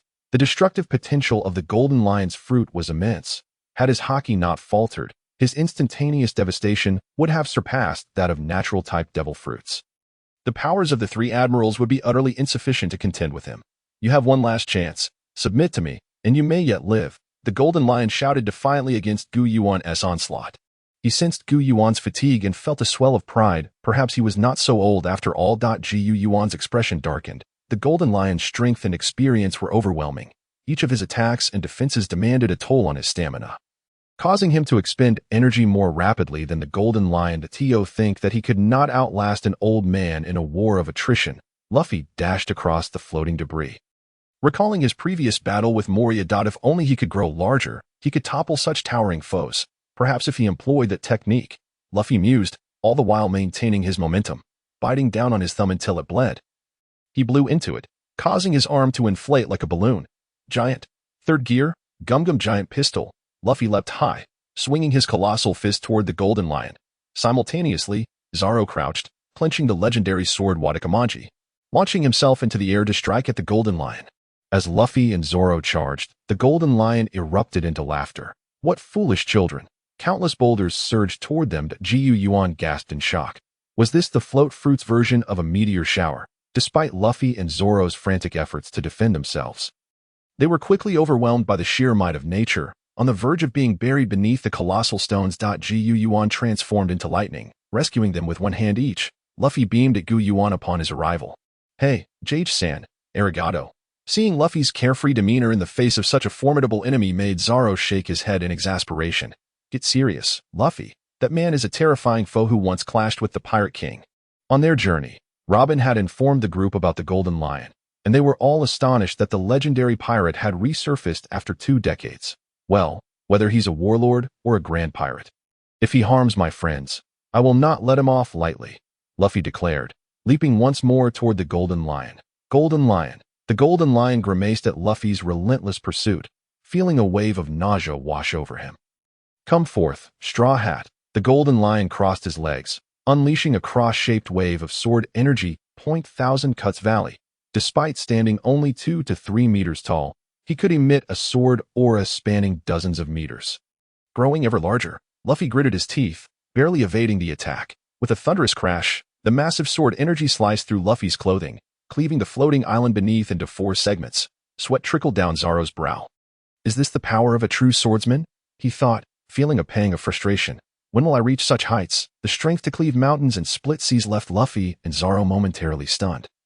Particularly Luffy, whose eyes widened in disbelief. What is this? Witnessing the destruction wrought by his blade, the Golden Lion erupted into a satisfied laugh, only for it to be abruptly cut short. A sharp pain surged through his head. Even a will as resolute as that of the Golden Lion was now marred by bloodshot eyes, gritted teeth, and an involuntary low growl. Cursed helm, the perceptive prowess of the ancient source, endowed with a heart network, was extraordinary. Every movement on the battlefield could not escape his notice, and the Golden Lion's transformation was evident. Without further contemplation, he bellowed, "There's a flaw." Before his voice could fully resonate, the ancient source had already appeared above the Golden Lion. A powerful elbow strike, accompanied by a crack of thunder, landed squarely on the Golden Lion's back. The Golden Lion was unable to evade, struck down by a single blow. Luffy and Zoro sprang into action immediately after the ancient source's call. Giant rubber pistol, 3-sword style, tiger hunt. Zoro's figure flashed past the Golden Lion, leaving 3 streaks of crimson in the air. Luffy's colossal fist collided with the Golden Lion, the immense impact akin to a train barreling forward, shattering the helm atop the Golden Lion's head. The Golden Lion rolled his eyes back and fell to the ground, stirring up a massive cloud of dust. At the moment of contact with the earth, he regained consciousness. How infuriating. In that fleeting instant, I lost awareness. Suddenly, he reached for his head, realizing that the helm he had cherished for 2 decades had vanished. As he touched the scalp where the helm had once rested, now bare, he could not help but shed tears. Luffy and his companions, witnessing the Golden Lion enduring the combined might of 3, stood tense upon the ground. Zoro, observing the suddenly weeping Golden Lion, was taken aback. What on earth is going on? Why is he crying? Cold sweat trickled down his face as Zoro's frustration deepened. The disparity was insurmountable, the Golden Lion's caliber far exceeding his own by 2 levels. Similar thoughts coursed through the ancient source's mind. How had Luffy managed to defeat the Golden Lion? Could it truly be the power of a theatrical release? The Golden Lion felt the agonizing pain that the helm had once inflicted on him dissipate, leaving only a lingering prickling sensation. Yet, he could not find joy in this. He was aging. Had he removed the helm 20 years ago, he might have survived, but now he sensed his life slipping away. Blood began to seep from the wound atop his head. Why is time so unrelenting? Why does aging render one so frail? The Golden Lion's heart cried out. He gazed at the 3 before him. Zoro, drenched in cold sweat, eyes filled with caution. Luffy, panting yet resolute, the shadow of Roger looming behind him, and the ancient source, crackling with electricity in midair. The Golden Lion chuckled. Hey, you, the little brat in the straw hat. What's your name? I am Monkey D. Luffy, the man who will become the Pirate King. The Golden Lion regarded this slight boy, and seemed to glimpse the man who had stood at the helm of a ship amidst a storm. Confidence ablaze in his eyes. What a jest. Roger, you bastard, only I can defeat you. The Golden Lion roared, drawing the twin swords affixed to his legs, springing up from the ground with his severed calves. Brandishing both swords, he declared, perish in despair, Straw Hat Luffy. The Golden Lion's movements were as swift as lightning. By the time Zoro responded, the Golden Lion had already taken flight. Watch out. The ancient source unleashed a thunder dragon. Hurtling towards the Golden Lion, Luffy promptly bit his thumb. The immense rubber fist became imbued with the Thunder Dragon's energy. Rubber, Thunder Dragon pistol. Go, Luffy, the ancient source gently urged. Here it comes. Luffy struck the Golden Lion. The collision with the Thunder Dragon seemingly robbing him of his former might, like an elderly man crashing into a wall, being driven into the earth by Luffy's fist. gazing at the motionless golden lion in the pit. The ancient source remarked, "Luffy has claimed his head." The golden lion, still conscious but dazed, mumbled incoherently, "Roger, had you joined me, we would have dominated the world long ago." He stared at the straw-hatted boy before him. "Once again, I have been bested by a man from the East Blue." The ancient source observed this man, though on the brink of oblivion, still exuding an overwhelming presence, and sighed, "The world of One Piece is truly absurd. Such a powerful creature, yet bound by injury and the constraints of mortality." With that, he consumed the golden lion in one gulp. Meanwhile, Luffy and Zoro, already accustomed to the extraordinary, straightened their garments and prepared to depart. At the moment the golden lion was swallowed, the floating island beneath them lost control, plummeting rapidly. The violent sensation of weightlessness sent everyone on the island soaring into the air. The ordinary inhabitants of the Golden Lion's Island were thrown into a state of panic. Luffy shouted, "Kagez, get the island airborne." The ancient source immediately directed his consciousness into the swallowing space. Witnessing the disintegrating form of the golden lion suspended in the void, the ancient source gazed in astonishment at the several enormous luminous orbs floating above. Rendered speechless, neither Crocodile nor Moria could compare to the power emanating from the golden lion. The orbs of the float fruit, detached from the golden lion, were at least twice the size of the sand fruit and shadow fruit. Presenting a terrifying visual impact, however, the life essence contained within was alarmingly scant. It became evident to the ancient source why the golden lion had faltered. The golden lion's return to the East Blue, stirring up turmoil, was not solely due to his secret weapon, IQ, a chemical agent capable of inducing gigantism in living beings, but also because his time was running short. The battle against the Straw Hat crew had only hastened his demise. Maintaining several massive floating islands while contending with the ancient source was no trivial burden. Upon integrating the float fruit into his being, he felt an overwhelming sensation as if his body might burst. This is bad. If the swallow fruit could be likened to a computer game, the other fruit powers were akin to supplementary plugins, if too many plugins were installed or if their memory was too vast. The computer, representing the ancient source's body, would struggle to cope.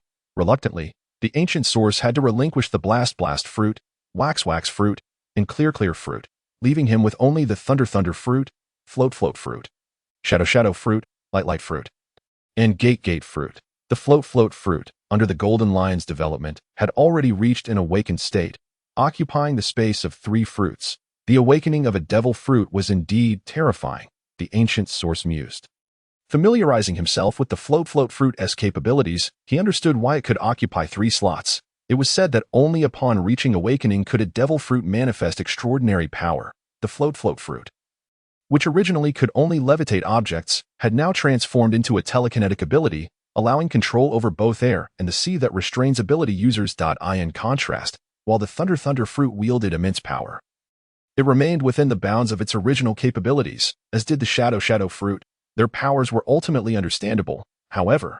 The float fruit had transcended into the realm of the unimaginable. As the ancient source's consciousness returned to his body, he found that he could rise without transforming into lightning, floating freely in the air.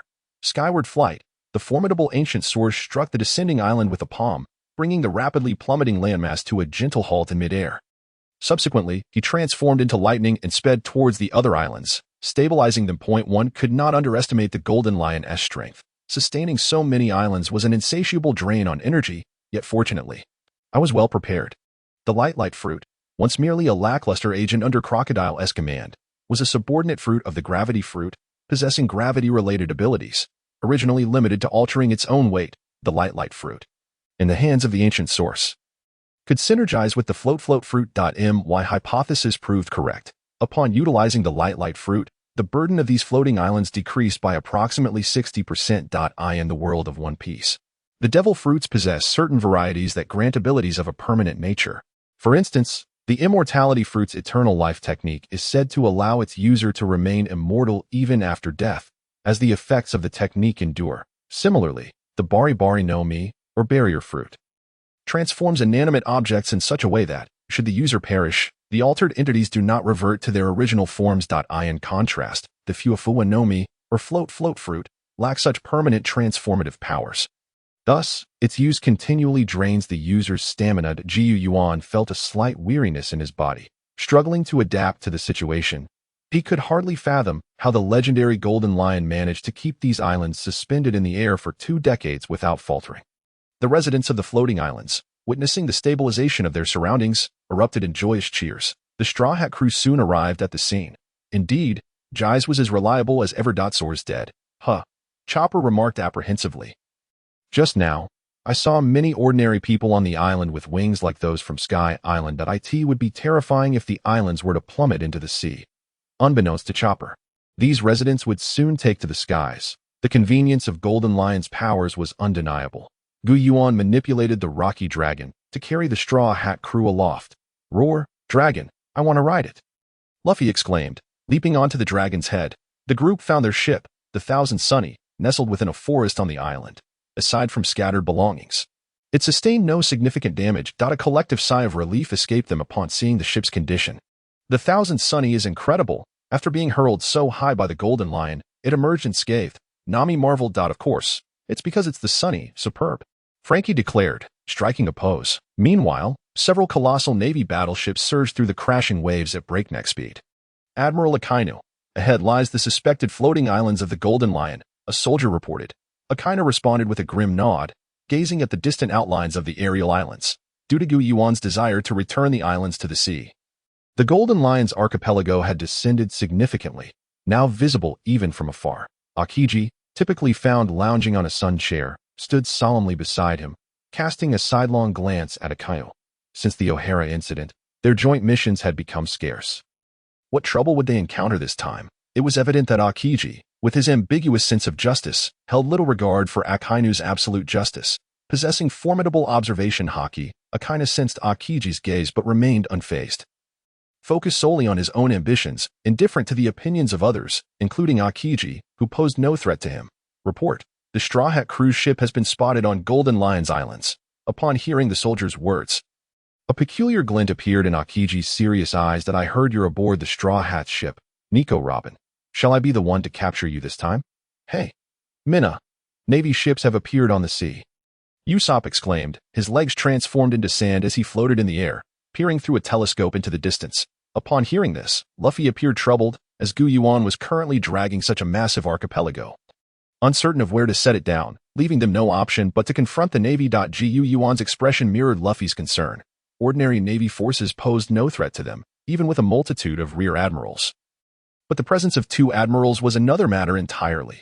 The Navy admirals represented the pinnacle of maritime military might, with 3 captains of the highest caliber, Akainu, Akiji, and Kizaru.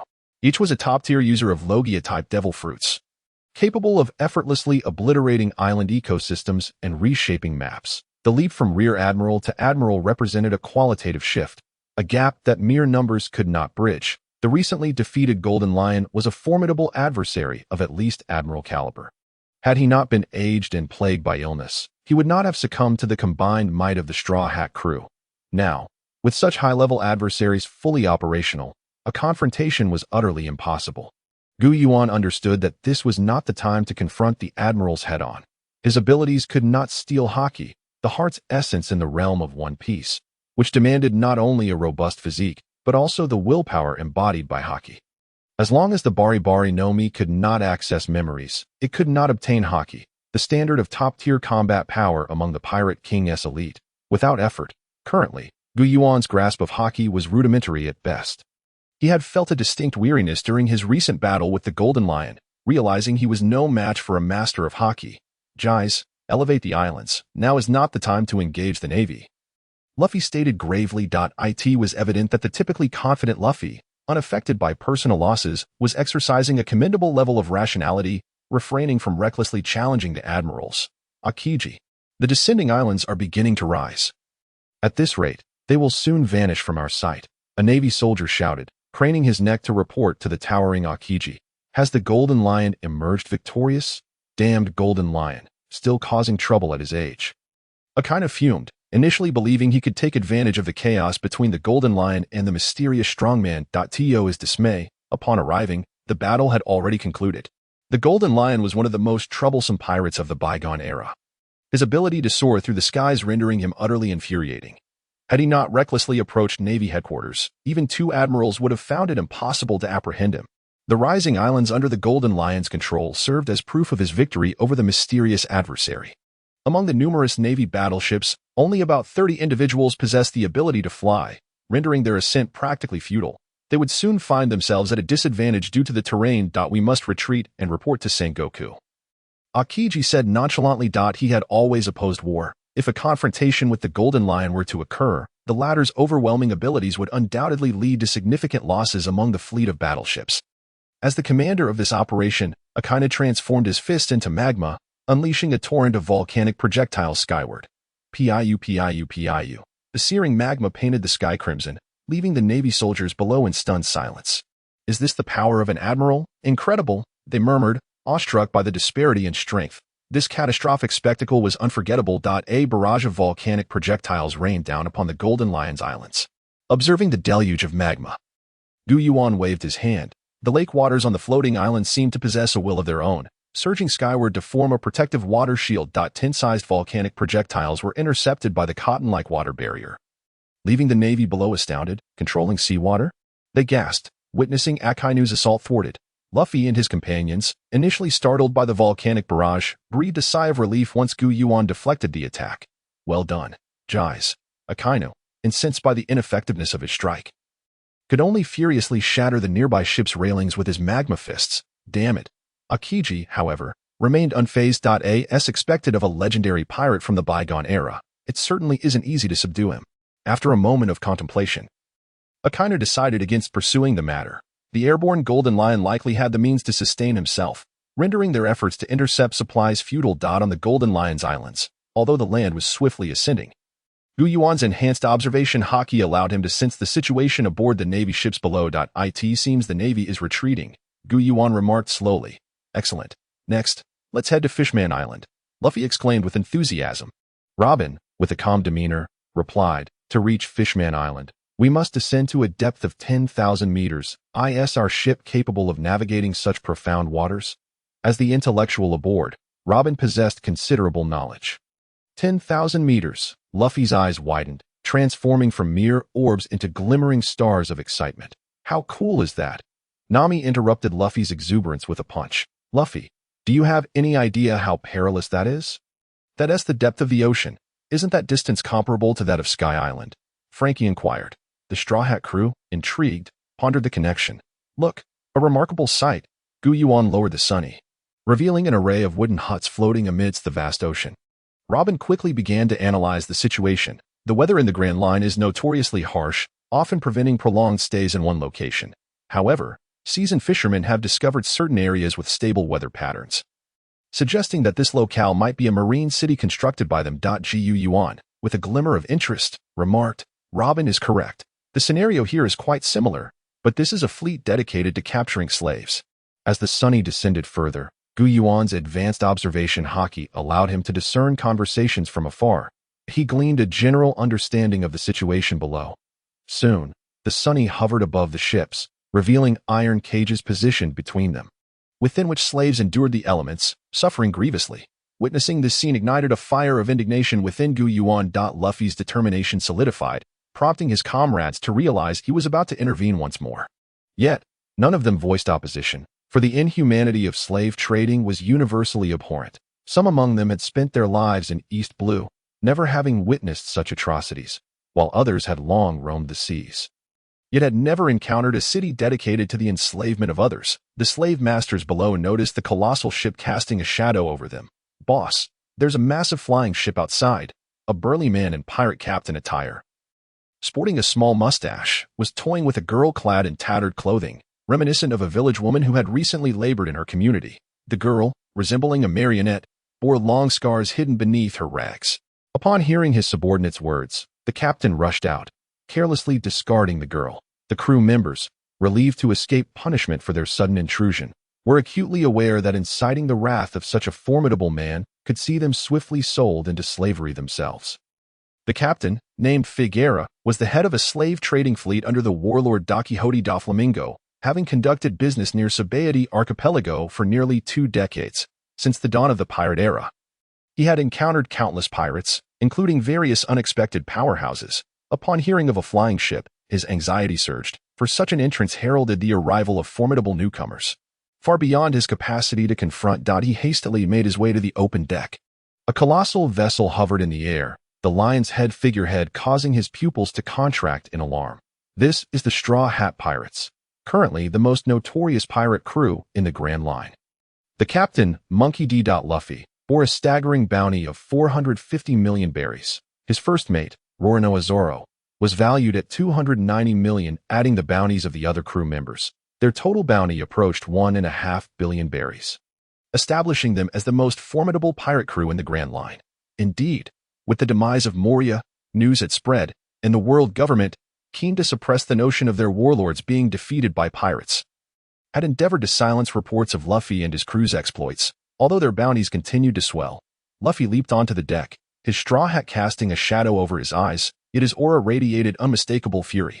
Nami, Zoro, and the others followed suit, advancing steadily towards Figueira. Straw Hat Pirates, I am Figueira, the head of the slave-trading fleet under warlord Don Quixote da Flamingo. Are you here to purchase slaves? Figueira, sensing the gravity of the situation, invoked da Flamingo's name in hopes of dissuading conflict. The other crew members, aware that no one among them was without merit, understood the danger of provoking individuals fearsome enough to intimidate even Figueira.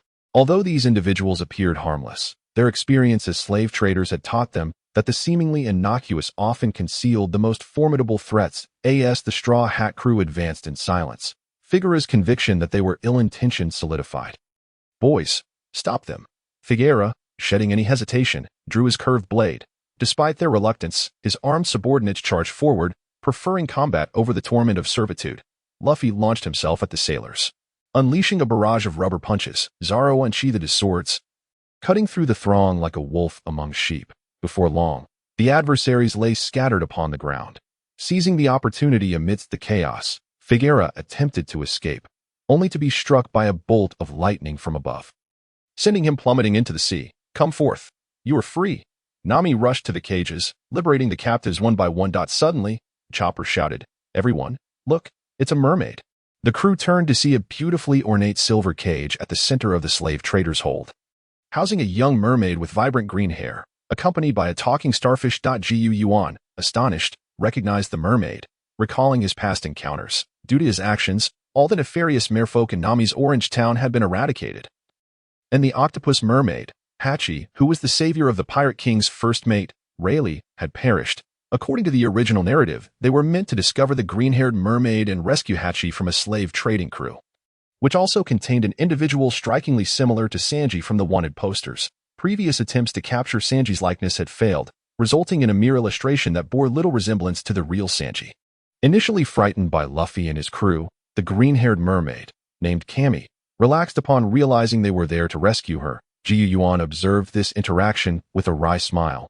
In a wonder Hachi perished, with such naivety. Who wouldn't capture you? In this remote sea region, Cammy, the green-haired mermaid, had undoubtedly traveled extensively, for mermaids are the fastest swimmers in the world of One Piece. Look, do you see the island in the sky?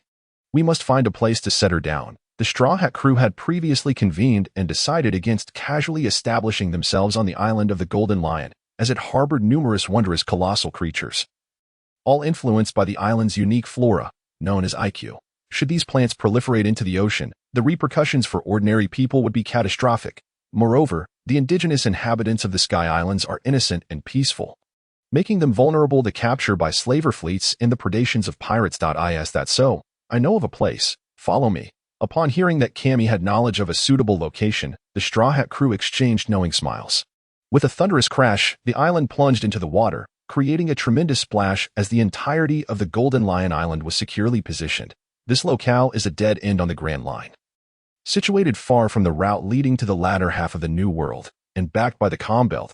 It is home to many fearsome sea creatures, making it an ideal refuge. Cammy articulated her analysis with clarity, and the Straw Hat crew nodded in agreement, acknowledging that, indeed, this place was markedly less frequented than others as they beheld the Golden Lion Island settle into the ocean. Yuan felt a discomfort within his body dissipate instantaneously, his stamina rapidly rejuvenating, an invigorating strength flooding his being. Yet, he remained perplexed by the machinations of that Golden Lion character. The number of small islands placed here was numerous. their combined area rivaling that of many large islands. The thought of transporting such a vast landmass was utterly bewildering. This is Sabaody Archipelago. If you wish to venture into the New World, you must first undergo coding here before plunging into the depths, Cammy remarked, her head bobbing above the water. Splendid. We shall soon make our way to Fishman Island. Cammy, you can come to fetch us then. Nami exclaimed, her face alight with joy. Absolutely. Leave it to me, Cammy replied, though her eyes betrayed a hint of melancholy as she gazed at the dreamlike, ethereal mangroves of Sabaody. Luffy, perceptive as ever, detected Cammy's sorrow. What troubles you, Cammy? He inquired. With a heavy heart, Cammy lamented, I have always dreamed of experiencing the amusement parks of the human world, reputed to be places of immense enjoyment.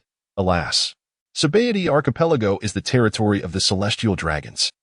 Rife with slave traders, and many mermaids are sold here. I cannot set foot on the island.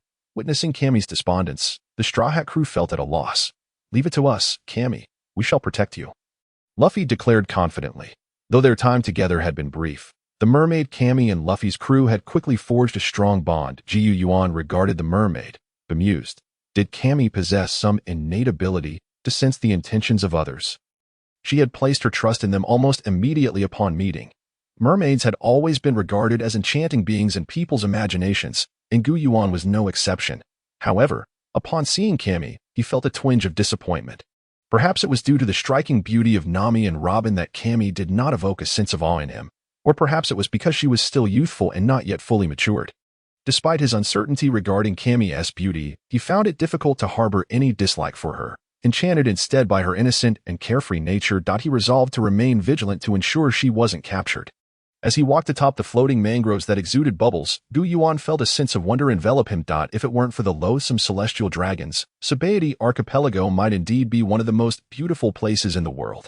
Countless bubbles floated in the air, refracting sunlight into a spectrum of colors, rendering the entire realm akin to a fantastical dreamscape. The Straw Hat crew explored Sabaody Archipelago, and it was undeniable that the economic prosperity here was remarkable. Among all the islands they had visited, Sabaody was the most flourishing. As Yuan and his companions played while searching for a coding expert, they encountered numerous professionals along the way, yet none were willing to negotiate. After all, this was the terminus of the first half of the Grand Line, perilously close to the Marine headquarters at Marineford. Most who sought coding were pirates with substantial wealth, leading to exorbitant costs that Nami and the others could hardly accept. Yuan felt some frustration. While Rayleigh may have been lacking as a teacher, he was undeniably fair in his pricing for coding. What justification could he present to seek out Rayleigh? Suddenly, commotion erupted ahead of the Straw Hat crew. The celestial dragons are coming. Thud, thud, thud. A rotund figure clad in a white spacesuit marched forth, clutching a chain tethered to a small giant race crawling beneath him. The residents along the roadside fell to their knees. Trembling in fear, a clear path opened in the center of the road, as no one dared to traverse beyond the crowd. Shintaro, a resident of Sabaody, once merely an inhabitant of a remote island, had come to Sabaody to trade alongside the village elder. Upon his first glimpse of Sabaody, he fell irrevocably in love with this dreamlike place. If only he could live here, after more than a decade of hard work. He now owned an ice cream shop within the amusement park of Sabaody, blessed with a lovely wife and 2 daughters, living in blissful happiness. Yet, residing in Sabaody posed the greatest risk of encountering the celestial dragons. These world nobles frequently patrolling this prosperous locale. Should misfortune befall ordinary people, they could easily be seized and sold into slavery. Today, Shintaro observed an unprecedented situation. The celestial dragon Charlos was parading on his newly acquired slave. Ah, so many lowly peasants, the air is tainted by your presence. Let me see if there are any interesting quarry among you. As a renowned island, Sabaody boasted many beautiful women, and Charlos had already taken several as wives. Suddenly, he spotted a group of individuals standing at a distance. What is this? Squinting, he observed that this group had not knelt. Impertinent! You dare not kneel before me, Charlos bellowed, his eyes blazing with rage as he pointed accusingly. As the crowd turned to gaze at them, Luffy and his companions were momentarily taken aback. Is he referring to us? The communication of information in the world of One Piece was woefully inadequate. Many regions remained economically backward, and the newsbirds provided scant information about the celestial dragons. Those who did not live in areas frequented by the celestial dragons often had no idea who they were. Even Robin, the most knowledgeable among the Straw Hats, took a moment to recollect before cold sweat began to beat on her forehead. Wait, Luffy, that appears to be a celestial dragon. What exactly is a celestial dragon? Do they resemble dragons? Usopp queried, perplexed. But this individual resembled a fat pig. Usopp's words reached Charlos's ears. Fat pig. How dare you, you wretched peasant, show such disrespect to me, in a fit of rage. Charlos drew a golden-patterned pistol and fired several shots at Usopp. Look out! Usopp, terrified. Usopp shielded his face, feeling bullets pierce through him, yet not a drop of blood was shed. His companions quickly recalled that Usopp was now a devil fruit user, impervious to firearms, and they collectively sighed in relief. Realizing he was unharmed, Usopp regained his bravado. Right? I'm a devil fruit user. I have nothing to fear. Instantly, he became brash, contemplating how to provoke the celestial dragon. Stop it, Usopp. They are celestial dragons, and you could attract the attention of an admiral. Robin cautioned gravely. Noticing Robin's serious demeanor and then glancing at the kneeling civilians, Luffy rarely adopted a serious attitude himself. As the celestial dragon recognized that the crew understood his identity, his fury began to subside, replaced by disdain. The natural devil fruit user from earlier, I find you quite intriguing. Come, be my slave. Thus began the tumultuous confrontation between the Straw Hat crew and the celestial dragon, a lively spectacle. DJ Apu bounced excitedly atop a distant rooftop, observing the unfolding chaos. The gluttonous Bonnie wore a troubled expression. Had these individuals come to Sabaody without prior knowledge? Inviting an admiral's attention at this juncture was perilously unwise. The likelihood of the general's assault is unequivocally 100, while my demise holds a probability of 0. The diviner Hawkins let out a sigh of relief. Captain Kidd, arms crossed and maintaining a stoic demeanor, gazed down at the Straw Hat crew. Oh, you dare to make a move, Straw Hat boy? The unfolding situation had drawn the attention of many formidable pirates, among whom the 12 strongest boasted bounties exceeding 100 million, collectively referred to as the worst generation, and here stood a formidable 8 of them. Luffy, with a serious expression, proclaimed, I will not permit anyone to harm my comrades or turn them into slaves. With that, he stepped closer to the celestial dragon. The atmosphere was thick with tension, as both the powerful new generation pirates and the onlookers felt as though time itself had come to a standstill. A fleeting thought crossed everyone's mind. Could something truly unimaginable transpire here? Yuan observed from the sidelines, now sufficiently powerful, indifferent to the commotion caused by Luffy and his companions, knowing he would intervene if necessary. He too harbored a disdain for the celestial dragons. If there were pirates deserving of death, aside from that pink figure, the celestial dragons ranked high on the list. Luffy's arm elongated, delivering a punch that distorted St. Charlos's face, shattering his glass helmet into 1,000 pieces. Gasps of astonishment erupted as the celestial dragon collapsed, unconscious. The celestial dragon was struck. Quick, flee. The Marine Admiral is on his way. The kneeling masses scattered in panic. Kid spat in frustration, gritting his teeth. How dare they act before I do, Captain? What should we do? Asked Killer, another member of the worst generation with a bounty exceeding 100 million. Let us retreat. This is not the time to oppose an admiral. The slaves under the celestial dragon's command looked on in shock, while the agents in black nearby crumpled in fear. Never had they heard of pirates attacking a celestial dragon, especially in the vicinity of Marine headquarters. It was utterly terrifying. On the celestial dragon's paradise, Sabaody Archipelago, the celestial dragons had not even brought their powerful subordinates, making it all too easy for Luffy to strike. All right, everyone, let us make a hasty retreat. Luffy gradually calmed himself. At Marine headquarters, a telephone bug on Sangoku's desk rang furiously. Fleet Admiral, on Sabaody Archipelago. The Straw Hat Pirates have attacked a celestial dragon. St. Charlos has been knocked out. Sangoku stood in shock upon hearing the news. Fury surging his veins throbbed on his forehead. At such a time, they caused this uproar. Carp's grandson is truly a troublemaker. First, he defeats 2 warlords of the sea, and now he dares to strike a celestial dragon. How terrifying. Send me there at once, Fleet Admiral. Kizaru, adjusting his sunglasses, stood up with alacrity. All right, your speed is unmatched. Intercept the Straw Hats quickly. This is outrageous. Relieved by Kizaru's readiness to act, Sangoku felt assured that he would handle the situation adeptly. A throng of people began to gather their belongings, preparing to flee, as the streets filled with those hastily escaping with their luggage. Capone Beach, the notorious gangster of the worst generation, held a large cigar and observed the chaos unfolding around him. Perplexed, he approached a fleeing individual and inquired, what happened?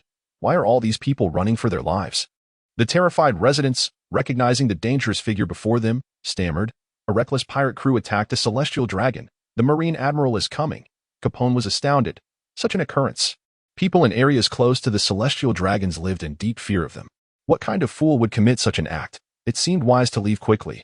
Those wretched fools had completely disrupted his plans. The inhabitants of Sabaody Archipelago, familiar with powerful pirates and the Marine's elite forces, understood that any major conflict would render their home unsafe. Luffy, we should leave too.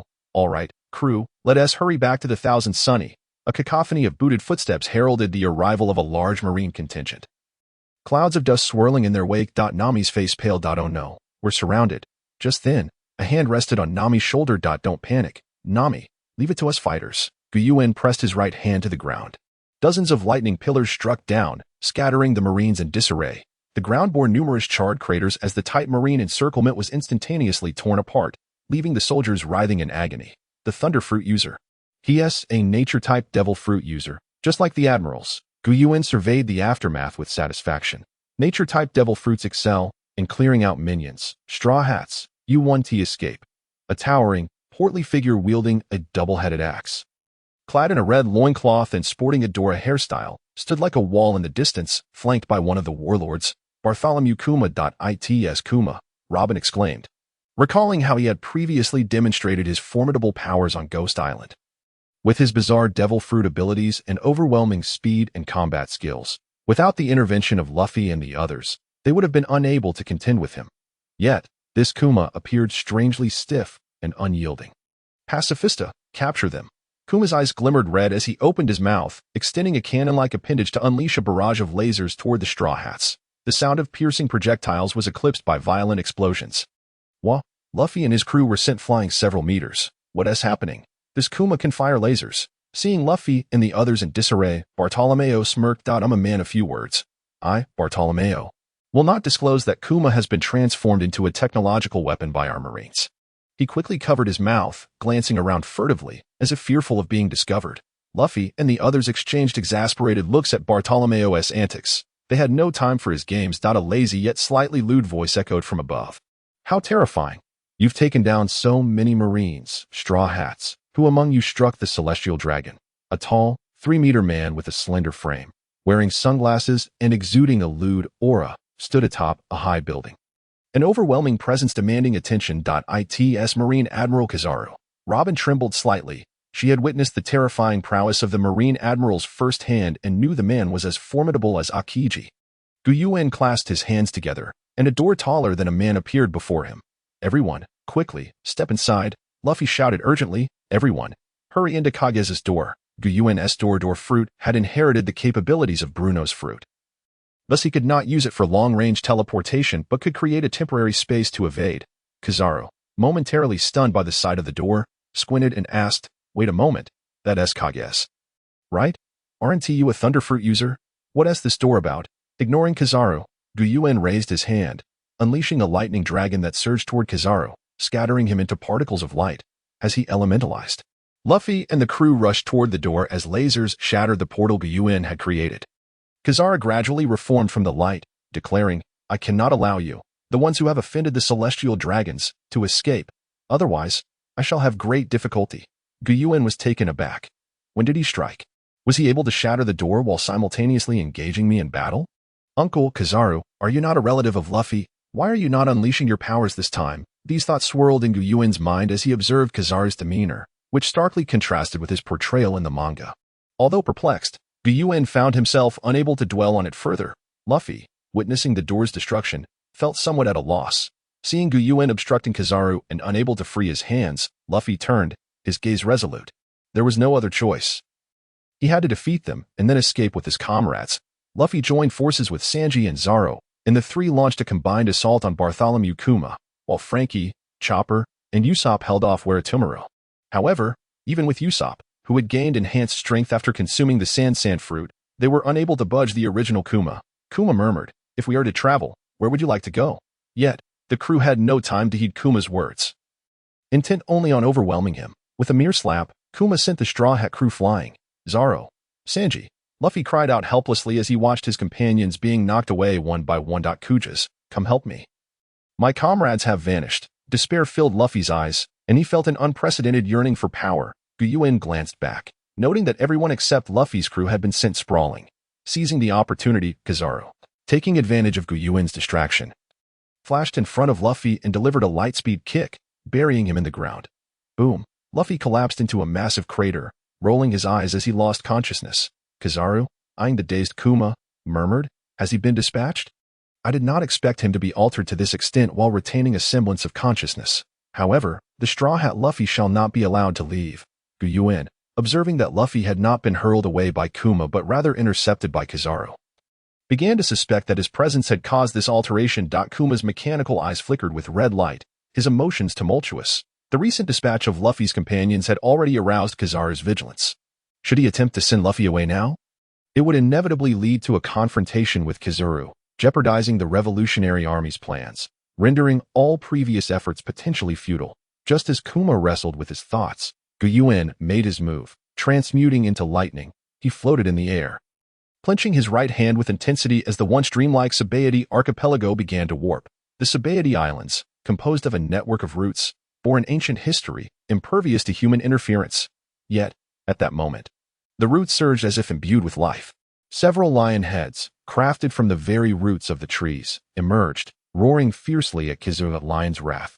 Earthquake. The lion heads instantly surrounded Kizaru and charged at him, as if intent on tearing apart the diminutive figure of the 3-meter-tall admiral. Kizaru hastily transformed into light and fled, observing the roots rising into the sky like vines, as buildings were engulfed and swallowed into the earth. The leaves atop the Sabaody archipelago seemed to awaken, morphing into colossal lion heads. In a mere minute, the original landscape of Sabaody was completely transformed into a myriad of lion heads, encircling Kizaru. The admiral was left stunned. Everything before him surpassed his imagination, and he scarcely paid attention to Luffy being carried away by the wooden lion heads. Beads of cold sweat trickled down his brow, rendering him momentarily speechless. As an admiral, he stood at the pinnacle of power, and the intelligence he had received regarding the island of the Golden Lion, coupled with the mysterious clash against the Golden Lion, had led him to an unexpected conclusion regarding the man before him.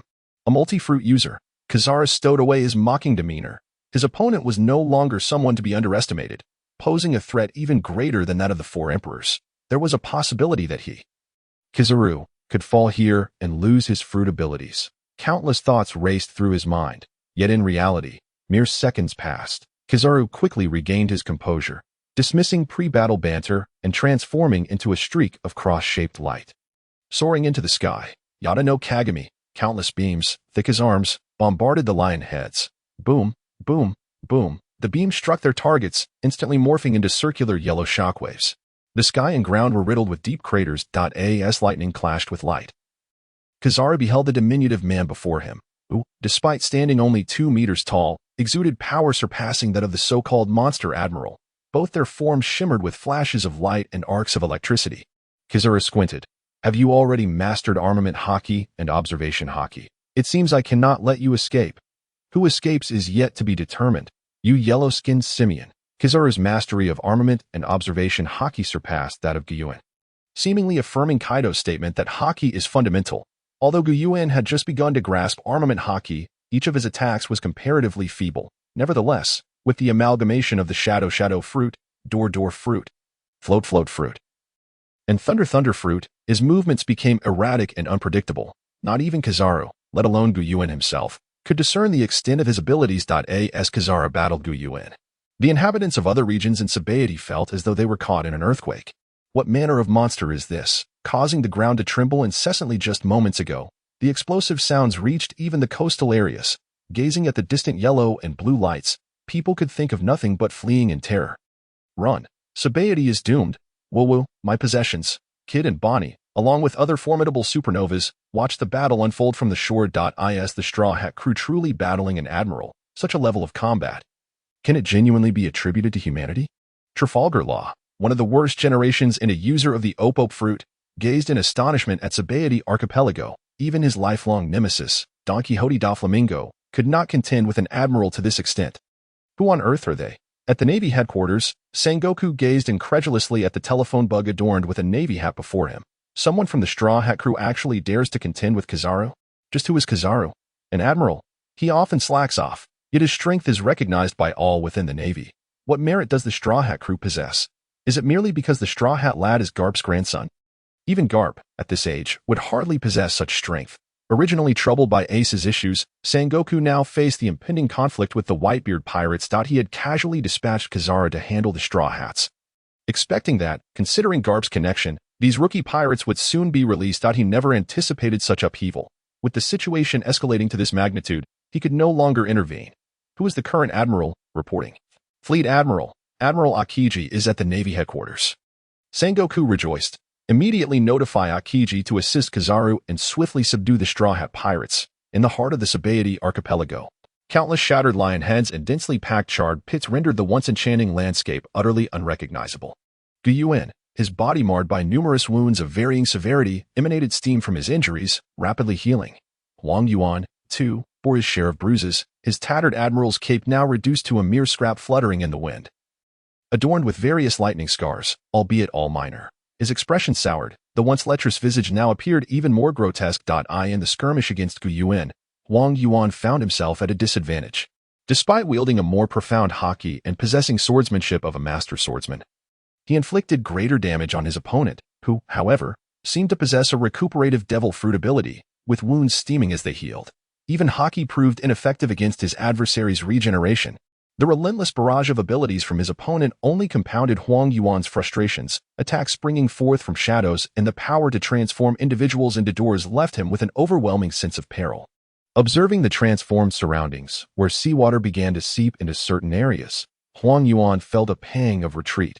They had battled for over an hour, with neither party showing signs of fatigue. In contrast, Yuan reveled in the encounter. Having long been deprived of formidable opponents, his abilities remained largely untapped, and he now comprehended his standing, engaging an admiral through sheer versatility and devil fruit powers, where neither side could gain the upper hand.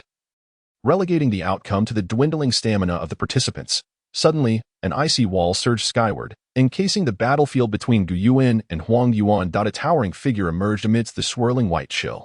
Upon witnessing this, Yuan's serious demeanor relaxed. After more than an hour of combat, he had gauged Yuan's strength and recognized that he alone could not prevail against his opponent, much less against two admirals.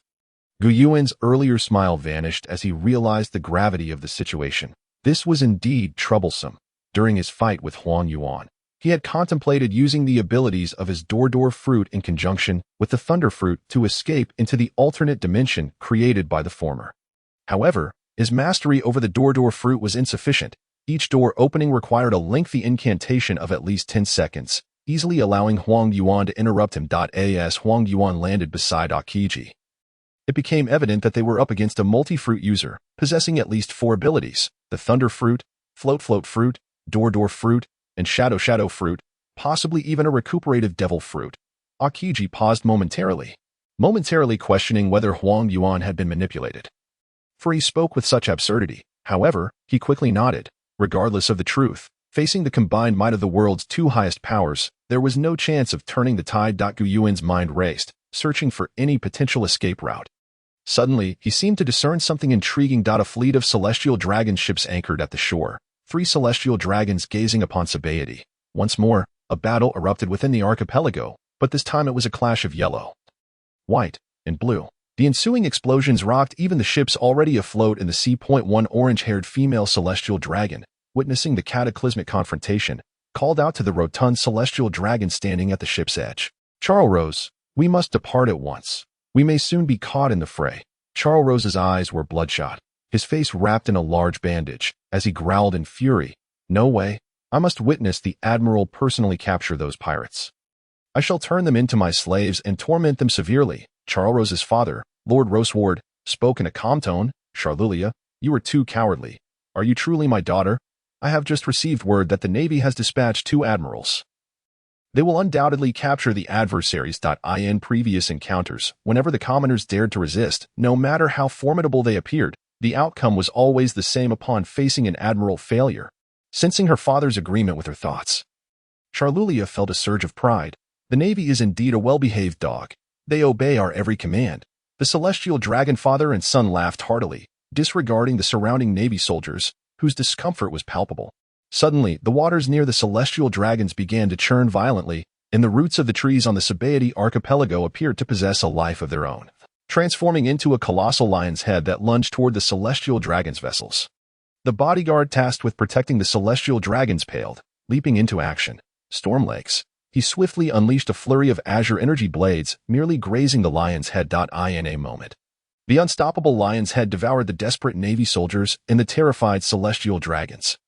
Dragging them into the roots, Yuan plunged into the earth, countless lion heads swiftly shielding him from Huang Yuan and Akiji's assaults. Yuan felt as though his body was on the verge of disintegration. Unable to suppress the urge to spit blood, Akiji and Huang Yuan, working in tandem, demonstrated a synergy greater than the sum of their parts. Their combined efforts thwarted Yuan's ability to concentrate on deploying multiple devil fruit powers. Although his swallow fruit allowed for simultaneous use of various abilities, it required mental focus to manipulate them. Faced with two formidable foes wielding both devil fruits and haki, he could scarcely leverage his multi-fruit advantage. Barely managing to utilize the thunder and float fruits. Fortunately, he had a trump card. Akiji and Huang Yuan positioned themselves on either side, fixated on Yuan as the two admirals prepared to strike. Huang Yuan, now feeling less pressure, began to mock Yuan. "Jagus, to face two admirals simultaneously is truly terrifying." Yuan's face darkened. He had been ridiculed by this lecherous old man.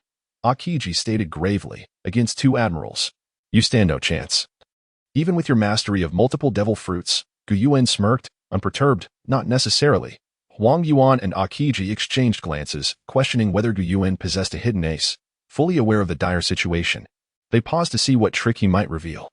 Three figures clad in exquisite white spacesuits emerged from the ground before Yuan. The once haughty celestial dragons now had shattered glass helmets to avoid breathing the same air as the commoners. Their bodies marred by the weight of heavy objects. All three lay unconscious, eyes rolling back in their heads. Huang Yuan and Akiji were taken aback. Huang Yuan's expression soured. "This is bad. How could these celestial dragons be captured? Weren't they supposed to have left?" Akiji shared his discomfort. The tide had turned, and capturing their adversary today seemed increasingly unlikely. "Jagus, release the celestial dragons, and we can allow you to escape." Akiji inhaled deeply. Though he had no desire to save those plump celestial dragons, the Navy's position and identity forbade him from acting otherwise. Yuan exhaled in relief, fearing that Akiji and Huang Yuan would disregard the celestial dragons and focus solely on eliminating him. After all, these three celestial dragons were mere liabilities, while he, Yuan, possessed the ambition to upheave the world, a confidence born from his status as a transmigrator. Had he been up against another admiral, such as Akainu, a battle might have already commenced. Indifferent to the fate of the celestial dragons, though that possibility was slim, Yuan activated the door fruit, gradually retreating into the portal, suddenly propelled by a massive hand of roots controlled by the float fruit, which flung the three celestial dragons into the door. Not good. Akiji's eyes widened in alarm. Huang Yuan transformed into a flash, kicking one of the celestial dragons out, only to be engulfed by a lightning dragon. The door created by the door fruit swiftly closed and vanished. Upon reaching Charles, they discovered that the moment the celestial dragon's body came into contact with sunlight, it began to dissipate into smoke, ultimately vanishing. What on earth? Damn it. I should never have trusted these pirates. The islands of Shambadi did not suffer widespread devastation due to the battle between the ancient source and the two admirals. In fact, only a quarter of the area was affected. A group of construction workers was transporting a batch of timber using the unique floating bubbles of Shambadi, right at the epicenter of the conflict. As they surveyed the shattered wooden lion heads and the lingering remnants of frost, they were filled with astonishment. Are these marks truly the result of human combat? The Straw Hat crew is indeed formidable. Not only did they soundly defeat the celestial dragons, but they also managed to escape from the admiral's grasp. Hush, lower your voices. There may still be Navy personnel and world government agents lurking around. It has been a day since the clash between the ancient source and the two admirals. The two admirals, unfamiliar with the powers of the Moku fruit, dared not wager on whether the ancient source would return, especially since the Navy headquarters had urgently mobilized their forces. A confrontation with the world's strongest man, Whitebeard, was imminent. After several hours, both Akiji and Kazara departed in succession, under a concealed root of a tree on the Shambadi Islands. A door quietly swung open. The ancient source and Luffy emerged from within.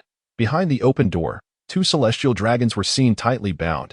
Woo-woo, Luffy pressed his hat down and said, "Gajes, let us hurry and find our comrades. I plan to train for a while before embarking on a new voyage." It was evident that this incident had greatly impacted Luffy, although his strength was formidable, ranking just below the 7 warlords. He could only manage to defeat the lower-ranked warlords with his sit-up ability. When considering the ranks, Luffy's power was already among the elite of the seas. However, while his previous combat experience sufficed against those adept in devil fruits, it fell short against masters of Haki. The ancient source expanded his mind network, allowing the sounds of half of the Shambadi Islands to reach his ears, inundated with a plethora of information. Luffy, I recall you mentioning you have an older brother named Ace. Correct. Luffy tilted his head in confusion. Yeah, what about it? Follow me. The ancient source levitated, flying just above the ground. In the aftermath of that battle, many agents trained by the world government remained on Shambadi to monitor the area, ensuring they were unaware of the ancient source and his companion's presence. Yet, under the influence of the ancient source's mind network, these agents had nowhere to hide, utilizing the advantages of his mind network. The ancient source guided Luffy through a maze of agents, arriving at a newspaper office. Upon seeing Luffy and the ancient source, the office owner was so startled that he broke into a cold sweat.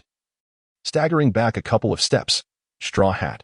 But before he could utter another word, the ancient source manipulated the trees to bind him, sealing his mouth. The ancient source picked up a newspaper, and Luffy hopped onto his shoulder to take a look. Suddenly, a picture caused Luffy's pupils to constrict. Ace. It turned out that just a few days prior, after Akiji and Kazara returned to Navy headquarters. What? Multiple devil fruit abilities. It was unexpected that neither of the admirals left anyone behind. Ha ha ha, truly my grandson. The reactions within Sengoku's office varied. Only Garp's response incited Sengoku Sire.Be quiet. Garp, I haven't settled the matter regarding Ace with you yet. Speaking of Ace, Garp's eyes reflected a hint of sorrow. The only piece of good news he had received in recent days was that Luffy had escaped from the admirals. Concerning the ancient source, a collective meeting was urgently convened at Navy headquarters. This meeting primarily focused on the bounty of the Straw Hat crew. Sengoku spoke solemnly. Immediately, a vice admiral stood up. I propose we enact an extermination order against the Straw Hat crew. Kages's ability to seize devil fruit powers is too formidable. Considering he has acquired the Sand, Shadow, and Float fruits, it is utterly terrifying. We must eradicate this evil immediately. Vice Admiral Fire Mountain, the Navy is on the verge of battling the Yonko Whitebird. We simply cannot spare the resources to deal with the Straw Hat crew. Do you wish to be defeated by the Whitebeard pirates? Observing the escalating debate, Sengoku could only helplessly rub his forehead. Truly, one trouble after another. Ultimately, even the highest authority of the world government, the Five Elders, intervened to finalize a plan. Their primary focus would be on the Whitebeard pirates, followed by the eradication of the Straw Hat crew. The opportunity to capture something incriminating against Whitebeard must be fully utilized. Indeed, this conflict might even overshadow the incident involving the Celestial Dragons. The new bounty for the Straw Hat crew was also unveiled. Gages, a combatant of the Straw Hat pirates, was assigned a bounty of 2.5 billion berries, labeled as the enemy of all devil fruit users. Monkey D. Luffy, captain of the Straw Hat pirates, was given a bounty of 1 billion berries. Denoted as the fearsome captain of the Straw Hat crew, Roronoa Zaro, the first mate of the Straw Hat pirates, was assigned a bounty of 500 million berries. The total bounty for all crew members reached an astounding 5 billion berries. Observing this bounty, the ancient source nodded silently. This amount was akin to the bounty that Blackbeard received after seizing the Tremor fruit and ascending as a new emperor, unexpectedly acquired ahead of time. At this moment, Luffy was indifferent to the bounty. He was fixated on another article in the newspaper. Fire Fist Ace, the 2nd Division commander of the Whitebeard pirates, is to be publicly executed at Navy headquarters in 3 days. Luffy rubbed his eyes again, still unable to believe what he was seeing. His brother had truly been captured. How is this possible? Ace, he is much stronger than I am. How could he have been caught? Calm down, Luffy. Taking a deep breath, Luffy clenched the newspaper and declared, Ace is my brother. He is my kin. He is going to die. I must go save him. Impel Down, also known as the Underwater Prison, is the world's foremost penitentiary, located in the calm belt of the first half of the Grand Line. Impel Down is essentially a colossal tower-like structure submerged in the sea, with its foundation resting on the ocean floor. Surrounded by massive sea kings due to its location in the calm belt, the prison is defended by a Navy warship. The inmates are all serious offenders, and the atmosphere within is foreboding, filled with various monstrous jailers and visual snail surveillance. Outside the prison, a multitude of large sea kings lurk in the depths, earning Impel Down its reputation as an impregnable fortress.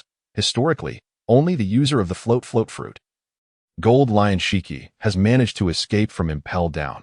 Outside Impel Down, Navy soldiers stationed nearby sensed an abrupt darkness engulfing the sky. What had been a clear blue expanse was suddenly cloaked in ominous clouds.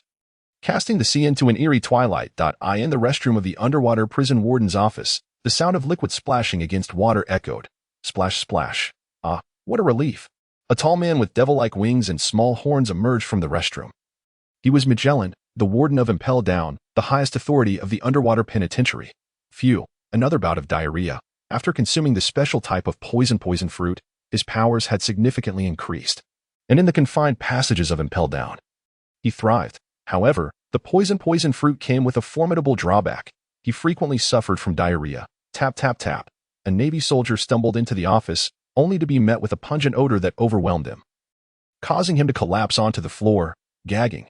Observing the soldier's distress, Magellan frowned and waved his hand, creating a gust of wind that cleared the air in the office. All right, what's the matter? So reckless, the soldier, feeling relieved as the weather improved, cheerfully announced, Warden, it looks like it's going to rain outside. The sky is filled with clouds. Magellan stroked his chin, his mind swirling with confusion. Clouds. Rain. Suddenly recalling something, he dashed out of the office. This is utterly incorrect. The windless zone lacks any breeze, resulting in a scarcity of clouds and virtually no precipitation. The ominous dark clouds overhead are far from a normal occurrence. Upon rushing outside, he was astonished to witness a scene reminiscent of the apocalypse, with the sky filled with thunderclouds and lightning striking down in violent arcs. A warship outside the city had already been cleaved in two by the relentless lightning. What on earth is happening? The indiscriminate assault of lightning illuminated the area surrounding the advancing city in flames. Even the prisoners residing in the third layer below the surface could feel a slight tremor. What is transpiring above? Hey, guard, what is going on outside? Magellan gazed at the chaotic scene and suddenly recalled the significant events that had transpired over the past couple of days. His eyes widened, and he swiftly retrieved a phone bug to contact Sengoku. Moshi, this is the naval headquarters. Admiral Sengoku, the Thunder God Kaido has come to advance the city for a jailbreak. Understood. I will dispatch a general for support immediately. Sengoku responded with a calm demeanor, casting a sidelong glance at the composed Vice Admiral Tsuru seated beside him. If it's the Navy's strategist, little Tsuru, everything has unfolded just as you anticipated. Tsuru, reclining on the sofa, slowly set down her teacup. Having heard that one of Garp's grandsons was the captain of the Straw Hat crew, she had foreseen this day might come. Sengoku reflected, fortunately, we managed to extract the prisoner Portgasti Ace beforehand. Otherwise, the Straw Hats might have successfully liberated him. Sengoku harbored considerable apprehension towards the ancient source capable of contending with two admirals simultaneously. It was uncertain whether Magellan, whose combat prowess approached that of an admiral, could thwart the intruders. On the side of the advancing city, upon hearing Sengoku's intention to dispatch an admiral, Magellan felt considerably emboldened. According to Navy intelligence, the ancient source could withstand two admirals at once. Regardless of the truth behind this claim, it warranted his serious consideration. The figure of the ancient source emerged from within the thunderclouds. Amidst the chaos wrought by the thunder and lightning, Luffy had managed to infiltrate the advancing city. And now he merely needed to defeat Magellan to seize his prize. The frequency of lightning strikes began to escalate, a terrifying natural disaster that prompted the Sea Kings below to flee in haste. Magellan, observing the sunken warship, felt an overwhelming surge of frustration, yet he found himself powerless, unable to ascend and confront the figure concealed within the clouds. Coward, if you have the ability, come down and face me in a fair fight. It seemed as if the heavens had heard Magellan's challenge. A colossal bolt of lightning struck him directly. Boom. The overwhelming heat melted even the hard prison floor into a dark red substance.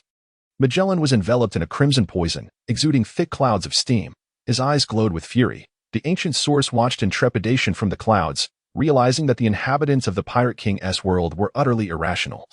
This lightning could melt rock yet failed to obliterate him. The ancient source gradually floated above the advancing city. Upon seeing this, Magellan roared, "You've finally come down. There's no escape for you. Reinforcements from the naval headquarters are on their way." Observing that Magellan lacked the protagonist's fortune but still attempted to parley like one, the ancient source raised a hand, causing a warship to soar into the air, hurtling towards Magellan at great speed. Hell approval. A demon dragon, resembling Magellan, collided with the warship, its powerful corrosive force instantly reducing the vessel to a mere skeletal frame, leaving only dark yellow fluid scattered across the ground. Toxic pufferfish. Magellan assumed a stance akin to the Kamehameha, unleashing a torrent of spherical poison bullets that enveloped the airborne ancient source. However, the ancient source transformed into lightning and vanished in an instant. After several rounds of probing, he discerned that while Magellan could wield haki, It was insufficient to subdue the monstrous beings lurking in the depths of the underwater prison. Moreover, his mastery of Haki was not particularly robust. Understanding Magellan's level, the ancient source surged forward, clashing with Magellan as lightning and poison splattered in all directions.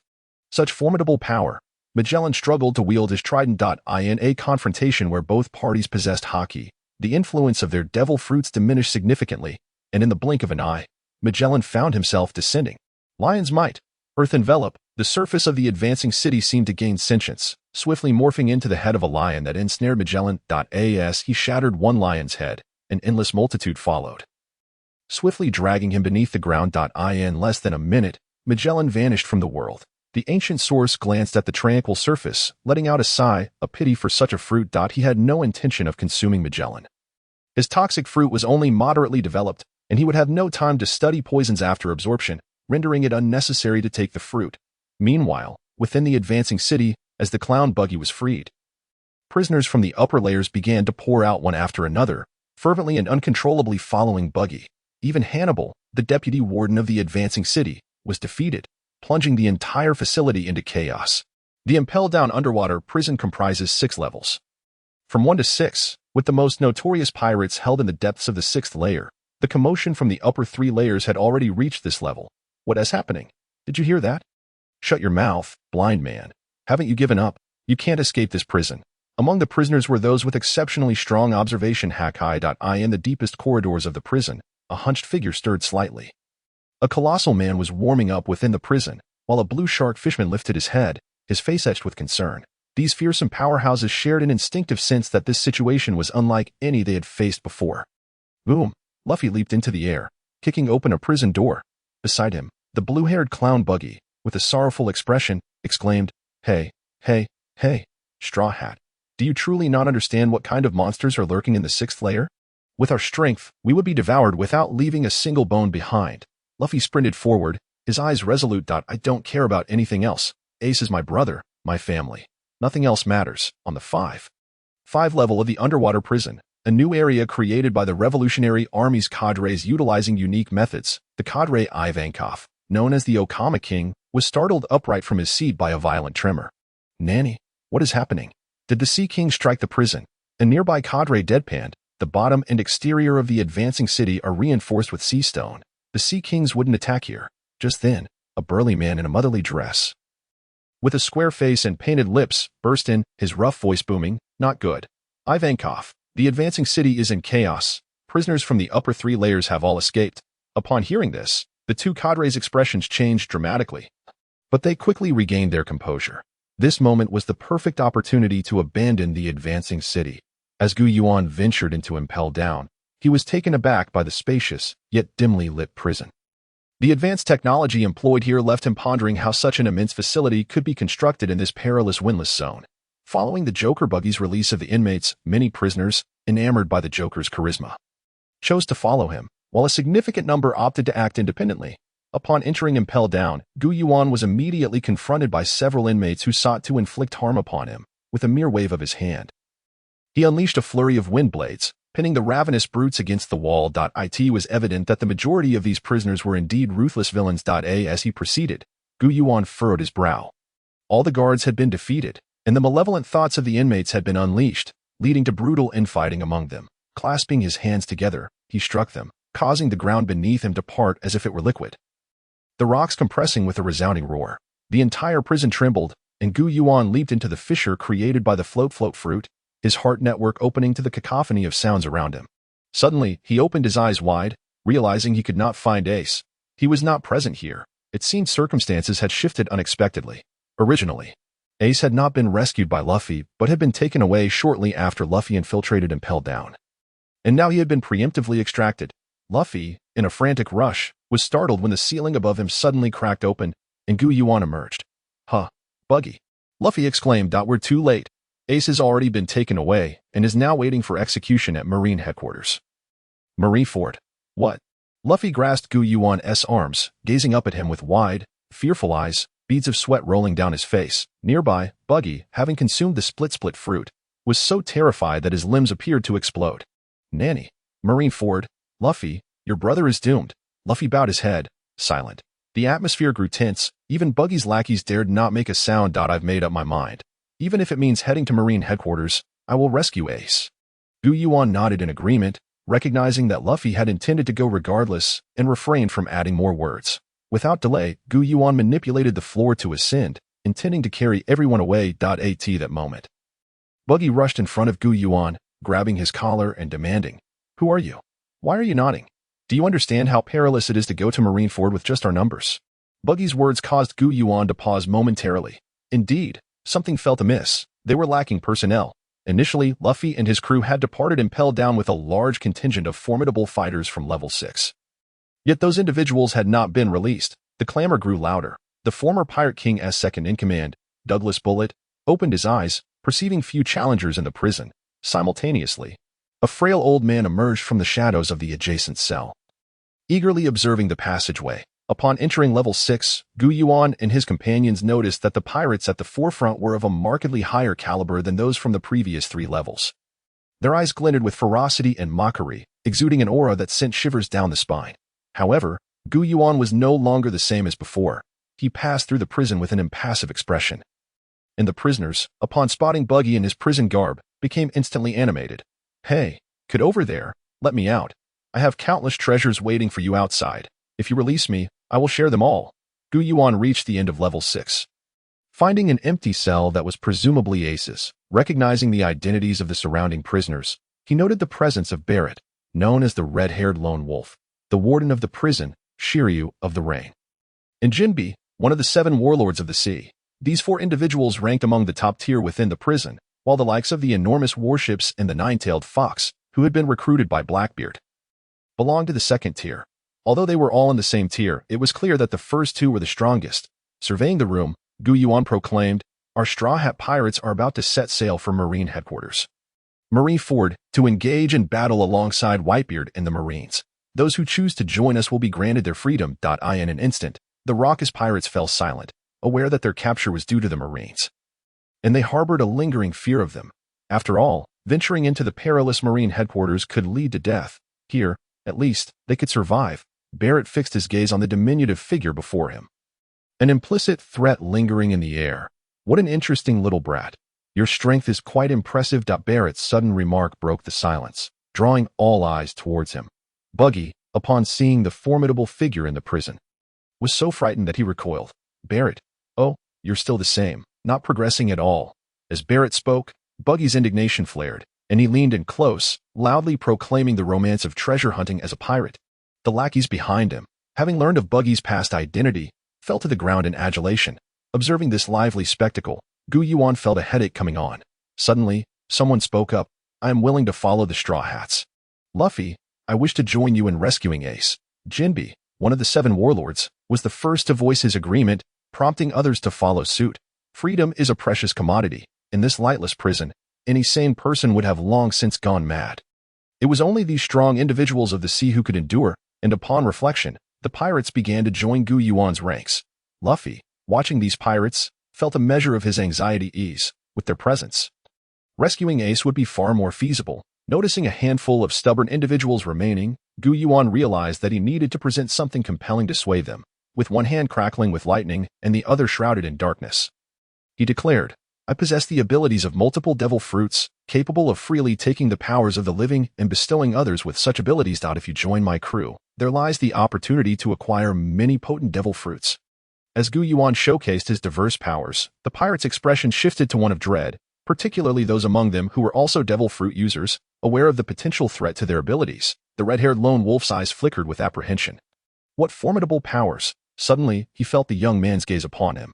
Even the power of rejuvenation exists. With Yuan's words, the red-haired lone wolf ceased his hesitance. "If that is the case, I shall accompany you to witness how Carp, Sangoku, and those old geezers are faring." Yuan then turned to Shiryu, who remained unfazed by the attention of so many.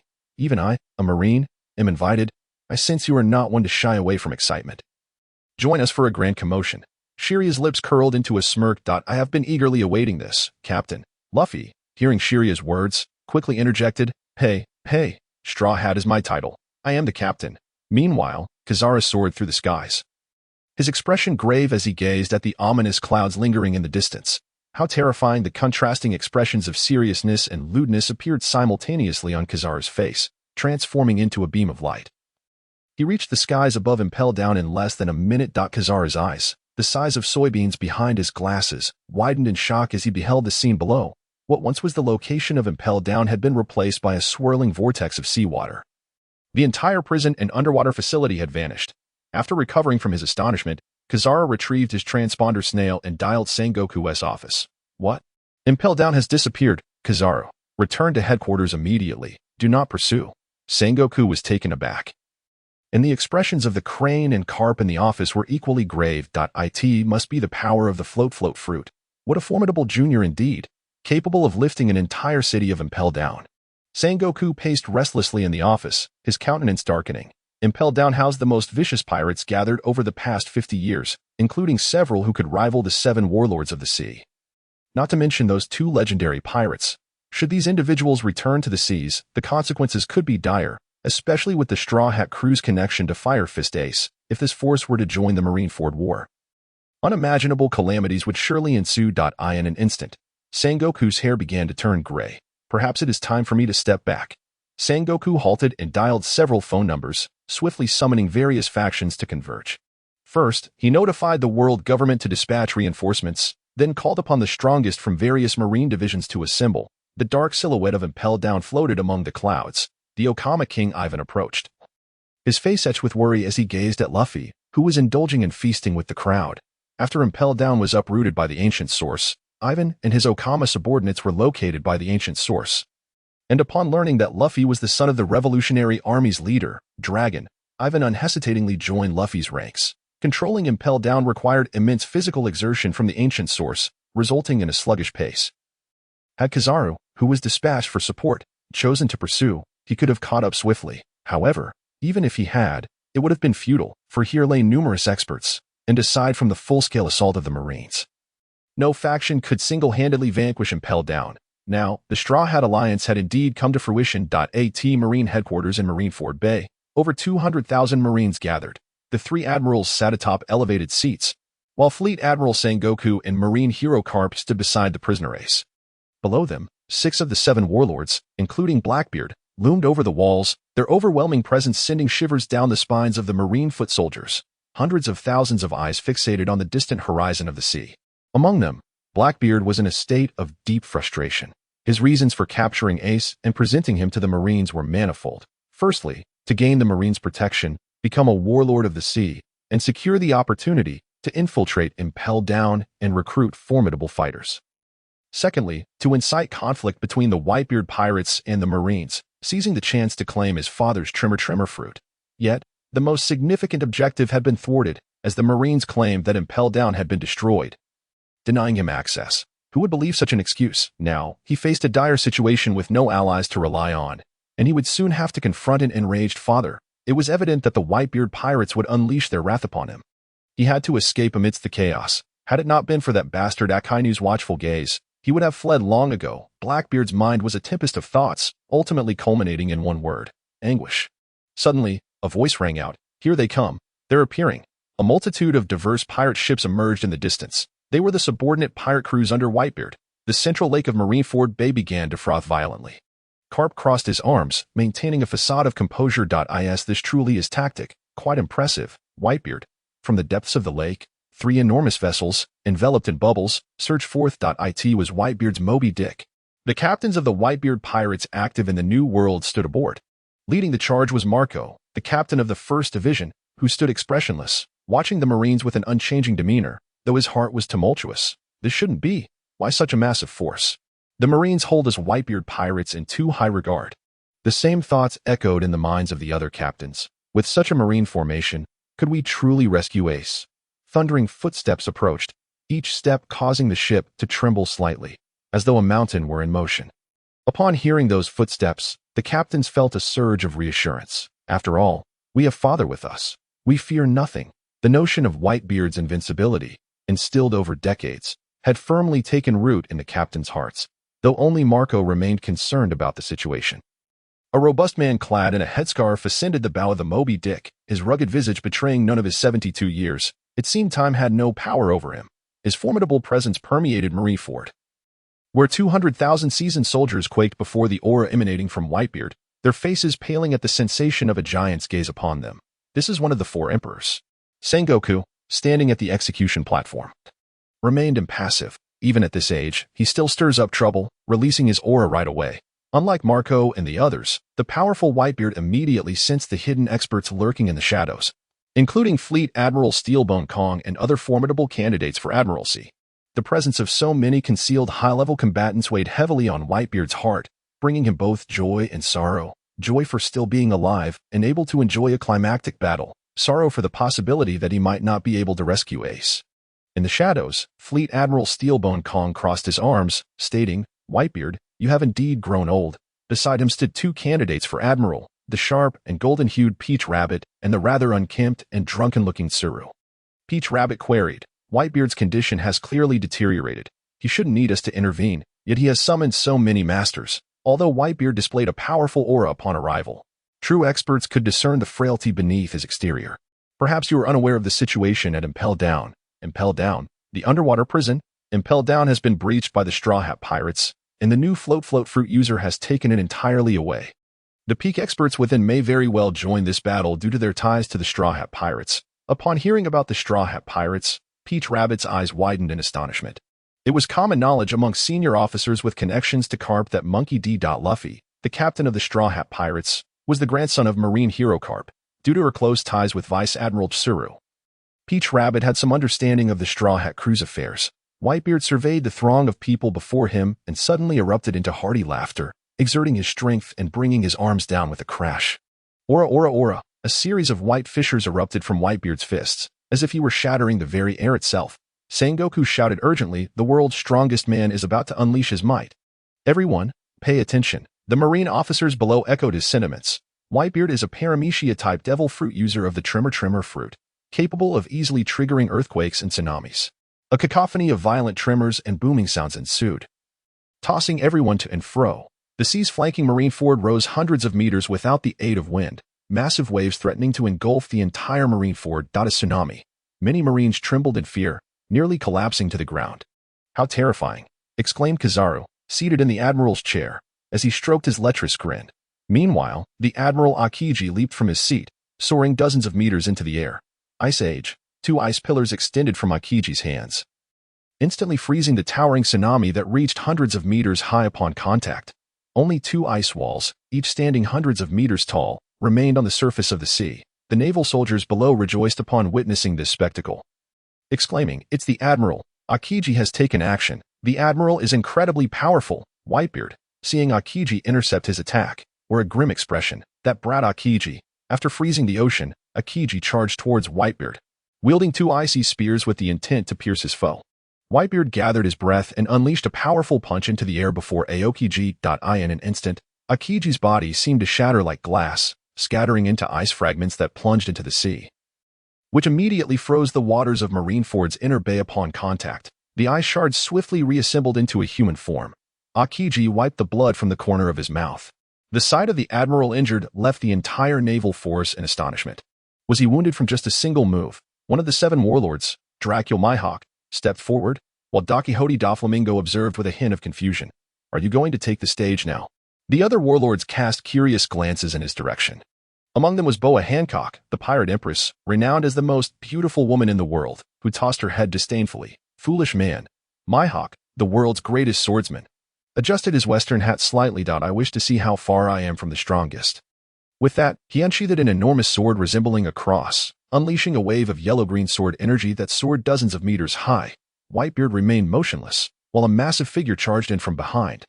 Seizing the sword energy with a powerful grip, gritting his teeth, he forcefully lifted the sword energy skyward. "I won't allow you to harm Pops." A man, half of whose body gleamed like diamond, emerged beneath the sword energy. Jozu, the captain of the 3rd Division of the Whitebeard Pirates, a user of the diamond fruit, Admiral Kazara leaped into action, radiant yellow light materializing in his hands. Yasukani no Magatama, countless light bullets surged towards Whitebeard.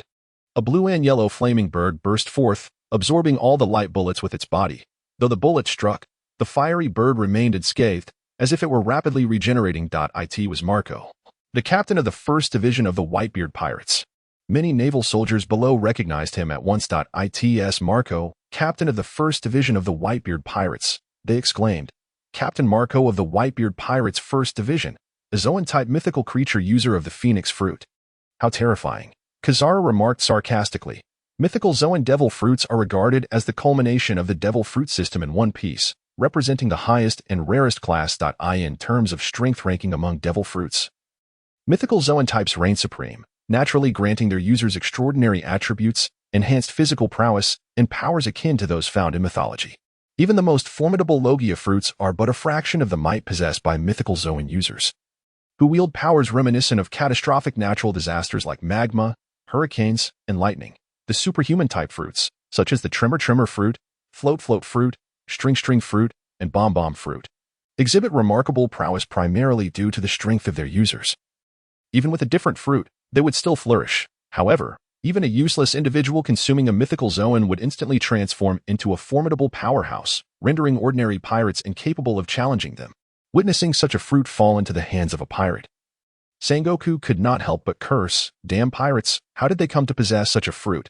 While the Navy's upper echelons were well aware of the personnel within the Yonko crews, they were still displeased each time they witnessed the display of mythical Zoan abilities. Especially since Sangoku himself was merely a mythical Zoan user. As the high-level combatants clashed, dozens of captains and affiliated pirate crews under Whitebeard surged onto the ice, joining the fray against the naval soldiers.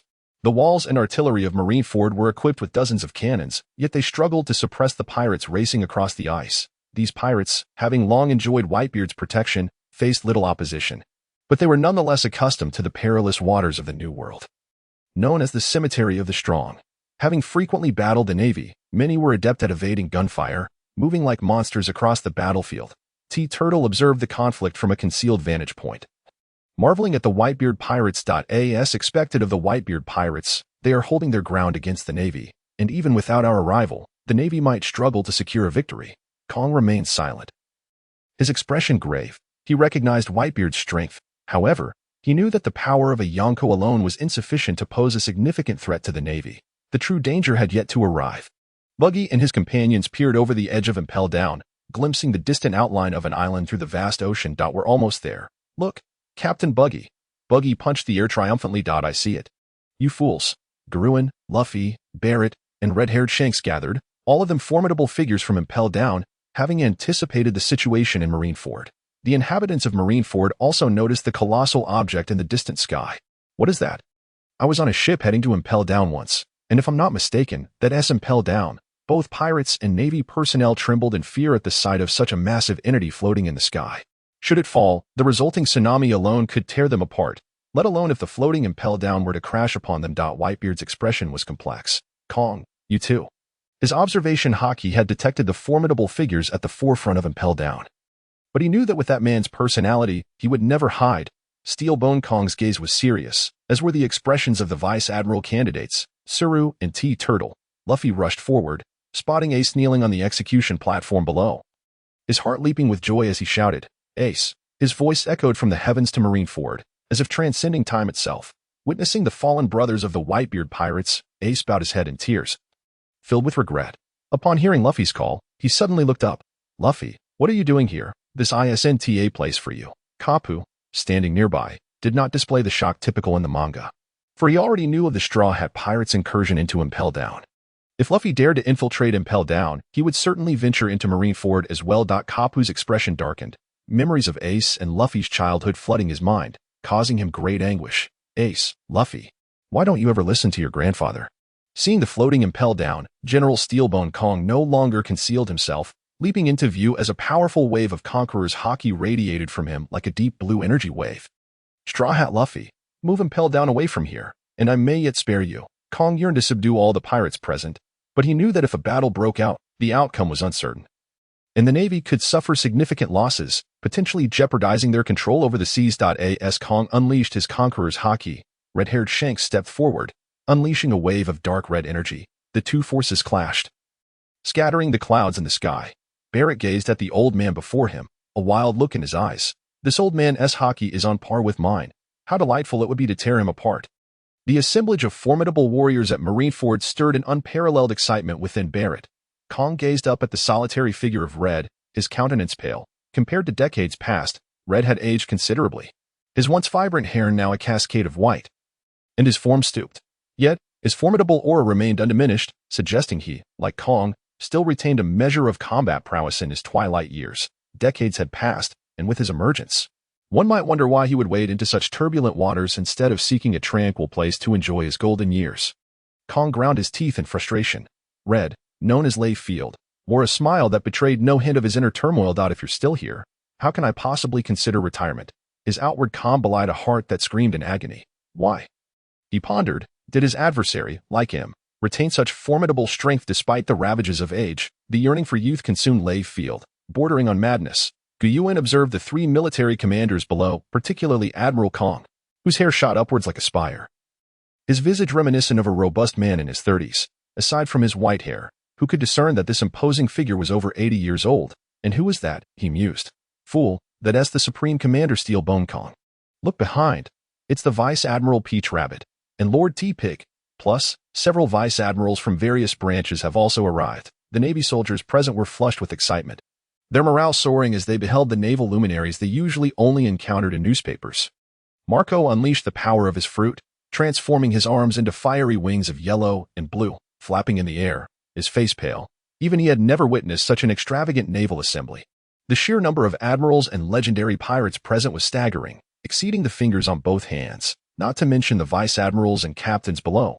What an unprecedented spectacle! Admiral Weasel, observing the figures standing atop impelled down, felt a cold sweat trickle down his brow. As one of the more powerful vice admirals, he was privy to numerous secrets.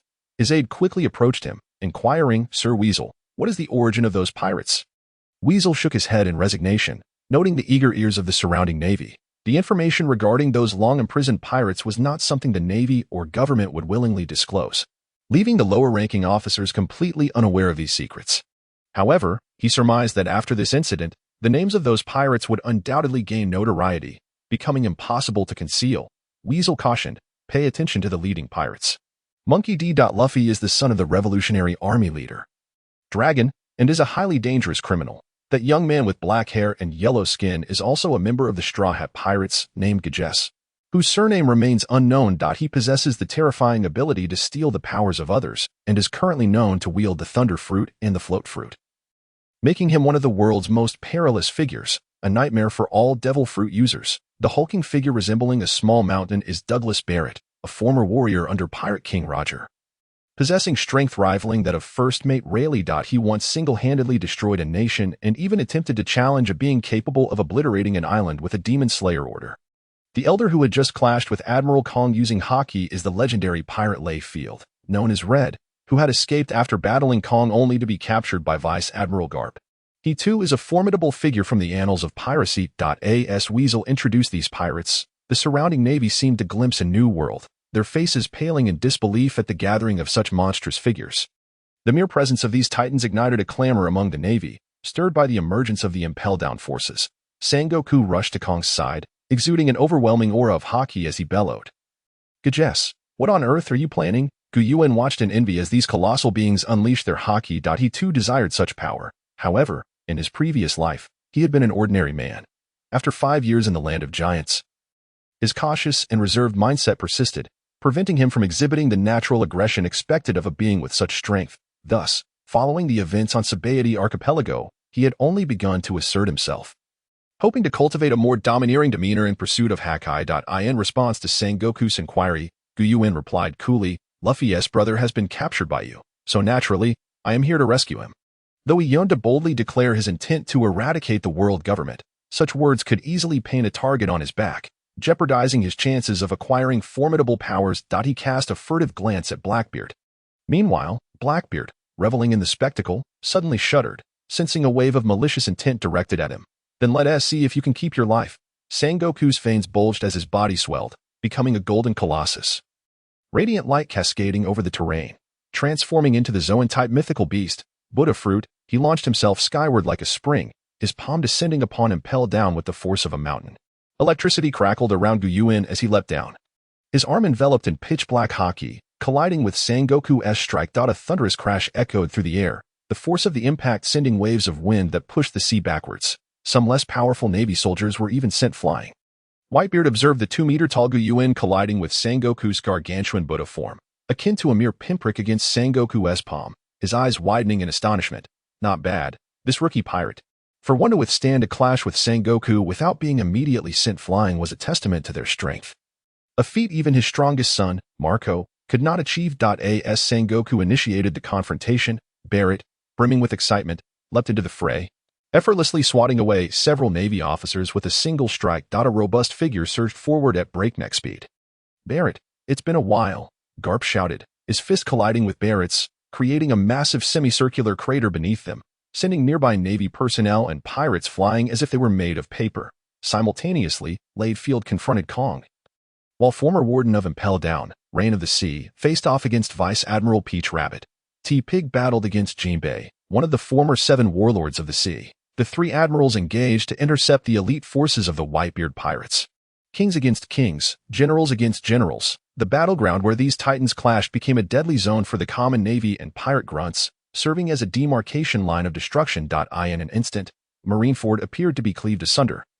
Structures demolished in a heartbeat, massive boulders flung into the sky. Kobe, Garp Esprot G, and an early figure in the era of the Pirate King, a former acquaintance of Luffy, who aspired to become an admiral. Often labeled as the Runaway King, gazed in awe at the titans battling on the battlefield, witnessing Marineford being dismantled as if it were a child's toy.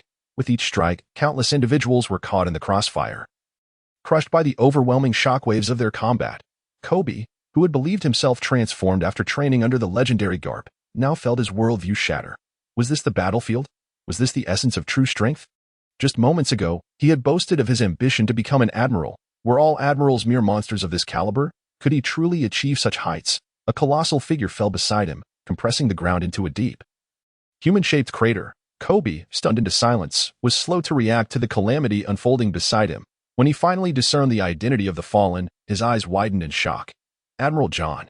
The giant figure sprawled on the ground was indeed Vice Admiral John Giando, a titan within the Navy hierarchy. To be an admiral is to be at the pinnacle, and the rank of Vice Admiral is universally acknowledged. Every Navy officer knows these names by heart. How could this be? The giant Vice Admiral had been felled. A charred cannonball crater marred John's chest, his torso deeply indented. From a distance, raucous laughter echoed. Ha ha ha. A pathetic Vice Admiral. A giant is nothing more than this. As the heavy footsteps echoed, KB beheld a burly man adorned with a horned iron hat, exuding an aura reminiscent of Viking pirates, approaching him step by step while toying with a pitch-black cannonball in his hands. A fragment of memory surged from the depths of his mind, rendering KB pale as he instinctively recoiled. It was the World Destroyer. Bondi Wald, known as the World Destroyer, was a notorious pirate who had roamed the seas 3 decades prior. Once rivaling the likes of Whitebeard and Roger. He possessed the formidable Momo fruit, which granted him the ability to amplify the size and speed of objects by 100-fold. His relentless pursuit to overthrow the world government led to his being cunningly frozen and subsequently imprisoned and Impel Down. Although Yuan initially intended to seize his fruit, he refrained upon discovering that Bondi was surprisingly amenable to joining forces with the Straw Hat Alliance against the Navy. Bondi was a powerful yet severely limited individual. Despite his immense strength, his intellect was lacking, and he could only unleash his full potential when accompanied by his astute elder brother. He was akin to a being capable of overwhelming vice admirals yet unable to contend with admirals. Primarily owing to the immense notoriety gained from his fruit's powers, which many could replicate, Bondi surveyed the diminutive naval soldiers before him, a sinister grin spreading across his face, his eyes brimming with malice as he hurled the cannonball with tremendous force. The sheer might propelled the projectile through the air, causing it to expand rapidly like a balloon, its velocity only increasing as it grew. KB stood frozen, his expression one of sheer terror, unable to even articulate his fear as he gazed upon the enormous cannonball that loomed overhead. Casting a shadow akin to a small mountain. He remained oblivious to the chilling aura approaching from behind. Suddenly, the cannonball was encased in ice. Ice Age. Akiji wiped the sweat from his brow, relieved that the detonation of such a bomb would spell disaster. Despite the chaos Bondi had caused, it had failed to capture the attention of all present.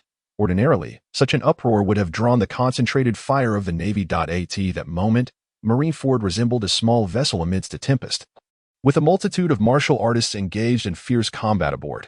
Even a clash between 2 masters could capsize the ship, yet here, a dozen or more were locked in battle. On the battlefield, apart from a few powerful figures, the remaining pirates and naval soldiers were preoccupied with evading danger, their minds too consumed with survival to engage in combat.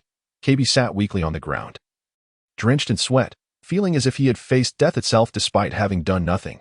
Suddenly, he spotted a familiar figure racing through the battlefield, a straw hat atop his head. Luffy dashed wildly, seemingly oblivious to the battles raging around him. His eyes fixed intently on Ace upon the execution platform. Due to the chaos among the powerful, aside from a few Shichibukai merely biding their time, the other Navy forces were already embroiled in battle, and the defenses of the execution platform had severely weakened. Ace, wait for me. I will save you. Suddenly, a familiar silhouette blocked his path. KB, what are you doing? Get out of the way. I must save Ace. KB spread his arms earnestly. Luffy-san, this time I will not let you pass. I will stop you. With a rubbery punch, KB fell to the ground, eyes rolled back, unconscious. Ace on the execution platform gazed upon the carnage of Marineford, tears streaming down his face, filled with regret and self-recrimination. Damn it. Damn it. If only I had listened to Dad. How could it have come to this? My brothers, my family, with no one to impede him. Luffy swiftly reached the execution platform. Luffy, it's useless. You don't have the key. You can't unlock the sea stone handcuffs. Luffy strained to hoist Ace onto his back, attempting to carry him away. Sangoku clashed with Yuan, his heart heavy. The opposing force was imbued with a strength that belied its 2-meter stature, almost akin to that of a giant, and the dense armament haki was exceptionally troublesome, coupled with various peculiar devil fruit abilities. Yuan, steam rising from his hands as he healed his injuries, grimaced in pain. Sangoku wielded the pinnacle techniques of Conqueror's haki entwined with penetrating effects. Each collision left Yuan wounded, barely managing to hold his ground with the aid of his float and thunder fruits. As the battle intensified, Marineford began to crumble, and from above, it was increasingly difficult to recognize the former structure. As wreckage lay scattered everywhere from the aftermath of the fighting, Sangoku's spirits sank to an all-time low as he incessantly berated Yuan. At this rate, even if Ace is executed, the repercussions of this battle will be irreparable. With that thought, Sangoku glanced towards the execution platform. Where is he? He found the execution platform had collapsed into ruins. Now a heap of scrap metal. Ace's figure had vanished. Sangoku shouted urgently, "Where is the prisoner, Ace?" His words drew the attention of all, and disregarding Yuan's obstruction, he charged back towards Marineford.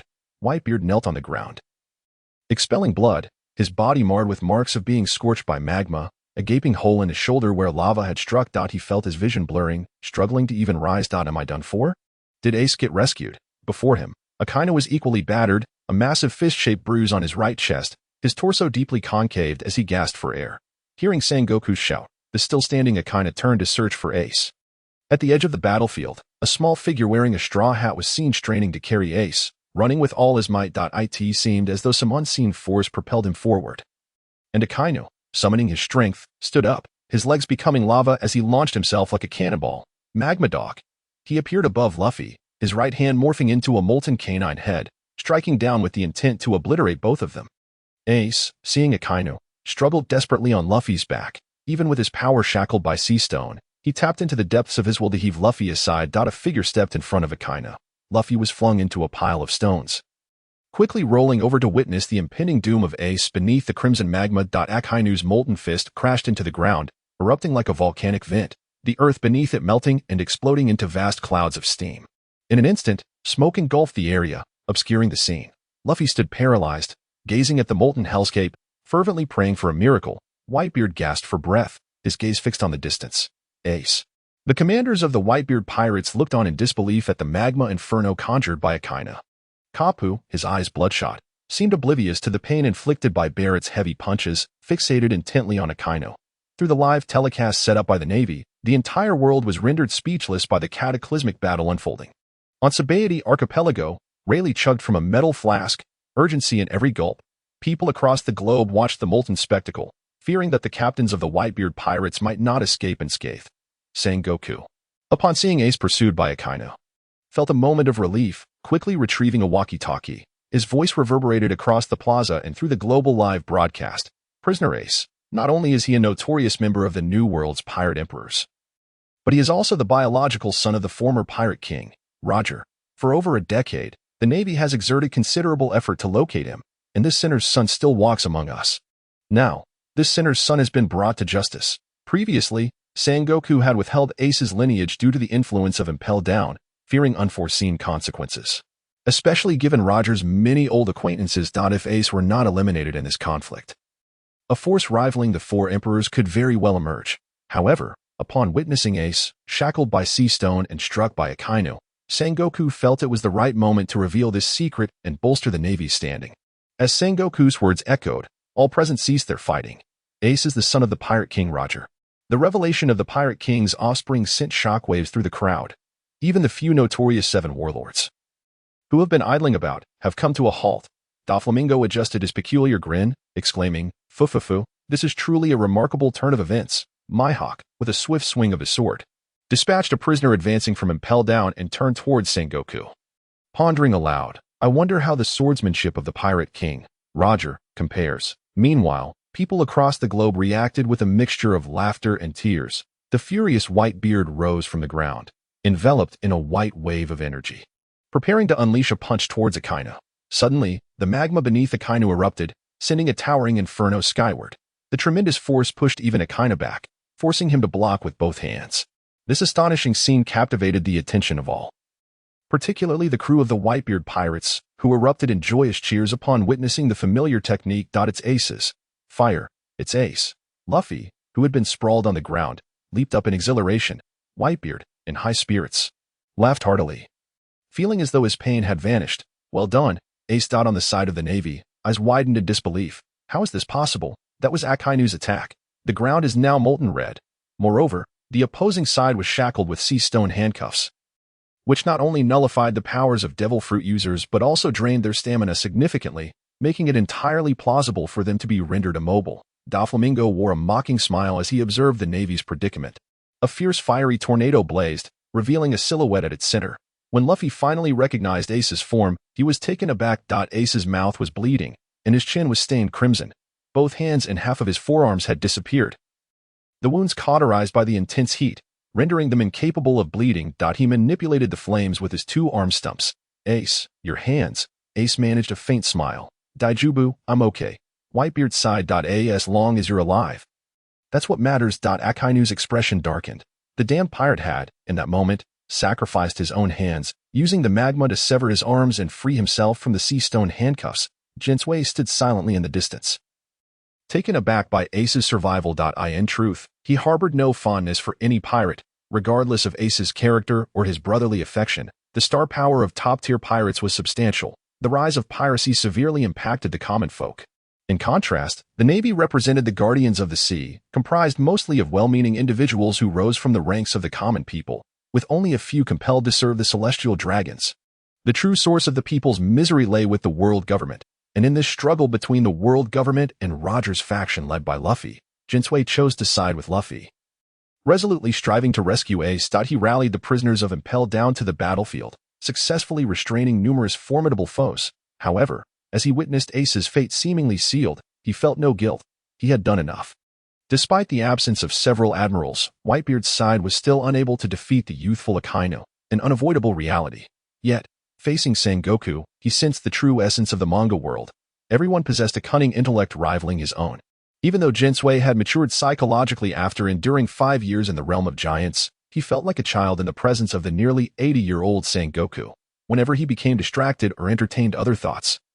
Sengoku's keen observation would lock onto him with unwavering focus. Without the instantaneous capabilities of a devil fruit, it was nearly impossible to break through the encirclement of such cunning adversaries. Kinsue's abilities, particularly the float fruit and thunderclap, only allowed him to approach instantaneous effects with considerable preparation, such as gesturing or emitting blue light, which would alert Sengoku, who was fully attuned to speed and reflexes. Seizing the moment while everyone was in shock, Ace transformed his legs into flames, appearing instantaneously above Luffy. Luffy, quickly grabbed my arm.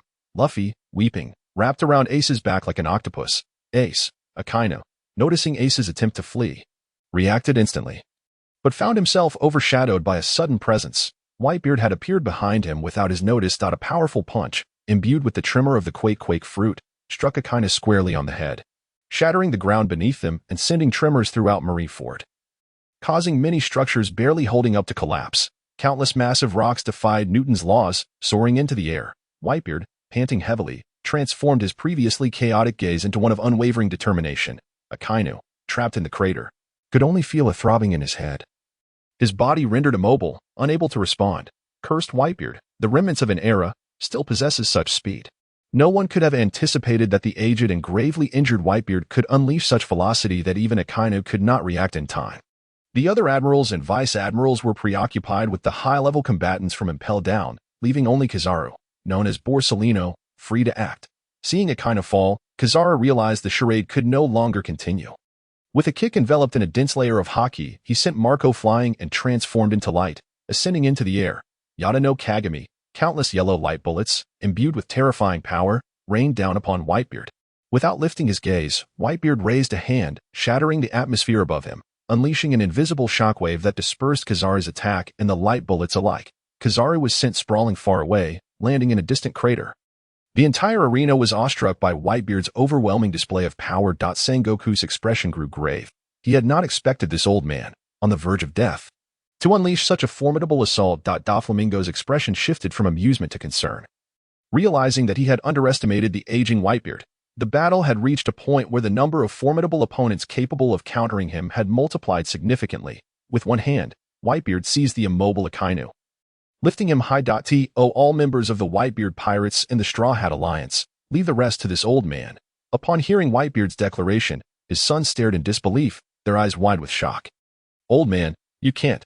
We must leave together, Dad.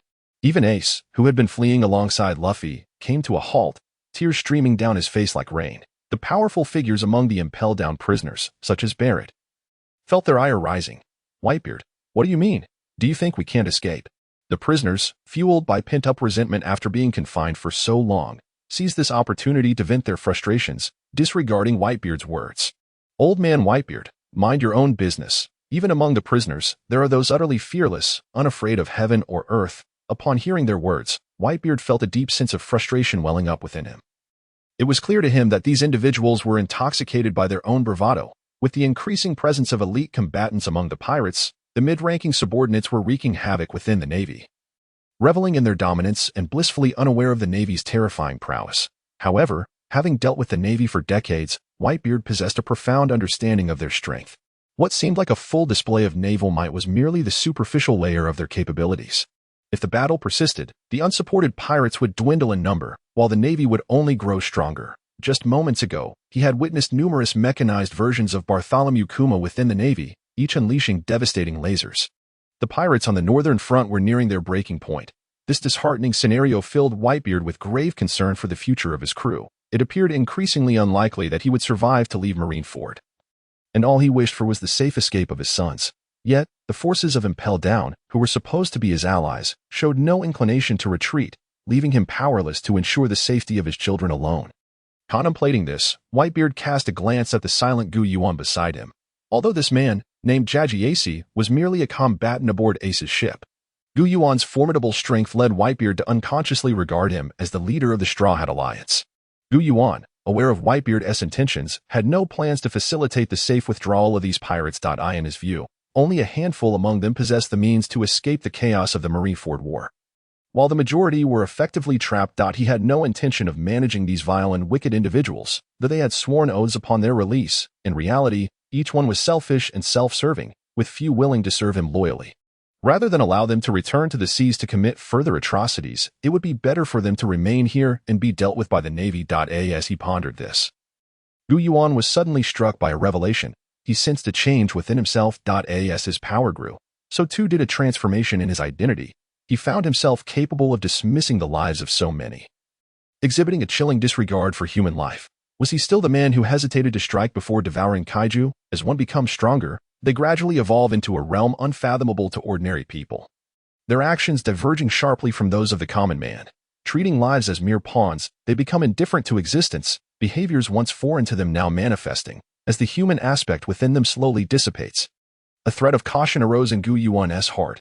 He had initially believed that his newfound strength had not twisted him into something strange or mad, and he took pride in that. It appeared, however, that the shift in power was indeed altering him in unseen ways. Yuan regarded Whitebeard with an impassive demeanor, uttering not a single word, seemingly disinclined to acknowledge him. Yet Whitebeard did not respond with anger. He seemed to perceive something and, without uttering a word, charged toward the Navy. Upon closer inspection, one could see him gradually approaching Marco, all present could sense the fatal determination emanating from Whitebeard, prompting the Navy to intensify their assault. Even the lesser soldiers, undeterred by fear, rushed forward, striking at Whitebeard with their blades. However, in the absence of any high-ranking officers to restrain him, even the flesh-and-blood Whitebeard was not to be trifled with by mere foot soldiers. With a single tremor-inducing punch, an invisible vortex obliterated the bodies of the Navy's minions, their remains scattering like paper in the wind. Among the warlords, Blackbeard, who had been lurking in the shadows, observed Whitebeard's injuries with red-rimmed eyes. Opportunity. The chance had arrived. The reason he had managed to avoid being caught in Whitebeard's frenzied assault was due to his having brought along a civilian possessing the miraculous powers of the Null fruit. This man, enticed by promises of wealth and beauty, eagerly joined Blackbeard's crew. Despite possessing a rather lackluster ability that rendered one's presence virtually non-existent, it proved to be remarkably effective in this scenario. From the onset of the battle, he had remained unnoticed by both the Navy and Whitebeard, as if he had been completely forgotten. Were it not for this ability, he would never have dared to brazenly enter the battlefield.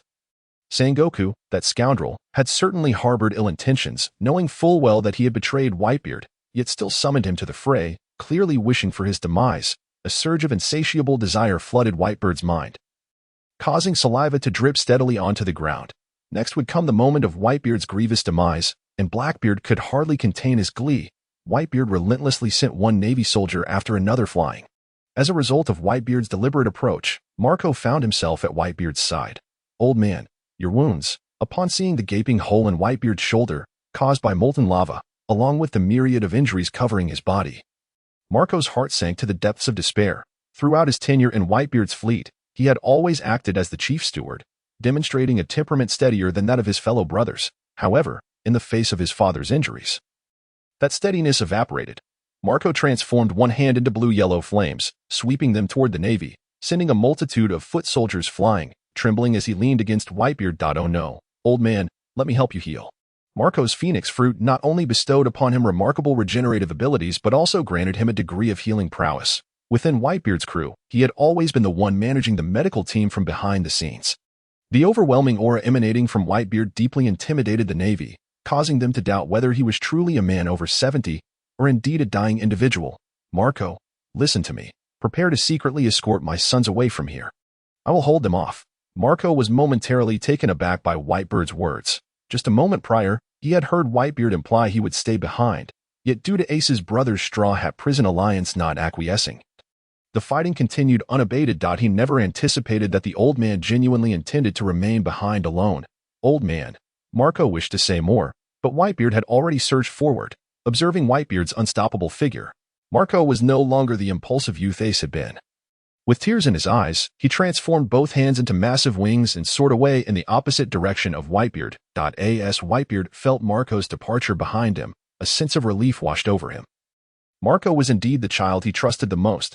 Should he perish, Marco would be able to lead the Whitebeard pirates family to continue living on. Meanwhile, Blackbeard, hidden in the shadows, was filled with perplexity. "What is happening? Old man, how can he still be so strong? He must be holding on by a thread. I shall wait a little longer." It must be noted that Blackbeard was indeed a cunning villain, having waited for decades solely for the dark fruit. Now, even as Whitebeard neared death, he remained patient, like a venomous snake lurking in the forest. Indeed, with Marco absent to restrain Kizaru, the one-on-one battle between Whitebeard and Akainu transformed into a two-on-one situation with Kizaru and Akainu against Whitebeard. Whitebeard's fist struck with immense force. Each swing of his enormous blade, the Tsong Yunxia, cleaved deep fissures into the earth, compelling the two admirals to hesitate in their approach. That little brat Akainu is truly a monster. How can he still stand after such injuries? He resembles the Garp of old. Akainu, who had been knocked unconscious by Whitebeard's full-force punch, shakily rose to his feet. As one who would later become the fleet admiral and wield the power of a top-tier Logia. Akainu had always been the most gifted of monsters, currently surpassing the other two admirals in overall talent. Gripping through the excruciating pain in his head, he radiated an intense heat from his molten body, erupting like a volcano, unleashing countless volcanic projectiles, all of which were shattered by Whitebeard's tremors. "Damn that old man Whitebeard. Why won't he die?" Kizaru shamelessly fired off laser beams from above. Truly, as one of the most formidable pirates of the bygone era, even in such a wounded state, he could still unleash such attacks. How terrifying. Just as everyone marveled at Whitebeard's strength, a sudden thudding echoed within his chest. Whitebeard's heart raced violently, causing him to falter. his legs giving way as he leaned against the Song Yunxia to keep himself upright. A torrent of blood erupted from his mouth. His sons cried out in unison, "Old man, the naval forces!" Along with the lurking Blackbeard, rejoiced, while Gu Yuan let out a sigh. Ultimately, Whitebeard could not withstand any longer. Time is a merciless executioner, and without the power of longevity or immortality, even the mightiest must succumb to the decay of the flesh. Ha ha ha. Old man, it has been far too long. At that moment, the corpulent figure of Blackbeard emerged upon the battlefield, laughing maniacally. Sengoku stared in astonishment. Blackbeard? Has he been here all along? Akainu and Kazara furrowed their brows, silently observing without intervening. The very instigator of this summit war was Blackbeard. Had he not defected and ultimately captured Ace, the Navy would have found it exceedingly difficult to strike against the aging Whitebeard in the New World. The realm of the Four Emperors. Originally, the Navy's strategy was to have Blackbeard teach, draw Whitebeard's fire, yet it remained a mystery how he managed to remain hidden until now, with the enemy now revealing himself. It was somewhat fortuitous. Who could say whether the seemingly gravely injured Whitebeard still possessed any strength? It would be prudent for Blackbeard, that accursed pirate, to test the waters. Teach, only you are unworthy of calling me old man. With that, Whitebeard swung his sword, Song Yunxia, unleashing a formidable blade of energy infused with the tremors of the trimmer fruit towards Blackbeard. Ha ha ha. Old man, do not be so heartless. Blackbeard raised his hands, summoning ominous black smoke that spread across the ground like a flowing river. Dark hole. A black shield materialized from the ground's mist, resembling a black hole that absorbed Whitebeard's assault. Whitebeard, taken aback, realized he had fallen victim to misinformation regarding Blackbeard's powers. Blackbeard brandished a pair of iron claws, along with a pistol, charging towards Whitebeard. Old man, you can rest easy now. Entrust your strength to me, and I shall take good care of the Whitebeard pirates. With Gu Yuan's unexpected appearance thwarting his search for formidable allies within Impel Down, Blackbeard had set his sights on the Whitebeard pirates. Indeed, most members of the Whitebeard pirates were noble souls. Yet apart from the few captains frequently at Whitebeard's side, the majority followed him due to his unparalleled strength and character. Once Blackbeard presented himself with greater power, leveraging larger incentives, many would likely turn traitor to follow him. As a cunning rogue, Blackbeard understood the depths of human depravity. If he could harness the remnants of Whitebeard's forces, he might ascend to become one of the Four Emperors, bolstered by the powers of 2 devil fruits in Whitebeard's territory. As Blackbeard lunged at Whitebeard, the latter swiftly seized his head and slammed it into the ground. Even the powers of the devil fruit were fully activated. Gu Yuan, witnessing this spectacle, could not help but chuckle. Before Whitebeard, Blackbeard appeared as a mere child, believing himself capable of confronting his father in a weakened state, only to be swiftly subdued. Old man, don't. No. The immense force rattled Blackbeard's consciousness, as if his very brain were on the verge of shattering. His eyes rolled back, and he staggered to his feet, his long nose broken and several teeth lost. Damn you, Whitebeard. How could this? Whitebeard, astonished to see Blackbeard still standing, recognized that even Marco would likely not recover from such a blow. In sheer talent, Blackbeard had already surpassed Marco, though regrettably, he was devoid of heart. Whitebeard sought to pursue, but suddenly felt his body fail him. As the time come, a sense of melancholy washed over Whitebeard. He was, after all, growing old. Despite having unleashed his full strength, he had not even employed his peak techniques before succumbing.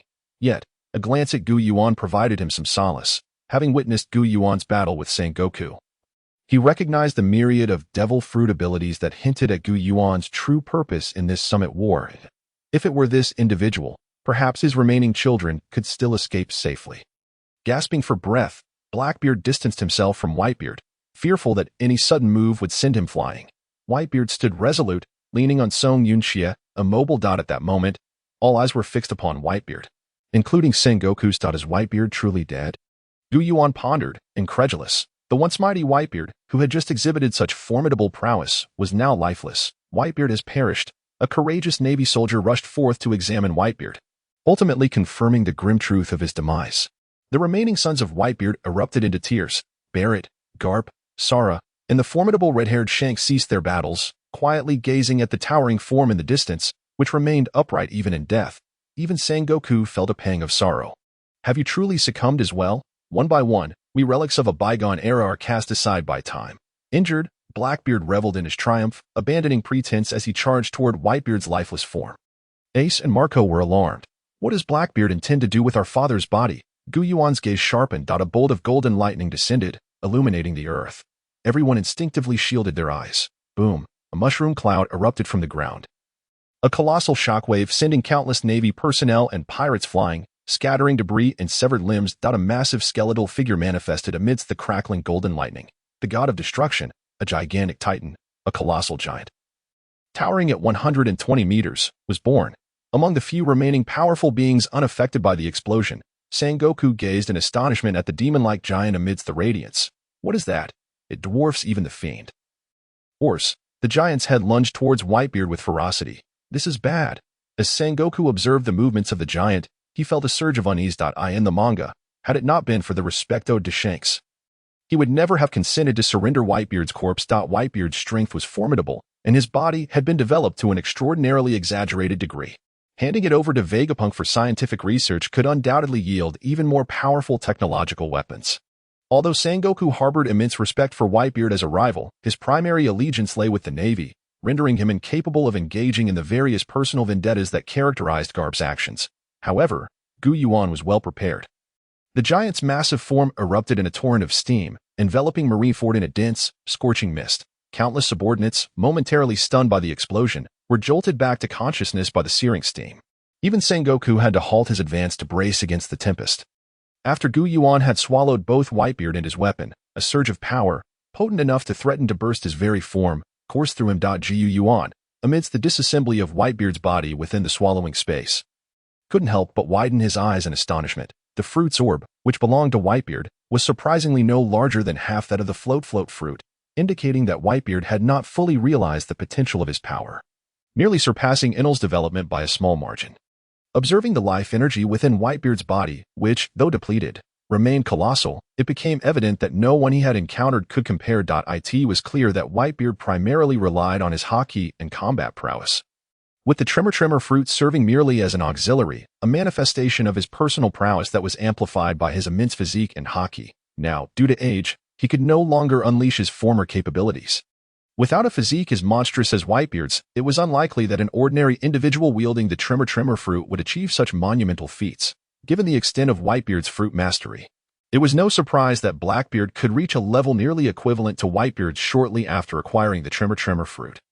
After all, its potency seemed contingent upon the wielder's strength. As Yuan absorbed Whitebeard's life energy, an overwhelming torrent of heat surged into his body, rapidly elevating his previously average height of around 2 meters to an imposing 3 meters. His entire being radiated a fierce crimson glow, exuding scorching steam. His vision sharpened immensely, his mind relaxed, and his observation haki unfurled, granting him an almost omniscient awareness of Marineford. Independent of the Thunder Fruit's enhancement, it felt as though every facet of his being had amplified tenfold. In terms of sheer strength, he had become exponentially more formidable, where previously Yuan had relied on the powers of his fruit to obliterate islands. He could now accomplish such feats with mere physical prowess alone. His prior life energy had failed to enhance his haki, but now it seemed that a quantitative change had precipitated a qualitative transformation. As powerful energy surged forth from his robust physique. If Yuan were to employ haki now, both its concentration and volume would far exceed anything he had previously experienced, where Sangoku once stood. Yuan could now easily overpower him. As his body expanded, his haki surged correspondingly, revealing a trend among the haki masters in the world of One Piece, aside from Luffy and the uniquely gifted Zoro. All other proficient users of haki were invariably large, muscular figures, suggesting that in the world of One Piece, a grand physique possessed greater latent potential. Blackbeard slowly emerged from the ruins, beholding the spot once occupied by Whitebeard, now filled by a steam-emitting giant skeletal frame. A foreboding thought crept into his mind. No, it couldn't be. What on earth was happening? A handful of naval commanders had begun to recover from the explosion. After all, this was the world of One Piece, a realm where the average person could endure tremendous suffering, unlike the world of giants, where a mere gust of wind could sear one's flesh. Among those present, only Blackbeard and Sangoku sensed the ominous shift. Trembling, Blackbeard approached the site where Whitebeard had once stood. Damn it, please, no. Long before, Blackbeard had taken note of Yuan when he first revealed his powers of multiple fruits. News of this had spread throughout the Grand Line like wildfire. When Blackbeard learned of Yuan's possession of multiple fruit abilities, he was furious, recalling how he had encountered the Straw Hat crew and lamenting that had he known earlier, he could have seized this power for himself. Blackbeard's betrayal of his crew to pursue the dark fruit stemmed from his desire for the world's most nefarious ability, one that could strip others of their powers upon contact. His ambition to become the world's first dual fruit user drove him to great lengths, only to discover that someone had beaten him to the punch, amplifying his distress. Later, upon hearing rumors that Yuan had acquired multiple powerful fruit abilities and could contend with admirals, Blackbeard buried his malevolent thoughts deep within, for he, too, had his means of becoming a user of multiple fruits. Whitebeard had always been his target. Having followed him for decades, Blackbeard was acutely aware of the Trimmer fruit's might. Even without Whitebeard's genius, he believed he could master the fruit with his extraordinary resilience. Yet now, an overwhelming sense of dread filled him, as though he had lost something of utmost importance. Meanwhile, Sengoku pushed aside the boulder blocking his path, beads of cold sweat trickling down his forehead as he gazed at the giant's remnants, which continued to exude steam. Suddenly, he recalled that Yuan had been mentioned in connection with the Straw Hat Pirates, specifically regarding their combatant, Jajis, who had demonstrated the ability to transform into a giant on multiple occasions in the East Blue. However, those feats had since faded into obscurity, overshadowed by the allure of Yuan's multiple fruit powers. Sengoku, being the astute strategist he was, should have realized that the opposing force had likely usurped Whitebeard's abilities. His body began to swell, radiating a brilliant golden light as he barreled forward like a comet. Quick, he had to stop him. The storm generated by the giant's transformation had an extensive reach. Luffy and the armless ace crawled from the ruins. Upon seeing the giant, Luffy exclaimed with excitement, "Great, it's Jajis. He's turned into a giant. He might be able to bring back Uncle Whitebeard's body." At this, Ace, who had been tense, felt a slight easing of his anxiety. He held Yuan's strength in high regard, believing he could never match the prowess that could contend with Sengoku and the others. Nonetheless, he remained somewhat apprehensive about Yuan, for it seemed peculiar that someone with such immense power would choose to serve under the reckless Luffy. As everyone drew closer to the giant's remains, a familiar yet terrifying sound echoed, beep, clatter, clatter, clatter. The noise was not loud, yet it penetrated the ears of all present. The sound of Whitebeard's punches shattering the air with the Trimmer fruit had long been etched into the memories of everyone on the battlefield. Blackbeard's expression became blank before morphing into a mask of rage. His already grotesque features contorting as red steam began to emanate from him. "Damn it! Damn it! Damn it! I will kill you!" As Yuan unleashed his airquake, the entirety of Marineford began to tremble violently. Cracks appeared in the ground, and from a high vantage point, one could see that Marineford had fragmented, with sections of the floor abruptly rising and plunging. The once indomitable specially designed stone pavement heaved like the sea, rising and falling incessantly. Countless Navy personnel and imprisoned pirates were knocked unconscious by the shockwaves. Sengoku, witnessing the transformation of Marineford, where he had lived for decades, into this chaotic state, felt his heart wrench with despair. "Cursed Jajis, you better die." A massive golden palm print surged toward Yuan, accompanied by the attacks of Akainu and Kizaru. As it seemed everyone was unified in their desire to eliminate this individual who could so freely usurp the powers of others. Yada no Kagami, meteor volcano, floating above, Yuan observed as the remnants of the giant had long since been obliterated by the earth-shattering airquake. Faced with the onslaught from 3 top-tier warriors, Yuan's expression betrayed no hint of anxiety. Through the lens of his observation haki, these assaults were merely trifling inconveniences. With a subtle flex of his muscles, Yuan unleashed a punch into the air, creating fissures that expanded to a diameter of several meters. Airquake. An invisible force swiftly dispersed the combined attack of the 3. Among the spectators, even the audacious rogues like Barrett and Shiryu were taken aback in unison. Has even Whitebeard's power been usurped? How intriguing. Sengoku's expression darkened. At this moment, he could hardly concern himself with other pirate figures. He understood that if the man before him was not eliminated, the emergence of revolutionary ideas against the world government would inevitably escalate into a global conflict, leading to widespread suffering. "Kapu, let us strike together." Kapu, silently apologizing to Luffy, felt compelled to respond. The classic duo of Kapu and Sengoku was about to engage, but this time they were not alone. Alongside them were the severely wounded Akiji, injured by Whitebeard, and the fully powered Kizaru. Had it not been for the need to be wary of the formidable forces guarding Impel Down, the entire high-ranking strength of the Marine headquarters might have joined the fray. From a distance, Vice Admiral Tsuru gazed at the airborne Yuan, reflecting, in my recollection, only that individual who dared to challenge the rule of the celestial dragons, rocks, was ever afforded such treatment. With the enhancement of his physique and the amplification of his power, Yuan's mindset underwent a profound transformation as a surge of ambition seemed to blossom within him. Feeling the changes within his body, an inexplicable force began to stir. with a sudden widening of his eyes. A storm of azure energy radiated outward from Yuan, enveloping Marineford in a colossal wave of blue energy, sweeping everything in its path. This sensation was akin to an urgent need, as if it were instinctual. As his innate talents and physical capabilities soared, Yuan experienced a shift in his mentality, unleashing an unnameable ability. This power felt as natural as a bodily function, capable of being released and halted at will. The others, affected by the Conqueror's haki, displayed little change in their expressions. A being of such formidable strength, by essence, ranked among the top contenders in the world. Individuals like him quickly come to recognize their standing, nurturing within them the emergence of a domineering, kingly power, thereby cultivating the Conqueror's haki. Thus, it was hardly surprising that Yuan possessed such formidable conqueror's power. Blue lightning surged. Countless rock-like lion heads materialized. And white fissures erupted, releasing an overwhelming torrent of energy. Sengoku and Kapu exchanged glances, and in unison, they propelled themselves skyward like springs, unleashing a deluge of lightning that pierced through Yuan's electric storm. Aimed directly at him. In an instant, Marineford's skies erupted anew with cataclysmic combat, as magma, flashes of light, ice, golden shockwaves, and countless strikes converged upon Yuan. Amidst the astonished voices of the impelled-down pirates, Shiryu, cigar in mouth, observed the battle in the skies with a look of horror. Is it truly wise for us to refrain from participating?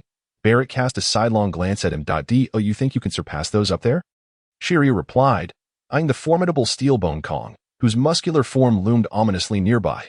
Just moments ago, he had witnessed the battle with the solitary Red, and truth be told, among the gathered prisoners of Impelled Down, none could hope to best Kong, with only Barrett standing a chance against him. Even the solitary Red had just suffered grave injuries. Kong stood before the Marines, his gaze filled with wariness. As Yuan's appearance evoked memories of legendary figures from decades past. The captain of the Rocks pirates, Rocks, once a vicious pirate seeking to overthrow the celestial dragons, had connections to the four emperors of the sea, Whitebeard, Kaido, Big Mom, and even the recently emerged Golden Lion, all of whom had once sailed under Rock's flag and were renowned figures of the seas long ago. Figures like Whitebeard and Big Mom had thrived during their youth in the Grand Line and the New World. And those who survived the chaos of that era were no ordinary characters. The congregation of such monsters within this pirate crew only underscored the terrifying strength of Rocks. Kong, maintaining his composure, cast a few glances at the impelled-down prisoners, growing somewhat impatient. Were it not for these damned evildoers, he would have already charged in to confront Yuan. He harbored no fears that these individuals would aid Yuan. The criminals of Impelled Down were inherently ruthless, likely to assist Yuan for personal gain, but it was implausible they would risk their lives for him. His mere presence served as the perfect excuse for these individuals to refrain from offering support. Yuan was engaged in a fierce battle against 5 admirals, possessing the unique ability to utilize multiple devil fruits simultaneously, allowing him to manage various forms of assault. Neither Kapu nor Akaina could swiftly dismantle the attacks he orchestrated. Reflecting the pinnacle of conflict within the world of pirates, where equals often found themselves in stalemates, making victory elusive, only an anomaly like Yuan could contend with 5 such peak warriors. Kapu, frustrated, landed heavily on the ground, spitting on the earth. That rascal guy's really is no decent human. What kind of despicably powerful individual is he? Akiji, equally troubled, nodded in agreement. Since the onset of battle, Yuan had yet to engage any of the 5 in close combat. Relying instead on the Shadow Fruit's teleportation, the Door Fruit's spatial manipulations, and occasionally unleashing a wind line via the Float Fruit, leaving his opponents in utter discomfort, while the outside world perceived their clash as tremendously intense and earth-shattering. In reality, none of them had landed a hit on Yuan yet. They remained locked in a stalemate. However, abandoning the pursuit of Yuan was not an option. They were determined to eliminate him today. After repelling Sengoku and Kapu with a shockwave, a wave of fatigue began to wash over Yuan. Though his expression remained unchanged, a sense of urgency stirred within him. Battling 5 top-tier experts came at a cost. He needed to expend greater mental energy to manage the engagements, akin to carrying 5 infants, 1 around his neck, 2 on his arms, and constantly vigilant to prevent any from falling. It was mentally exhausting over time. Ultimately, relying solely on the advantages of his devil fruit abilities, Yuan could not hope to restrain 5 elite warriors using sheer physical prowess. The power acquired from Whitebeard was sufficient for him to dominate a typical admiral. A single admiral would pose little challenge. However, facing 5 simultaneously was indeed overwhelming. Yet, the thought of the 2 celestial dragons stored within the Door's space alleviated some of his tension. Although his importance rivaled that of the celestial dragons, He trusted that Sengoku and the others would not abandon them in their time of need. Witnessing his grandfather and several admirals besiege Yuan, Luffy's excitement surged, compelling him to rush forward to assist. He was acutely aware of his grandfather Kapu's terrifying prowess. He could not allow his comrades to suffer alone. Ace, swinging a wall of flames to block Luffy, gazed at him with astonishment. "Why are you stopping me?" Luffy queried. "We cannot hope to contend with the Admiral's strength. Rushing in would only complicate matters," Ace replied, his face streaked with tears, his demeanor transformed into a somber calm, the once fiery youth seemingly extinguished. Upon hearing Ace's words, Luffy could only pace anxiously in place. "No, I cannot ignore my comrades. Guise is my ally. I must forge ahead. I am the captain."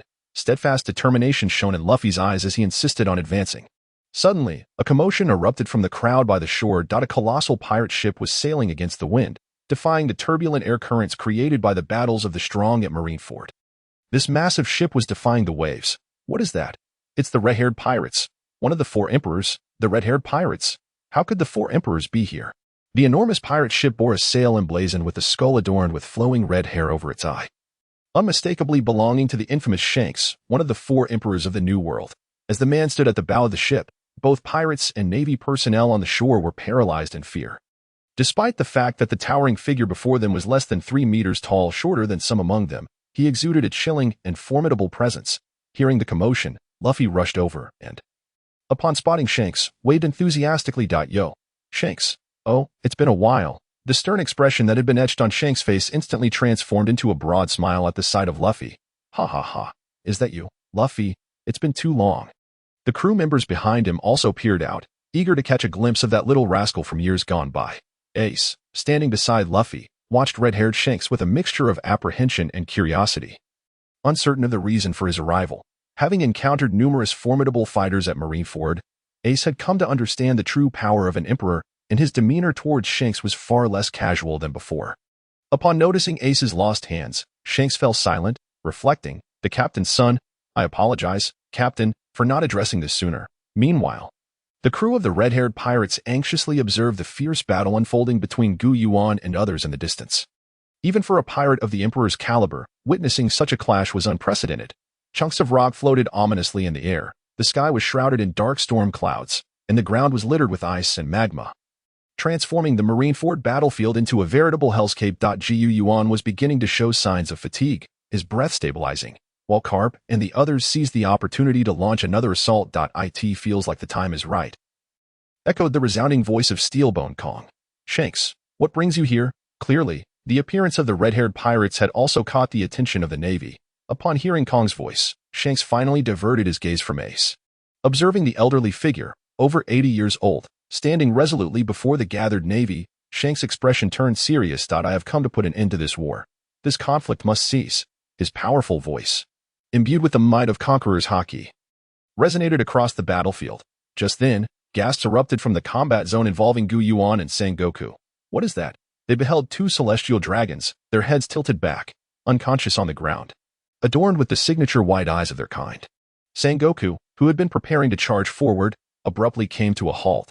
"Damn it, I knew it would come to this." The celestial dragons, once under Yuan's protection, had been a persistent concern for the Navy.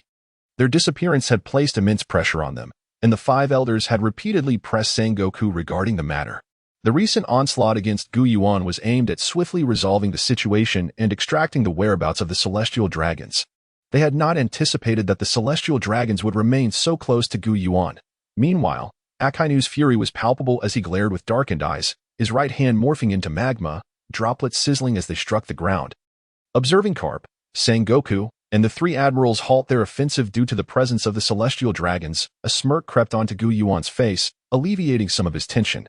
With the power he had gained from Whitebeard, he felt confident that he could take on 1 admiral, likely defeat 2, possibly overcome 3, and with 4, he might have an advantage. 5 admirals, however, would only lead to a prolonged stalemate like the current scenario. Fortunately, he had retained a trump card. Regarding Carp and the others concerned for the celestial dragons, Yuan was uncertain, but the reaction from Sengoku suggested that matters would proceed without issue. With Shanks' arrival, this wave of assistance made a successful retreat increasingly feasible. "Damn it, this scum shows up just to stir the pot," Carp seethed, as all 5 sensed Yuan's fatigue, realizing that with their remaining strength, They could seize the opportunity to defeat him. Zanku's expression was grim.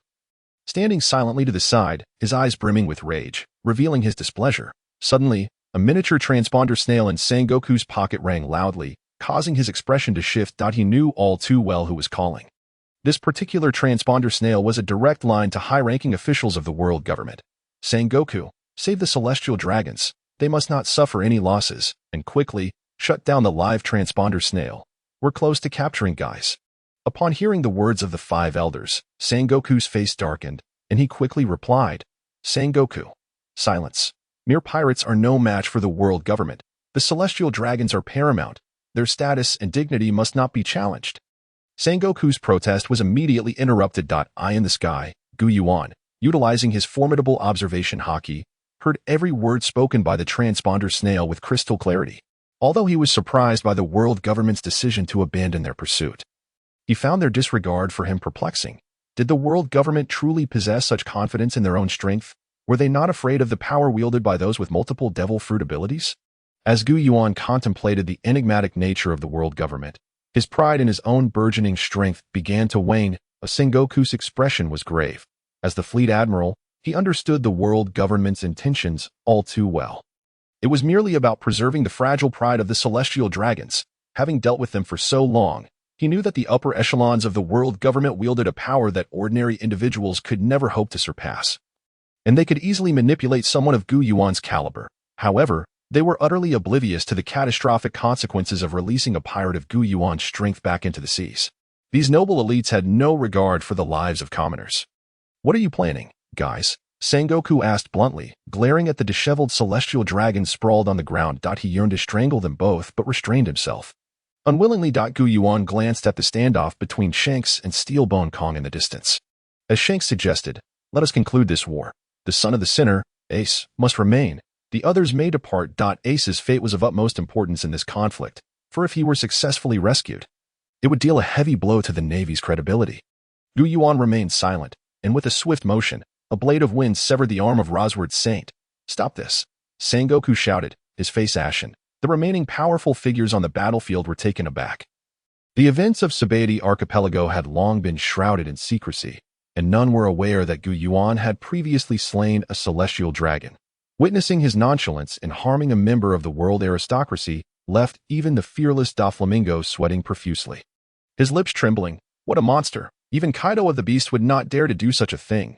The swordsman Mihawk, singularly focused on the path of the sword, was equally astonished. The pirate empress, renowned as the most beautiful woman, trembled uncontrollably. Eye in the distance, Steelbone Kong rushed forward. Sengoku, we need to end this. Shanks also quickly activated his paramecia fruit. Grant me this favor, Fleet Admiral Sengoku. Let us conclude the battle. They're merely a pirate without hands and a crew lacking Whitebird. There's nothing to fear, Kong retorted dismissively. Sengoku sighed in resignation. The war is over. Upon seeing Sengoku relent, Yuan exhaled in relief. The greatest gain from this battle at Marineford was the power he had acquired from Whitebeard, which had catapulted him to a level far beyond that of ordinary men. With Sengoku's order, the news spread throughout Marineford, and the Navy forces still pursuing pirates and prisoners at the periphery halted their advance. Observing the now unrecognizable Marineford, Sengoku appeared to age decades, sitting on a massive rock, his once half-white hair gradually turning completely white. Carp leaned against his old friend, chuckling, "You've finally turned gray. Among us old-timers.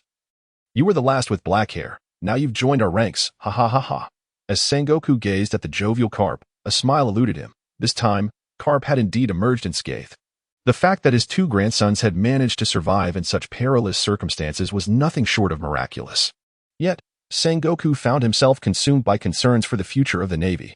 Perhaps it was time for him to consider retirement.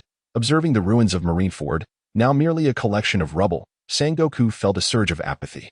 Indeed, once retired, these troublesome matters would no longer plague him. Meanwhile, the Whitebeard pirates, with the assistance of the formidable red-haired Shanks, had safely departed aboard the red-haired ship, the Red Force. Luffy embraced Ace heartily, indulging in feasting and revelry.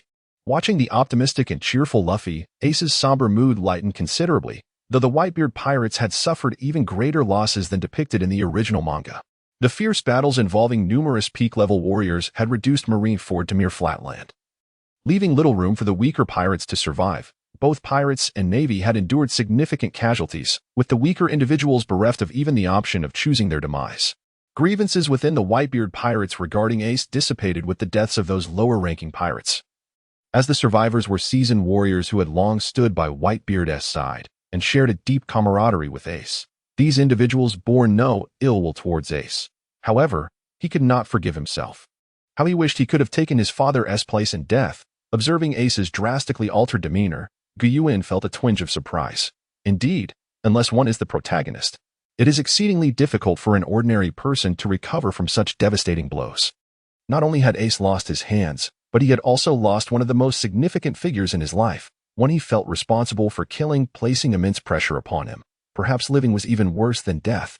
Yet for Luffy, Ace's survival brought immense joy, especially as he reunited with his former friend, Shanks. The New World's vast and perilous seas presented unique challenges, and had it not been for the exceptional navigators of the red-haired pirates, they would have long since perished beneath the waves. For Luffy and Goemon, who had never ventured into the New World before, it was an eye-opening experience. The group followed Shanks back to Whitebeard's homeland, Sphinx Island. What a tranquil island, Goemon remarked. The silent Marco, upon hearing this, responded, "Of course, this is our father's homeland." He often sent money home in secret, and whenever he returned, the usually frugal old man would generously host lavish feasts. Marco's eyes sparkled with nostalgia. The somber atmosphere did not escape the notice of Shanks and his crew, who remained silent. As they gazed upon the emaciated body of Whitebeard, the members of his crew felt a surge of anger. And one of the captains, Izu, almost spoke. However, Marco stepped forward, his serious gaze silencing the captains. Without Whitebeard, Marco was the strongest among them. Shanks looked deeply at the frail remains of Whitebeard before casting a glance at Goemon. Luffy was also taken aback by the sight of Whitebeard's once mighty figure reduced to this state. He stood beside Goemon, hesitating to speak, but ultimately refrained. Though Luffy often appeared carefree, he possessed a keen awareness of the situation. He believed that without Goemon, the losses suffered by the Whitebeard pirates would have been far greater. Goemon cast a glance at Izu. Since his strength had increased, some of his previous traits had altered. Observing these weaker and less intelligent individuals, he felt an overwhelming sense of indifference, a stark contrast to his former self, who would have been inclined to teach them a lesson. Marco and Ace remained silent, personally ensuring that Whitebeard's body was laid to rest properly. At Whitebeard's grave, after paying their respects, they began to bid farewell.